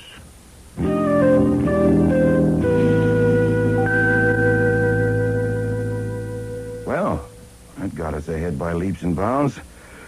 Do I still get Saul and Fred and Ori? No, not yet. To what purpose? Oh, I don't know. You're the genius. Find the restaurant where they met, maybe. Check out the alibis for the murder time. Pointless. By mid-morning, Mr. Kramer and the DA will have 100 men pursuing those things. And 200. This is special. If we put 3 men on those things, it'd be frivolous. All right. So what'll we do? Play chess? I have one thought. Go ahead. Will the police tackle Mrs. Sorrell? Oh. I doubt it. Not right away. Kramer would save that till he questioned the partners. Going to Mrs. Sorrell would spill it. Yeah. She is young and comely. Oh, yeah. I've never seen her off stage. Well, you've seen pictures of her. Archie, you have a flair for dealing with personable young women. Sure, they melt like chocolate bars in the sun, but... Wait a minute. You're exaggerating it a little if you think I can go to that specimen and ask her which member of the firm she met in a cheap restaurant, and she'll wrap her arms around me and murmur his name in my ear. Huh. That might take me an hour or more. Can you find out where Mrs. Sorrell lives? I already noticed. The Churchill was in the papers. Address an envelope, Archie, to Mrs. Sorrell in your handwriting and mark it personal and confidential. And what will be in that envelope? A card, handwritten. Which says... We were seen that evening in the restaurant as we sat in the booth. It would be dangerous to phone you or for you to phone me. Stop. You can trust the bearer of this card. Signed? Unsigned. And who delivers it? You do. Later this morning to the doorman at the Churchill to be sent up to Mrs. Sorrell. You will wait for a reply. Now, will that get you in this year? Oh, I think there's a fair chance. Yes, Archie, I think so, too.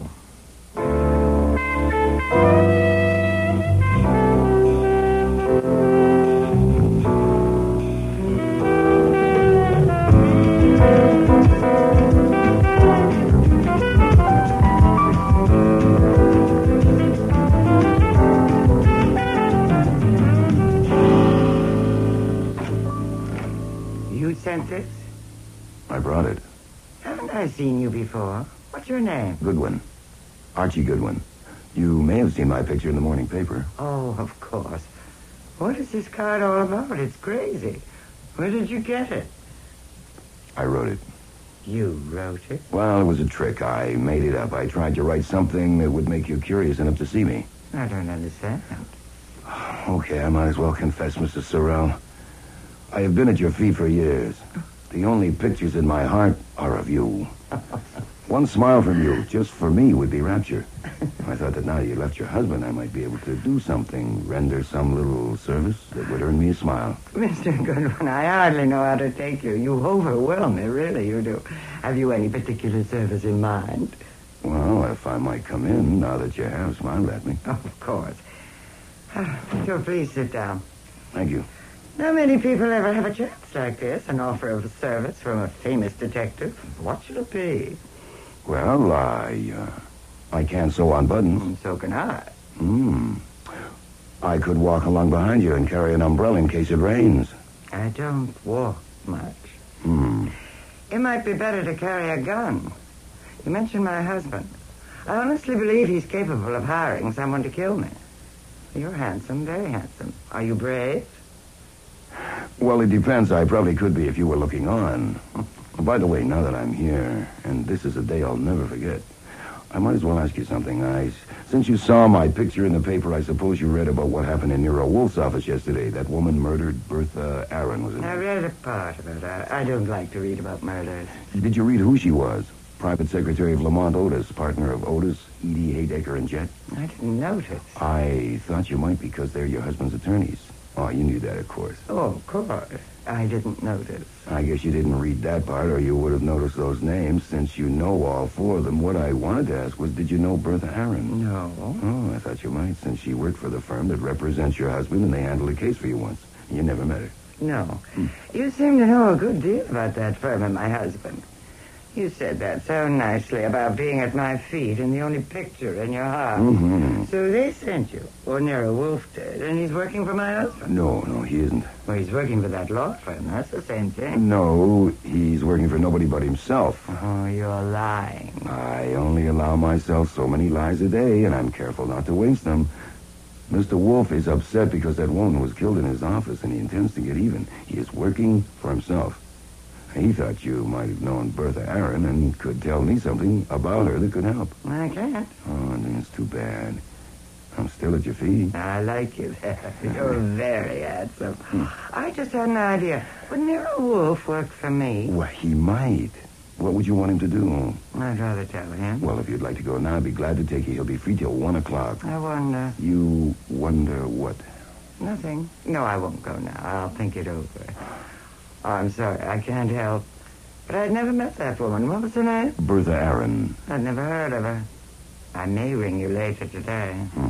I'll think it over.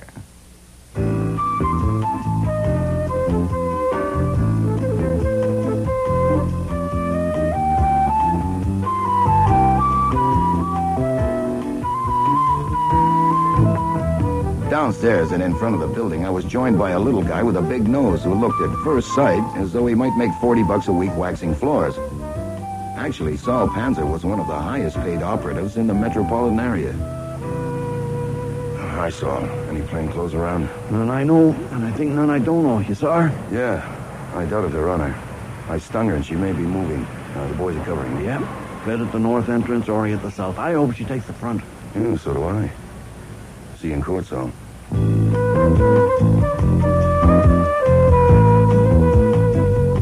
was 11:40 when I got back to the house, so I expected Wolfe to be in the office.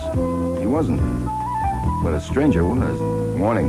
Good morning. So I continued on to the kitchen, where I found the great man conferring with Fritz. You cannot use onions. We've had this discussion many, many times. I know we have. You forgot to leave the necktie on your desk. Oh. The man in there is Gregory Jett. He spent the morning at the DA's office. I excused myself because I wanted to hear from you before talking with him. Now, did you see that woman? Yes, sir. She's a gem. There is now no question about Bertha Aaron's basic fact, that a member of the firm was with Mrs. Sorrell in that restaurant. She admitted it. No, but she confirmed it. We talked for about 20 minutes, and she never mentioned the card after the first half a minute. She told me I was handsome twice. She smiled at me 6 times. She said she'd never heard of Bertha Aaron, and she asked if you would work for her. She may phone for an appointment. Do you want it all verbatim now? Later will do. The men are there. Yeah, Saul, Fred, and Ori are covering every entrance to that building, but it's wasted. She's not a fool, anything but. She's a very tough article, and she's after $30 million. What's biting Gregory Jett out there? I don't know. Shall we see?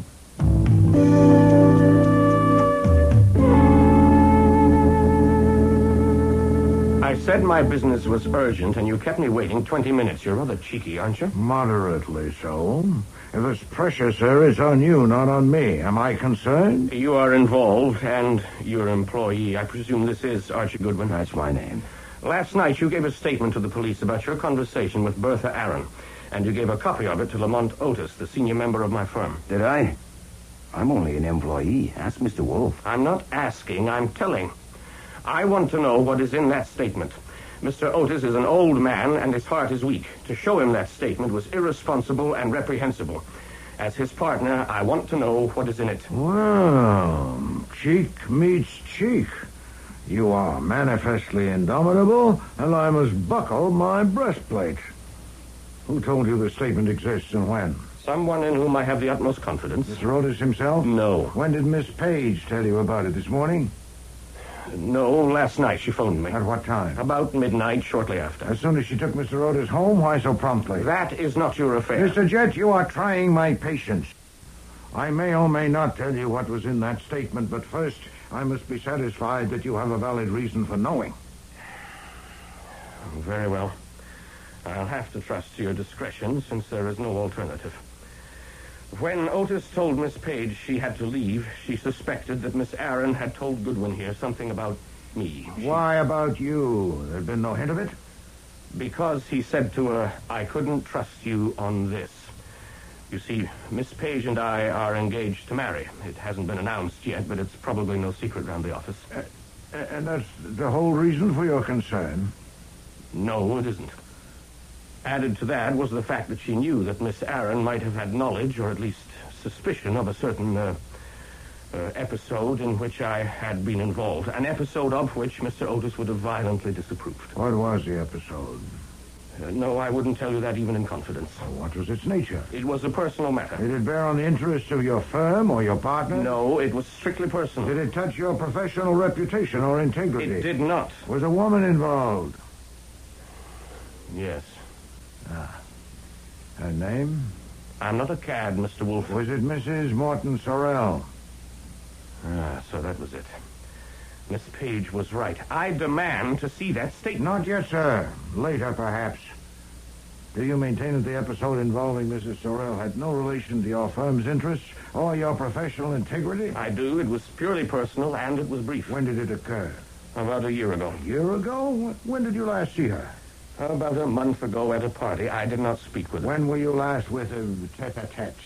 Not for nearly a year. But you're still seriously perturbed at the chance that Mr. Otis has learned of the episode? Certainly. Mr. Sorrell is our client, and his wife is our opponent in a very important matter. Mr. Otis might suspect that the episode was not merely an episode. I want to see that statement, and I have a right to see it. Don't start barking again. I'll tell you this. There's nothing in the statement either explicit or elusive about the episode you've described. That should relieve your mind. Beyond that, Excuse me, sir. Yes, Fritz, what is it? Mr. Edie and Mr. Haydecker are here, sir. They say it is urgent. Edie and Haydecker? What? Yes, sir. Uninvited and unexpected. You may leave unseen if you wish. Well, no, have them in. I'd like to hear what they want. All right, bring the gentleman in, Fritz. Mr. Wolfe will see you. Thank you. Mr. Wolfe. Craig, what are you doing here? I might ask you the same question. We came for information. I suppose you did, too. Unless you got more at the DA's office than we did. I got damn little. They didn't answer questions. They asked them. Obviously, they think Bertha was killed by someone connected with the firm, but they don't say why. At least, not to me. Nor me. Nor me. What has Wolfe told you? Not much. I haven't been here long. I presume that you gentlemen have come with the same purpose as Mr. Jet. He asks for any information that will give light, with emphasis on the reason for Miss Aaron's coming to see me. He assumes... What was she here for? If you please. Surely the police and the district attorney haven't withheld all of the details from you. Haven't they told you that she didn't see me? No, they haven't told me. Nor me. Then I'll tell you. She came without appointment. Mr. Goodwin admitted her. She asked to see me on a confidential matter, but I was engaged upstairs, and Mr. Goodwin came to tell me that she was here. We had a matter under consideration and discussed it at some length. And when we came down, her dead body was there on the floor. So she couldn't tell me what she came for, since I never saw her alive. I don't get it. If the police don't know what she came to see you about, why do they think she was killed by someone in our office? Mr. Goodwin. Yes. You admitted her. She was alone. Yes. You saw no one else around on the sidewalk? No. Well, of course, it was dark. It was 20 minutes past 5 on January the 5th. The sun set at 4:46. How did... I looked it up. You conducted her to this room? Yes. Leaving the outer door open? No. You're certain of that? Oh, yes. If I have one habit that's totally automatic, it's closing that door and making sure it's locked. Automatic habits are dangerous things, Mr. Goodwin. What? Sometimes they fail you. Now, wait. When you brought her to this room, did you sit? Yes. Where? Where I am now. Where did she sit? About where you are. What did she say? That she wanted to see Nero Wolfe, that her name was Bertha Aaron, and that she worked for your firm. What else did she say? Nothing. Absolutely nothing? Right. You are Nero Wolfe's confidential assistant. He was engaged elsewhere. Mm-hmm. Do you expect me to believe that you did not insist on knowing the nature of her case before you went to him? Not if you'd rather not. Nero Wolfe's residence, Archie Goodwin speaking. This is Rita Sorrell, Mr. Goodwin. Oh. I've decided Hold that... it, please. Just a second. That woman you sent a card to? The one who told me I was handsome. You want to listen on the extension? Yes. Sorry, you have decided? I've decided that it'll be best to tell you what you came this morning to find out. Oh. You were too clever for me. The only pictures in your heart are of me. Well, I did sit with a man in a restaurant one evening last week. Mm-hmm. What evening was it? It was Monday. That's right. And you want to know who the man was, don't you? Oh, it would help. I want to help. You are very handsome. His name is Gregory Jett. Many thanks. If you want to help even more... That woman is a confounded nuisance. Yes, sir. I suppose we'll have to humor her. Yes, sir, or shoot her. You've seen her and talked with her, Archie. Can we rely on that? I'd have to toss a coin. Several coins. I told you. She's a gem. Obviously. Gentlemen, that was Mrs. Morton Sorrell on the phone. What she said has persuaded me that you deserve candor. Did you say Sorrell? I did, Mr. Haydecker. If she'd called 20 seconds earlier, Mr. Goodwin wouldn't have had to waste a lie. Archie, tell Mr. Haydecker the truth. Yes, sir. I did insist on knowing the nature of Bertha Aaron's case before I went to Mr. Wolfe, and she told me. She said she had accidentally seen a member of the firm in secret conference with Mrs. Morton Sorrell one day last week. After worrying about it for some time, she told him about it that afternoon and asked for an explanation. And he didn't have one, so he was a traitor. I don't believe it. Nor I. A member of the firm. Did she name the man? No, she didn't. Do you expect us to believe that Bertha Aaron would come to an outsider with a story? No more cross-examination, Mr. Haydecker. I indulged you before, but not now. Your questions are to be asked, I'll do the asking. As for Mr. Goodwin's bona fides, he's given a signed statement to the police, and he is not an ass. Good God. No wonder the police assumed... The assumption of the police is that Miss Aaron was killed by the man she'd accused of treachery, and that's an assumption I share with them. Evidently, the police have preferred to reserve the statement, and so have I, until now. But no longer, since Mrs. Sorrell has named the member of your firm that she was seen with. On the phone, just now. One of you. Who? I'm not going to tell you just yet. And that will make the pressure on one of you unbearable. You're playing games with us. I demand No, to sir. Mr. Goodwin saw Mrs. Sorrell this morning and found her devious. I need to substantiate her information before I use it. I need to know what each of you was doing on Monday evening of last week, 8 days ago. To what purpose? Because that was when one of you was seen by Miss Aaron in conference with Mrs. Sorrell. So I'm going to ask you now. Mr. Jett, how did you spend last Monday, say, from 6 o'clock to midnight? I was at a theater with a friend. The friend's name? Miss Ann Page.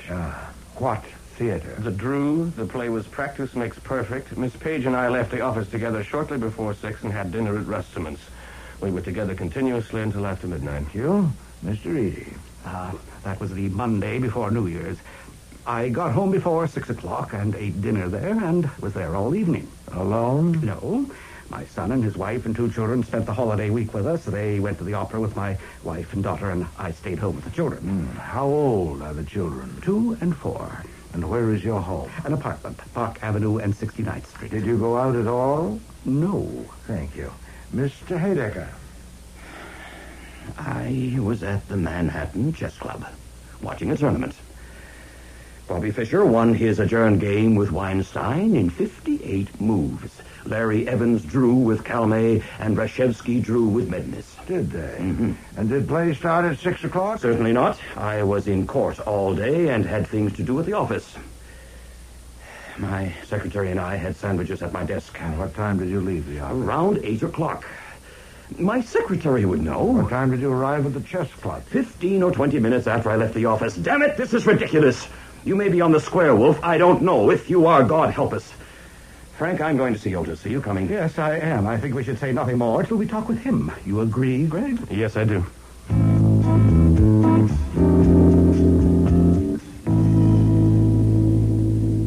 Do I get Solenfred? To what purpose? To check their alibi. Boy, pointless. They have no alibis. You weren't listening. Their alibis are worthless.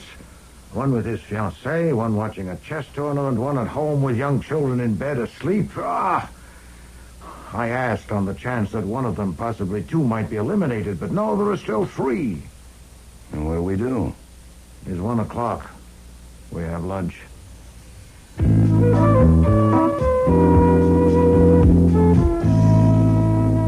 Inspector Kramer arrived right after lunch. And was he glowering? Have you an appointment? I have in my pocket a warrant for your arrest as a material witness. And one for you, too, Wolf. I warned you. Tommy Rot. I'll serve these only if I have to. Damn it! We were withholding the contents of the statement you and Goodwin gave us, and you knew it, and you revealed them. Frank Eady has admitted it. He phoned an assistant DA. Eady's a jackass. Yeah. Who's your client, Otis? I have no client. I am going to avenge an affront to my dignity and my self-esteem. I cannot escape the ignominy of having my necktie presented in a courtroom as an exhibit for the prosecution. I may even be called to the stand to identify it. But I want the satisfaction of exposing the culprit who used it.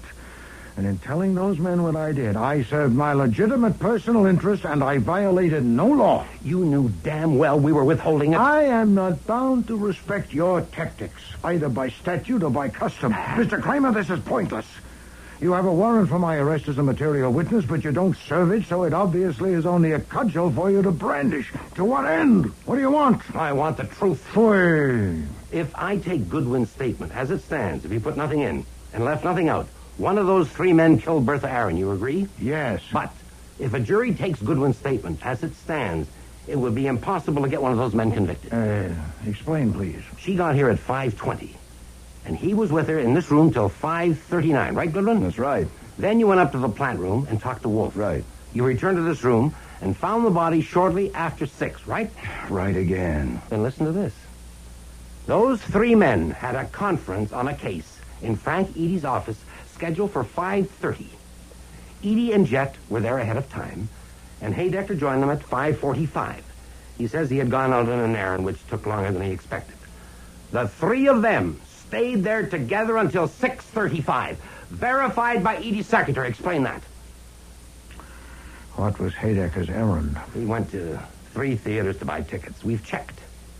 They don't remember him at the theaters. But even if you take him, what have you got? Bertha Aaron was alive at 5:39. Haydecker was at the conference at 5:45. Proved. 6 minutes to follow her, phone this number, come in and be admitted by her, kill her, and get back to that office more than a mile away. Phooey. And, of course, the assumption that one of them hired a thug to kill her isn't tenable. Here in your office with your necktie? Nuts. You can take your pick of 2 assumptions. 1, they're lying. The conference didn't start at 5:30 and or Haydecker didn't join them at 5:45. 2, Goodwin's statement is a phony. Archie, get Mr. Parker at once. Right. Mr. Kramer, Mr. Goodwin reported fully and accurately, and the statement he signed corresponds in every respect with what he told me. So if you came armed with warrants to challenge that, Sarge, you're wasting your hold on. time. Here's Parker. Mr. Parker, afternoon. Mr. Kramer is here waving warrants at Mr. Goodwin and me, and... No, material witnesses. He may or may not serve them. Please have your secretary ring my number every 10 minutes. If Fritz tells you that we have gone with Mr. Kramer, you will know what to do. Yes, of course, just a moment. It seems Mr. Kramer is leaving. He has left. Thank you, Mr. Parker. I'll call again should I need you. I shouldn't think it would be necessary. Well, I don't think we should count on any favors from Kramer for a while. Preposterous. Did he omit the third assumption deliberately? Has it occurred to him? I doubt it. He was concentrating on us, but it soon will. It has occurred to you, Well, sure. From that timetable it's obvious, but when it does occur to him, he'll probably mess it up. It's not the kind he's good at. Yes. We must forestall him. Can you get Mrs. Sorrell here? I can try. When do you want her now? No, I must have time to contrive a plan. What time is it? 10 after 3. Say 6 o'clock. We must also have the others, including Mr. Otis.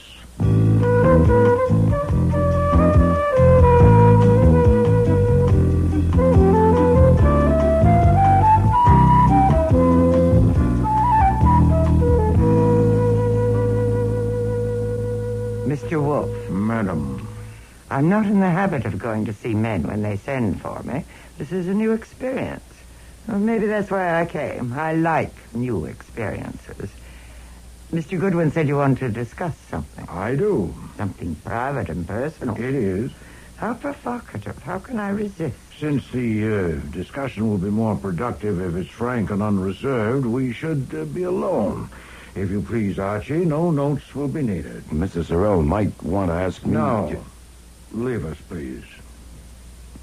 If you say so. I went straight down the hall to the front room. Everything was in order. The 4 partners and Miss Page were sitting there. Saul and Fred were standing in the center of the room. How long do you plan to keep us here? If you talk, you won't hear. And even if you don't want to hear, others do. You can talk later. As Mr. Wolfe told you, there's a speaker behind the couch. And it's wired to a microphone in the office. He's in there talking with someone. Now, since you'll recognize the voice, I don't need to name her. Okay, Saul, turn it on. I'm not going to pretend that you named him and are committed. You told Mr. Goodwin on the phone today that you were with a man in a booth in a restaurant last Monday evening, and you said his name is Gregory Jett.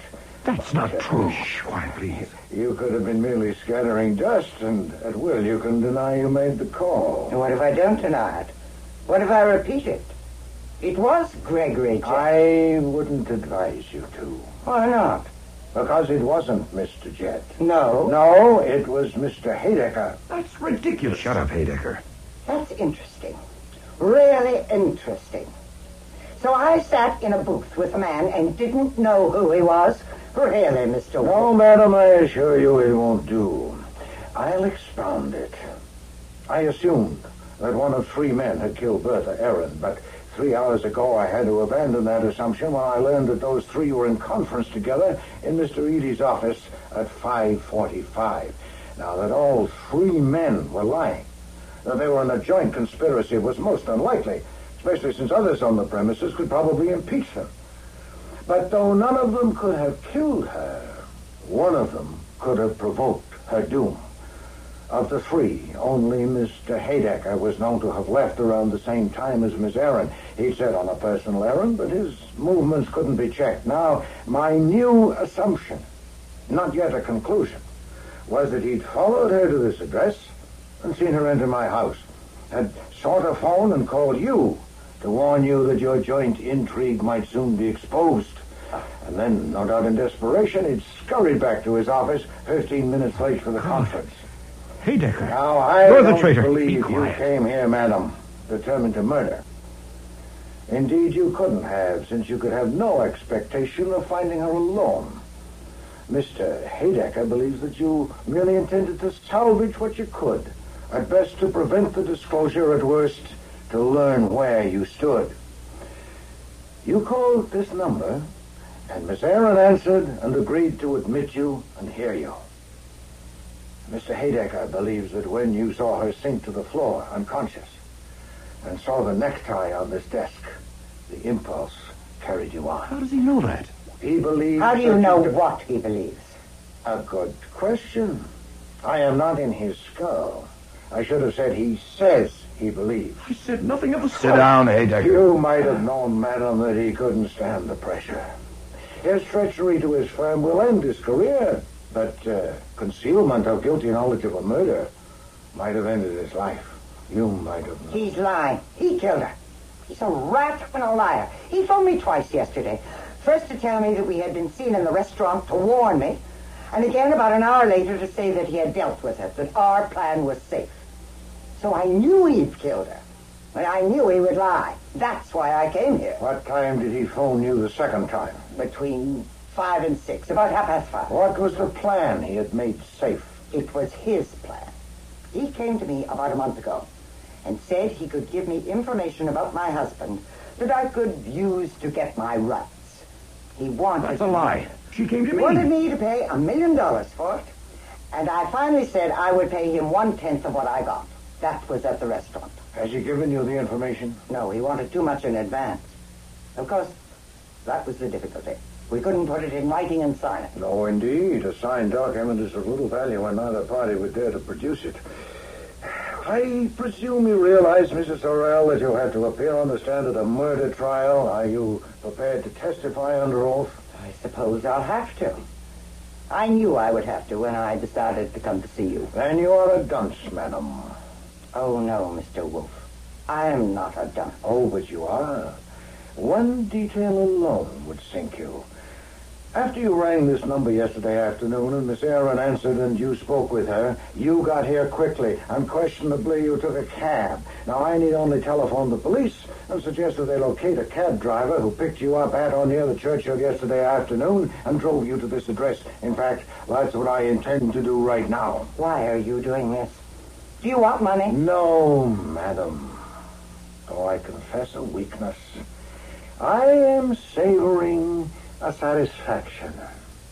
I'm getting even with you. 25 hours ago, in this room, you submitted me to the severest humiliation I've suffered for many years. I will not say it gives me pleasure, but I confess that you... I'll kill you! Quick! I'll kill you! It was a sight I'd never seen before and never expect to see again. Nero Wolfe with a woman in his lap with his arms wrapped tight around her, hugging her close to him. Confound it, Archie! Don't stand there! Get her! Yes, sir. I'll kill you! I'll kill you!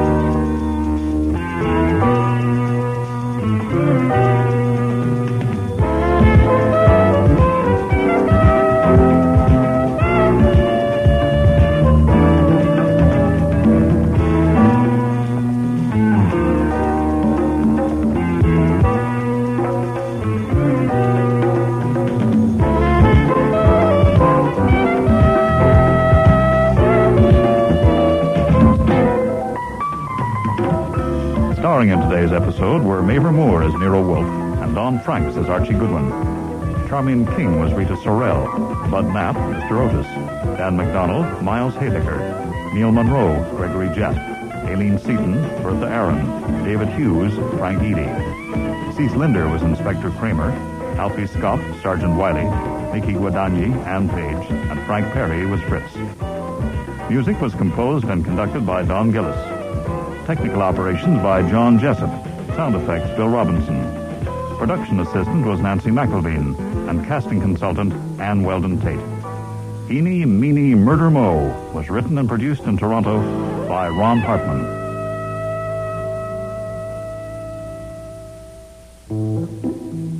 Next week, Nero and Archie meet Harry Coven, the cartoonist. Good morning, my little dazzlers. Good morning, Harry. Mr. Goodwin, you know Harry, Yes, but hi. this is Adrian Getz. Mr. Getz, it seems cool in here. I opened a window. With Rucolo in the room? Good heavens. So you got here, Goodwin. Don't mind the Squirt and his damn monkey. He loves that damn monkey. I call this the steam room. How is he, Squirt? Okay? I think so, Harry. I hope so. I hope so, too, or God help Goodwin.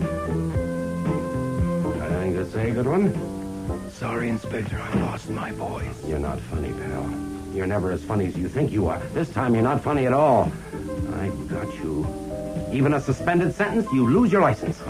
Take him downtown, Doyle. Next week, The Squirt and the Monkey, with guest stars Jack Creeley, Patricia Collins, Sherry Flett, Richard Monette, and Eric Peterson.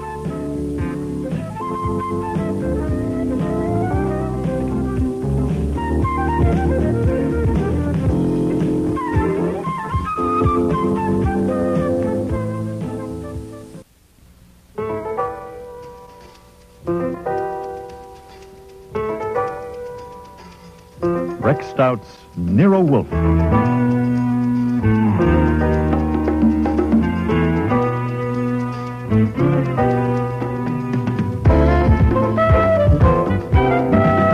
Starring Mavor Moore as Nero Wolfe and Don Franks as Archie Goodwin.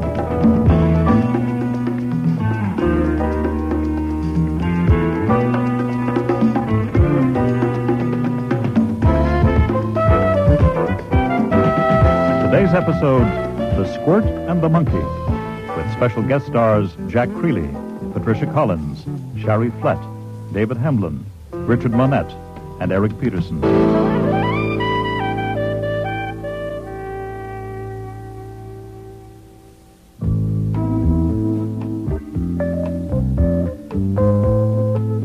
I was doing two things at once.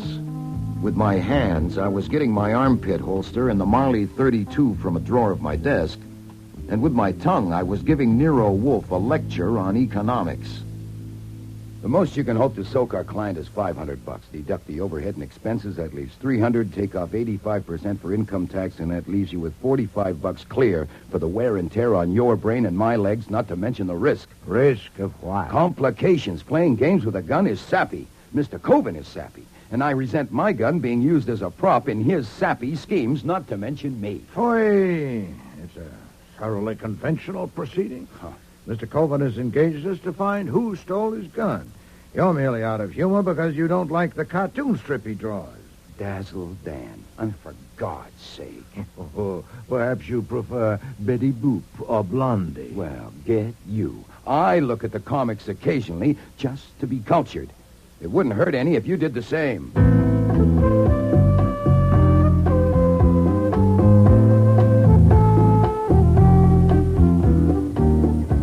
It was true that I didn't care for Dazzle Dan, even though it was syndicated to 2,000 newspapers, and I didn't care for its creator, Harry Coben, who had called at our office Saturday evening.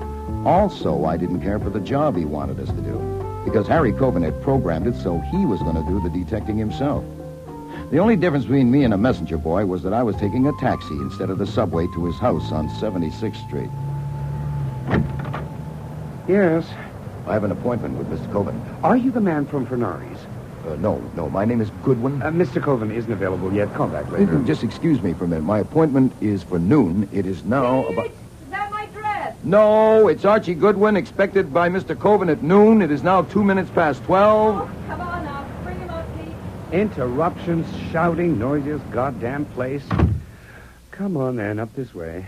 Thank you. When you have an appointment with Sir Harry, always at an hour. Dearest Pete, you are going to stop calling my husband Sir Harry. You're wrong. It's a plan. I haven't got the guts to quit churning out this crap and starve for a while, so I call him Sir Harry to make you sore, working myself up to calling him something that will make him sore. And eventually I'll come to a boil and figure out a way to make Adrian Getz sore, and then I'll be fired, and I can be an artist again instead of doodling out Dazzle Dan. It's a plan. There's no need to bore our guest with your plan. Hello, Mr. Goodwin. Good afternoon. There's every need. I'm more apt to go through with it if I announce it in front of a witness. You're the witness, Goodwin. My name's Jordan. Peter, darling, Hello, you're Mr. acting like a brat, and you're too old to be a brat. Why not grow up? I look on you as a mother. Peter! Now, excuse me, but I am not a professional witness. I came to see Mr. Coven at his request. Shall I go hunt for him? Good morning, Mrs. Coven. Am I too early? Good morning, Byron. Yes, it's too early. This is Mr. Hildebrand, Mr. Goodwin. Pete left the workroom, so I thought it must be time. Oh, are you unable to work unless I'm there? I give you inspiration. Is that it? What you give me, Pete, isn't inspiration. It's a headache. Then why don't you take a pill? You are a royal pain. It was all very informal and homey. I'd had enough of the three people in that room even before the monkey in the cage in a corner decided to join the fun. Also, the room was like an oven. So I walked to the far side of the room and opened a window. Who opened that window? I did. Well, please shut it at once. Rookaloo will be dead in an hour. Certainly. And now that I have your attention, finally, Rookaloo's coughing. Are you all right, baby? Listen to him. Pneumonia already. That's an idea. That's what I'll do when I work up to making Getz sore. You Open must a be window. Archie Goodwin. I'm Pat Lowell, Mr. Coven's manager. Hello.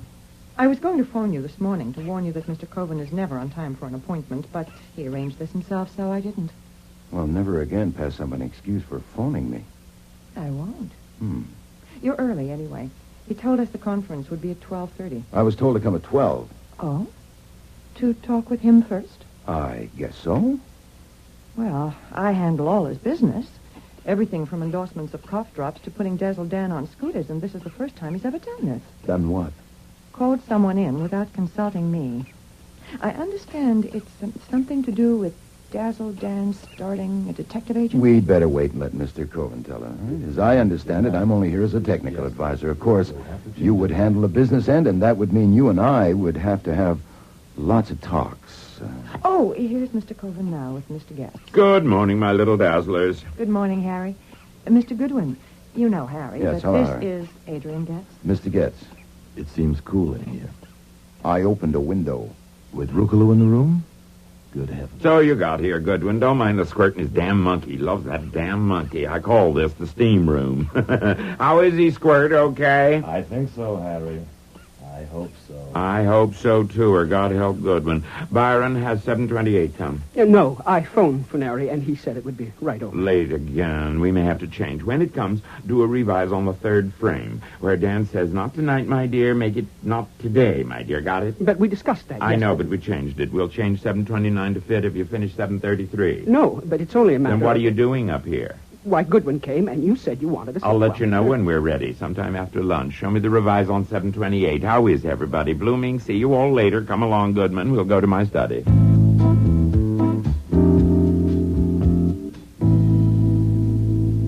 Sit down. Thanks. Well, this room's a little more comfortable. What? It's cooler. Oh, yeah. I'm eating my breakfast now. You had yours. Huh? Yeah, oh, yeah. Is this where it happened? What? The theft. Oh, yeah.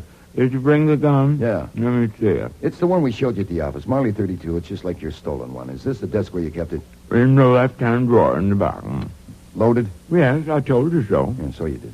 And it's been there in that drawer for 2 years. But last Friday when I looked, it was gone. And you think it was taken by one of the 5 people whose names you gave? I think it may have been. You didn't put it like that, but skip it. You gave us the 5 names. Your wife, Marcel, your manager, Pat Lowell, the 2 artists who draw Dazzle Dan, Pete Jordan, and Byron Hildebrand, and Adrian Getz out there, the one you call Squirt. Yes. Well, then they're all here, and we can go ahead and get on with it. As I understand it, I am to put my gun there in the drawer where yours was, and then you get them up here for a conference. Right. I ask you to show us how a detective searches a room to give us an idea of the picture potential. Mm-hmm. You better not start with the desk. Start maybe with the shelves back there. And when you come to do the desk, I'll push my chair back to be out of your way. And then I'll have them right in front of me. Then you open the drawer and take the gun out. I thought you were to do that. I know, that's what I said, but this is better because they'll be looking at the gun and you, and I'll be watching their faces. The one that took my gun is going to have a surprised look on his face, and I'm going to see it. And if there are 5 looks of surprise? What do you mean? At seeing me take the gun out of your desk, those who don't know you had a gun there. But they do know. All of them? Certainly. Everybody knows everything around here. They thought I ought to get rid of it. Now I wish I had. You understand, Goodwin, all there is to this. I just want to know where the damn thing is and who took it. I'll handle it myself from there. Yeah. Okay, the gun was here. Yes, the rear compartment. Like this? Yes. Okay, get him up here. Just a minute. What's the matter? I'm going to have to get my nerve up. I'm never much good until late afternoon.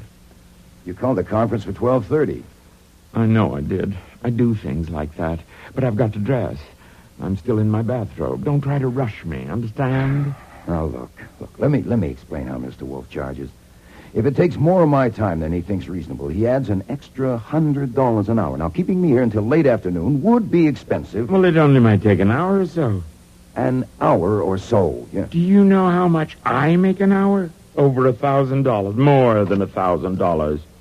Oh, excuse me. What do you want, Marcel? Going to get dressed now, are you, dear? I came to see if Mr. Goodwin was staying for a while. Yes. I thought you might be, Mr. Goodwin. You ought to have something to eat. We don't do any cooking. We even have our breakfast sent in, but there are some sandwiches. Oh, well, I don't want to be rude, but are they in the room with the monkey? Oh, no. Well, wouldn't that be awful? Downstairs in the workroom. I'm sure you'll be much more comfortable there. As you see, there's smoked turkey, sturgeon, caviar, and that's hot corned beef on the warmer. Just help yourself. Thanks. Well, why doesn't someone turn the radios down? What? I said, why doesn't someone turn the 2 radios down or off? Oh, one's Byron's and the other's Pete's. They like different programs when they're working, so they have to go for volume. That's grand. Adrian, what are you doing? I'm trying to work here. What the hell are you doing? Why did you turn my radio off, Mr. Getz? That was uncivil, I know. It was only that I wanted to ask Mr. Goodwin something. Shoot. Did you know when you opened that window that cold drafts are dangerous for tropical monkeys? Sure. I was trying it out. That was thoughtless. You may turn your radios on again. Goodwin, God help you. Why, does he sting? Don't ask me why, but watch your step. I think he's a kobold. Oh, yeah? What's a kobold? A sort of goblin. Well, the muse calls. Want to see an artist create? come and look. No, thanks, I think... What? What did you say? I said no thanks. I think I'll go and chat with the monkey. And I did go and talk with the monkey for a while. When the heat got to me, I went back to the workroom and watched the artist for a while. Nothing I saw changed my opinion of Dazzle Dan, but I had to admire the way they did him. Working from rough sketches, which all looked alike to me, they turned out the finished product in 3 colors so fast I could barely keep up. Then I sat down and concentrated on the experiment of listening to 2 radio stations at once for a while. When my brain started to curdle, I got out. A door toward the front of the house was standing open. I stepped inside when I saw Pat Lowell was there. Look, you listen a minute, Miss Lowell. We're here on a desert island, and for months you've been holding me at arm's length, and I'm desperate. It is not mere propinquity. In rags and tatters as you are, without makeup, I've come to look upon I'm you busy. Go play with a coconut. Then I spent another half an hour or so looking through the glass of the front door at the outside world. The view was nothing to brag about, and the afternoon passed like that. Eventually, when I was thoroughly fed up, I went upstairs in search of Lord Harry. The study was empty, so I tried next door. Mr. Coven? Oh, sorry. Mrs. Coven was lying in the middle of a king-size bed there. I needn't have apologized. She was sound asleep, so I quietly closed the door. In the room across the hall, Harry Coven was standing at the window with his back to me. Well, what do you want? It's going on 4 o'clock. I'll be going soon and taking my gun with me. I was standing at the window thinking. Oh, yeah? Any luck? Fame and fortune aren't all man needs for happiness, even with a loving wife. Marcelle is my third, you know, and she's wonderful. She's 14 years younger than me, but that still isn't all that's needed for happiness. Look, it's 4:15, and it's getting dark. I would call it late afternoon. Now, what do you say we go ahead? I want a drink. Will you join me? It's a bit early for me. I'm not supposed to drink until 5 o'clock, but I'll make this an exception. Bourbon, all right? Say when. Cheers. Oh, I need this today. Suppose we take the refreshment into the study and go over our act. Don't rush me. Oh. Oh, all right. Come on, bring your glass. Goodwin, you don't understand the pressures on a man in my position, the responsibilities. Yeah, I see what you mean. I wouldn't want to be in your shoes. Okay, then, here we are. You sit at the desk there. You're right. I search the shelves back here, and then I come to the desk, and I open the drawer, and there's a gun, and you watch the expression on everyone's faces. Then I go and get... Wait a minute. What's the matter? We have found your gun. What? It's empty. Take a look. That's the gun you put in. It isn't. Mine was clean and bright. Is it yours? I don't know. It looks like it. How in the name of God... How do you think? Someone with hands took mine out and put yours in. It could have been you, wasn't it? Me? No. How could it have been me? I didn't even know where mine was. Yeah, you said you didn't. I had to stretch you out and tamp you down, keeping me here the whole goddamn day, and now this. If you ever talk straight and to the point, now is the time. Did you touch my gun? No. Do you know who did? No, but you're... All right, shut up, damn it, shut up. I'm going down there and I'm going to get them. You stay put right here. If I find when I get back that you've moved from that position, I'll either slap you down with your own gun or I'll phone the police. My God, don't call the police. I said shut up and stay put. This is my house, Goodwin, and God damn it, don't you know a raving maniac when you see one? Me. Maybe the best thing would be for you to call a cop. I want my gun. By the time I got down to the ground floor, I had myself well enough in hand to calmly tell them that Coven was ready for them upstairs. I found Pat Lowell at her desk and Hildebrand and Jordan still at their drawing boards and herded them upstairs. Where will I find Adrian Getz? He may be in his room, over there. He takes his afternoon nap in there with Rukaloo, but not this late usually. Thank you, I'll check. Mr. Getz, are you in there? Why, there's a draft. Adrian never opens a window. Put on the lights. Adrian, Adrian Getz, the Squirt, was lying on the couch, but he wasn't taking a nap. The hole in his skull was just northeast of his right ear, and the blood had run over the edge of the couch onto the floor. I stuck my hand inside the V of his vest and held it there for 8 seconds. Adrian Getz was through taking naps. My God, look in the cage over there. Look at Rukaloo. What's he holding to his chest? That's a gun he's holding to his chest, a Morley 32. I suspect he's holding it to his chest because it's the only warm thing in this room, having recently been fired.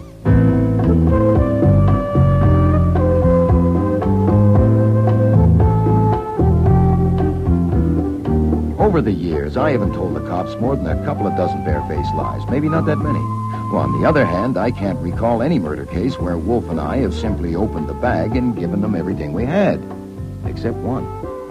And this was it. On the murder of Adrian Getz, I let Inspector Kramer have it all. And it worked just fine. You're a liar, Goodwin.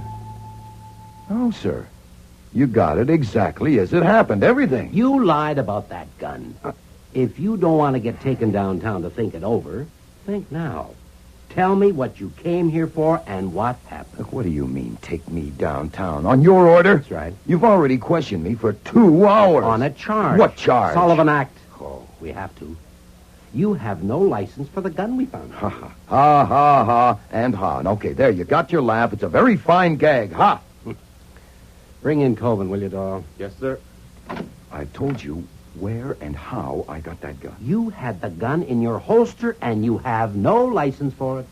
Oh, I get it. I get it. You've been hoping for years to hang something on Nero Wolfe, and here's your chance to get at him through me. I want to know why you came here and what happened. I told...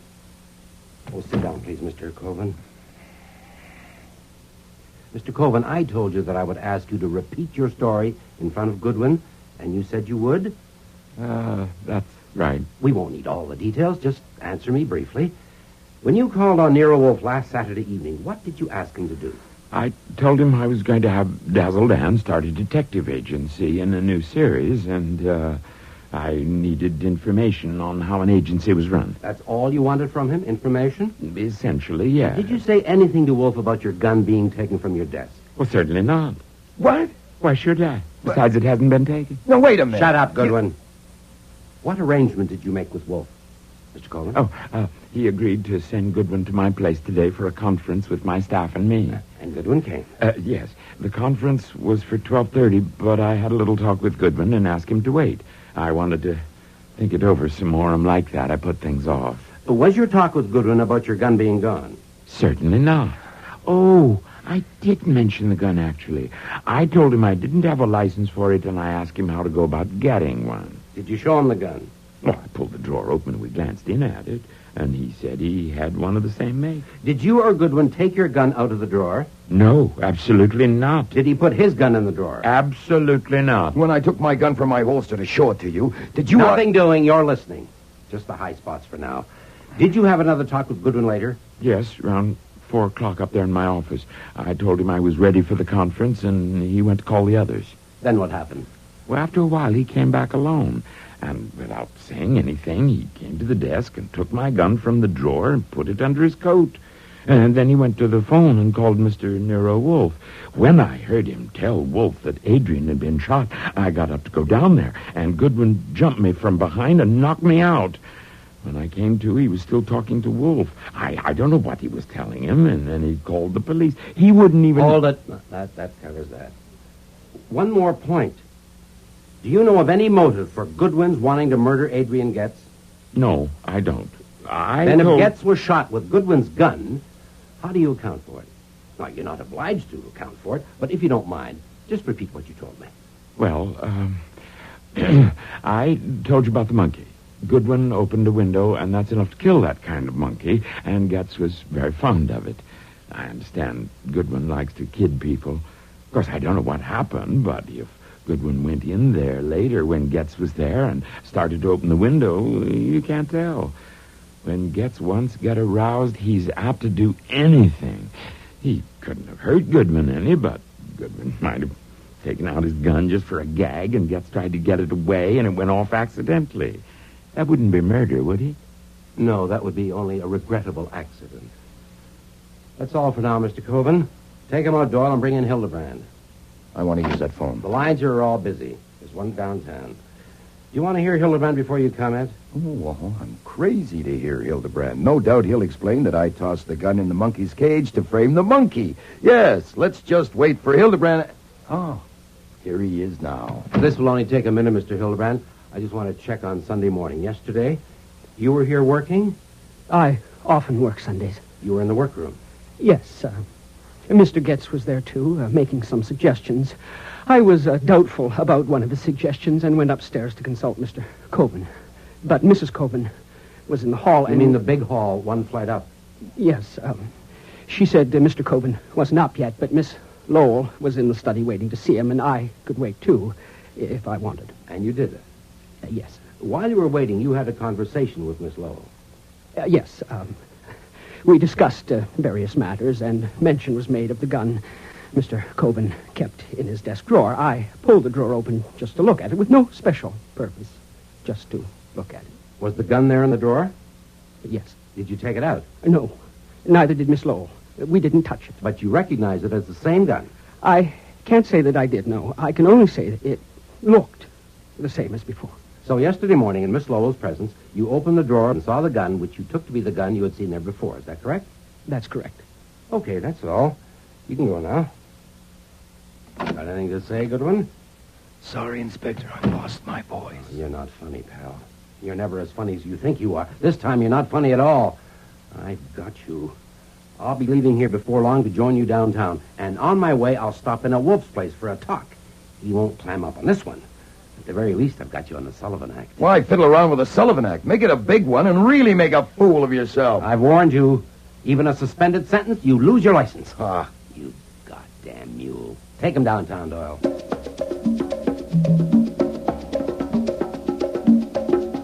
It was after 9 o'clock before they finally let me use the phone at the cop shop. I know where you are and how you got there. Mr. Kramer is here. Really? I have phoned Mr. Parker, but it's too late to do anything tonight. Have you eaten yet? No, sir. I'm afraid of poison, and I'm on a hunger strike. You should eat something. Mr. Kramer's worse than a jackass. He's a demented jackass. I intend to persuade him to release you at once. Wolfe couldn't budge Kramer, because it wasn't until 2 p.m. the next day before Parker finally got bail posted and I arrived back home.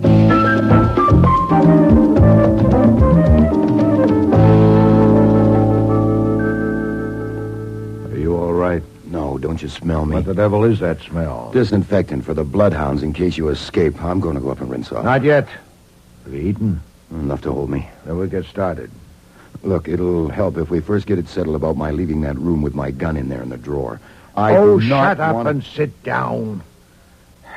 I deny that you were in the slightest degree imprudent. Even if you were, this has transcended such petty considerations. Your notebook, take a letter. Yes, sir. Dear Mrs. Baumgarten, thank you very much for your letter of the 13th, requesting me to undertake an investigation for you, paragraph. I am sorry that I cannot be of service to you. I am compelled to decline because I've been informed by an official of the New York Police Department that my license to operate a private detective agency is about to be taken away from me. Sincerely yours. What happened in your talk with Kramer? Type that at once and send Fritz to mail it. If any requests for appointments come by telephone, refuse them, giving the reason and keeping a record. The reason given in the letter? Yes. Did Mr. Parker go back to his office? That's what he said. Shall I get him for you? No, you start typing. I'll call him. Send Mr. Coben a bill for recovery of his gun, $500. It should go today. What, no extras? No, considering all $500 flat. And I want you to call your friend at the Gazette. I want the last 3 years of the Dazzle Dan comic strip. Can you get them? I can try. Do so. Mr. Parker, how long will it take to enter a suit for damages and serve a summons on the defendant? Can you do it by noon tomorrow? Then do your best, please.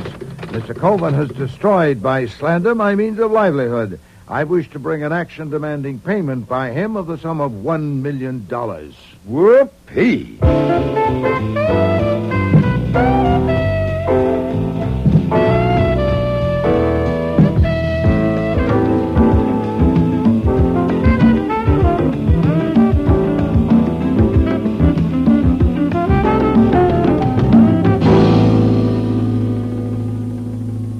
There you are, sir.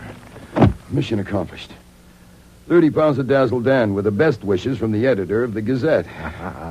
Mr. Cohen was cooperative. He thought it was a bargain. Front page will carry a few paragraphs exclusive to the Gazette, stating that Nero Wolfe is out of the detective business because Inspector Kramer is taking his license away. Satisfactory. Kramer will be real pleased. Also, scuttlebutt. Lonnie Cohen and I discussed the murder from the point of view of the press, what the boys in the business are saying but can't print yet. You want it? I am a primate and therefore curious. Okay, first of all about Miss Lowell. Juicy. It is said that Getz learned that she was chiseling on royalties from makers of Dazzle Dan products and intended to hang it on her. That could have been big money. Any names or dates, evidence? No, nothing repeatable yet. But there are some facts about Hildebrand. Oh, yes? He's been drawing Dazzle Dan for 8 years. Now, last week he was told he could leave at the end of the month. Now, he might or might not get another job at his age. He's been talking about it openly and blaming Getz. What about Mr. Jordan? Anything on him? No, this I don't like. They say Jordan has painted some pictures, modern stuff, and twice he has tried to get a gallery to show them. Now, both times Getz has somehow kiboshed it. Now, whether because Getz was a born louse or whether he wanted to keep Jordan I'll do alive... my own speculating, thank you, Archie. Sir? Mr. Getz may not have liked the pictures. Mr. Coven.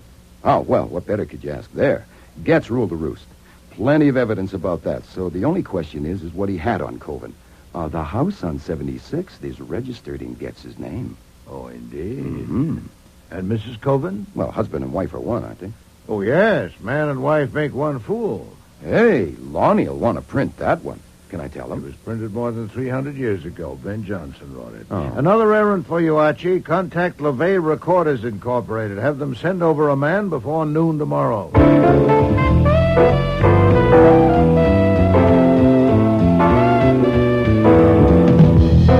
It wasn't till nearly dinner time that I got to take that much-needed shower.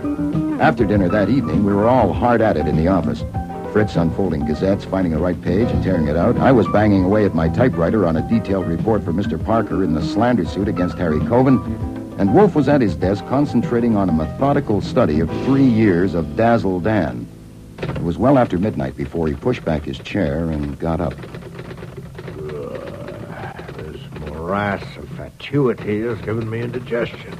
Yes, sir. Culture can be hard to take. Read this strip, Archie. Oh, yummy. The Sunday section in color. Well, boys and girls in the first picture, Dazzle is scooting along this country road on his motorcycle, passing a sign that says Peaches right from the tree. Aggie Ghoul and Haggie Cruel proprietors. It isn't necessary to read aloud. Comics are meant to be read aloud. And in the second picture, Dan says, give me a dozen. Notice how the two women are dressed. The old one is wearing a potato sack, and I think that's supposed to be a mink coat on the young one. Look at frame 5. The old one is handing the young one a coin and saying, here's your 10%. Haggie, and Haggie says, thank you very much. Well, go on. All right. And Dazzle asks Haggie, why don't you split it even? And Aggie tells him, because it's my tree. Huh? Am I supposed to comment? If it would help, yes. All right. If you mean the mink coat, Pat Lowell's may not be paid for. There have been 2 similar episodes, one each year with the same characters. Then it may be paid for. Is that all? Well, that's all for now. I'm not a brain. I'm a typist. I got to finish this damn report.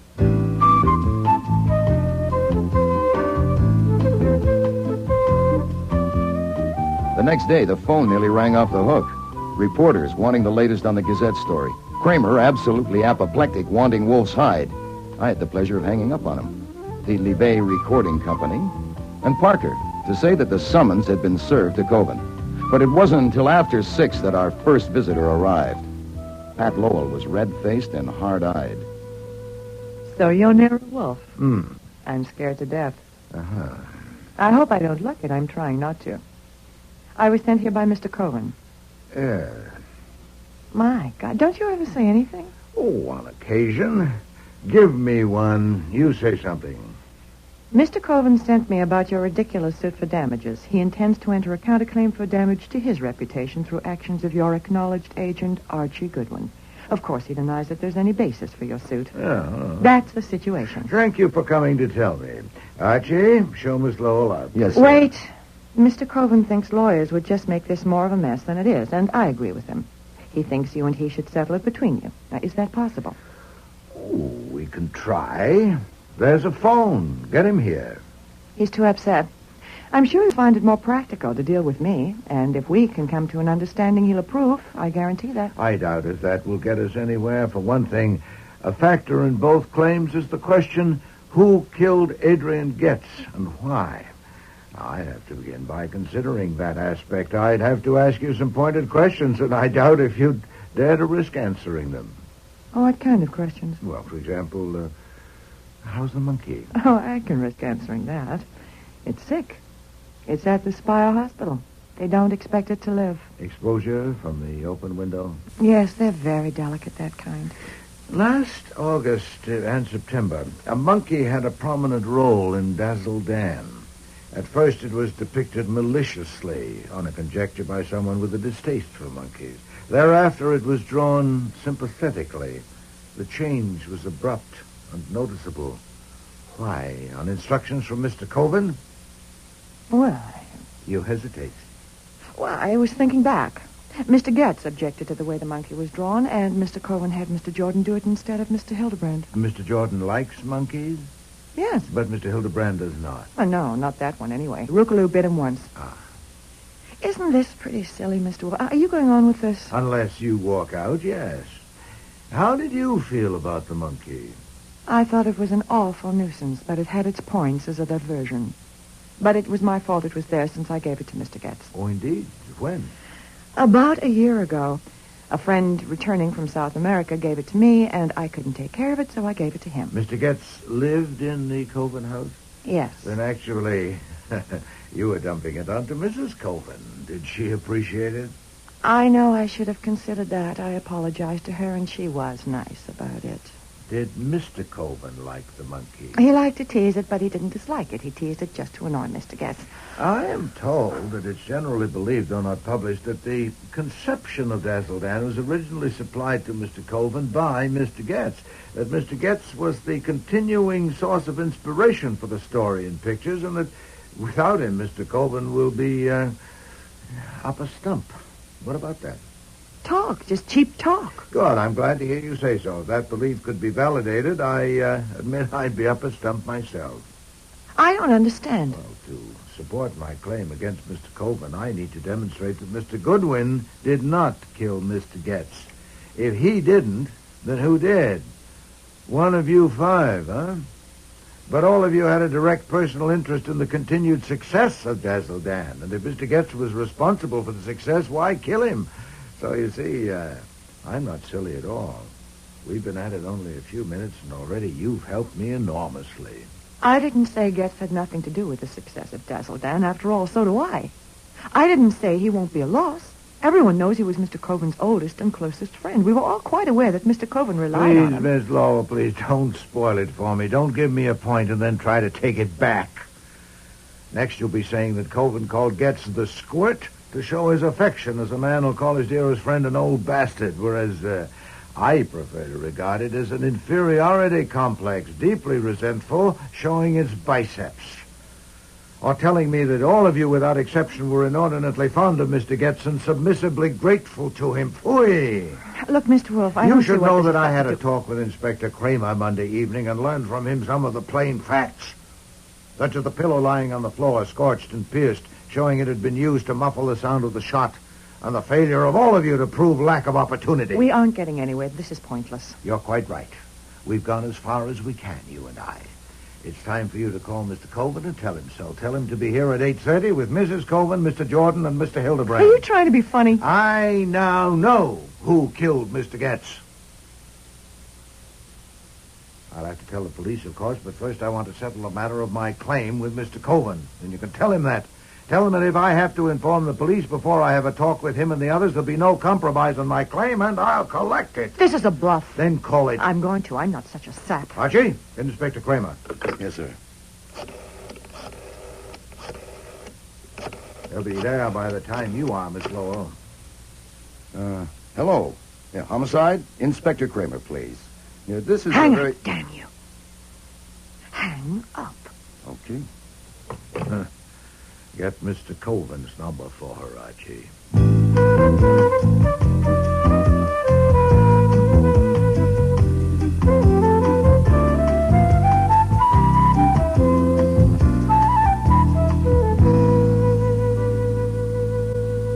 Well, Mr. Wolfe, we're all here. This time you can't cook up a fancy lie with Goodwin. There are witnesses. We won't get anywhere that way, Mr. Coven. The situation is this. You don't want to pay me $1 million. I don't want to lose my license. The police don't want to add another unsolved murder to the long list. The central and dominant factor is the violent death of Mr. Getz, and I propose to deal with that at length. Now, if we can get that You settled... told Miss Lowell you know who killed him. If so, why don't you tell the police? That ought to settle it. You don't mean that, Mr. Cole. You're damn right I mean it. Then there's a misunderstanding. I heard Miss Lowell's talk with you on the phone, both ends of it.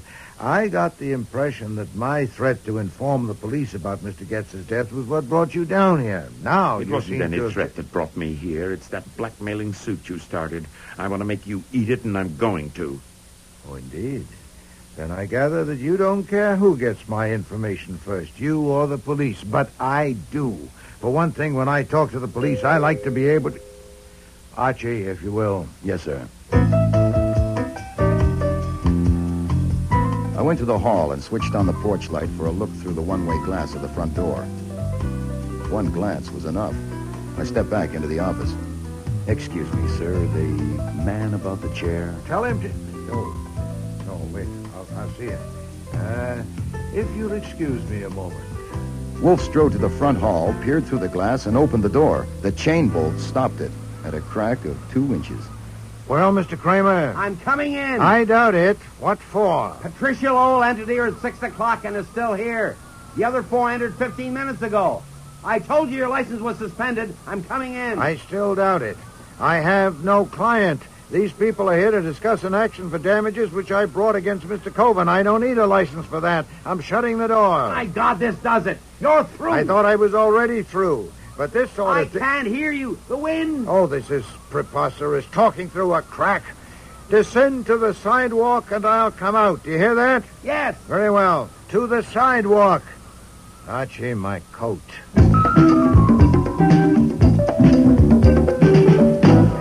I don't like fighting a blizzard, so let's get to the point. You blundered, and you know it. You arrested Mr. Goodwin on a trumpery charge. You came and blustered and went too far. Now you're afraid I'm going to catch a murderer and toss him to the district attorney, so you... I'm not afraid of a goddamn thing. I told you to lay off, and by God, you're going to. I want to go in there. You may. What? Well, you just said... Under one condition. You know the peephole in the wall of my office concealed by a picture? Standing in the nook at the end of the hall, you can see and hear us in the office.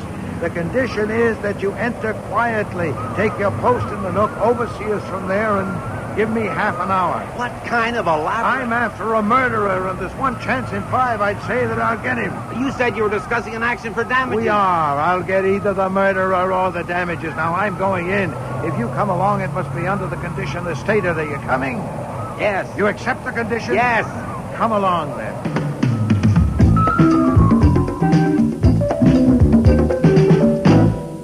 I apologize to you all. That was unavoidable.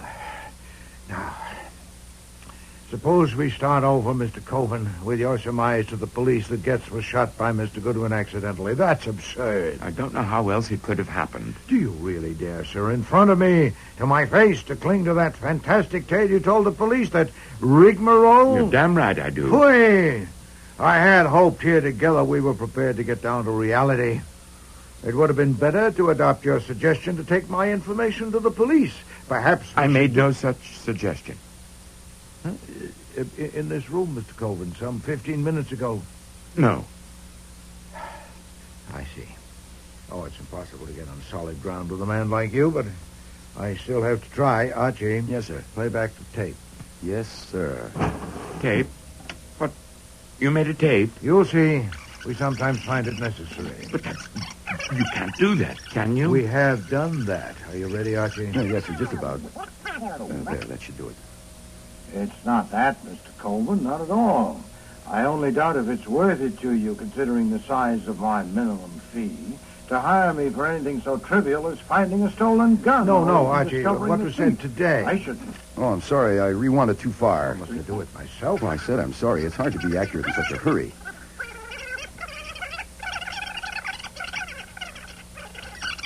There, that should be right.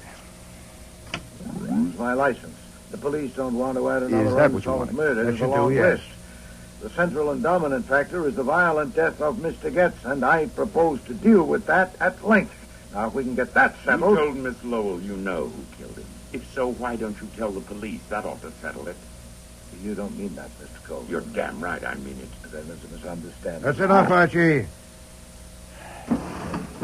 Now, Mr. Colvin, I'd call that a suggestion that I take my information to the police, wouldn't you? You recorded it when I came here the first time. You heard the tape? Well, then... Why haven't I given it to the police? On Monday evening, when Inspector Kramer came to see me, I still considered you as my client, and I didn't want to discomfort you until I heard what you had to say. Before Mr. Kramer left, he'd made himself so offensive that I was disinclined to tell him anything, ever. Now you are no longer my client. What are you going to do? Well, to begin with, I'm going to unmask a murderer, so let's get at it, shall we? What do we know about him or her? We know a great deal. First, he took Coven's gun from the drawer sometime previous to last Friday and kept it somewhere, because that gun was returned to the drawer when Goodwin's was removed shortly before Getz was killed. Wait a minute. Mr. Coven's gun was in the drawer Sunday morning. Byron and I saw it. That's right. We'll come to that in a moment. Second, he knew the purpose of Coven's visit to me and of Goodwin's errand at the Coven house on Monday, and he knew the details of the procedure planned by Coven and Goodwin. I don't know them even yet. Neither do I. None of us do. The innocent can afford ignorance. Enjoy it, if you have it. Third, his mental processes are devious but, defective. His deliberate plan to make it appear that Goodwin had killed Getz, while ingenious in some respects, was witless in others. Going to Coven's office to exchange guns, proceeding to Getz's room, shooting him in the head, using a pillow to muffle the sound, all that was competently conceived and daringly executed, but then what? Wanting to make sure that the gun would be found on the spot, he slipped it into the monkey's cage. That was probably improvisation, but it was utterly brainless. Mr. Goodwin couldn't possibly be such a vapid fool. Fourth, he hated the monkey deeply and bitterly, either on its own account or because of its association with Getz. Having just killed a man and needing to leave the spot with all possible speed, he went and opened a window from only one conceivable motive. That took a peculiar, indeed an unexampled malevolence. Well, I admit it was effective. Miss Lowell tells me the monkey is dying. Fifth, he placed Coven's gun in the drawer on Sunday morning, the day before the murder, and after it had been seen there, took it out again. Why? It could only have been that he'd already planned what was going to happen on Monday, and he was arranging in advance to discredit Mr. Goodwin's story. So he not only put the gun in the drawer Sunday morning, he also made sure its presence would be noted. You saw the gun in the drawer, Mr. Hildebrand? Yes, but I didn't put it there. Your claim to innocence has not been challenged. You went upstairs to consult Mr. Coven. Yes. You encountered Mrs. Coven one flight up. We're told by her that Mr. Coven was still in bed. Yes. You went into the office, found Miss Lowell there. Yes, ma'am. And you pulled the drawer open, and both of you saw the gun there. That's right. I didn't go there to look in that drawer. Well, stop meeting accusations that haven't been made. It's a bad habit. Had you been upstairs earlier that morning? No. Had he, Miss Lowell? Not that I know of. Our looking into the drawer was only incidental. Had he, Mrs. Coven? Had he what? Had Mr. Hildebrand been upstairs earlier that morning? Earlier than what? Well, you met him in the second-floor hall and told him that your husband was still in bed and that Miss Lowell was up in the office. Now, had he been upstairs before that morning? I haven't the slightest idea. Then you don't say that he had been. I don't know a thing about it. There's nothing as safe as ignorance or as dangerous. Now, to complete the list of what we know about the murderer, sixth and last, his repugnance to Getz was so extreme that he even scorned the risk that by killing Getz he might be killing Dazzle Dan. How essential Getz was to Dazzle Dan... I make Dazzle Dan. Dazzle Dan is mine. I am Dazzle Dan. For God's sake, shut up, Harry. Well, I've identified the murderer for you by now, Shirley. You have not. Then I'll specify. But first let me say a word for the police, particularly Mr. Kramer. What flummoxed Mr. Kramer was Mr. Coven's elaborate lie, apparently corroborated by Miss Lowell and Mr. Hildebrand. If he'd proceeded on the assumption that Mr. Goodwin and I were telling the truth, he would have found it simple. This should be a lesson to him. Now then, the murderer. Mr. Jordan. Yes? You're eliminated because you weren't there Sunday morning to place the gun in the drawer. Mr. Hildebrand. What? You were there Sunday morning, but you had made no earlier trip upstairs. Miss Lowell. Oh, for God's sakes, will you get to the point? You didn't know why Mr. Coven had called Mr. Goodwin there. Hold it. Inspector Kramer, what Damn is he... you, Wolf, you and your game. If you'd only given it to us. I can't give you what you won't take. You can have her now. You want more help? Mr. Coven was still in bed Sunday morning when two of them saw the gun on the drawer. More? Spend some time with Mr. Hildebrand. I'll stake my license against your badge that he'll remember that when he spoke with Mrs. Coven in the hall, she said something that caused him to open the drawer and look at the gun. Still more? Take the contents of her room to your laboratory. She must have hidden the gun among her intimate things, and you should find evidence. Take me home, Harry. Marcel. I said, take me home. Sit down, Marcy. I'll handle this. If you've got a record of what I said here Saturday, all right. I lied to the cops. So what? I didn't Be want... quiet, Harry. Get a lawyer and let him talk. Don't say anything. That's good advice, especially, Mr. Coven, since I hadn't quite finished. It's a matter of record that Mr. Getz not only owned the house you live in, but also that he owned Dazzle Dan and permitted you to take only 10% of the proceeds. In one episode repeated annually, he buys peaches from two characters named Aggie Ghoul and Haggie Cruel. And Aggie Ghoul, saying that she owns the tree, gives Haggie Cruel 10% of the amount received and pockets the rest. It's a childish allegory. A.G. are the initials Adrian Getz. Haggie Cruel has the same initials as you, Mr. Coven. Now, it's not credible that that's coincidence, not repeated annually. Mr. Getz must have had a singularly contorted psyche, taking delight as he did in compelling you each year to publish that for a meager 10%. Not of the net. 10% of the gross. Over 400 a week. You worm. What? I said you worm. Not even a worm. Worms have guts, don't they? The one time you ever acted like a man and you didn't have the guts to see it through. I don't know what you're talking... You're right, Mr. Wolfe. Getz owned Dazzle Dan. He took Harry in years ago to front it and draw it. Harry should have insisted on an even split right then, but he didn't. When Dazzle Dan caught on and kept getting bigger and bigger, Getz didn't mind Harry having the name and the fame as long as he owned it and got the money. He was a vampire. Yeah, I'll accept that. When I found out how it was, I tried to talk some sense into Harry. I told him his name had been connected with Dazzle Dan so long that Getz would have to give him a bigger share, at least half, if he demanded it. But Harry just wasn't man enough to do that. I didn't let up. I kept after him, I admit that. I'll admit it on the witness stand if I have to. And I admit I didn't know him as well as I thought I did. I didn't know there was any danger of making him desperate enough to commit murder. I didn't know he had it in him. Of course he'll break down, but if he says I knew that he decided to kill Getz, I'll have to deny it because it's not true. I didn't. Marcy. Oh, I see. First you planned to put it on a stranger, Mr. Goodwin, and failing that, you put it on your husband. No, madam. Your silliest mistake was opening the window to kill the monkey. But there were others, including underestimating my confidence in Mr. Goodwin. Mr. Kramer?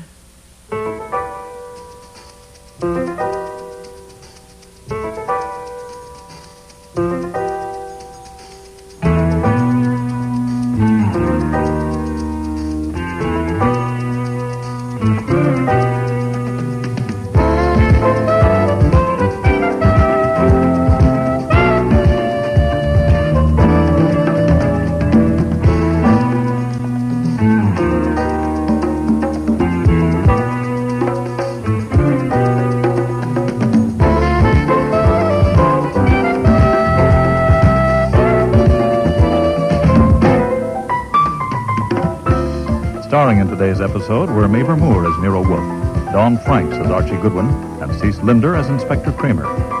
Jack Creeley was Harry Coven, Tricia Collins, Pat Lowell, Shari Flett, Marcel Coven, David Hemblin, Adrian Getz, Richard Monette, Pete Jordan, and Eric Peterson was Hildebrand. Music was composed and conducted by Don Gillis.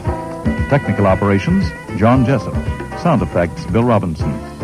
Production assistant was Nancy McElveen, and casting consultant, Ann Weldon Tate. The Squirt and the Monkey was written and produced in Toronto by Ron Hartman.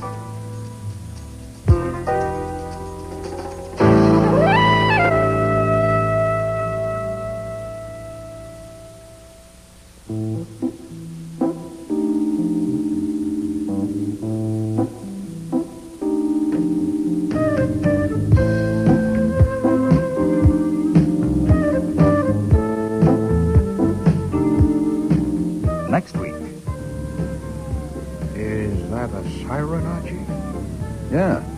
It's a Parkway police car coming up behind us.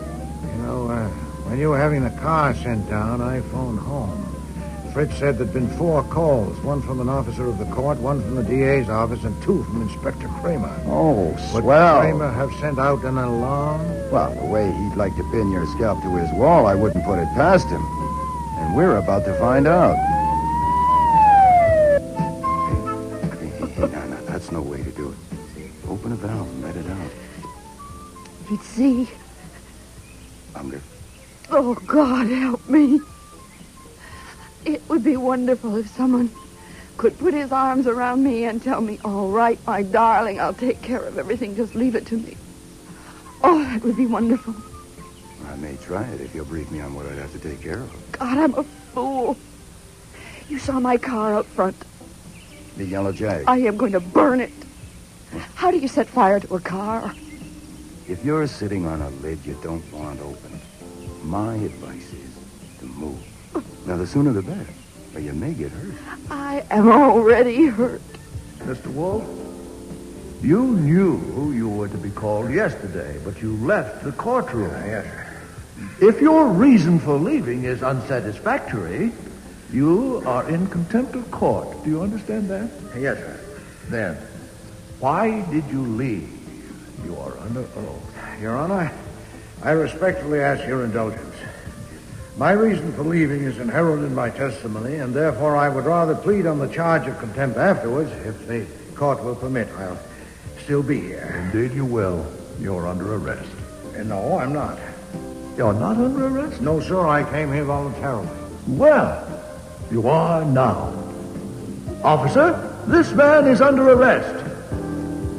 Next week, The Next Witness, with guest stars Terry Tweed, Robert Christie, Michael Ayub, and Dixie Seatle.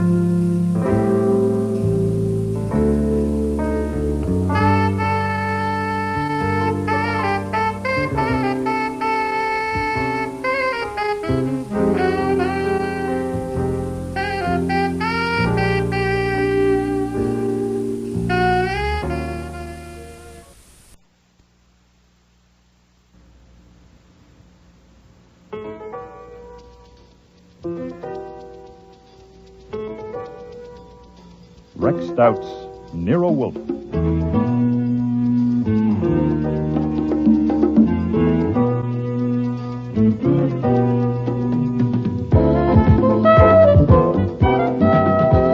Starring Mavor Moore as Nero Wolfe and Dawn Franks as Archie Goodwin.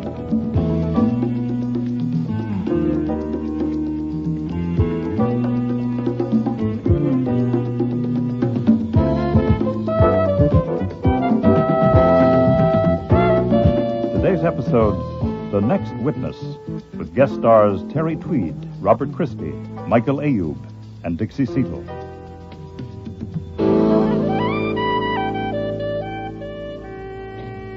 I call Clyde Bagby to the stand. It was the third day of the trial. and the assistant district attorney had just called his fifth witness, which meant that Nero Wolfe would be called to the stand next. I had been subpoenaed, too, in case corroboration was needed. Yes, sir, I do. Will you tell the jury your name and occupation? Clyde Bagby. I'm president and owner of Bagby Answers Incorporated. What is the nature of your business? Well, it's a telephone answering business, that's all. It's not a big one, really, because I specialize in serving individuals instead of businesses or firms. Is one of your offices at 618 East 69th Street, Manhattan? Yes, sir. Describe the operation at that address. Well, that's my newest place and my smallest, so it's not an office building, really. It's just an apartment. I had to have it in an apartment because of the labor law. You can't have women working in an office building after 2 a.m. I have to give my clients all-night service, so I've got 3 operators who live right there in the apartment. That way, I always have someone for the night shifts. Are the switchboards installed in one of the rooms of the apartment? Yes, sir. Tell the jury what one of them is like and how it works. Oh, well, for each client, there's a little light and a cubby hole and a card strip with the client's name. When someone dials the client's number, his light goes on and a buzz synchronizes with the ringing of the client's phone. How many buzzes the girl counts before she plugs in depends on what client it is. Some want her to plug in after 3 buzzes, some longer. That's the kind of specialized, individualized service I give my customers. You see, the big outfits, they don't do that. Thank you, Mr. Bagby, but I wasn't buzzing for a plug for your business. Yeah. Now, when I thought that joke a little out of place at a murder trial, so I glanced over at my boss, Nero Wolfe, sitting beside me, but he wasn't registering anything but martyrdom.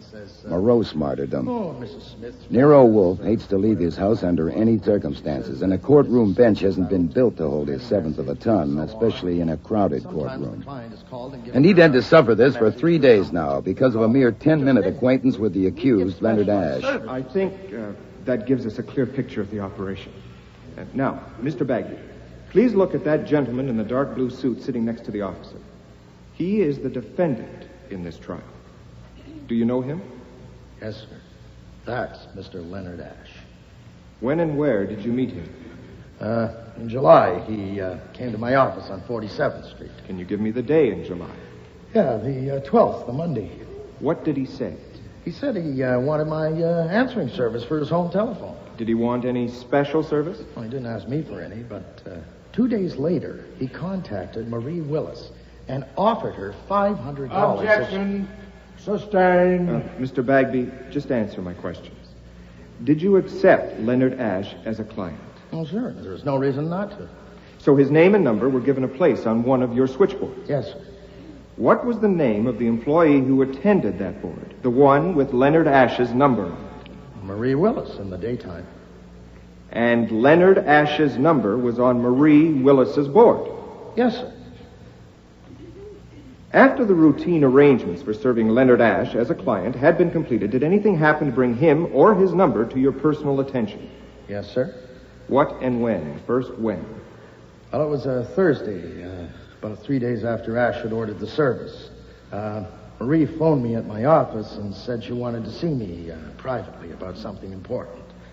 So, a little after 6, I went up to 69th Street, and we went into her room at the apartment. She told me Ash had phoned her the day before and asked her to meet him somewhere to discuss some details about servicing his number. She told him such a discussion should be with me, but he insisted Your Honor that... pleases, I submit that the witness may not testify to what Marie Willis and Mr. Ash said to each other when he was not present. Certainly not. He is reporting what Marie Willis told him had been said. That should be kept clear. You understand that, Mr. Bagby? Yes, sir. I mean, Your Honor. Then go ahead. What Miss Willis said to you and you to her. Well, she said she'd agreed to meet Ash because he was a theatrical producer, and she wanted to be an actress. I hadn't known she was stage-struck, but I know it now. So, she'd gone to his office, and he told her... Now, this is what she told me. He told her he wanted her to listen in on calls to his home number during the daytime. How could she do that? Well, all she'd have to do when his light on her board went off, well, that would mean that someone had answered the phone at his home. Well, she'd just plug in and listen to the conversation. And she told you Mr. Ash asked her to do that? Yes, sir. And to phone him each evening and report. And that's what she said. And he offered her $500 if she would do it. Did she say anything else? Yes, sir. She said she knew she should have turned him down flat, but she didn't want to make him sore, so she told him she wanted to think it over. Then she told me she had slept on it and decided what to do. She was convinced that what Ash was after was phone calls to his wife. And aside from anything else, she wasn't going to spy on his wife because his wife was Robina Keene, the actress. And, Marie worshipped Robina Keene as her ideal. Well, that's what Marie told me. Did she tell you what she had decided to do? Yes, sir. 3 things. Tell me about it because she was working for me. Tell Robina Keene about it to warn her because Ash would probably get someone else to do the spying for him. You know, it occurred to me the real reason for her wanting to tell Robina Keene. What occurred to you isn't material, Mr. Bagby. Now, did Marie tell you the 3rd thing she had decided she must do? Yes, sir, that she must tell Ash that she was going to tell his wife. She said she had to do that because she promised him she would keep it confidential, so she had to warn him she was taking back her promise. Did she say when she intended to do those 3 things? Yes, well, she'd already done one of them, telling me. She said she'd phoned Ash and told him she would be at the office at 7 o'clock. Well, that was crowding it a little because she had the evening shift and would have to be back at the boards at 8. It crowded me, too, because it gave me no time to talk her out of it. I even went downtown with her in a taxi where Ash's office was and did my best, but I couldn't move her. What did you say to her? I tried to get her to lay off. Well, I could drop him as a client and forget it, but she was dead set on warning Robina Keene. And to do that, she had to take back her promise to Ash. Well, I hung on until she got in the elevator to go up to Ash's office, but I couldn't budge her. Did you go with her? Oh, no, that wouldn't have helped any. Well, what could I do? Then you didn't go up to Ash's office with Marie Willis? No, sir. Did you go up later at any time after she had gone up? No, sir. Did you see Ash at all that evening? No, sir. Did you speak to him on the telephone that evening? No, sir. What did you do that evening after you saw Marie Willis enter the elevator to go up to Ash's office? I took a taxi home, and about 10 o'clock, I got a phone call from the police to say that Marie Willis had been found murdered in my office. And I went there as fast as I could, and there was a crowd out in front, and an officer took me upstairs. They hadn't moved her. They'd taken Archie. The plug cord from around her throat. They hadn't moved her. And there she was, slumped over on the ledge in front of the board. Excuse me, too. Wanted me to identify her, and I had to. It was the hardest thing I ever had to do in my life. I'd never seen anyone have been strangled before, but it was her all right. The same clothes and everything. She was wearing. We want a taxi, but first a word with you. No, sir. First, a word from me. What? Mandelbaum may finish with that witness any minute. You were told he'd follow back. I know. If you want a taxi, of course, you're going home. And I'm not going home. I can't. Right. If you do, you'll just get hauled right back here with a fat fine for contempt of court. Not to mention me. I'm under subpoena, too, remember? Where are you going? To 618 East 69th Street. To Bagby's answers? Why? I'll explain on the way. I'm going back to the court. No. I'll need you. All right. Shoot. I've heard you do a lot of explaining, but this'll have to be good. You know, it's preposterous. It sure is. Let's go back. I mean Mr. Mandelbaum's thesis that Leonard Ash killed that girl. Leonard Ash is not an imbecile. I refuse to believe he'd go to that place at that time to kill her. You were present when he called on me that day to hire me. Do you believe it? I pass. But I find it hard to believe his story. That a man phoned him, a voice he didn't recognize, and said if Ash would meet him at the Bagby place, he thought they could talk Marie out of it. And when Ash got there, the door was open, and there she was with a plug cord around her throat. So he opened up the window and yelled for the police. Do you believe that? Phooey, I didn't like it, but it may be true. And another thing I didn't like was sitting there on that confounded wooden bench with a smelly woman against me. Oh, now we're getting to it. By the way, that smell was Tissot's passion flower, and it's $80 an ounce.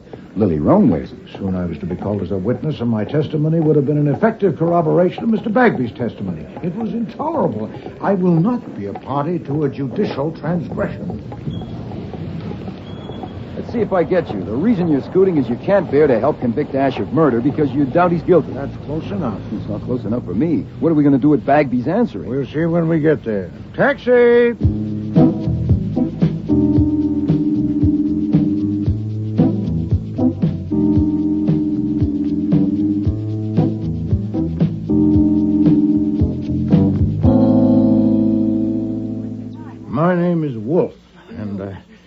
just come from the courtroom where Leonard Ash is being tried. This is my assistant, Mr. Goodwin. Yes? We're checking on subpoenas that have been served on the witnesses for both the prosecution and the defense. Are Miss Hart and Miss Velarde and Miss Welch here? I'm Alice Hart, and that's Bella Velarde on board, too. Helen Welch isn't here. It's her day off. We've all had subpoenas, but... Aren't you Nero Wolfe, the detective? Yes. What do you want? I want information, madam. I want you and the other two ladies to answer some questions. We have no information. But I won't get any, but I'm going to try. Who sent you? Autokinesis. There's a cardinal flaw in the assumption that Leonard Ash killed Marie Willis, and I don't like flaws. It has made me curious. A flaw? Take my board, will you, Bella? I won't be long. We'll go to my room. This way. One moment, Miss Hart. A point not covered in the newspaper accounts. Marie Willis's body was found slumped over the ledge in front of the switchboard. And presumably she was seated at the switchboard when the murderer arrived. But yes. You live here, you and the others. Yes. Then if the murderer was Mr. Ash, how did he know she was alone on the premises? Oh, I don't know. Perhaps she told him she was. Is that the flaw? Good heavens, no. Come in, please. My time is limited. Now, what is this flaw? I am the inquisitor, Miss Hart, not you. What's the matter? That painting on your wall, that's a Van Gogh, isn't it? And unless I'm very much mistaken, an original. Where did you get that picture? That is none of your business. It isn't, but here is the situation. You have been questioned by the police and the district attorney's office, but they were restrained by their assumption that Leonard Ash was the culprit. Now, since I reject that assumption and must find another in its stead, there can be no limit to my impertinence with you and others who may be involved. I'll take you and that picture. If you refuse to say where you got it, or if your answer doesn't satisfy me, I'll put a man on it and he'll find out. You can't escape being badgered, madam. The question is whether you suffer it here and now by me, or face a prolonged inquiry among your friends and associates by more meddlesome men. What does it matter where I got that picture? Probably it doesn't. Possibly nothing about you matters. But that picture is a treasure, and this is an odd address for it. Do you own it? Yes, I bought it. When? About a year ago from a dealer. The contents of this room were yours? Yes, I like things that... Well, this is my extravagance. It's my only one. How long have you been with this firm? 5 years. What's your salary? $150 a week. Not enough for your extravagance, An inheritance, perhaps? Alimony? No, I have never married. Mr. Wolfe, if you save for 15 years, I think you do have a right to something. You have indeed. Where were you the evening that Marie Willis was killed? I was out in Jersey in a car with a friend, Bella Velarde, to get cooled off. It was a hot night, all right? We got back after midnight. Of course, the police have asked if you know of anyone who might have had a motive for killing Marie Willis. Do you? No. Were you friendly with her? Yes, friendly enough. Has any client ever asked you to listen in on calls to his number? Certainly not. Did you know Miss Willis wanted to be an actress? Yes, we all knew that. Mr. Bagby says he didn't. He was their employer. I don't suppose he did know. When did you talk with Mr. Bagby? I didn't. Heard him on the witness stand. Did you know of Miss Willis's regard for Robina Keene? Yes, we all knew that, too. Marie did imitations of Robina Keene in her roles. When did she tell you of her decision to inform Robina Keene that her husband was going to monitor her telephone? I didn't say she told me. Did she? No. Did anyone? Yes, Miss Velarde. Marie had told her. You can ask her. I shall. Do you know Guy Unger? Yes, I know him. Not very well. He was a friend of Marie Willis's. And what was the nature of his relationship with Miss Willis? I'm sure I don't know. Miss Willis must have talked about it. Not to me. We were never very close. Maybe to Bella, Miss Velarde. Well, I would like to speak now to Miss Velarde. Well, certainly. You can wait in her room. It's just next door. Go ahead in. I'll send her along.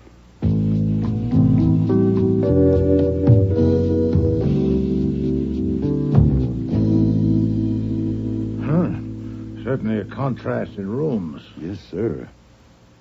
Oh, Miss Velarde is a crack lever. A what? She never quite closes doors or drawers. Oh. She is also a philanthropist. Indeed? She donates to the cause of equine genetics. Meaning? She bets on horse races. She subscribes to racing form and track dope. Ah. Archie, open drawers. Have one open when she enters. I want to see how much impudence these creatures will tolerate. This photograph. Miss Velarde and another woman, and do you recognize the man? Now, I could be wrong. It's been 2 months since the newspapers had a picture of him. Well, that's Guy Unger. Find more of him. They're taking their time out there. I'd say Miss Velarde's getting a thorough briefing from our Miss Hart. Here she comes. This should get her. Miss Hart says you want to ask me something. Sit down, Miss Velarde. Do you know what a hypothetical question is? Of course I do. I have one for you. If I put 3 expert investigators on the job of finding out approximately how much you've lost betting on horse races in the past year, how long do you think it would take them? I don't know. I do. With luck, 5 hours. Without it, 5 days. It would be simpler for you to tell me. How much have you lost? How do you know I've lost anything? There's a fair chance that you keep a record of your gains and losses. Archie, your search was interrupted. Resume. See if you can find it. You may watch if you like, Miss Velarde. There's no question of pilfering.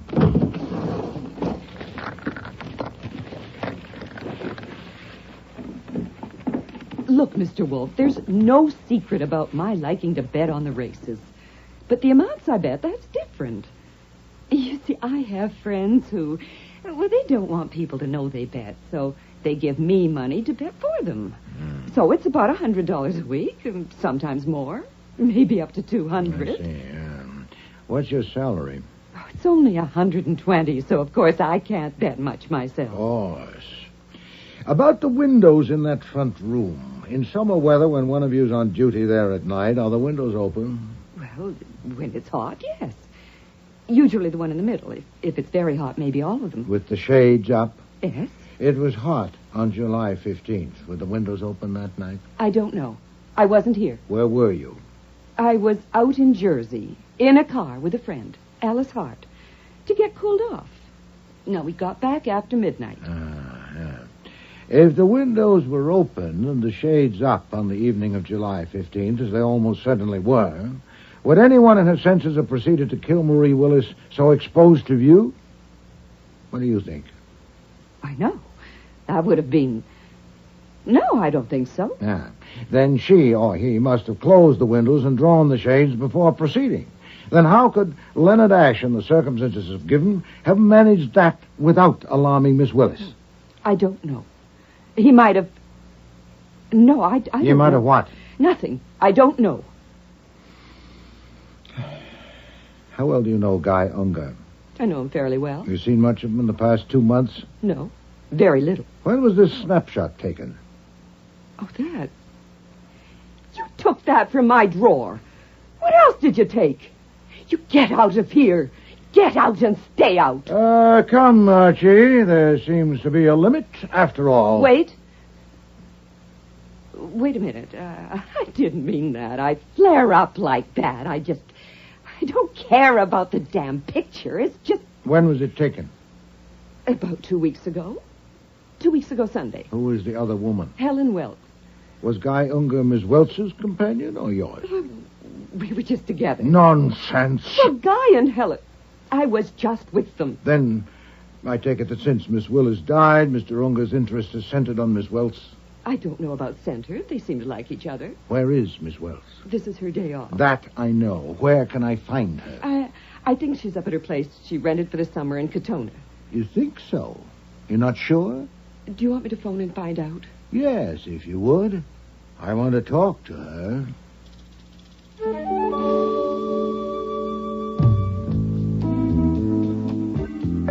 Nero Wolfe refuses to ride in the front seat of a car because when the crash comes, the broken glass will carve him up. Also, it takes most of the back seat to hold his bulk. And he rarely talks in a car because he sits with his fists and jaws clamped tight as a vice. Is that a siren, Archie? Yeah. It's a Parkway police car coming up behind us. You know, when you were having the car sent down, I phoned home. Fritz said there'd been 4 calls, one from an officer of the court, one from the DA's office, and 2 from Inspector Kramer. Oh, swell. Would Kramer have sent out an alarm? Well, the way he'd like to pin your scalp to his wall, I wouldn't put it past him. And we're about to find out.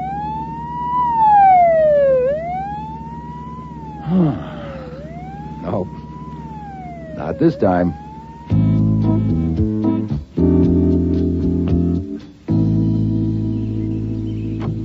Archie Goodwin. I'm Helen Welts. Mr. Wolfe? Yes. Give me a hand, Archie. It's a real pleasure. This is Guy Unger. How'd you do? Hello. Let's sit in the shade of the old apple tree, shall we? Oh, thank you. I prefer to sit. You didn't give me a chance on the phone. I didn't want you to have a trip for nothing. You see, I can't tell you anything about that awful business of what happened to Marie. I really can't because I don't know anything. I was out on the Sound on a boat. Didn't Bella tell you? That's not the kind of thing I'm after, Miss Welch. Hmm? Such routine matters as checking alibis have certainly been handled by the police. My attack must be eccentric. For instance, when did Mr. Unger get here? Oh, why, just... Now, wait a minute. Just forget me. I'm looking on, that's all. Ah, a substantial chair. Thank you. Now, I'll explain, Miss Welch, why I ask when Mr. Unger got here. When I spoke with Miss Hart and Miss Velarde, I was insufferable, both in manner and in matter, and they should have ordered me out, but they didn't. Manifestly, they were afraid to, and I intend to know why. I assume that you know why. I know. I assume that after I left, Miss Hart phoned you again, that she also phoned Mr. Unger, or you did, and he was enough concerned about me to hurry to get here before I arrived.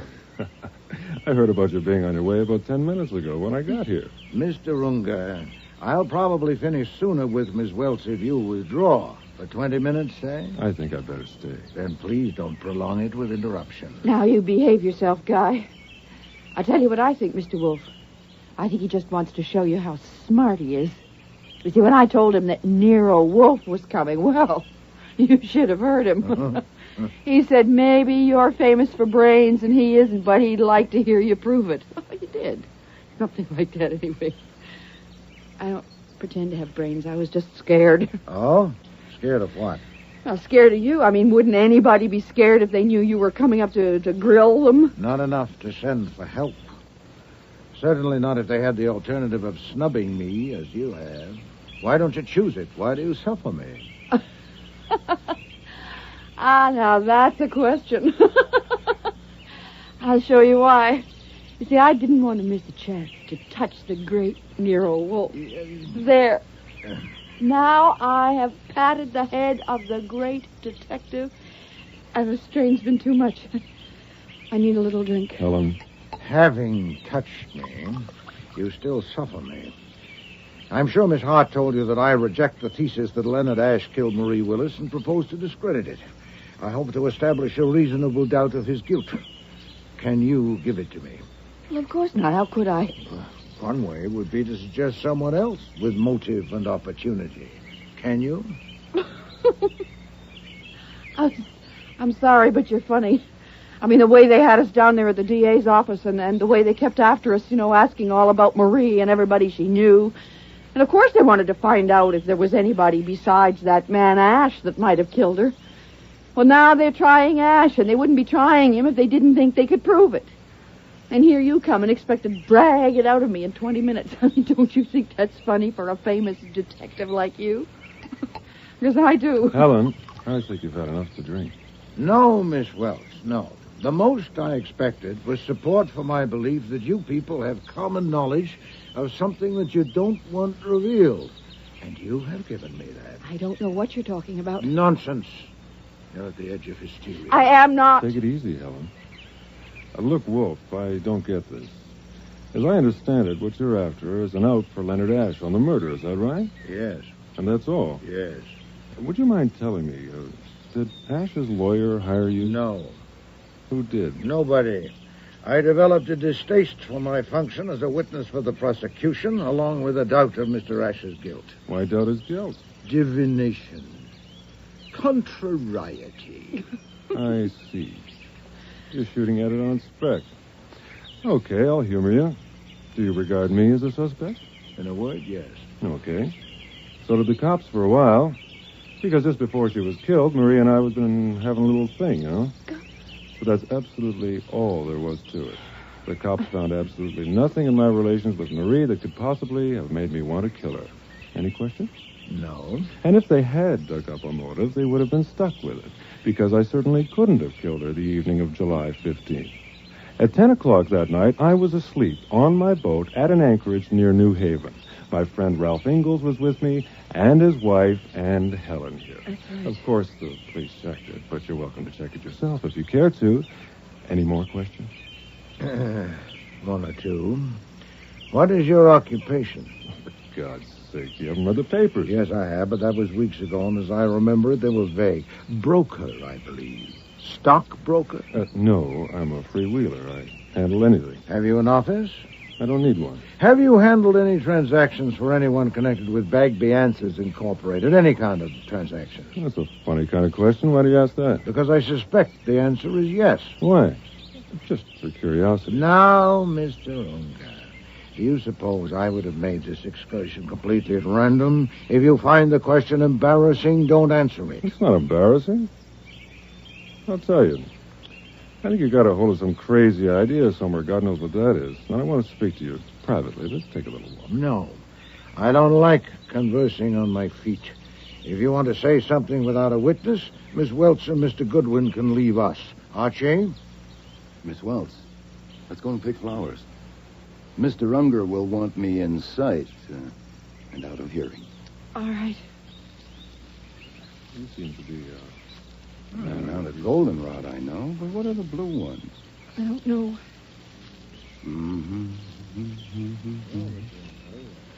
Well, this should be far enough. Unless he uses a megaphone. Well, I admit he'd be a maniac to jump Wolf under the circumstances, but maybe he is one. What? I learned a long time ago that people involved in a murder case, nothing is impossible. He is not involved in a murder case. And he will be before Mr. Wolf gets through with him. Hey, no, that's no way to do it. Open a valve and let it out. He'd see. Unger. Oh, God, help me. It would be wonderful if someone could put his arms around me and tell me, all right, my darling, I'll take care of everything. Just leave it to me.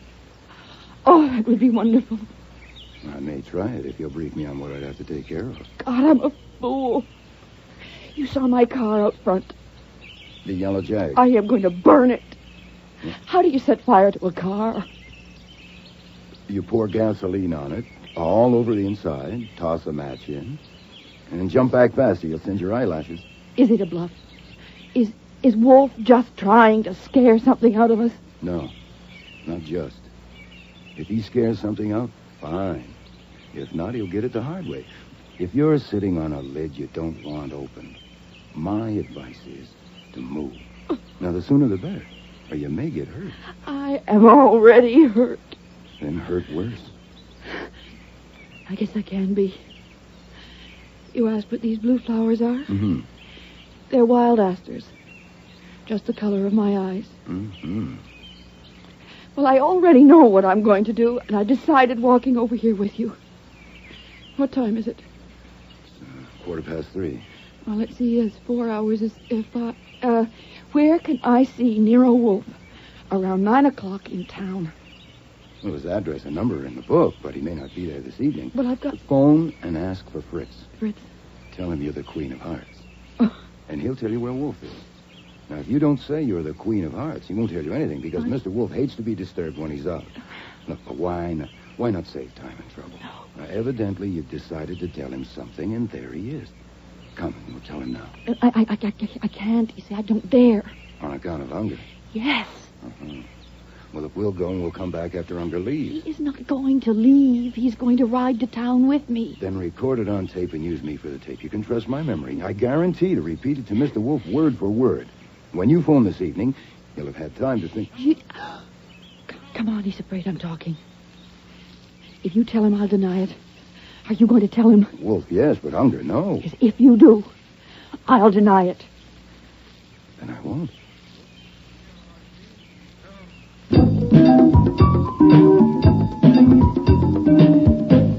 I have a little item for you. Then stop somewhere. I can't talk like this.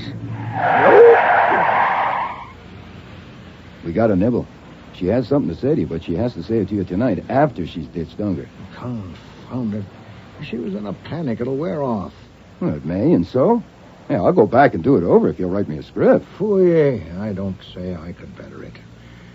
You're a connoisseur of comely young women, aren't you? Is she a murderess in a funk trying to wriggle out, or what is she? I pass. She's trying to wriggle, all right, but from out of what, I need 6 guesses. What did Unger want privately? Is he trying to wriggle, too? Yes. Offered me money, $5,000, then $10,000. For what? Not clearly defined. A retaining fee for investigative services. He was crude about it for a man with brains. I'll be damned. What'd you tell him? That I resented and scorned his attempt to suborn me. He was in a panic, and it'll wear off. Why not string him along? It would take time, and I haven't any. I told him I intend to appear in court tomorrow morning. Tomorrow? With what, for God's sake? Well, at least with a diversion. If Miss Welch's panic endures, possibly with something better. Uh-huh, I get it. Deciding to go back to court tomorrow makes it possible for you to go home. Yeah. Okay, I'll get you there by 5 o'clock. No, we're not going home. Huh? Mr. Kramer will have a man posted there all night, probably with a warrant. And a hotel would be risky, too. Wait a minute. Isn't Saul Panzer's apartment conveniently located? Yes, but he only has 1 bed. We'll manage somehow. All right, go ahead to the city.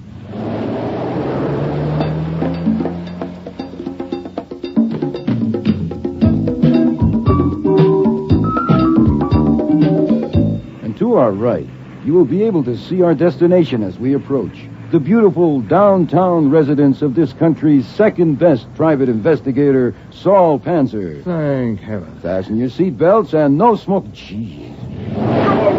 Why did you do that? Because we don't want to see Saul after all. What flummery is this? No flummery. Sergeant Pearlie Stebbins was just turning in at the entrance. Did he see us? I don't think so. Found it. Yes, sir. Next stop, please. Oh, you're enjoying this. I am like hell. I was going to watch a ball game tonight. Confound it. You told Saul about Miss Welch when you called? Yes, sir. I told him you'd rather have an hour alone with the Queen of Hearts and a blue orchid. You know Saul. And you looked up Mr. Donovan's address? Like you told me. How long will it take to drive there? 10 minutes. All right. Go ahead. Yes, sir. Just sit back and try to relax.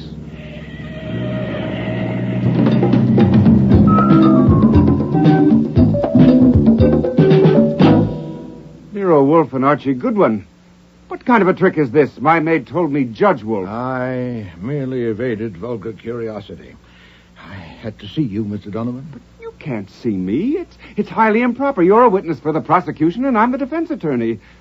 Also, a warrant has been issued for you. I'll have to report I'm this. not here as a witness for the prosecution. I don't intend to discuss my testimony with you. I have become aware of certain facts which I think your client, Leonard Ash, should know about, and I want to tell him. I suppose it would be improper for me to tell you more than that, but it wouldn't be improper to tell him. He's on trial for first-degree murder. You know damn well you can't see him. I can if you arrange it. Early tomorrow morning will do, before the court sits. You may, of course, be present if you wish, but I suppose you'd prefer not to. 20 minutes with him will be enough. I can't ask you what you want to tell him. I understand that. I won't be on the witness stand where you can cross-examine me until tomorrow. No, you won't.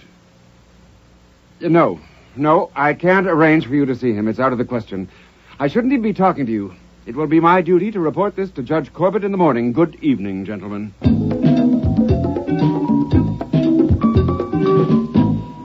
His saying he'll report to the judge in the morning meant he didn't intend to phone the DA now, but he might change his mind. We better get out of this area fast. Yes. Where to now? Find a phone. See if that woman has called Saul yet, and is it safe to go to his apartment. Okay. And get Mrs. Leonard Ash. I have to see her. Arrange it. You mean tonight? Now. Oh, that should be a cinch. She's probably sitting there hoping a couple of strange detectives will drop in. Hey, do I have to be Judge Goodwin? No. We are ourselves.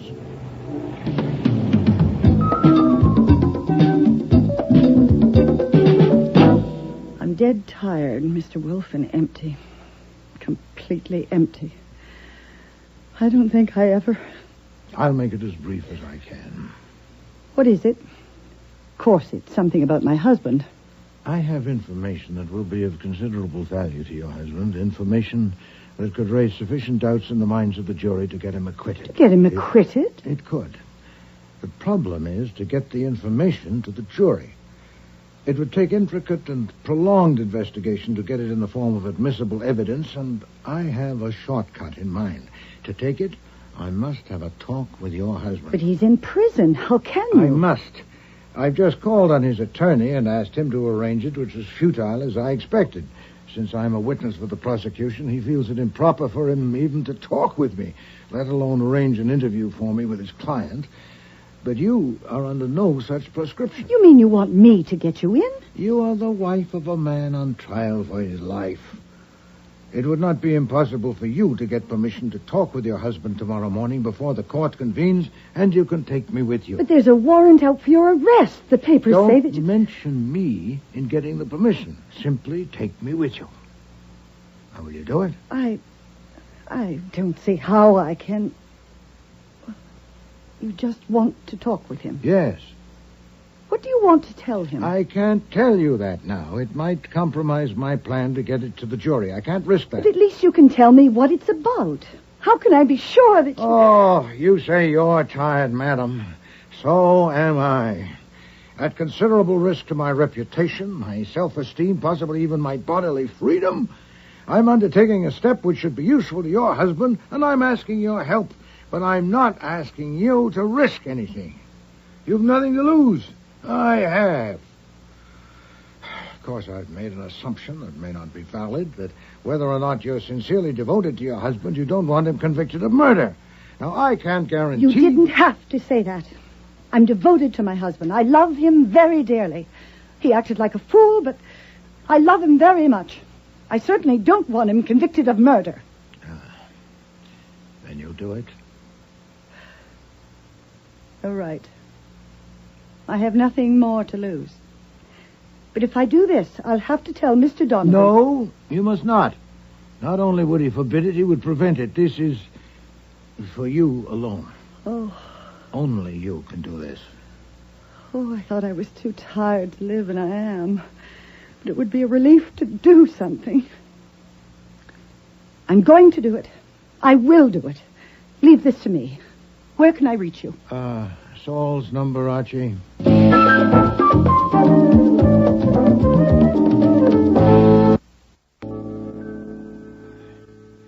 Well, a good room, Saul. I congratulate you. I'm glad it can be of use to you, Mr. Wolfe. What time is it? 20 minutes to 10. Have you heard from that woman? Mrs. Ash called. You have an appointment at 8 o'clock in the morning. Satisfactory. And Miss Welch, the Queen of Hearts. Has she called? Not yet. It's past the time she said. Could be in the soup. Soup. Saul. I have some beer, cheese. Good cheese. Thank you, Saul.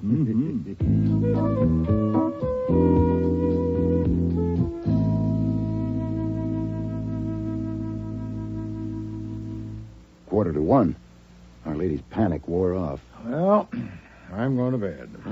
Afraid I haven't got any pajamas you could get into, but... I got it.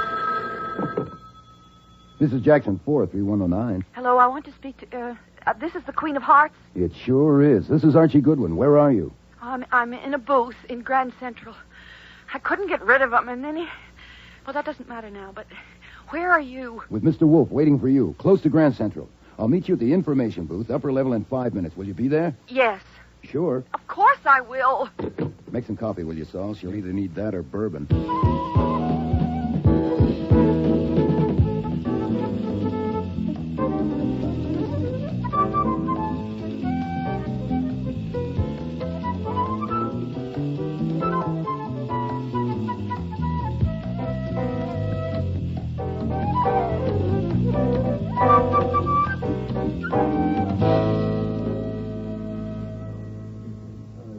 Your Honor, I wish to call a witness whom I called yesterday, but he was not available. I learned only a few minutes ago that he is present. You will remember that on my application you issued a warrant for Mr. Nero Wolfe. Yes, I do. Is he here? Yes, he is. Nero Wolfe. I have some questions for you, Mr. Wolfe, after you're sworn. Thank you, Your Honor. Take the Bible in your right hand. You swear to tell the truth, the whole truth, and nothing but the truth to help you God? I do. Mr. Wolfe, you knew you were to be called yesterday, but you left the courtroom. Yes, sir. If your reason for leaving is unsatisfactory, you are in contempt of court. Do you understand that? Yes, sir. Then, why did you leave? You are under oath. Your Honor, I respectfully ask your indulgence. My reason for leaving is inherent in my testimony, and therefore I would rather plead on the charge of contempt afterwards, if the court will permit. I'll still be here. Indeed you will. You're under arrest. No, I'm not. You're not under arrest? No, sir, I came here voluntarily. Well, you are now. Officer, this man is under arrest. Very well. You will answer to the contempt charge later. Proceed, Mr. Mandelbaum. Mr. Wolfe, have you ever met the defendant in this case? That gentleman? Yes, sir, that's Mr. Leonard Ash. Where and under what circumstances did you meet him? He called on me at my office on July 13th of this year. What did he say to you on that occasion? That he had, the preceding day, arranged for an answering service for his home telephone. That he wanted to hire me to propose to the switchboard operator assigned his number that she eavesdrop on calls made on it and report to me. Did he say why he wanted to make that arrangement? No. Did the defendant suggest any inducement to be offered this person to get her to do the eavesdrop? He didn't name a sum, but he indicated... Not what he indicated, what he said. He said that he would make it worth her while, but stated no amount. What else did he say? That's about all. The entire conversation lasted only a few minutes since I refused to do it. Did you tell him why you refused? Yes, sir. Well, what did you say? I said that I excluded from my field anything that smacked of marital difficulties and, Yes? Well, what else did you say to him? I'd like to be sure I understand the question. Do you mean what I said to him that day or on a later occasion? Well, I mean that day, of course. There was no later occasion, was there? Yes, sir. When and where did this meeting take place? Shortly after 9 o'clock this morning in this building. You met and spoke with the defendant in this building today? Yes, sir. Under what circumstances? His wife arranged to see and speak with him, and she allowed me to accompany her. How did she arrange it? With whom? I don't know. Was Mr. Donovan, the defense counsel, present? No, sir. Don't you know that it is a misdemeanor for a witness for the state to talk with the defendant charged with a felony? No, sir, I don't. I understand it would depend on what was said. I didn't discuss my testimony with Mr. Ash. What did you discuss? Certain matters which I thought would be of interest to him. What matters? What exactly did you say? I said that yesterday, seated in this room awaiting your convenience, I had formed a surmise that certain questions raised by the murder of Marie Willis had not been sufficiently considered and investigated, and that therefore my role as a witness for the prosecution was an uncomfortable one. I said that I had determined to satisfy myself on certain points. That I knew that in leaving the courtroom I would become liable to a penalty for contempt of court, but that the integrity of justice was more important than my personal ease. That I had been confident that Judge Corbett was the man... If you please, Mr. Wolfe, you are not now pleading to a charge of contempt. No, sir. You asked what I said to Mr. Ash. He asked what surmise I had formed, and I told him. First, that as one with long experience in the investigation of crime and culprits, I had an appreciable doubt of his guilt. Second, that the police had been so taken by the circumstances pointing to Mr. Ash, his obvious motive, his discovery of the body, that their attention in other directions had possibly been somewhat dulled. So it occurred to me... This court is not interested in what occurred to you, Mr. Wolfe, only in what you said to Mr. Ash. Yes, sir. I said to Mr. Ash that it occurred to me as I sat in this room yesterday and heard Mr. Bagby describe the operation of the switchboards that an unscrupulous operator might, by listening in on conversations, gain information that could be turned to account. A blackmailer, for instance, might... This is mere speculation, Mr. Wolfe. Did you say all that to the defendant? Oh, yes, sir. How long were you with him? Oh, nearly half an hour. I can say a great deal in half an hour. No doubt. But the time of the court and jury should not be spent on irrelevancies. You didn't discuss your testimony with the defendant? No, sir. That's all. No more questions. Do you wish to cross-examine Mr. Donovan? Yes, Your Honor. I wish to state that I knew nothing of the meeting this morning of the witness and my client. I only learned of it here and now. If you think it desirable, I will take the stand to be questioned about it under oath. I don't think so, Mr. Donovan. Not unless developments suggest it. At any time, of course. Mr. Wolfe, why did you seek an interview this morning with Mr. Ash? Because I had acquired information which cast a reasonable doubt on his guilt. And I wanted to get it before the court and the jury without delay. It occurred to me that if I talked with Mr. Ash, the fact would probably be disclosed in the course of my examination by Mr. Mandelbaum. And if so, he would almost certainly ask me what had been said. Therefore, I wanted to tell Mr. Ash what I'd surmised and discovered. If Mr. Mandelbaum allowed me to tell all I'd said to Mr. Ash, that would do it. If he dismissed me before I finished, I thought it likely that on cross-examination, the defense attorney would give me an opportunity to go on. So I sought an interview with Mr. Ash. Did you say more to Mr. Ash than you have already testified to? Yes, sir. Please tell the jury what you said to him. I said that my assistant and I went to the office of Bagby Answers, where Marie Willis was murdered, that from a look at the switchboards, I concluded that it would be impossible for any one operator Objection, Your Honor. Conclusions of the witness are not admissible. He is merely relating what he said to Mr. Ash. The assistant district attorney asked him to. The objection is overruled. I said I had concluded that it would be impossible for any one operator to eavesdrop frequently on her lines without the others becoming aware of it, and therefore it must be done collusively. I said that I had spoken at some length with 4 of the people connected with Bagby Answers throughout the day. Miss Alice Hart, Bella Velarde, Helen Welch, Mr. Guy Unger, and had received 2 encouragements for my surmise. 1, that it was evident that their personal expenditures greatly exceeded their salaries. And 2, that all of them were visibly disturbed at my declared intention of investigating them fully and ruthlessly. Indeed, Miss Welch was disturbed to a point approaching hysteria, and Mr. Unger to offering me $10,000 for services which he did not specify. You said all that to Mr. Ash? Oh, yes, sir. And that Helen Welch, broken down by my attack and her own sense of guilt, arranged to meet with me privately, where she confessed that for years the operation had been used precisely as I had surmised. All of the switchboard operators have been parties to it, including Marie Willis.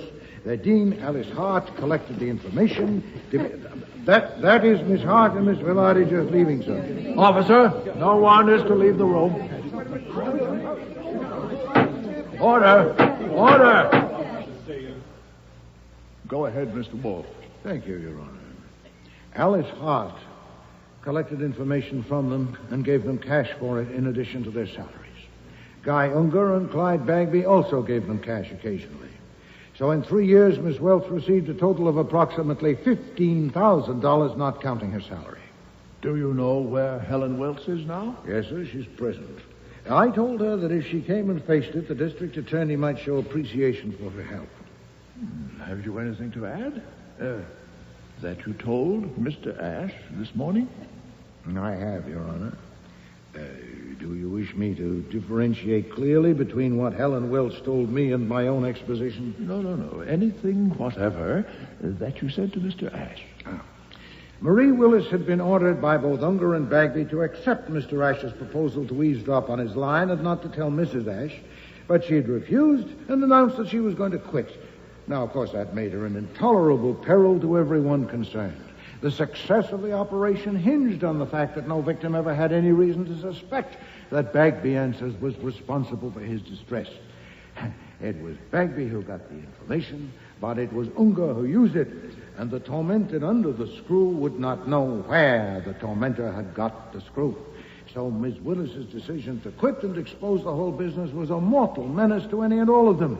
Ample provocation for murder. I told Mr. Ash that all this established a reasonable doubt of his guilt, and I went beyond that and considered the most likely candidate to replace him. Do you wish that too? Yes, proceed. I told Mr. Ash that I greatly preferred Mr. Bagby. The mutual alibi of Miss Hart and Miss Velarde might be successfully impeached, but they do have it. I exclude Miss Welch because when she came to me last evening, she'd been jolted into utter candor, or I am a witless gull. And that excludes Mr. Unger, too, because Miss Welch is certain he was on his boat the whole evening. And that leaves Mr. Bagby. He admits that he went to his apartment around the time of the murder, and his apartment is near where the murder occurred. I leave the timetable to the police. They are extremely efficient with timetables. And I think that covers everything, Your Honor. Now, I would now like to plead to the charge of contempt. Mr. Wolfe, you know quite well that you have made that charge frivolous by the situation you have created. The charge is dismissed.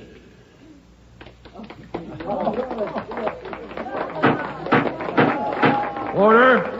I will have order in the court.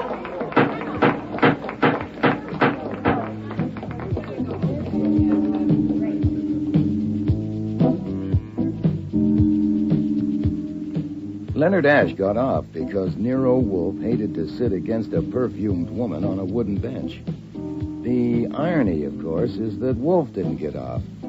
6 months later, he was subpoenaed again, this time as a witness in the case of the State versus Clyde Bagby. Only this time, the defendant was found guilty.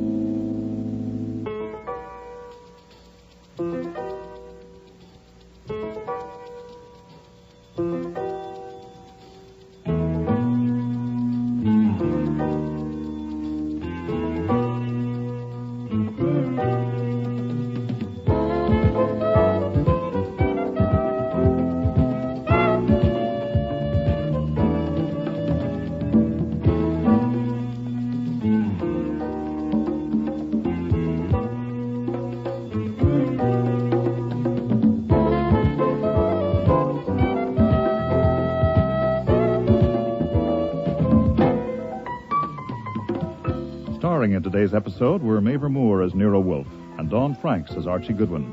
Michael Ayub was Mandelbaum, Bill Lynn, Clyde Bagby, Art McDonnell, Donovan, Robert Christie, Judge Corbett, Patricia Moffat, Bella Velarde, Terry Tweed, Helen Welts, John Evans, Guy Unger, Denise Ferguson, Robina Ash, Dixie Seatle, Alice Hart, and Alfie Scott was Saul Panzer. Music was composed and conducted by Don Gillis. Technical operations were by John Jessup. Sound effects by Bill Robinson. Production assistant was Nancy McElveen, and casting consultant was Ann Weldon Tate. The Next Witness was written and produced in Toronto by Ron Hartman.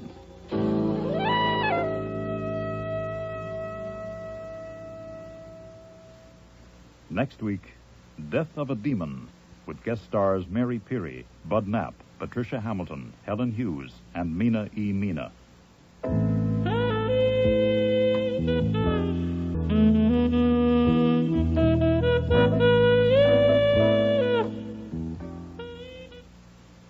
This is CBC Stereo.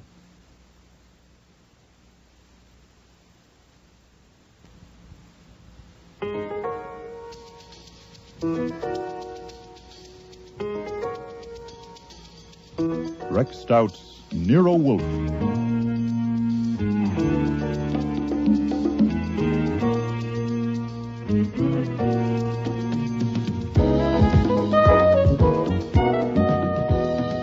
Starring Mavor Moore as Nero Wolfe and Dawn Franks as Archie Goodwin.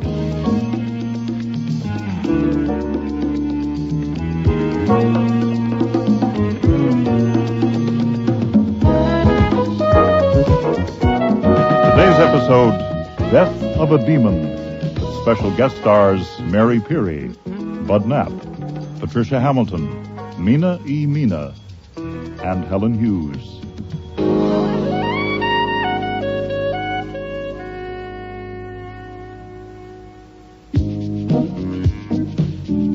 When Mrs. Hazen arrived for her appointment with Nero Wolfe, she gave me a smile.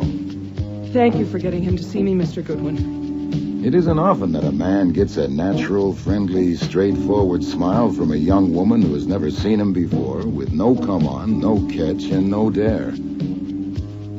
So I was surprised and disappointed when she took a gun from her purse and walked to Wolfe's desk. That's the gun I'm not going to shoot my husband with. Mrs. Hazen, I am not impressed by histrionic. Oh, I'm not trying to impress you. I'm only telling you. That's what I came for, just to tell you. I thought it would be more definite, I guess, if I brought the gun and showed it to you. Just that? You wanted half an hour. Because I thought it would be better if I told you something about why. If you will regard it as confidential. With the reservation that if you tell me about a crime, I can't engage not to disclose it. I'm not a lawyer or a priest. That's all right. There hasn't been any crime, and there won't be. You know who my husband is, Barry Hazen, Public Relations? Mr. Goodwin has informed me. We were married 2 years ago, just after my father died.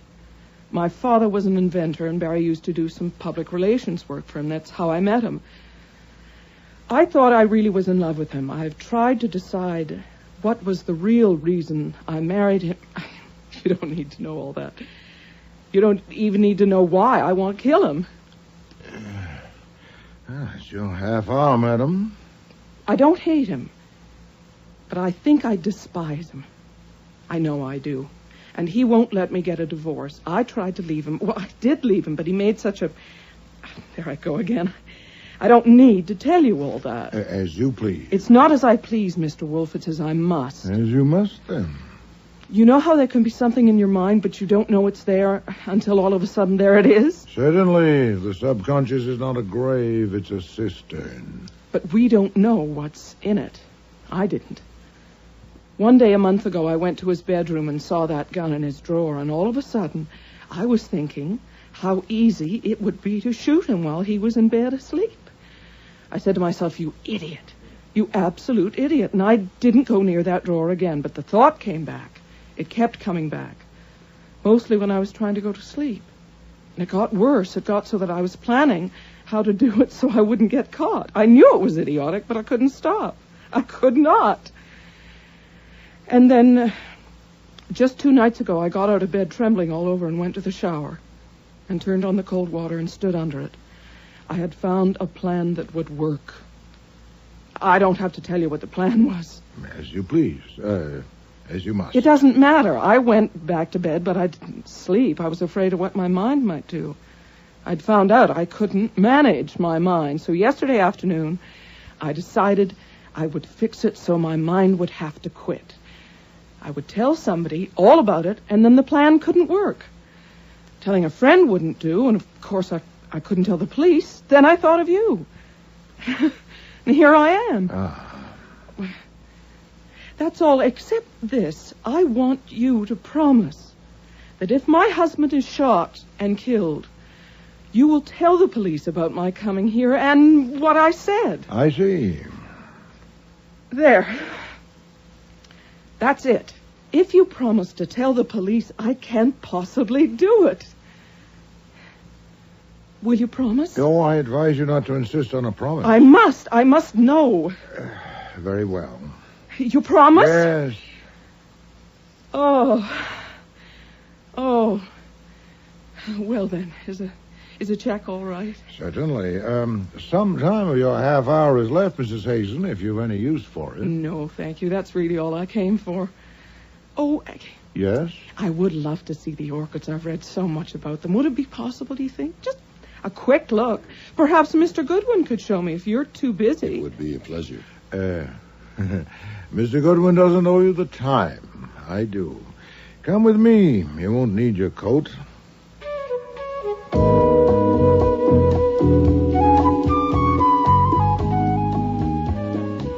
I had no kick coming. The 10,000 orchids in the 3 rooms up on the roof were his, not mine. He did like to show them off, but that wasn't why he had intervened. He had some letters to dictate, and he thought that if I took her up there, there'd be no telling when we'd come back down. Years ago, he decided on insufficient evidence that I forgot about time when I'm with an attractive young woman. So I got on with my work, and at noon I did what I often do, which was to switch on the radio for the news. But the contractor insists that he has received no favors from the senator. The body of a man named Barry Hazen was found this morning in an alley between two buildings on Norton Street in Lower Manhattan. He had been shot in the back and had been dead for some hours. No further details are available at present. Mr. Hazen was a well-known public relations counselor. The Democratic leaders in Congress have apparently decided to hold their fire. When you would like to know if a gun has been fired recently, you smell it automatically, but it doesn't mean a thing, really, unless it's just been fired, and there's been no opportunity to clean it.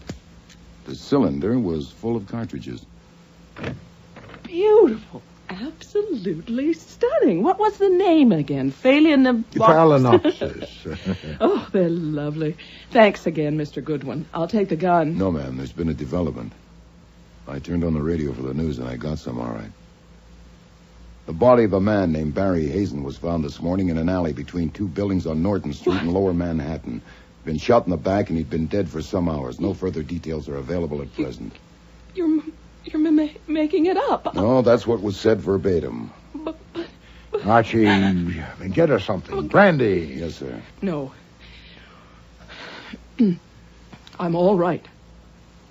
He said that. That's what was said. He's dead. Yes. He's dead. I'll be in the kitchen. No, hold it, sir. She'll be all right in a minute. Take a deep breath, Mrs. Hazen, please. I want to phone somebody. I have to know. Who can I phone?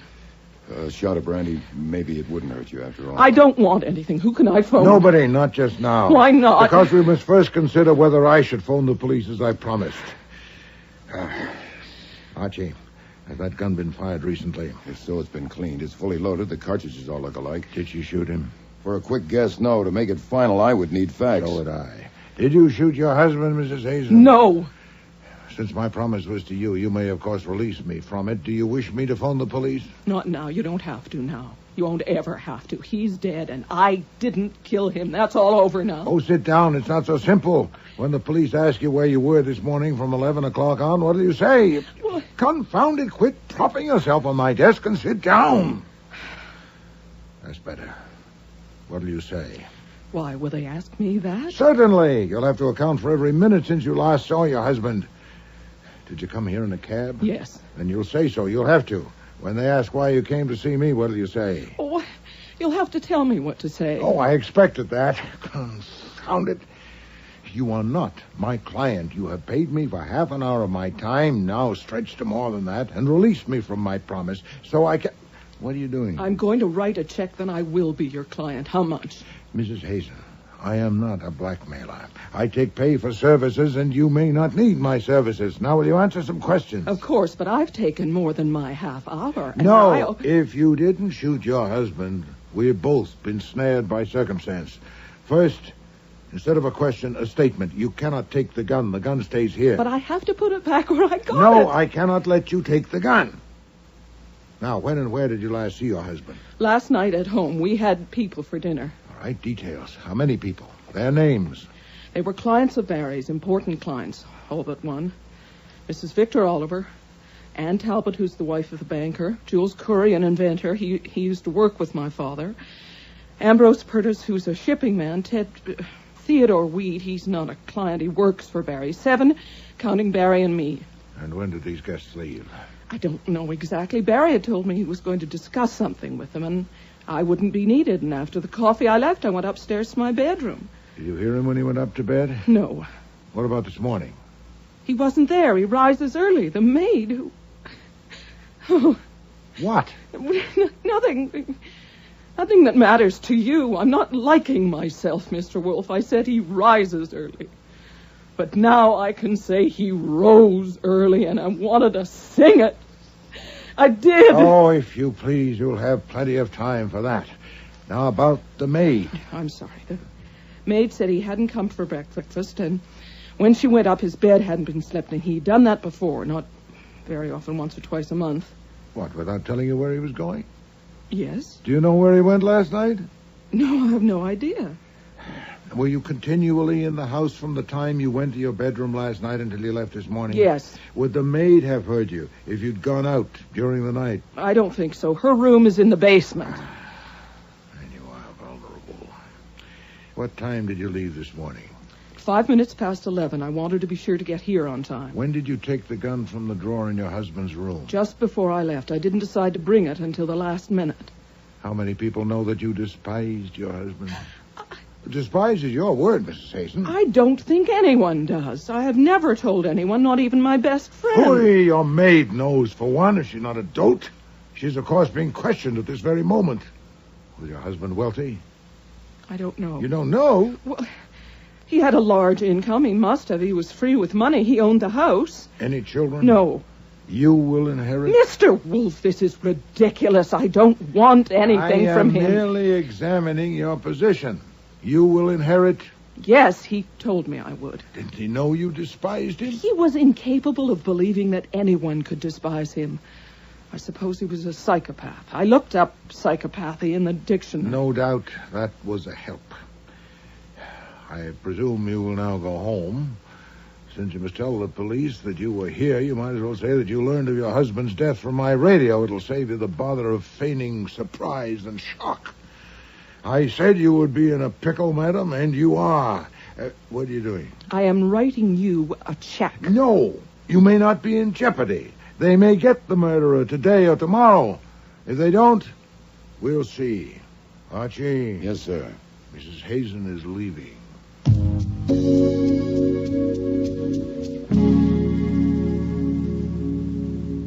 Archie, I do not intend to serve the convenience of a murderer. What ground do you have for your guess? You heard her stutter that I was making it up. Also, she went white, all white in 3 seconds. No one can do that. Very well. Call your friend Mr. Cohen at the Gazette and get details. He may not have any yet. Anything in particular? Whatever he has. But in particular, I want to know if the weapon has been found or a bullet.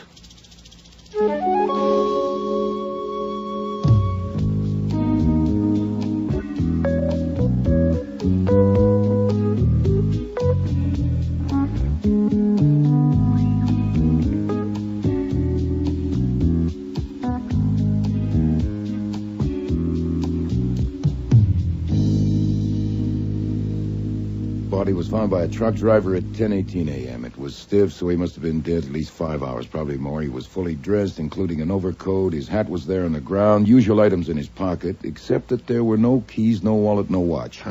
His name was on some letters in his pocket, so the wallet wasn't taken to delay identification. He was shot once in the back. A rib stopped the bullet at 32. They have the bullet? Right, but no weapon.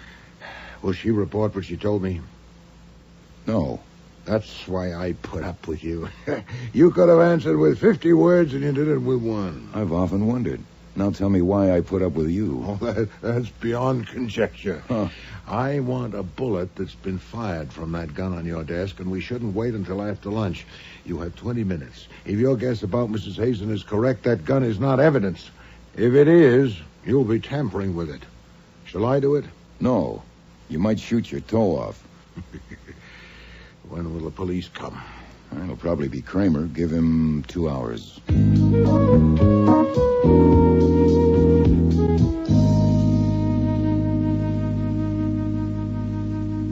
What time did Mrs. Hazen get here this morning? Is that snow on your hat, Mr. Kramer? I asked you a question. Perhaps you'd be more comfortable if you removed it. The hat, I mean. What time did she get here? 11:30. When did she leave? Shortly before 1 o'clock. What'd she have to say? Mr. Kramer, I know that Mrs. Hazen's husband has been shot and killed. She was with me when the news came on my radio. I have knowledge of no evidence that would be useful to you in your investigation. That is my considered opinion. Mrs. Hazen consulted me in confidence. What we spoke of is not pertinent to your inquiry. Someday you're going to fall off and get hurt, and this could be it. I'm asking you to tell me what Mrs. Barry Hazen said when she came to see you 9 hours after her husband was murdered. Should I have occasion to change my mind. And, by the way, I can offer you an opportunity to change it for me. Archie, where's the bullet? Give it to Mr. Kramer. Now, Mr. Kramer, this will be pointless if you found the weapon that killed him. Have you? No. It will also be pointless unless you have found the bullet that killed him. Have you? Yes. Then I suggest that you have your lab compare this bullet with that one. If you find that they were shot by the same gun, let me know at once, and I'll have some information for you. I would, of course, want to see the lab report certified. Where did you get this bullet? I'll tell you, or I won't, when I get your report. By God, this is pertinent. This is evidence. I'll take you down, both of you. Nonsense. It's evidence of what? I don't know, and neither do you. If it wasn't fired by the gun that killed Mr. Hazen, it's evidence of nothing. I'm not indulging in a prank, Mr. Kramer. There's a possibility that the bullets will match. And if so, it will indeed be evidence. Let me know.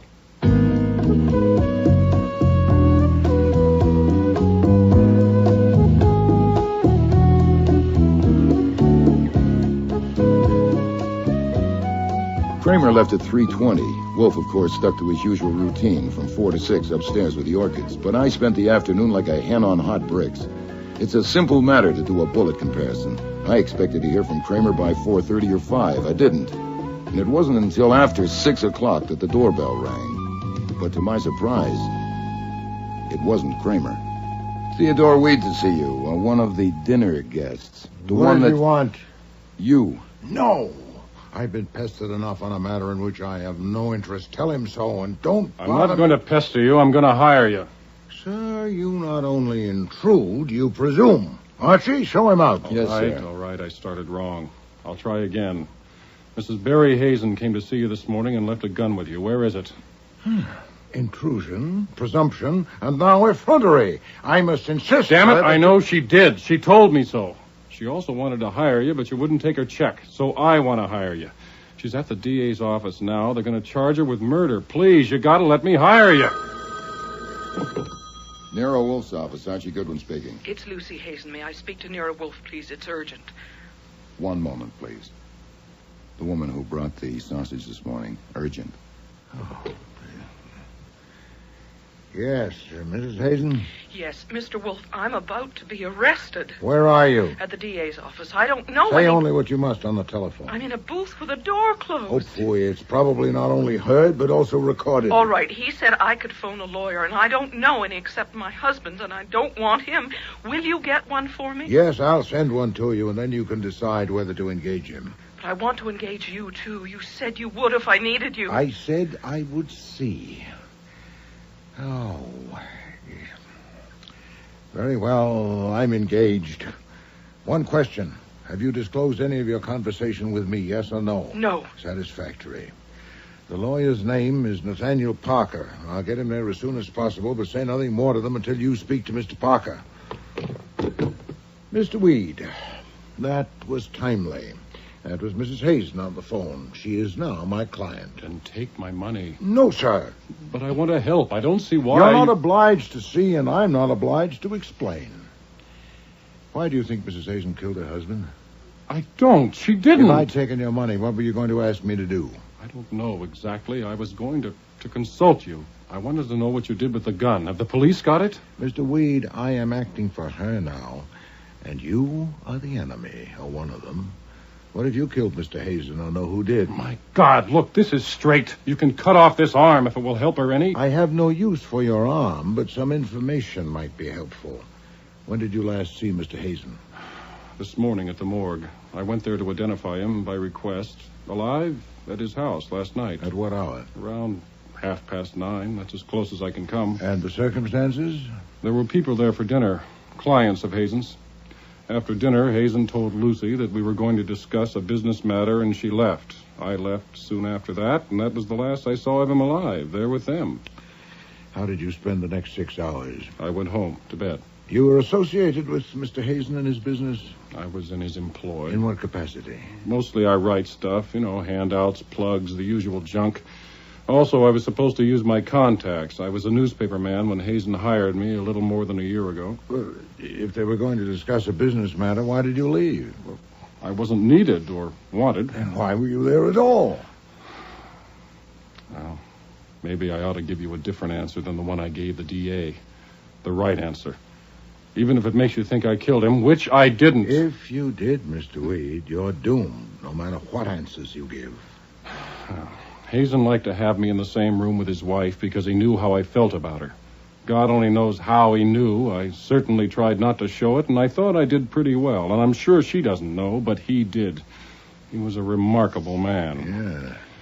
Yeah. That's why I was invited to dinner last night. I don't think he expected to see me squirm. He didn't have to. He knew how I felt. He was a sadist and a damned subtle one. And your feeling for her, was that returned? Certainly not. I was just a guy that worked for her husband. Rather a forlorn situation for you. Yeah, forlorn is right. Another thing you might want to know.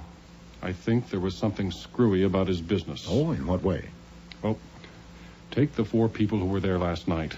Why did Mrs. Oliver, an extremely wealthy widow, pay him $2,000 a month? She needs public relations like I need a hole in the head.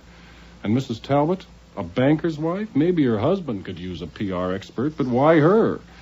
And Jules Coury. What can public relations do for an inventor? And Ambrose Piertis is the screwiest of all.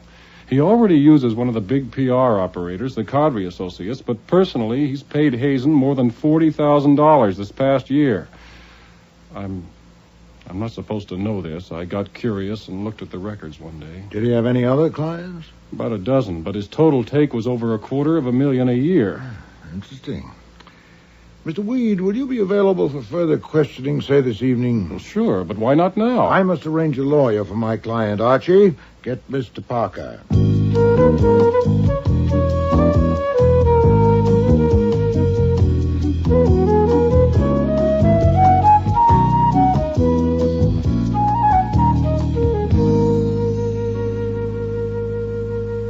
Sit down, Mr. Parker.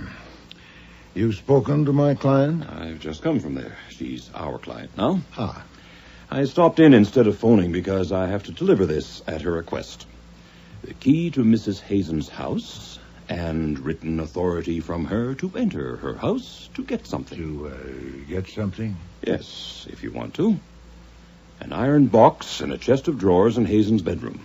You remove the bottom drawer, pry up the board it slides on, and the box is underneath. She doesn't know what's in it. About a year ago, Hazen lifted the board and showed her the box. He told her if he died, she was to have it opened by a locksmith and burn the contents without looking at them. You'll be acting legally on her instructions through her attorney. I'll use my discretion. I'm sure you will. I'd like to be present when it's open, but I have an appointment. Shall I go there now? Will the police be there? I wouldn't think so. He wasn't shot there. Do I wear gloves? No, you have authority. Oh, I'm off then. Archie. Yes? Take your gun.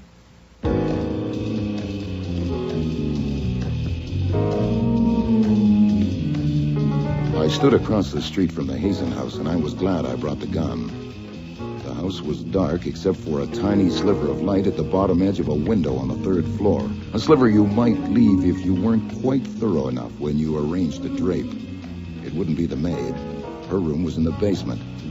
And why only that one light at 9:30 at night? I crossed over, used the key, and entered the house with care. Very quietly, I climbed the stairs to the 3rd floor. Try under the bed. Got to be here someplace. I've done that. Let's look beyond the pictures. There may be a safe. A door at the front of the house was slightly ajar. And through it I could see part of the bed, drapes over a window, and the back of a woman's head. She was sitting in a chair, facing away from me. There's no sense in this. There certainly isn't, Mr. Corey. I don't think it's here.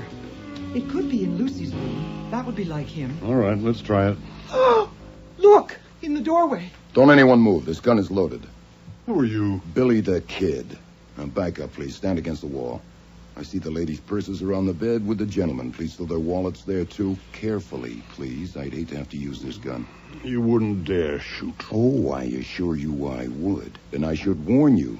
I'll aim for the shoulder or the leg, but I'm not a very good shot. Are you a burglar? No, ma'am. Then what do you want? I want you to tell me who you are and what you're doing here. But you have taken our wallets. Yes, sir, so I can check your identity as you tell me, just to make sure. Now, let's start with you, shall we? My name is Jules Coury. Is it important why we are here? Okay, the ID checks you, ma'am. This is Victor Oliver, as you can see. Are you from the police? No, are you worried? You, sir, I've seen your picture in the papers on the business pages. I'm Ambrose Purtis. What is the point of this? In time. That leaves just you, ma'am, and it's an easy guess, Mrs. Talbot, I presume. Yes, I'm Ann Talbot. All right, now that I know all your names, it's only fair that you should know mine, Archie Goodwin. I work for a man you may have heard of, Nero Wolfe, the private detective.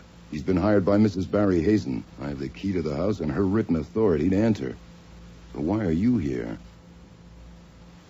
No? How'd you get in? Who has the key? Oh, okay then. Okay, we do it the hard way. You will take off your clothes and pile them on the floor, including your shoes and socks or stockings, but I think not your underwear. I'll think about that one. I most certainly will not. Well, just pretend you're at the beach or a pool. Would you want me to have to peel you? Don't think I wouldn't. Let's start with the gloves. I want them too. Is this necessary? Is it so important how we got in? Yes. There were no keys in Hazen's pockets. We don't have a key. The maid let us in. She has gone out, but when she comes back, you can ask her. She'll deny it. You see, I paid her to let us in and to go away for the evening. Yeah, I think I believe you, Mr. Curry. In any case, that can be checked. Hold it a minute. I'll have to call him. Now, wait a minute. I have something to say. Yeah? Are you calling the police? No, come on, say it fast. You swear you're not a policeman? No, I told you who I am. He's Archie Goodwin. I've seen him at the Flamingo. And a private detective? Right. Then you do things for money. We will pay you $50,000 if you will leave this house and forget that you've been here. Half of it in cash tomorrow morning, and the other half later. We'll give you a satisfactory guarantee, perhaps something in writing. How much later? Well, that's hard to say. It's delicate. We would need to be sure of your forgetting until certain difficulties have ended. Mm-hmm. Yeah, it's pretty vague. All right, you can collect your wallets and bags. No funny moves. Now, look here. I'm not calling the police, Mr. Purtis. I'm calling Nero Wolfe. Yes? It's me. Could we use $50,000? In the box? No, I haven't got to that yet. I'm in Hazen's bedroom. There are 4 people with me, the 4 that came to dinner last night. They were in this room looking for something, hadn't found it. Purtis just offered me $50,000 to go away and forget I was here. I'll split it with you. He'd probably double it. Are you intact? Sure, I'm just calling to let you know to expect us all in about half an hour. We will double it. $100,000. Skip it. What would I tell my mother if I had one? All right, now you people have a choice. Either I phone Inspector Kramer and tell him everything, or you can come and talk it over with Nero Wolfe. And you may have 2 minutes to consider it starting now. Listen, Mr. Goodwin, we were looking for something that belongs to us. We're not thieves. We're respectable citizens. Sorry, don't waste it on me. I just run the errands. It's either Nero Wolfe or the police. If you pick Nero Wolfe, go downstairs and get 2 taxis. You will get in one of the taxis and wait till I come down and get in the other one. I'll be down in a couple of minutes. Oh, there's one complication. If any of you split, I'll phone the police immediately. I would rather not, but I'd have to. Well? Do we have any alternative? Let's go.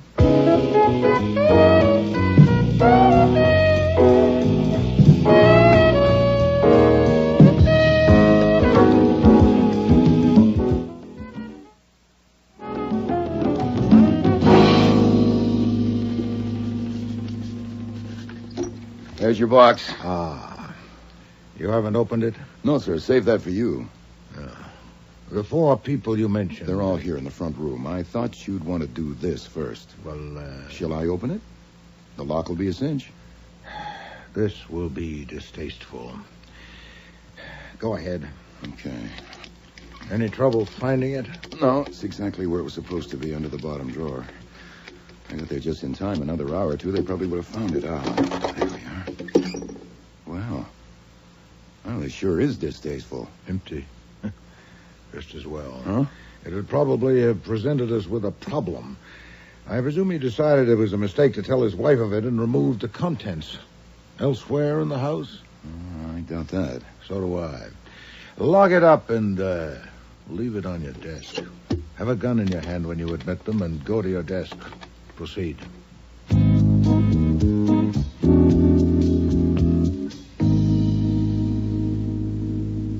If you would all sit down, please. I like eyes at my level. Thank you. This shouldn't take long. First, the situation. I shall not resort to euphemism. You were being blackmailed by Mr. Hazen, either collectively... That's not true. Please don't interrupt. If there was any doubt, it was removed when Mr. Goodwin found you in that house surreptitiously looking for something, and you offered him a large sum of money. So much, in I fact... didn't. Mr. Purdes did. Oh, phooey. You were there. Did you object? I am acting for my client, Mrs. Hazen. She's being held under suspicion of killing her husband and has given me certain information. This is one item. One day, about a year ago, her husband showed her a metal box he'd hidden in his bedroom. He told her that if he died, she should have the box opened by a locksmith and burn the contents without looking at them. And it was to get that box Mr. Goodwin went there this evening with Mrs. Hazen's key and authority, as it on the desk. So it was there. Oh, God. I have a proposal to make, but first a question or two. My objective, of course, is to demonstrate that Mrs. Hazen did not kill her husband. Now, yesterday evening, all of you dined at her table. I want to know about your conversation with Mr. Hazen after his wife and Mr. Weed left. What was said? Nothing. Nonsense. Mr. Hazen had told his wife he was going to discuss something with you. Now, what? Nothing of any importance. He opened the champagne. We discussed the stock market. He asked Mrs. Talbot what plays she had seen. He got Purdes talking about the ships. He talked about poison. He talked about his wife's father. He said his wife's father was a great inventor, a genius. Oh, please. If he discussed some aspect of his peculiar relations with you, naturally you didn't tell the police about it, but I know of those relations and the police don't. I intend to know what was said. You don't understand. You couldn't understand unless you knew him. He didn't want to discuss anything. He just wanted to have us there together, and we had to go. It was his special kind of torture. He wanted each of us to know about the others, and to know that the others knew about us. He liked to see us trying to act as if it was just a dinner party. You didn't know him. He was a demon. Yeah, I'm beginning to see that. Did he reveal to any of you the nature of his hold on the others last evening or at any other time? Any hint at all? Reveal? No, not his style. I think he hinted. For instance, poison. I thought he hinted. But no particular? No. You said you had a proposal. I do. It's likely he kept in that box whatever support he had for his demands on you. The box will be placed in my safe. I don't desire or intend to inspect its contents, but Mrs. Hazen is my client, and I am committed to protect both her person and her property. I will surrender the contents of the box to you, the four of you, for $1 million. Oh, God. You don't mean it. I shall expect $250,000 from each of you, either in currency or certified checks, within 24 hours. There's no question of extortion by Mrs. Hazen on me. We haven't seen the contents of the box. I only say, as her agent, you may have them at that price if you want them. You haven't opened the box? No, I haven't. What if it's empty? You get nothing and you pay nothing. The box will be opened here tomorrow at midnight with all of you present, or earlier if and when you meet the terms. If it's empty, well, so much for that. It's a short time to raise so much money. I dare not give you longer. The police would no doubt regard the contents of that box as evidential in their investigation of a murder. I cannot undertake to withhold my knowledge of it longer than 24 hours. So I shall await your pleasure.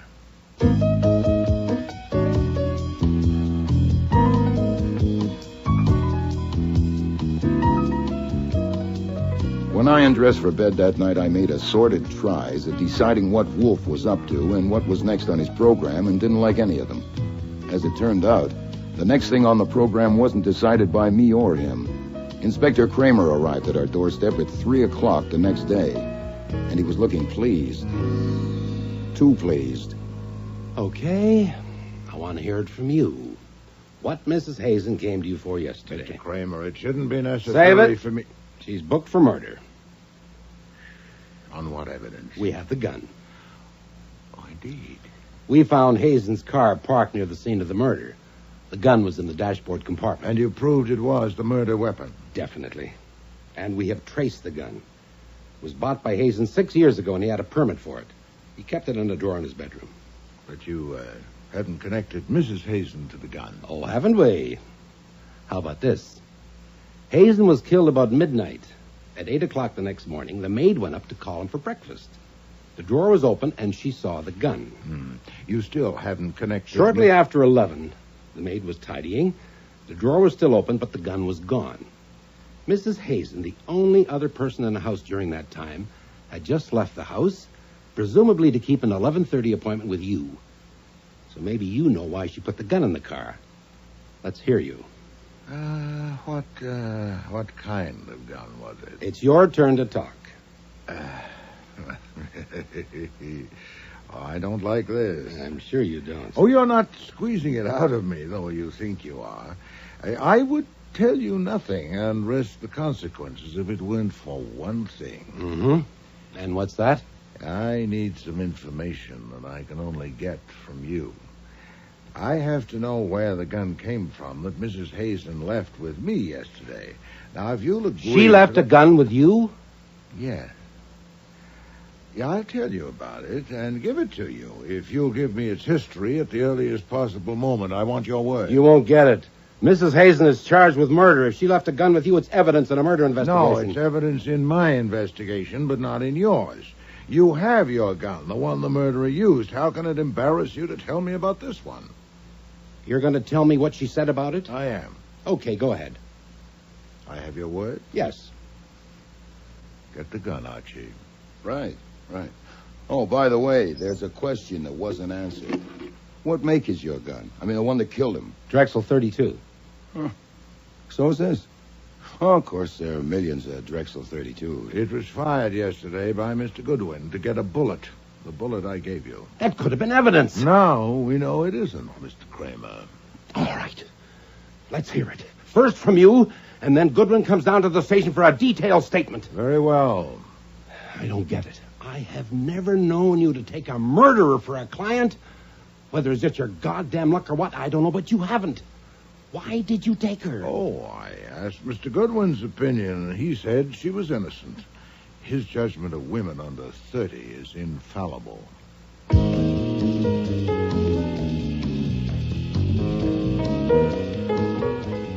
This is Nero Wolfe.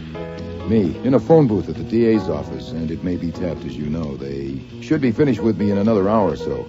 I thought I should tell you. They were curious about guns, and then a phone call came and they weren't. I already know. Mr. Kramer phoned me. The gun we gave him was traced without difficulty. It was purchased by Mrs. Hazen's father, Titus Postel, and he committed suicide with it 2 years ago. Wow. So presumably it was in our client's possession. Not yet established, but we should know soon. Meanwhile, I've gotten Saul and given him an errand. I need you. Come home at once. They haven't released me yet. They will now. I've made a deal with Mr. Kramer. What deal? Not now. Mrs. Oliver and Mr. Purtis are already in the front room. Mr. Corey will arrive any moment, and Mrs. Talbot hopes she'll be here by 10 o'clock. It's nearly that now. So the charade is on. Of course. And it should be very interesting. Hurry home, Archie.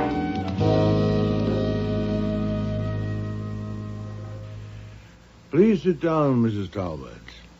Well, since all four of you are here, I assume that you're prepared to act on my proposal. Mrs. Oliver? This is a cashier's check for $250,000 made out to me. I'll endorse it, or I won't. Yes, that will, of course, depend on what's in the box. Mrs. Talbot? I have a certified check for $65,000 and $40,000 in cash. I'll pay the rest as soon as I can. I tried. I did the best I could. Right. Mr. Purtis? I have a certified check for my share. The full amount? Yes. Mr. Corey? I have nothing. Oh, indeed. And why are you here? I want to know what's in the box. If there's anything worth $250,000 to me, I'll buy it. The deadline is midnight. You'd have 90 minutes. I don't think so. I don't know what you are doing, but whatever it is, I want to know what's in the box. Well, yes, this situation wasn't covered by the terms of my proposal. Two of you are prepared to comply with the terms and shouldn't suffer for Mr. Corey's dissent. As for you, Mrs. Talbot, I'm willing to accept your declaration of good faith that you've done your best You'll, of course, commit yourself in writing to pay the balance. But as for you, Mr. Curry, if you're willful, so am I. Whatever the box contains that relates to you will be turned over to the police at midnight. Open the box, Archie.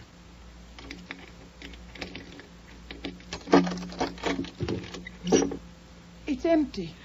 Empty? Damn you. You've got it. You had a key. Use your head, Perdis. He didn't know it was empty. Now, why would Well, he? you're wrong. I did know it was empty. I knew it last night when I made my proposal. You knew? I made the proposal not out of caprice to plague you, but for a purpose. And that purpose has been served. Who are you calling? I'm calling my man in the kitchen. Fritz, Inspector Kramer's there. He's arrived. The police. Let me speak to him. You've called the police? You have the gun, Archie. Stand at the door. No one is to leave. Mr. Kramer, the situation has developed as I expected. You may bring Mrs. Hazen in now. No, I will not. As I told you before, her presence is essential. Yes, I am prepared to name a substitute, yes. Damn you. You told the police this was all a game. No, are you a dunce? Would I contrive such a hocus-pocus just to pass the time? Confound it, sit down. I'm going. No one is going. Mr. Goodwin wouldn't shoot you, but he wouldn't have to, would he? Sit down. I asked you if you'd opened the box. And I said no, I had not. That was necessary. In fact, it was Mr. Goodwin who had opened the box, and it was empty. I don't believe that. It's a trick. I did concoct a trick, but it's a fact that the box was empty. That's what you have a right to know. Well, 3 of you. I don't believe the box was empty. I think you're lying. I don't. Why would he? There's $605,000 here, ready for him. Why did you do this, Mr. Wolfe? Believe me, Mrs. Talbot, it was necessary to expose a murderer, which I am now prepared to do. Come in, Mr. Kramer. Oh, Archie, find a chair for Mrs. Hazen. I have to say something to these people first, Wolfe. Well, if it's brief, Mr. Kramer.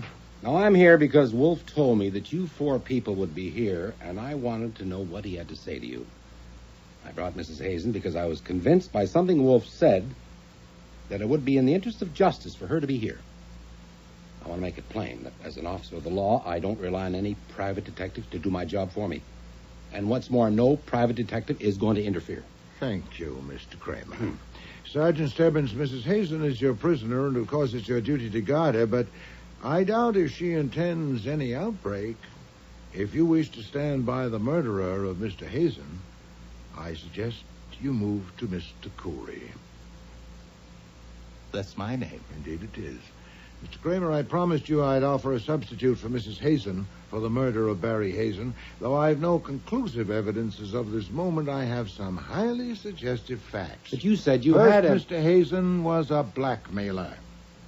He extorted large sums of money from the 4 people in this room using his public relations business as a cover. He had in his possession... You can't prove that. Oh, phooey, you have in your bag a check for $250,000. For what? I advise you, madam, for your own good, hold your tongue. Mr. Hazen had in his possession various objects, I don't know what, to substantiate his blackmailing demands. And last evening I told these 4 people that I'd secured these objects and that I'd surrender them for $1 million. I gave them 24 hours to meet my terms. They are here. 3 of them... The objects are here? No, I don't know where the objects are. The people are here. 3 of them came prepared to pay. Mr. Corey did not. And that's your basis for accusing Mr. this Kramer, man? This will go better if you keep your questions until I'm through. I was acting on the premise, certainly worth a test, that one of Hazen's victims had killed him. And to kill him would have been futile unless he got the object that had made it possible for Hazen to bleed him. Now, this evening, 3 people came prepared to buy those objects from me, not Mr. Corey. He knew I'd nothing to support my threat. Even when I told him that the objects pertaining to him would be given to the police in 90 minutes, he was unmoved. Mr. Curry, do you want to comment? No.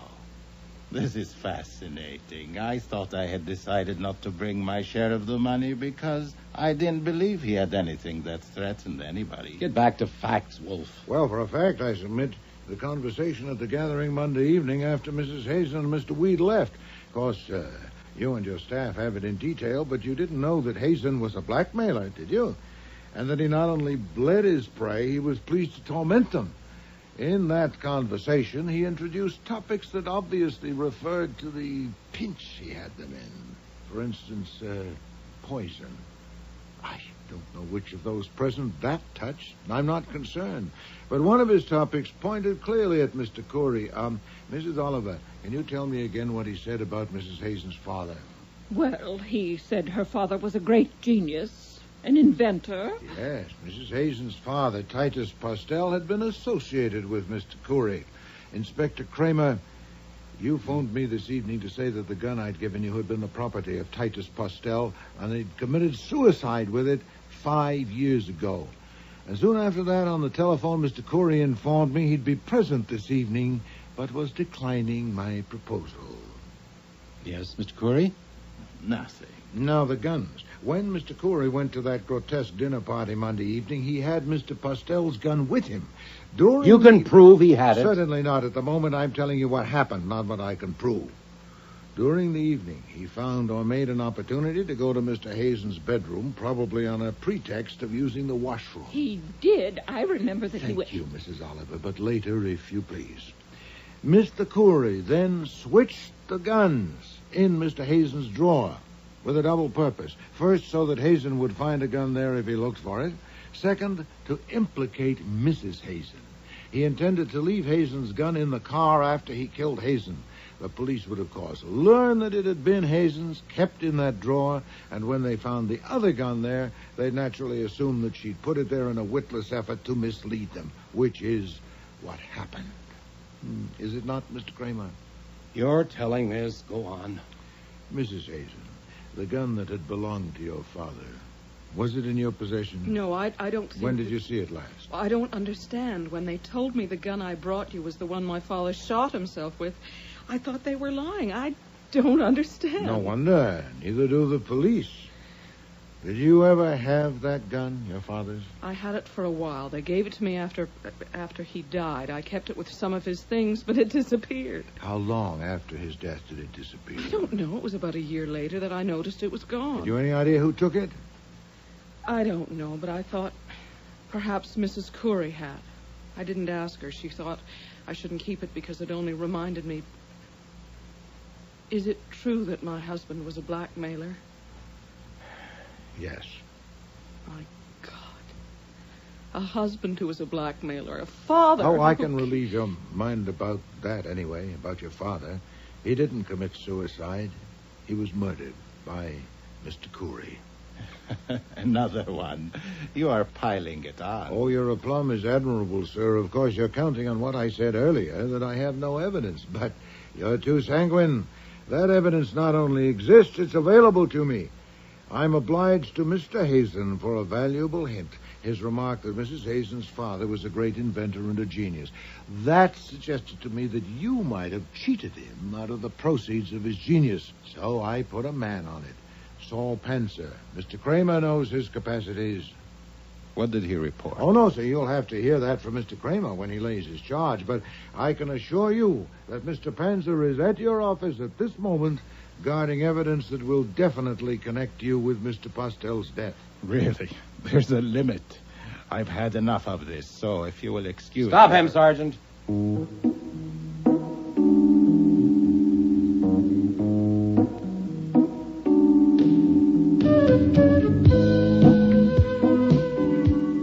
I'll have to leave it with two loose ends. First, the object or objects that Hazen had collected were never found, unless they were found by Mrs. Oliver, Mrs. Talbot, or Purtis, so we'll never know. Second, the fee that Wolfe had certainly earned. Lucy refused to take any of Hazen's leavings. She wouldn't even take the house. But there is a chance that she'll get a chunk of Corey's pile eventually on account of the evidence Saul dug up that Corey had stolen a couple of Titus Postel's inventions, but Corey, who is now locked up while his lawyers hop around from court to court, has admitted nothing, and neither has his wife. So Wolfe hasn't collected a fee yet. As for a third point you might be curious about, whether Lucy and Theodore Weed have found out how they feel about each other, you can have one guess. If you need more than one, what do you suppose makes the world go round?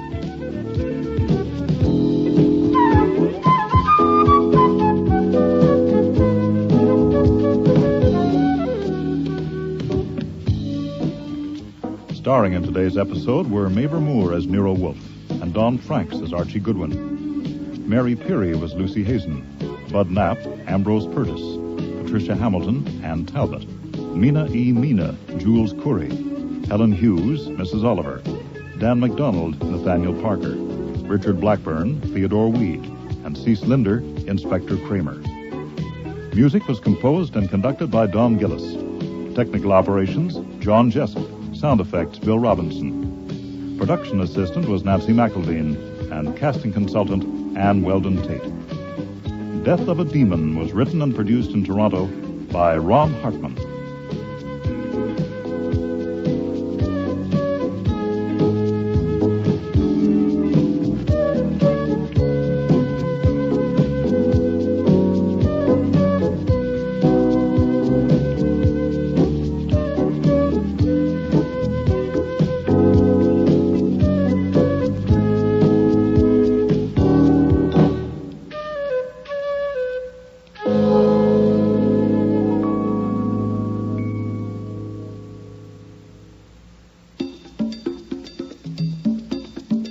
Next week, Nero and Archie become involved in the world of high fashion.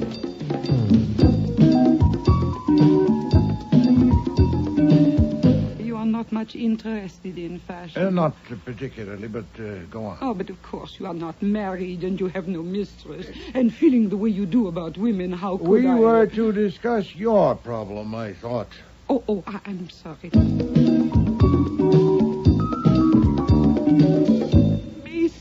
Bianca-Wurst, hold the line, please.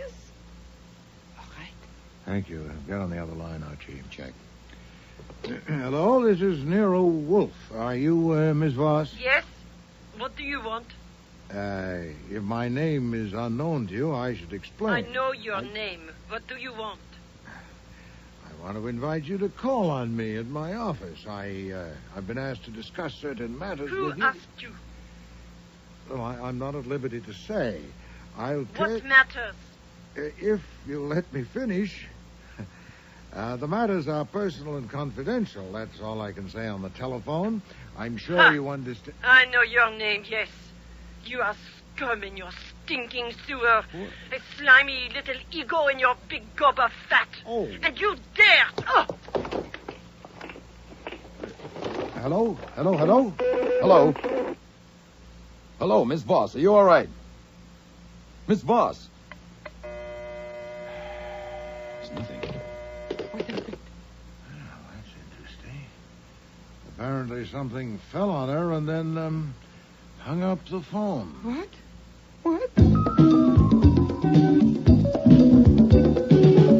You and your gorgeous words just like your orchids. Well, I'm on my way. I don't like gags about homicide. Murder is no joke. But I want to tell you, Mr. Wolfe, Bianca Voss had you wrong. What was it she called you? Scum in a stinking sewer. Yeah. Well, obviously she doesn't know you. Orchids don't smell. You know, Archie, I'm beginning to think this joke may be on me. Next week, Murder is No Joke. Guest stars Joy Coghill, Vivian Reese, Nonnie Griffin, Richard Monette, and Murray Westgate.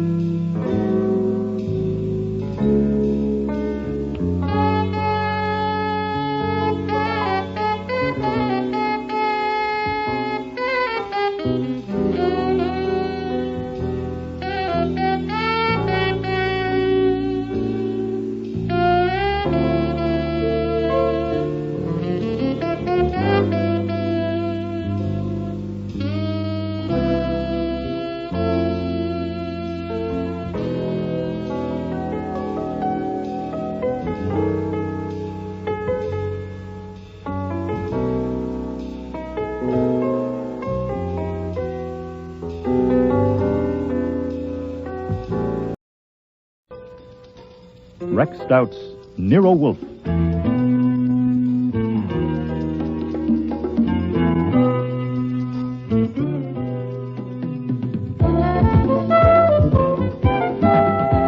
Starring Mabel Moore as Nero Wolfe and Don Franks as Archie Goodwin.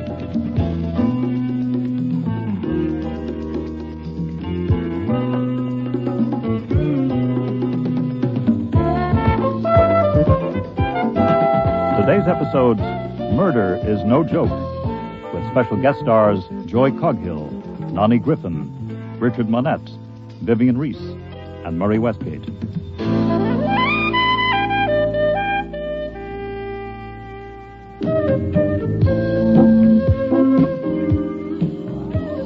Coming right up now is Alec Gallant's stunning new cocktail gown, 3/4 length in chartreuse taffeta. Doesn't Wendy look sensational in those slash sleeves with the white accent cuffs? Another brand new innovation by Alec Gallant. The coat is a separate piece, and you can take it off if you like. And there's Wendy looking just a wee bit cooler. Thank you, Wendy, and thank you, Alec Gallant, for that. I'd never been to a fashion show before, and it's downright embarrassing. Nero Wolfe had sent me to do a job of investigation, but between deciding whether the models are showing off the dresses or vice versa, it's damn near impossible to keep your mind on your work. My instructions were to get a line on a new client named Flora Gallant before she came to see him, and she'd represented herself as the sister of Alec Gallant, the hot new designer. Wolfe told me to pick up whatever I could, but I don't think he meant one of the models or the reporter beside me who was crossing her legs for my benefit. Oh, and it was, too. Whisper of indiscretion to the waist. What else but pure silk could shape your lovely legs in such eye-catching folds? What's the term? Isn't she a vision? It's the kindest cut of all you get from Alec Gallant. Now watch the disc. Thank you, Rita. Rita was pretty good. Oh, but the MC was no dog either. Gold ribbon mold and frame, she moved like music. My program identified her as Emmy Thorne, Director of Public Relations. I wondered about her private relations. She spoke to a gent who looked like Lord Byron, but was probably Alec Gallant himself, and he turned and spoke to a dumpy female on his right. I asked the reporter beside me who Dumpy was. It was like I'd started a tape. Dumpy was the vice president, and her name was Flora Gallant. And did I know she was Alec Gallant's sister, and the story of how they got to... Oh, to hell with the models. I took the reporter to lunch.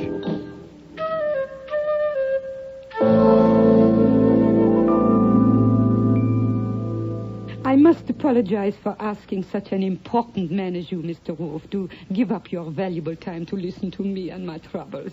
I want you to understand. It would take less of my time, Miss Gallant, if you'd simply tell me what your troubles are. Yes, but you see, I do not expect anything for myself. The trouble is about my brother.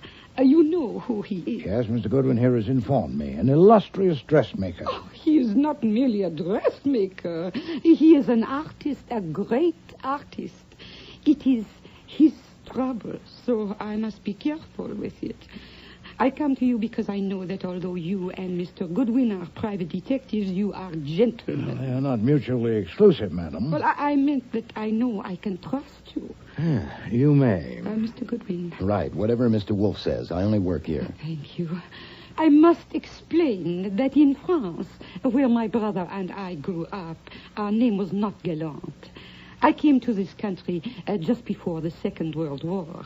My brother just after it. He entered legally under his new name of Gallant, and within 7 years he had made a reputation as a designer.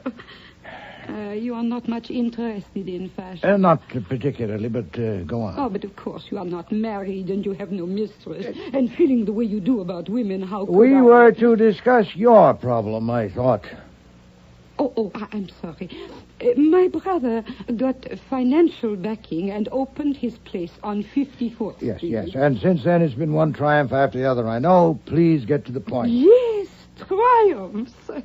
I will not say I had a hand in them, but I have been trying to help in my little way, and so have many others. But now we get to the trouble. The trouble is a woman called Bianca Voss. Madam, I am not in the habit of accepting cases of romantic entanglement. No, not an affaire d'amour. I am sure of it. Well, that's fortunate. My brother has never married, but he is very healthy about women.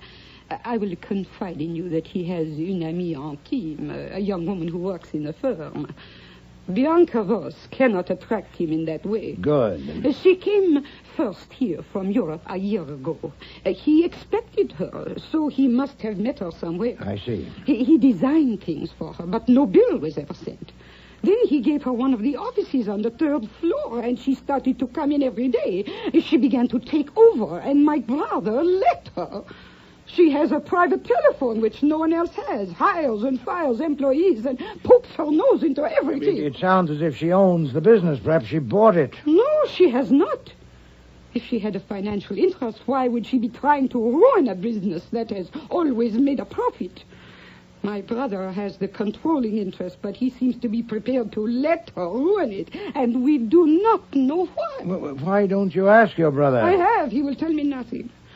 A month ago, some of the others persuaded me to try to find out where she stands. I decided to come to you, Mr. Wolfe. I want you to ruin her. Really? How? By wiggling a finger, madam? No, but you can. She has some hold on him. Find out what it is. If she is blackmailing him, isn't it against the law? Would that not ruin her? Well, it might. It might ruin him, too. Oh, I am trusting you. You would not tell. Only make her stop. I fear, madam, you're biting off more than you can chew. A prolonged investigation here, perhaps abroad, would be laborious and extremely expensive, aside from my fee, which would not be modest, with the outcome highly uncertain. My brother, Mr. Wolfe, is a generous man. Yes, but he isn't hiring me. Now, if your brother himself were to consult me, if you brought him in... No, impossible. I told you. But if he were released from her, I assure you, Mr. Wolfe, she is a true villain. You are a clever man. You would know it if you saw her or spoke with her. Perhaps. I cannot ask her to come for you to speak to her, but you can. You can tell her you have been asked in confidence to discuss something with her, and she will be afraid not to come, and that alone will show you she has guilty secrets. Well, Here, in this envelope is $100. For you, nothing. But it will show you that I am in earnest. For one phone call. Worth $16, Mr. Wolfe, after income tax. I know that, Archie. Well, Miss Gallant, where is Miss Voss? At my brother's firm. She always is. Give Mr. Goodwin the phone number. I get it. She may be downstairs. No, use my phone. Mr. Wolfe's is for him. Oh, very well. Miss Voss sounds like a difficult customer. I've no idea what she sounds like. I haven't heard her yet. Very funny. Doris, this is Flora. Is Miss Voss around? Oh, I thought she might have come down. No, don't bother. I'll ring her there. Well? She's up in her office. I'll get her.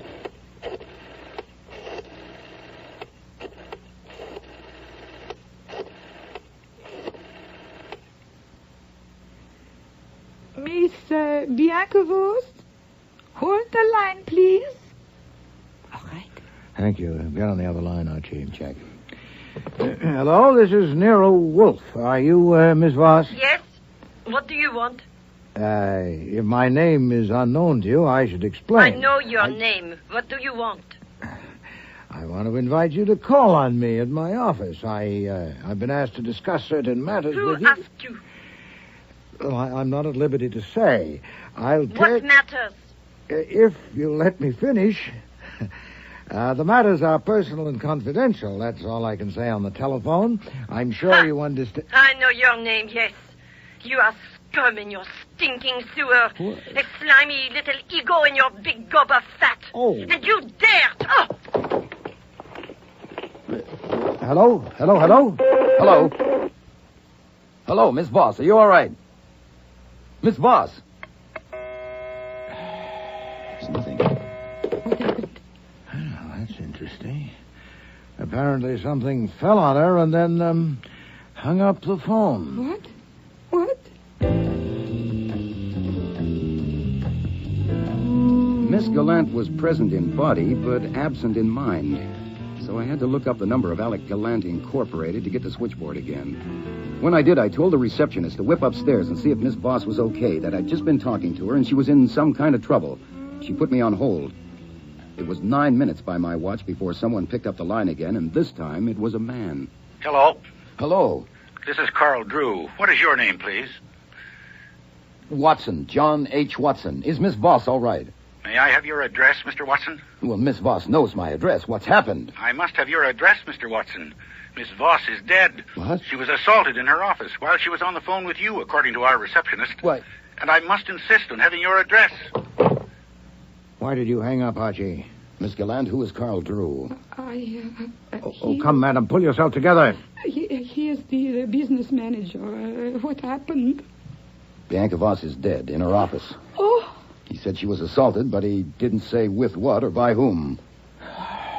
Well, Miss Gallant, it seems someone else has done your dirty work. Oh, no. No, it is impossible. I'm only quoting your Carl Drew. But how? But how? Here, Miss Gallant, your money. No. No, take it, confound it, take it back. No. After her, Archie. We're star witnesses, and it'll be our next if Inspector Kramer thinks we got paid for it.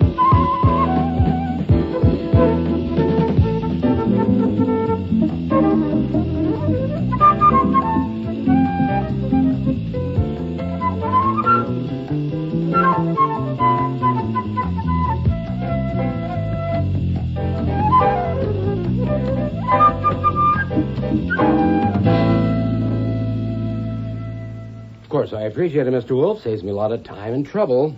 There are 7 John Watsons in the New York phone book. As well, Mr. Kramer, as Sherlock Holmes' famous assistant. A clue that might have led you to my assistant, Mr. Goodwin. Terrific. Oh, yeah, I thought so, too. But I don't play games, Goodwin. Oh, no, sir. That's why I typed up the verbatim report. Everything we said and Miss Gallant said, the voice said, what you've just read there. And as you can see, we both signed it. Yes. Yeah, I noted that. So it was 11:31 when you heard the blow. We heard no blow. No. Identifiably. Perhaps when you've had a chance to read the report more carefully. Try page 4, Okay, Inspector. okay.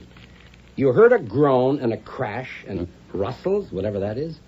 Yeah. But I'm telling you there was a blow. She was hit on the back of the head with a chunk of marble, a paperweight. Then a scarf was tied around her throat to stop her breathing. But you didn't hear the blow. Not to recognize it as such. No, Inspector. No. Okay. Now, this implies that Flora Gallant was a complete stranger to you, that you'd never spoken to her or her brother or any of the people at that place. Is that true? The implication is valid, except as related in that statement, of course. Nor has Mr. Goodwin spoken to them, Archie. Right, Mr. Wolfe. Okay. Then you never heard Bianca Voss's voice before, and you couldn't recognize it on the phone. Naturally not. And you can't hear it now since she's dead, so you can't swear it was her talking to you. Obviously. Okay. Now, if it was her talking to you, she was killed at 11:30. There are 4 important people in that organization, you should know, who had it in for Bianca Voss. Oh, as usual, Inspector, you worked with dispatch. They admitted it. Besides Flora Gallant, there is Anita Prince, head fitter, been with Gallant 8 years. Emmy Thorne, public relations head, been with him 4 years. Carl Drew, the business manager, been with him 5 years. None of them could have killed Bianca Voss at 11:30. From 11:15 on, until a call came from one John H. Watson. Well, I'm really sorry about that, Inspector. Yeah. It's just... Carl Drew was down on the main floor in view of several customers. From 11 on, Anita Prince was in the top floor workshop with Alec Gallant, with 2 models and a dozen employees. At 11:20, Emmy Thorne had an appointment with 3 men till 11:45, all airtight. It's very neat. Yeah, too damn neat. Of course, there may be others who wanted Voss out of the way, but as it stands now, those 4 are all in the clear. Why not 5? Alec Gallant himself. Okay, 5. They're all in the clear, including him, if she was killed at 11:30. But suppose she wasn't. What? Suppose when Flora Gallant phoned her from here and put you on, It wasn't her at all.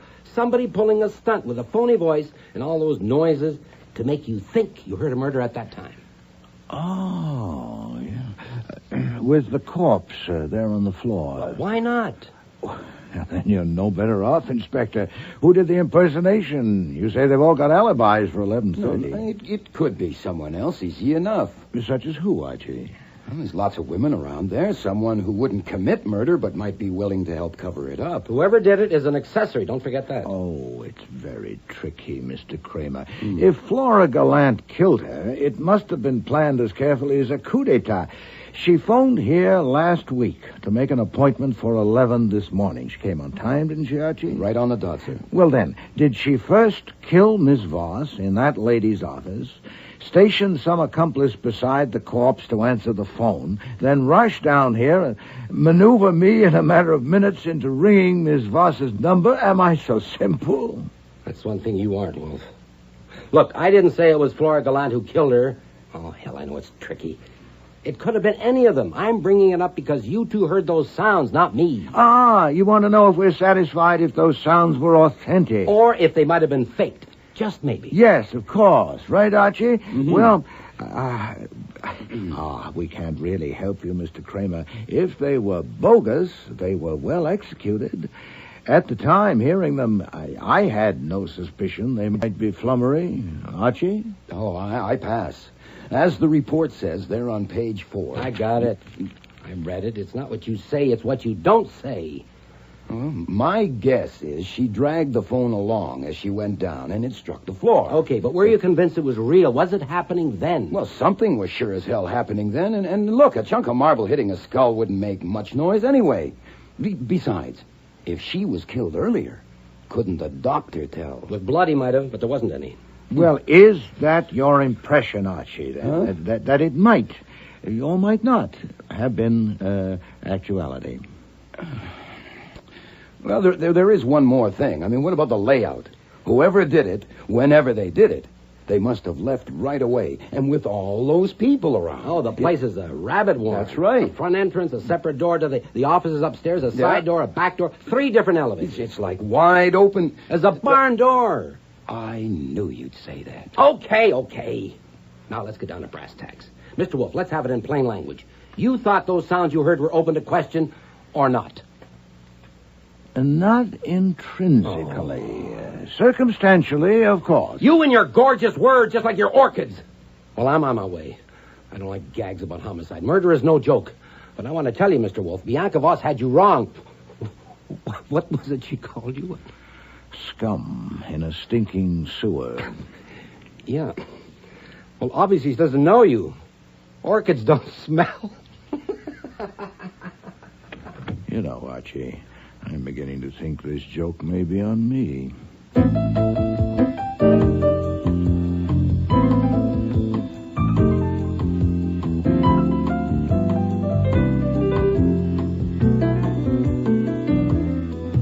Next morning, I was eating breakfast in the kitchen with the Times propped up in front of me, reading about the Bianca Voss murder.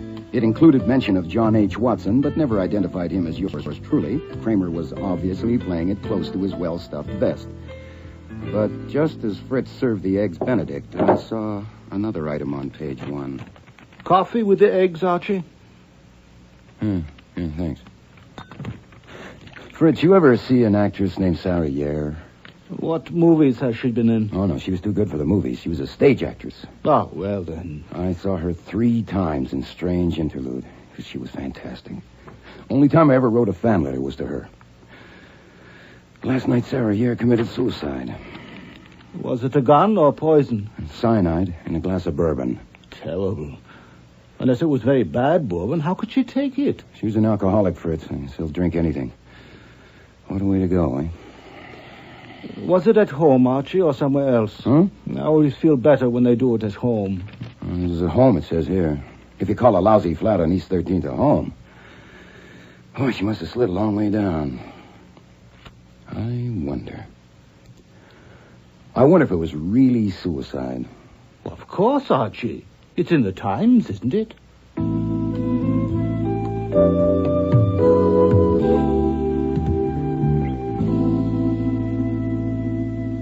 You seen the Times this morning, Archie? Yes, sir. I'm sorry I let you get to the office before me, but you're early. What's the emergency? Oh, no emergency. But you can't... How'd you get that phone book? Walked over to your desk, lifted it up, walked back to my own, and sat down. I knew no other way. Well, why didn't you wait for me? Because I needed to know a number. Oh, can't I get it? No. I have instructions. You will go to Alec Gallant Incorporated on 54th Street and speak with Mr. Gallant, his sister Flora, Miss Prince, Miss Thorne, and Mr. Drew, separately if possible. Now? Now. You will tell each of them that I've engaged you to make inquiries about Miss Sarah Yare. Sarah Yare? And that I shall be grateful for any information they may be able and willing to furnish. I'd like to see any communications they've received from her in, say, the past month. Oh, don't raise one eyebrow like that. You know it disconcerts me. I've never seen you disconcerted yet. And what do I say when they ask me who engaged you to work for Miss Yare? Everybody knows the lady's dead. But you don't know. You're merely following my instructions. Uh-huh. If I ask you who engaged you, what do you say? I tell you the truth. I have engaged myself. Oh. I think I may have been hoodwinked by a very skillful actress, and I intend to find out. You mean Sarah Yare You may be was... fishing where there are no fish. They may all say they've never had any association with Sarah Yare, and they may be telling the truth or they may not. If any of them acknowledge knowing her, try to find out the degree of intimacy, but don't labor it, and it can wait until we bait a hook. All I want to know now is, are there any fish in that particular pond?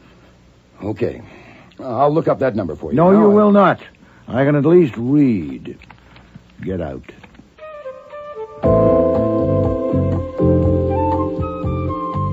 Alec Gallant Incorporated was no palace, inside or outside. There was a show window, but all it had in it was a swatch of black fabric against dark green. I went in. Everything inside was dark green, too. Wall-to-wall carpet and wall-to-wall walls. No racks, no dresses, nothing to buy. Only mirrors and screens and tables and chairs and a few ashtrays. And a couple of customers who obviously had all day to flip through the design books. And a dapper salesman in a four-in hand. I picked on him. I'm sorry, Mr. Gallant is not available. What is it you want? Look, I'm not a reporter, or a cop, or a lawyer drumming up trade. I'm a private detective named Archie Goodwin, sent by a private detective named Nero Wolfe to ask Mr. Gallant a couple of questions. Harmless questions, nothing to do with Bianca Voss. I read about that. Mr. Gallant is not available. You wouldn't... May I ask you if you are Mr. Drew, Mr. Carl Drew? Yes, I am. Then I'm in luck. I was instructed to see 5 different people here, including you. Could we sit down somewhere, please? I don't, as a rule. See us about what? To get information, if you have any, about a woman who died yesterday. Now, look... Not Bianca Voss. I'm talking about Sarah Yare. She died yesterday, too, you know. Oh, yes. That was tragic. Yes, it was. What sort of information? Is it Mr. Goodwin? Yes. As a matter of fact, I wish I knew. All I know is somebody has engaged Mr. Wolfe to make inquiries about her. Any messages or letters in recent months. Maybe if you could let him see them, or... That seems a little... Who engaged him? Oh, search me. Maybe if you'd like to know before you show him anything, Mr. Wolfe would tell you. I have no messages or letters. You mean recently? Ever. I doubt if she ever wrote letters. She always did everything by phone. Well, not letters about clothes. Mr. Wolfe's looking for personal letters, and he thought maybe you'd known her well enough personally. Well, I didn't. She was a very fine customer here for a couple of years, and she was a very private person. But she hasn't been around in over a year, and I never had a personal letter from her. Now, if... Oh, thanks. I'd appreciate it if you'd tell me when Mr. Gallant will be available. Please wait here a moment.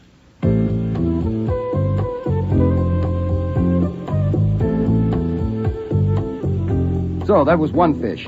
I had to resist the temptation not to play him on the line, but Wolfe had said not to labor it, and I only disobey him when I know better. Carl Drew made a phone call and came back. Mr. Gallant is in his office with Miss Prince, and we'll let you have 5 minutes, Mr. Goodwin. This way, please. Another fish. I'm sure Drew must have told Gallant what my line was, or why did I even rate 5 seconds? By the time I got through the pin-up paradise on the second floor, nudes to the right of me, nudes to the left of me, I understood the way designers have to master subjects like the female anatomy. The insight was so blinding that I didn't notice until Carl Drew had left that I was in the presence of Lord Byron himself, with Mona Lisa in tweeds perched on the table beside him. Now, Mr. Goodwin. Mr. Goodwin, what is all this about Sarriere? Just a couple of questions, Mr. Gallant, and thank you for seeing me. And you too, Miss Prince. Please, let us skip the hors d'oeuvre. Check. I suppose Mr. Drew explained to you He about... said the detective Nero Wolfe is making an inquiry and sent you. That's all. That's right, Miss Prince. What are you smiling at? She can't help it. She smiles at life. Very well. An inquiry about what? How Miss Yard died? I don't think so, Mr. Gallant, but I'm just an errand boy on this trip. I'm to ask you if you got any messages or letters from her in the past month or so, and if you'll let Mr. Wolfe see them. My God, this is too much. What? A woman was assassinated here yesterday. Don't you know that? Yes. Of course you do. And after that calamity comes another, as always. The death of my old and valued friend, Miss Yare. In mold and frame, she was perfection. In movement as music. In friendship, completely pure. I never had a letter from her. Send them away, Anita. You gave him 5 minutes, Alec, and he's only had 2. Thank you. Mr. Goodwin, who has hired Mr. Wolfe? Well, search me. He'll probably tell you if you have any of what he wants. I had no letters. I had no personal relations with Miss Yare. Mr. Gallant preferred to fit her himself. Oh. It seems odd that Nero Wolfe should be starting an inquiry immediately after her death, or did he start it before? Well, first I knew he gave me this errand this morning. Well, this noon. You don't know much, do you? No, I just take orders. But you do know that Sarah Yare committed suicide. Name of God, must you? Send him away. She didn't need to send me. I went. Because Gallant had picked up a marble ashtray and was about to send it at my head. In fact, I ran down the hall until I was stopped by the sound of a voice I recalled from a fashion show coming from an open office. Not falling loose, but neatly arranged. It was Emmy Thorne, the MC, doing her PR work. I decided to investigate and had stepped in before I noticed the room's other occupant. Goodwin, for the love of God. Hello, Sergeant. You. Well, what? Sightseeing? Rubbernecking? The scene of the crime? Well, just morbid Stebbins like you homicide types. Compulsion neurosis. Is this the place? Well, what do you think? I think that's the desk and the telephone. And that's where the dead body lay. And the live one is Miss Emmy Thorne. How do, Miss Thorne? Who did you say he was, Sergeant? A pain in the drain. What have you got to do with this, Goodwin? Actually, Sergeant, this is one homicide I have no finger in. I'm here on a fishing trip, Miss Thorne. I'm Archie Goodwin of Nero Wolfe's office. May I have a word with you? Now, wait a damn minute, It's all Goodwin. right, Sergeant. I'm expecting him. He's the one Mr. Drew told me about. Sure, Mr. Goodwin. Let's take a walk. You can't leave this building, Miss Thorne. What are you fishing for, Goodwin? If I knew, I might tell you, but don't hold your breath. See you in court, Stebbins.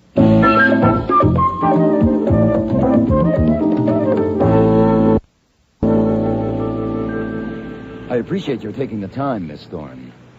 It's all right out here on the roof. We haven't actually left the building. You could say that, yes. Now, what's all this garbage about letters from Sarah Yare? You know, I think my tie must be crooked, or I've got a grease spot on my shirt. Mr. Drew resented me. Mr. Gallant was going to heave an ashtray at me, and now you. Why is it garbage to ask a simple question politely? Maybe I should have said go. Hmm? What right have you to march in here and ask any kind of question? Oh, none. It's not a right. It's a liberty. I have no right to ask you to have dinner with me this evening, which might not be a bad idea, but I'm at liberty to. And you're at liberty to tell me to go climb a tree, and I'm at liberty to go climb a pole instead. So, have you any letters from Sarah Yare? Oh, Lord. I didn't think I'd laugh for a year. What? This mess, what happened here yesterday, and then Sarah. No, I have no letters from her. You don't have to go climb a tree. Oh, thanks. What else? Nothing, unless you know of something. You know of anyone who might have letters? I don't. Of course, I'm curious, if you want to call it that. I was very fond of Sarah. And this coming after all her trouble, naturally, I'm wondering who got Nero Wolfe to send you here. Oh, my guess is some friend of Miss Yare's. Someone else might be curious. Well, thanks, Miss Thorne. Oh, and by the way, I'm glad I don't have to climb a tree or a pole. Well, perhaps when all this is over. Yes. Yeah, that might be fun. Well, let's go back downstairs, shall we?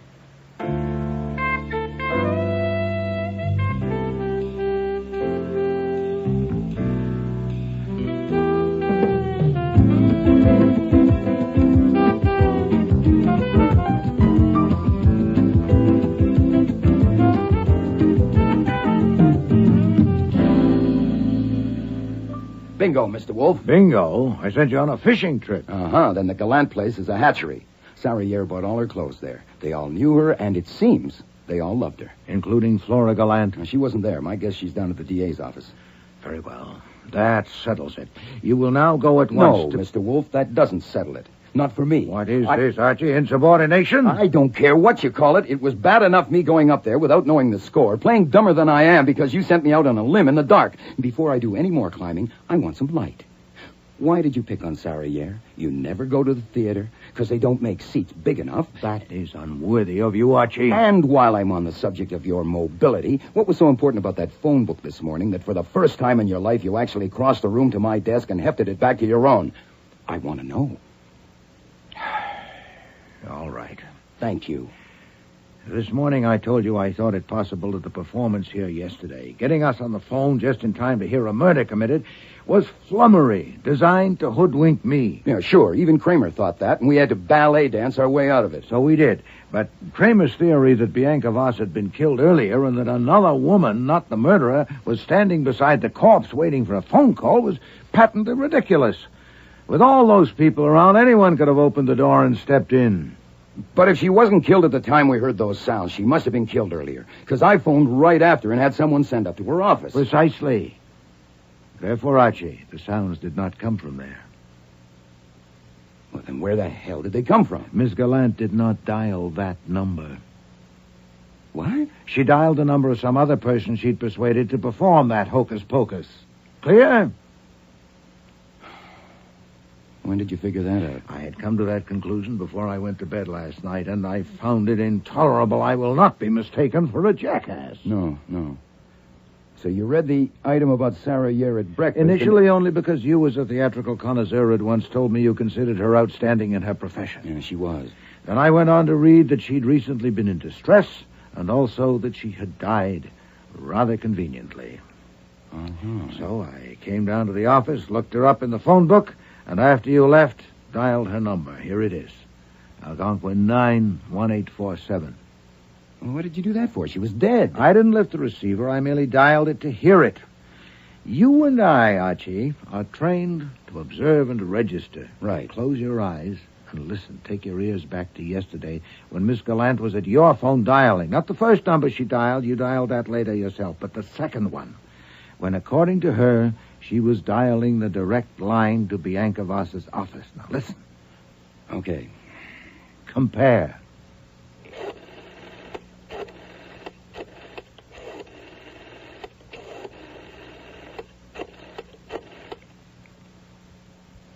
No, wrong. The first, third, and the fourth. Now, try again. This will be another number. Go.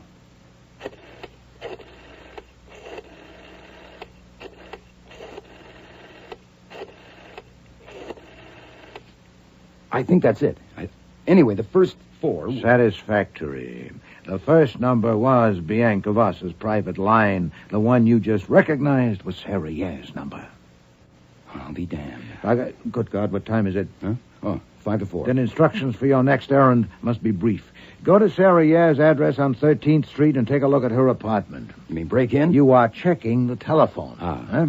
I need one last detail. Her phone might have been disconnected since this directory came out. I need to know that it's still operable. If I'm to see that whoever tried to make a fool of me regrets it, I must take care not to make a fool of myself. Now on your way.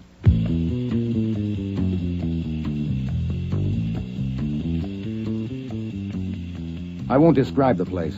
It was too painful. It was a hell of a dump, even for a down and outer. But the phone was there, and it was working. I dialed home to make sure. Fritz? Is that you, Archie? Yeah, it's me. Tell Mr. Wolfe the phone works, and I'll be home in 15 minutes. I can't just now. He's got Inspector Kramer in the office. Kramer's there? Came 10 minutes ago. They're having a terrible argument. I'll be there in 5.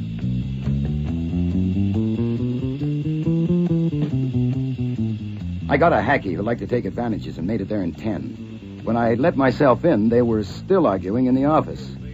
So I figured I'd better stay out in the hall and sniff the atmosphere before barging in. Mr. Kramer, I said I've never known you to be more wrong. You accused me of duplicity. I am stating facts, Wolf. Facts, yes. You said you've never had any association with those people, but you sent Goodwin up there today with some song and dance about a fishing trip, for God's sake. I did not. Yes, you did. He told Sergeant Stebbins it had nothing to do with Bianca Voss, for God's sake. Phooey. Nuts!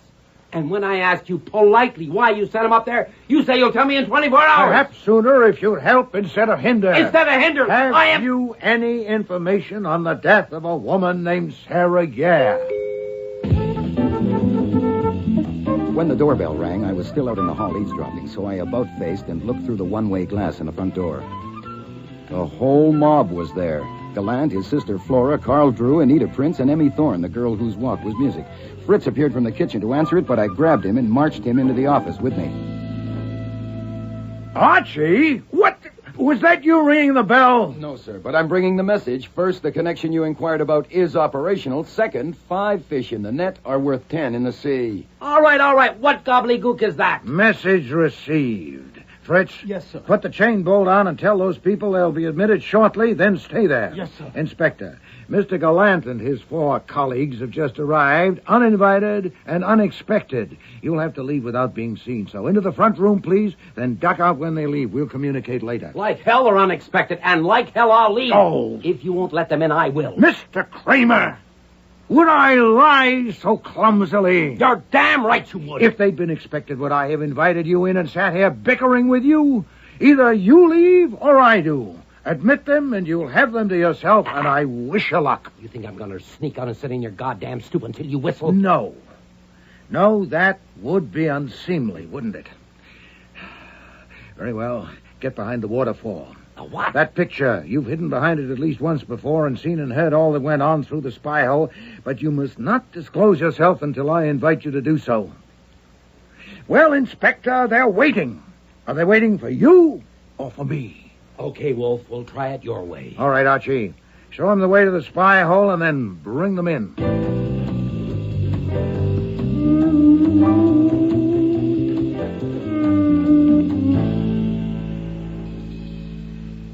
I demand to know why you sent Mr. Goodwin to ask us about Sarah Yare. What business is it of you? Mr. Gallant, I'm under no compulsion to reply, and I'm not sure I'm prepared to. Instead, I may ask why Mr. Goodwin's questions, which certainly when provocative, so disturbed all of you that you feel impelled to call on me in a body. Now, why? It's all talk, Mr. Wolfe. Mere talk about Sarah Yare. The wind blowing. Tell him, Miss Prince. The police have insisted on knowing why he was there and what he wanted, and we don't know. I think you do. Yet all of you refused to tell the police, I understand. Now, why did you refuse, Miss Thorne? Because it was none of their business. And that's what you told Inspector Kramer? We have a right to know why you sent him. Absolutely. Oh, there's no point dragging this out. I'll answer your question, and we'll go on from there. I sent Mr. Goodwin to see you because I suspected I had been gulled in connection with the murder of Bianca Voss, and because I'd guessed it had some connection with Sarah Yare. By coming here en masse, you've made that guess a conviction, if any doubt remained. Oh, my God, Ellie. Tais-toi. Mr. Wolfe, we came here for an explanation. Of what, Mr. Gallant? No, for an understanding. Ah, that's better, Mr. Drew. Continue. We're in trouble, all of us, you know that. And we need your help, and we're ready to pay for it. But first, we have to know what the connection is between Sarah Yare and what happened to Bianca Voss. No, you don't mean that. You mean you have to know whether I have established the connection. And if so, how? Well, I'm willing to tell you, but first we must get a few things straight. I understand that each and every one of you felt yourselves endangered by Miss Voss's presence and that it would destroy the company. Is that true, Miss Thorne? Yes, everybody knew it. All right, that's understood. But beyond that, you, Miss Gallant, had a more intimate concern for your brother. And you, Mr. Gallant, gave her cause. You are no man to truckle, yet you let that Voss woman prevail. Now, presumably you were under severe constraint, were you? I was under her heel. The police know. They found out some. I told them the rest. Years ago, we were in the French resistance together. In war, you marry a person without really knowing them. And I made that mistake. Later, I found out she was a traitor to France. Perfide. I left her. I changed my name, came to America. And then she finds me, makes demands. I was under her heel. No, that won't do, Mr. Gallant. I doubt if it satisfied the police, and it certainly doesn't satisfy me.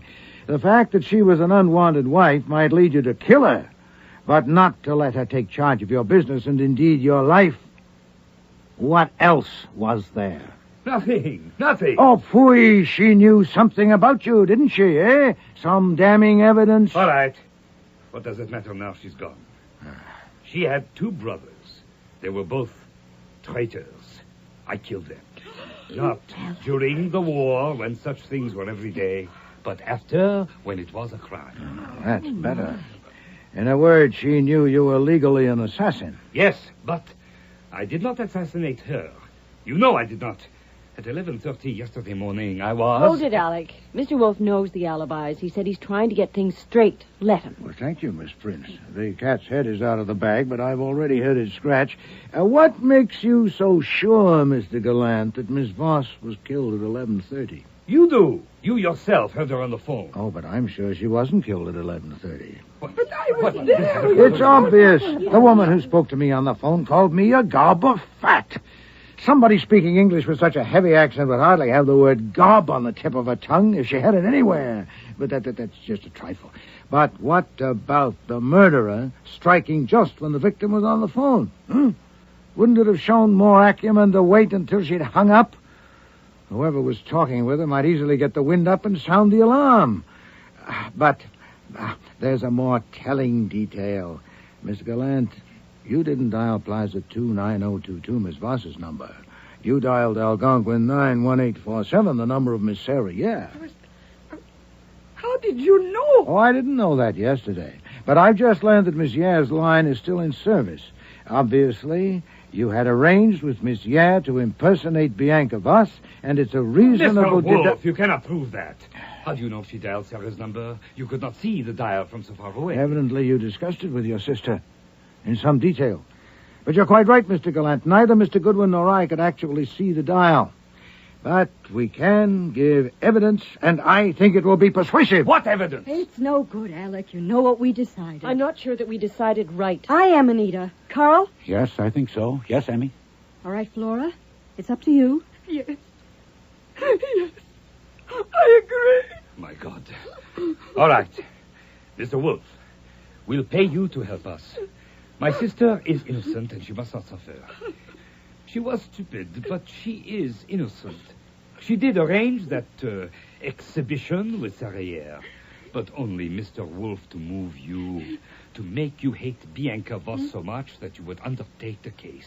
Take it for what my sister could afford to pay. When she told me, I knew it was unforgivably stupid, but it was not criminal. She must not suffer. All right. Miss Gallant, you heard your brother. Is that true? Yes. I agree with you, sir, that your sister was stupid, but you are not the one to proclaim it. Miss Yare's performance went beyond abusing me, sir. She enacted a whole melodrama of violent attack and then hung up the phone. That's something corpses do not usually do. Was that her idea? Your sister's stupidity can bow to yours if you expected me to overlook that detail, or worse, missed it yourself. I'm not stupid, Mr. Wolfe. Devious, then, beyond my experience. Devious? Oh, rusé, subtil. Never. Suppose, only to suppose, she arranged that comedy too. Suppose even that she killed Bianca. Was that a crime? No. Voss was an evil woman. And for ending her villainy, you would crucify my sister? You know about Sarah, but the police do not. By your word, they can believe Voss died while my sister was here with you. I will pay you. It will be a great service from you. It deserves payment. I will trust you. I will pay you now. Oh, no, you will not. Can I not appeal to your charity? Yes, but not to my cupidity. I will accept no money from someone who at the same moment robs me of my self-esteem. I will not permit a murderer to take me for a simpleton. Now, let us grant that Bianca Voss deserved to die. She was not the only casualty of this sordid affair. Was Sarah Yare also a perfidious woman? But she killed herself. No, she didn't. Do you suggest she was so depressed by the quality of her telephone performance that she forthwith downed a glass of liquor impregnated with cyanide? She spoke with me in the role of Bianca Voss at 11:30 and was discovered dead at 2 o'clock. The person who killed Bianca Voss before 11:30 arranged with Sarah Yare to enact that comedy, as you call it, and later went to her apartment and killed her. So if you ask No, my... that is totally impossible. My sister loved Sarah. She could not kill her. It would be stupid. You came here believing she killed Bianca Voss. That was stupid, if you like. She didn't. But What does What's it mean? this, Mr. Wolfe? What is this? A game? Oh, no, Miss Thorne. As a certain policeman said to me yesterday, murder is no joke. Miss Gallant, there is much against you. Then but how on... did you know I didn't kill her? Oh, you told me yourself. If you had devised that elaborate humbug, certainly you would have planned how to react at the moment of crisis. Alarm, shock, perhaps even a swoon. But do you remember what happened? When Mr. Goodwin told us what Mr. Drew had told him, you said, in obvious bewilderment, you said, but how? And then repeated it, but how? Now, if you'd known how you did murder Bianca Voss, you'd have had to be a Shakespeare to invent so simple a line and a Bernhardt to deliver it. But, according to your brother, you're little more than stupid. Tais-toi, chérie. Je sais. But if you are innocent, someone else is guilty. The arrangement you had made with Sarah Yare to impersonate Bianca Voss was discovered by someone else, perhaps overheard when you told your brother about it. That someone then persuaded her to add a gruesome climax not in your script, which was only intended to insult me and gain my interest.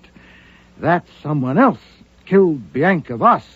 And to make sure her alibi was invulnerable, this someone went to Sarah Yare's apartment and poisoned her with cyanide in a glass of whiskey. Who is this someone, Now, Mr. all Wolfe? that was done before 2 o'clock. You, Miss Gallant, according to my friend Inspector Kramer, arrived at your brother's place only 15 minutes after I know you'd left here. You had no time for a detour to 13th Street. I wanted to go to see what had happened, It's but a good thing you didn't, madam. I also learned from Mr. Kramer that you, Mr. Gallant, you, Mr. Drew, and you too, Miss Prince, were under constant surveillance from the time the police arrived. And that leaves you, Miss Thorne. Leaves me where, Mr. Wolfe? You were with 3 men in an office downtown from 11:20 until 11:45. So I have 3 witnesses. Yes, but according to the police, you arrived at Alicaland Incorporated shortly before 3 o'clock. You may be able to account for the interim period. You want to try? It can't be, Alec. How could you? I don't have to try. I don't like your games, Mr. Wolfe, and I don't think I'll play. I didn't think you would. I won't be playing either, actually. The rest is up to Inspector Kramer, who's been following the moves and may now... Grab her, Archie! Don't climb a tree. Okay, Goodwin, I'll take over. Thank you, Mr. Kramer. No, let me talk to her. Emmy, I have loved you. You killed Sarah? Yes, I killed her. Then you heard us that day. You heard me tell Flora. You found out I was already married to Bianca. Yes, I heard you. And you knew I couldn't marry you, so you killed her. She was killing you. I did something about it. I understand. Because I loved you. And maybe you killed her because you loved me. But then, you killed Sarah. Why? You don't understand a thing, do you? And worse, when I tell you and the others what my sister has done, you accept it. You allow us to accept it that my sister has killed Bianca. Look at me. I am looking at you, Alec. What am I supposed to see? I don't think you could ever love anyone but yourself. My mistake. All right, Inspector Kramer, she's all yours. Take it easy, Miss Thorne. We're going for a walk.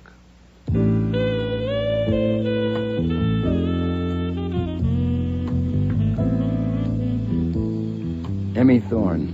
Oh, it's too bad. I almost felt sorry for her walking out that way. When she walked like music, all right. But it just wasn't my kind of tune.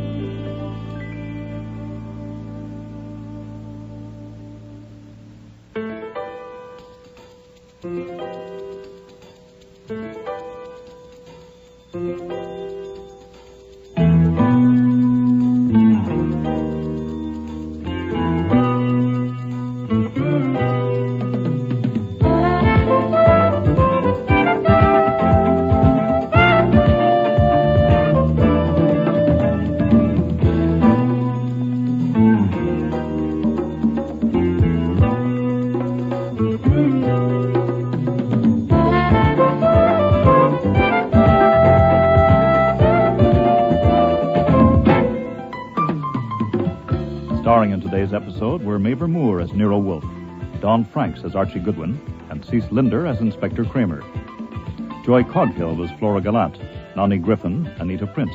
Richard Monette, Alex Gallant, Vivian Reese, Emmy Thorne, Murray Westgate, Carl Drew, James Morris, Stebbins, and Frank Perry was Fritz. Music was composed and conducted by Don Gillis. Technical operations, John Jessup. Sound effects, Bill Robinson. Production assistant was Nancy McElveen, and casting consultant, Ann Weldon Tate. Murder is No Joke was written by Alan Osborne and produced and directed in Toronto by Ron Hartman.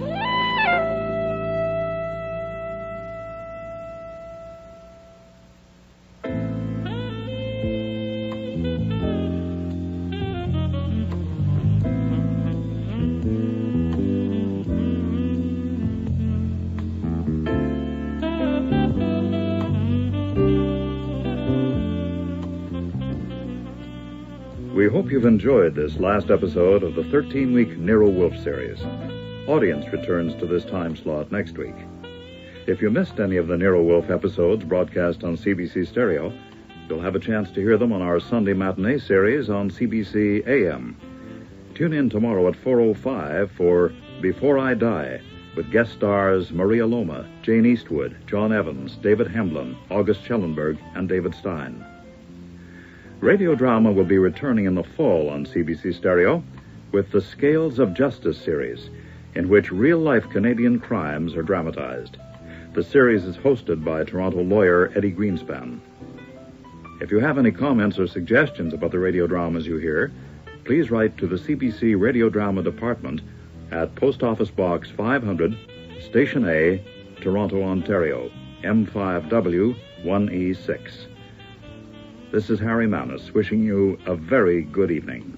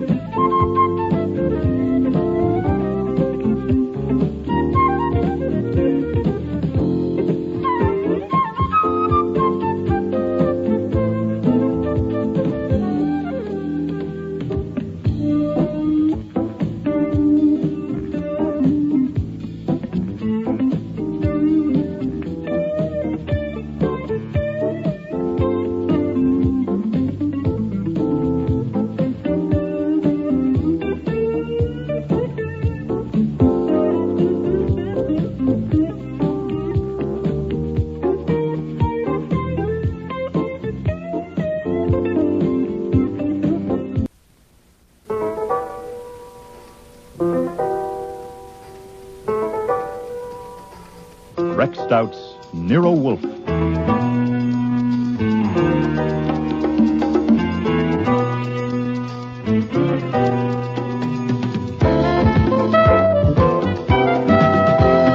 Starring Mavor Moore as Nero Wolfe and Don Franks as Archie Goodwin.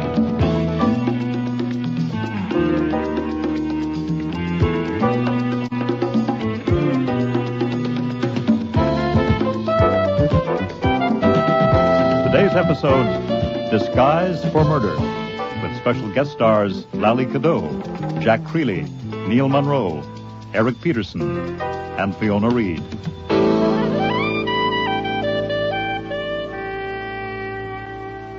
I had made two mistakes. When the president of the Manhattan Flower Club persuaded Nero Wolfe to show his orchids to the members one afternoon, I should have fought it. This is a Brasola, isn't it? No, sir, that's not a Brasso. It's a Lilia. Are you sure? And after the date had been set and the invitation sent, when Wolfe had arranged that I should stay up in the plant rooms with him and Theodore to mingle with the guests, I should have put my foot down. Could I grow that on my coffee table? Is that a pansy? No, madam. I doubt if you could grow Miltonia on a coffee table. Sorry. Well, it's near a very sunny window. But I hadn't. As a result, it'd been up there a good hour and a half, grinning around and acting pleased and happy. I'm so sorry. How clumsy of me. Oh, it's quite all right, madam. Your sleeve just happened to hook it. It'll bloom again next year. It was understood that the Manhattan Flower Club was choosy about who it took in, but obviously its standards were different from mine. Oh, the men were okay as far as men go.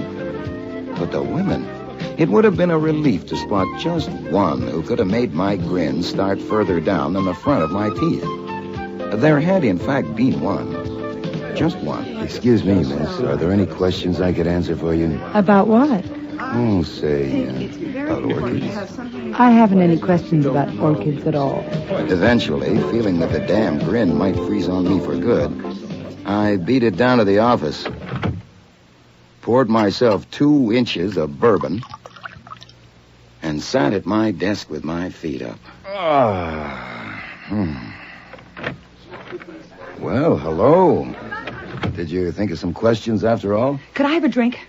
Sure. I got scotch, rye... Anything, quick. Give me yours. Hey.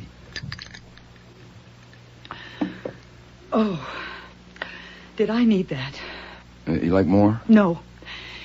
You're Archie Goodwin? And you're the Queen of Egypt. I'm a baboon. I don't know why they ever taught me to talk. Look at my handshake. I'm all to pieces. You do seem a little upset. When I saw you upstairs... I want to see Nero Wolfe. Right away. Well, I want to tell him something before I change my mind. And then I'll get a job at Macy's or marry a truck driver. I want to see Nero Wolfe. Oh, I'm afraid that can't be done. Not until the party's over, at least. Are people coming in here? No. May I have another drink, please? Well, shouldn't you give that one time to settle? I'll help myself. You'll pardon me saying this, but for a member of the Manhattan Flower Club, you seem a bit of a screwball. I'm not. A screwball? A member. I see. I could tell you. Many people have. I'm going to. Good, shoot. I'm afraid I'll change my mind, and I don't want to. Okay, now. Ready, go. I had a friend once, as close as a person like me ever comes to having a friend, Mm-hmm. and a man killed her, strangled her.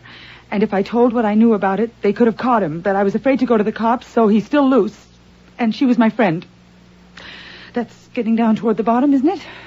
That's fairly low. Of course, I don't know you any too well.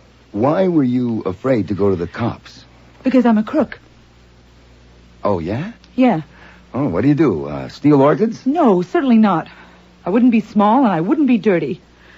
At least, that's what I thought. But once you start, it's not so easy. You meet people and you get involved, you know? Yeah, I know. I realized long ago that I'd made a big mistake. I wasn't what I thought I was going to be. A romantic, reckless outlaw. You can't do it that way. Or anyhow, I couldn't. About a year ago, I decided to break loose. A good way to do it would have been to talk to someone, the way I'm talking to you now. But I didn't have sense enough to see that. So you didn't break loose? No, I kept putting it off. And then I met this man in Florida who had a lead, and we followed it up here just a week ago. That's what I'm working on now. That's what brought me here today. Oh, God. If only I hadn't come here, I wouldn't have seen him. Seen who? I should have looked away from him, turned away, quick, when I realized who he was. But I was so shocked, I couldn't move. Oh, God, how dumb could I be? I just stood there staring at him, thinking I wouldn't have recognized him if he hadn't had the hat on. And then he turned and looked right at me. And he saw that I knew. Oh, God. Mrs. Orwin asked me what was the matter. And then I saw Nero Wolfe, and it gave me the idea of telling him. And then I saw you going out, and as soon as I could break away, I came down to find you. Oh, there. I feel better now. Yeah, it's good bourbon. Is it a secret who you recognized? No. I'm going to tell Nero Wolfe, then he can't touch me. Why not? Because I'll get Nero Wolfe to tell him that if anything happens to me, he'll know who did it. You'll know, too. You'll both know. Well, we would if we had his name and address. He must be quite a specimen to scare you that bad. Speaking of names, what's yours? Do you like Marjorie? So-so. I used Evelyn Carter in Paris once. Do you like that? It's not bad. What are you using now? Hey, come on now. You're not in a vacuum, and I'm a detective. They took the names down at the door. Cynthia Brown. Cynthia Brown. I like that fine. Now, upstairs you were with 2 men and a middle-aged lady. That's Mrs. Orwin. Yes. And she's the current customer, then, the lead you picked up in Florida. Yes, but that's finished. Hmm? Since I'm telling you and Nero Wolfe, I'm through. Oh, the job at Macy's or marry a truck driver. Who did you recognize upstairs? Can anyone hear us? No. No, that door goes out to the front room. Today it's the cloakroom. This room's soundproof, including the doors. This has to be done the way I say. Sure, why not? I wasn't being honest with you. Oh, well, I wouldn't expect it from a crook. Start all over again. I don't just want Wolfe because I'm scared. Mm-hmm. I'm scared, all right, but I want him to get that man for murder. Will he do that?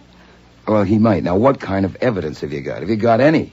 I saw him that day in her apartment. Whose apartment? My friend's, the one I told you about. I stopped in to visit her that afternoon. I was just leaving. Doris was inside the bathroom. And as I got near the entrance door, I heard a key turning in the lock. And that man came in. When he saw me, he just stood and stared. I knew Doris didn't want me to meet her bank account, and of course I assumed it was him making an unexpected call, so I mumbled something about Doris being in the bathroom and got the hell out. Oh, God, if I'd known. I went and kept a cocktail date and then phoned Doris's number to ask if our dinner date was still on, considering the visit of the bank account. There was no answer. They found her body the next day. There wasn't a word about the man in the papers. No one had seen him come or go. And I didn't open my mouth. I was a lousy coward.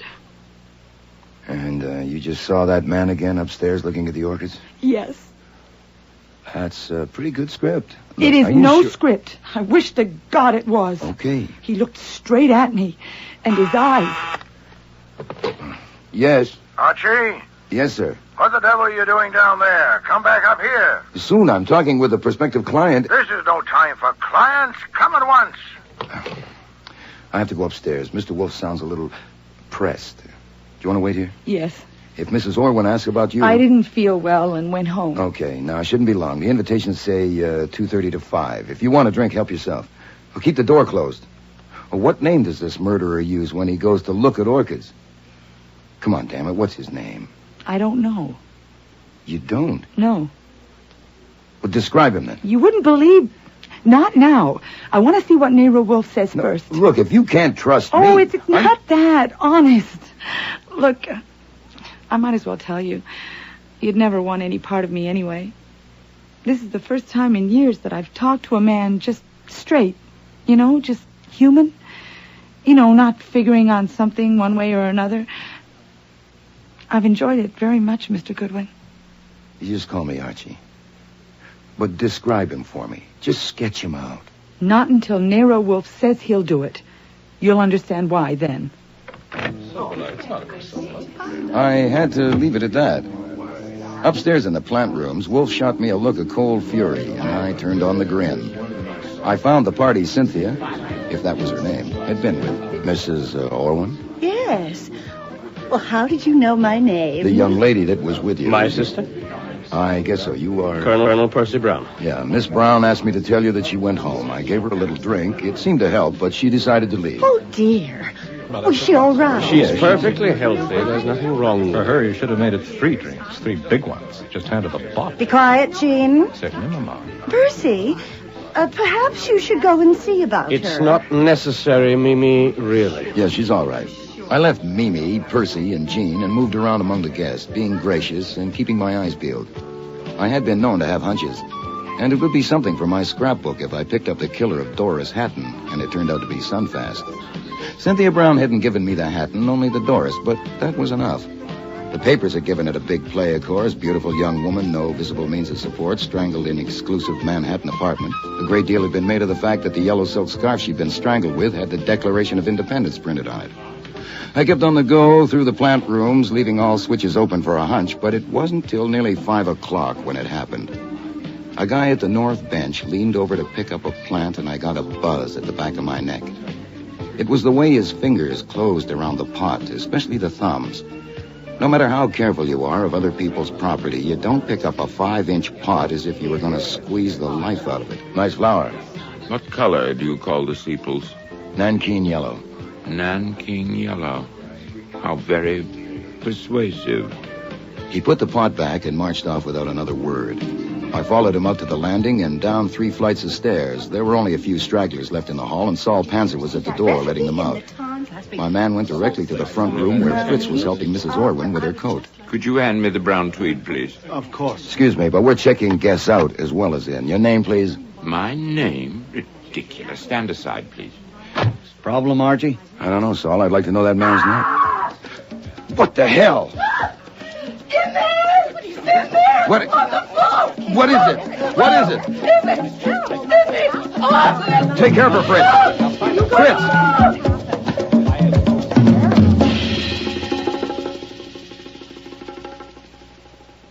I'm here, Arch. It's too late, but send Fritz down the block for Dr. Vollmer. Right.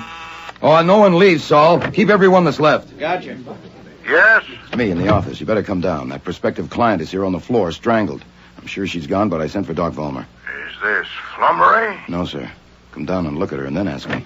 Hey, you can't go in there. All right, don't come in here. Insist on knowing what...